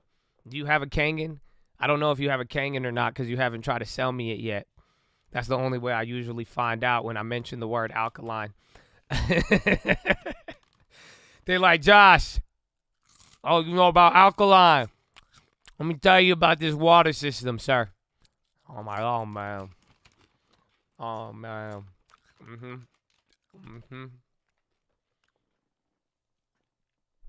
I think actually in Cali, in certain places on one of the new builds, they made you get a water filtration system as part of it. They said it was code, but I didn't believe them. But I said, okay, why not? I'm gonna see the Avatar movie, Pump for the Booze. My friend, I think you're going to the wrong location. You should just go to the bar. It's like, yo, man, I can't wait to go to the movies to drink alcohol. If that's the thing you're most excited about, sir, I think we could get to that end result in a lot easier fashion and save you $9.99. I'm just saying. Bro, popcorn is like $32, man. There's a much more effective way. Not saying I condone it nor support it. I mean, it's your life, but you get what I'm saying, man? You ain't even excited to watch these bro. All of you are going to watch. I hope when you watch Avatar, bro, I hope while you are watching it, okay? I hope while you're watching it, the only thing you could think about is them playing basketball. That's it. That's it. I hope so. And then you're going to realize Josh is on to something. Josh is on to something. That's what you're going to read. None of you are going to be able to watch that movie without picturing a game of pickup basketball. Again, throwing Adam Sandler. Just wait. I'm telling you, as you're watching, Airbud going to pop out. I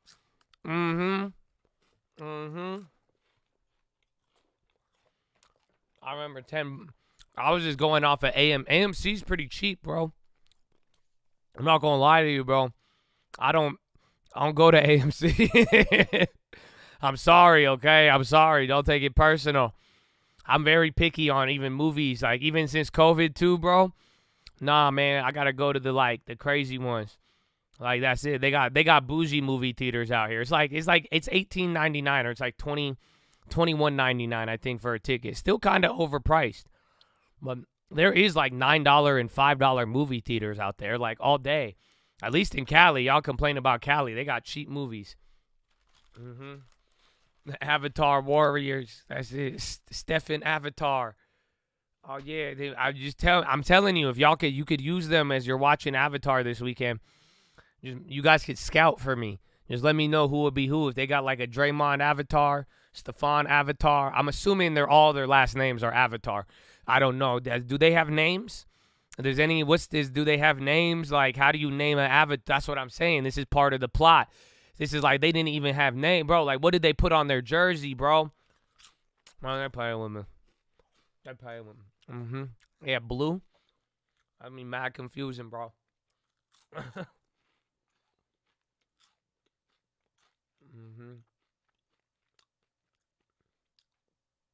it, man. I'm telling you. And just tell me, find out the star player while you're watching, because he's going to be the Kyrie Irving in the next one. That's it. He's going to just like speak out. He'll be like, I read the book of Avatar. Hold on, bro. How come they controlling the vibranium? I don't know. I'm mixing it in. But then they're going to be like, what's going on? And then that's it. And then he's going to get cut, bro. And then he's on their little Avatar Twitter. He's like a mind stream. It's not even Twitter. They're like, Elon dumb as hell. Why did he buy that? It's okay. And then they're on the mind stream. Oh, dude, I'm telling you. And that's what happens. Usually by the third one, as the movie gets modernized, they going to politicize it. And then, I'm telling you, it gets crazy. Will you watch the first Avatar this weekend? Hell no. Bro, the movie's long. It's old. And I can't watch it if they ain't got no. There ain't a shot clock and a scoreboard. I ain't watching that movie, dog. I'm just telling you. Oh, bro, I do want to watch Puss in Boots. I saw that, bro. I saw that come up as a commercial during Wakanda. Bro, I want to watch Puss in Boots. I'm totally going to watch Puss in Boots. Are you kidding me? That's my guy. No, I fuck with him heavy. I don't even like cats, bro. I feel for real. I don't even like cats like that. But Puss in Boots, I don't know. I like his Antonio Banderas ass, bro. He just like, pop. I'm doing the sword right now. You can't see me.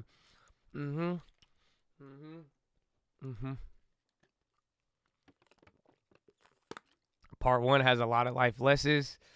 Listen, man, if that life lesson ain't free throws, I don't believe you. That's it, man. You better be teaching important fundamentals of the game. That's it. Dribble with your eyes up. Free throws. It's called the free throw. You got to hit it, man. That's all. That's what I'm looking for. No, I might watch it. We'll see. I just really want them to play basketball, man. That's it. That's all I want. I just want an Avatar side movie of them playing basketball. Just make it like 5 minutes. Make it like 10 minutes. Come on.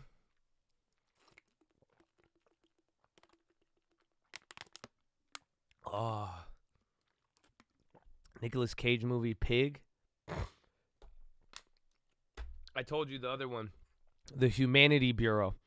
That one was, I watched that one the other day, and I was just dying, bro. It was so funny, but I was so interested in it because Nicolas Cage does that. He wild, and they ain't doing that. I don't know, man. I've been on a roll. I was like, you better put Sam in jail, bro, or we're going to go crazy. They're like, okay, we'll put him in jail right before he talks. Then we were like, bro, why the hell is Sam free and Young Thug and Gunna, and then boom, Gunna snitching? Oh, what? Can you say that? Should that be our last topic here? Did Gunna snitch, yes or no? Oh, man. How do you feel about that? I don't think we're going to know until we have Young Thug sentenced. Isn't that weird, bro? Either way, bro, all of a sudden.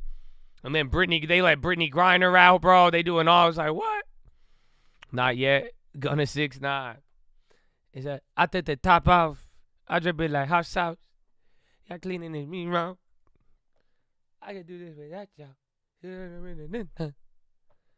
That's my theory. Yeah, there you go. You know, that's my theory. I think he did snitch by definition, unfortunately. But I just feel like they knew someone was going to get fucked. They locked up all of their funds and everything and whatever it is. That's why I just let one of them go, transfer all royalties or whatever if they've already had ownership. That way you can make sure that these people don't steal your fortune for your next decade and all that. Oh, bro, you ready for this? You know what pissed me off? I got Mad Tin. I'm going to get banned for this, though, I think. I don't know. Bro, I'll just tell you my tin. I hate this. This pisses me off. But it's okay. I'm peaceful. You know what I'm saying? I'm chill, bro. Dude, Chadwick, Mr. Wakanda himself, he only got paid $500,000 for being the Black Panther.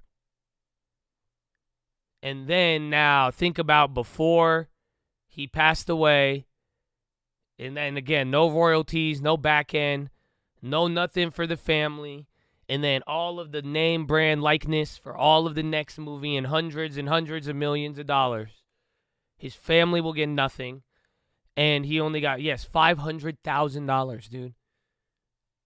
I was like, dude, what?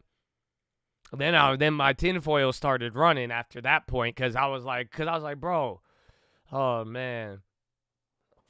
Isn't that crazy? So that's why, honestly, though, I don't know. I think by definition, I snitched, but I think they planned it. Because you got to realize, if they both went down, that's it. Who's going to, all of their songs, all of their brand, their image, any royalties, any future releases, nobody in their family or anybody related to them will get that money. It's actually pretty crazy. So that's the game, man. That's the game. Just get your money, bro. Just get your money. You meant 500 million? No, 500,000. $500,000 to be the Black Panther. And sadly, he passed away by the second one.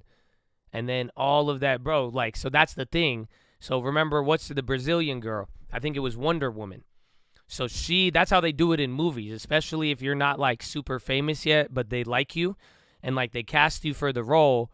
What ends up happening is that you either get an upfront payment, right? Like a salary job borderline, or sometimes they'll offer you money on the back end just in case. So that's where they fucked up with what's her name with the Wonder Woman. They fucked up because she was a cheap actress at the time. So they were like, boom, we could get her. She was like a $500,000 actor. Just it was cheap for the movie if you think about it. But then they gave her a back-end agreement on the sales, and then the movie took off and went crazy, and then she ended up getting like $200 million or like $50 million, something ridiculous. Like she got paid more than a Leonardo DiCaprio or someone like that. So, it's crazy. It's crazy. So, yeah, but, yeah, that's a good one. Good way to end it. Anyways, go watch your movies. Go do whatever you want. Enjoy your weekend, Chad. Be faithful, okay? Be faithful, be peaceful, be joyful, and you're going to be good, okay?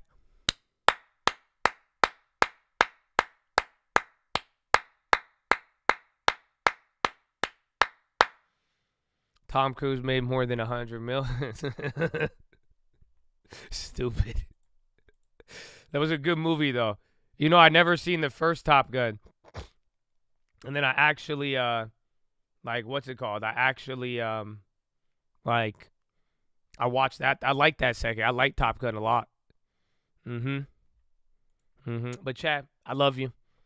Have a wonderful day, a good weekend. I'll see you guys very, very soon, and please enjoy it. And, yeah, that's it, man. I got to get going. I love you. And don't ever forget why we're here and why we keep going, why you don't give up, and why hopefully you show love to people, understand what everything about yourself humbly, and be joyful and recognize that's your purpose, baby. Why? Figure to the sky, baby. To God be the glory, and through the grace of God alone. Amen. Amen. Nah. So, Chad, I love you. Enjoy your weekend. Be safe. Have safety. I will see you soon. Peace out. Oh, wait, I don't know what that... Okay, bye.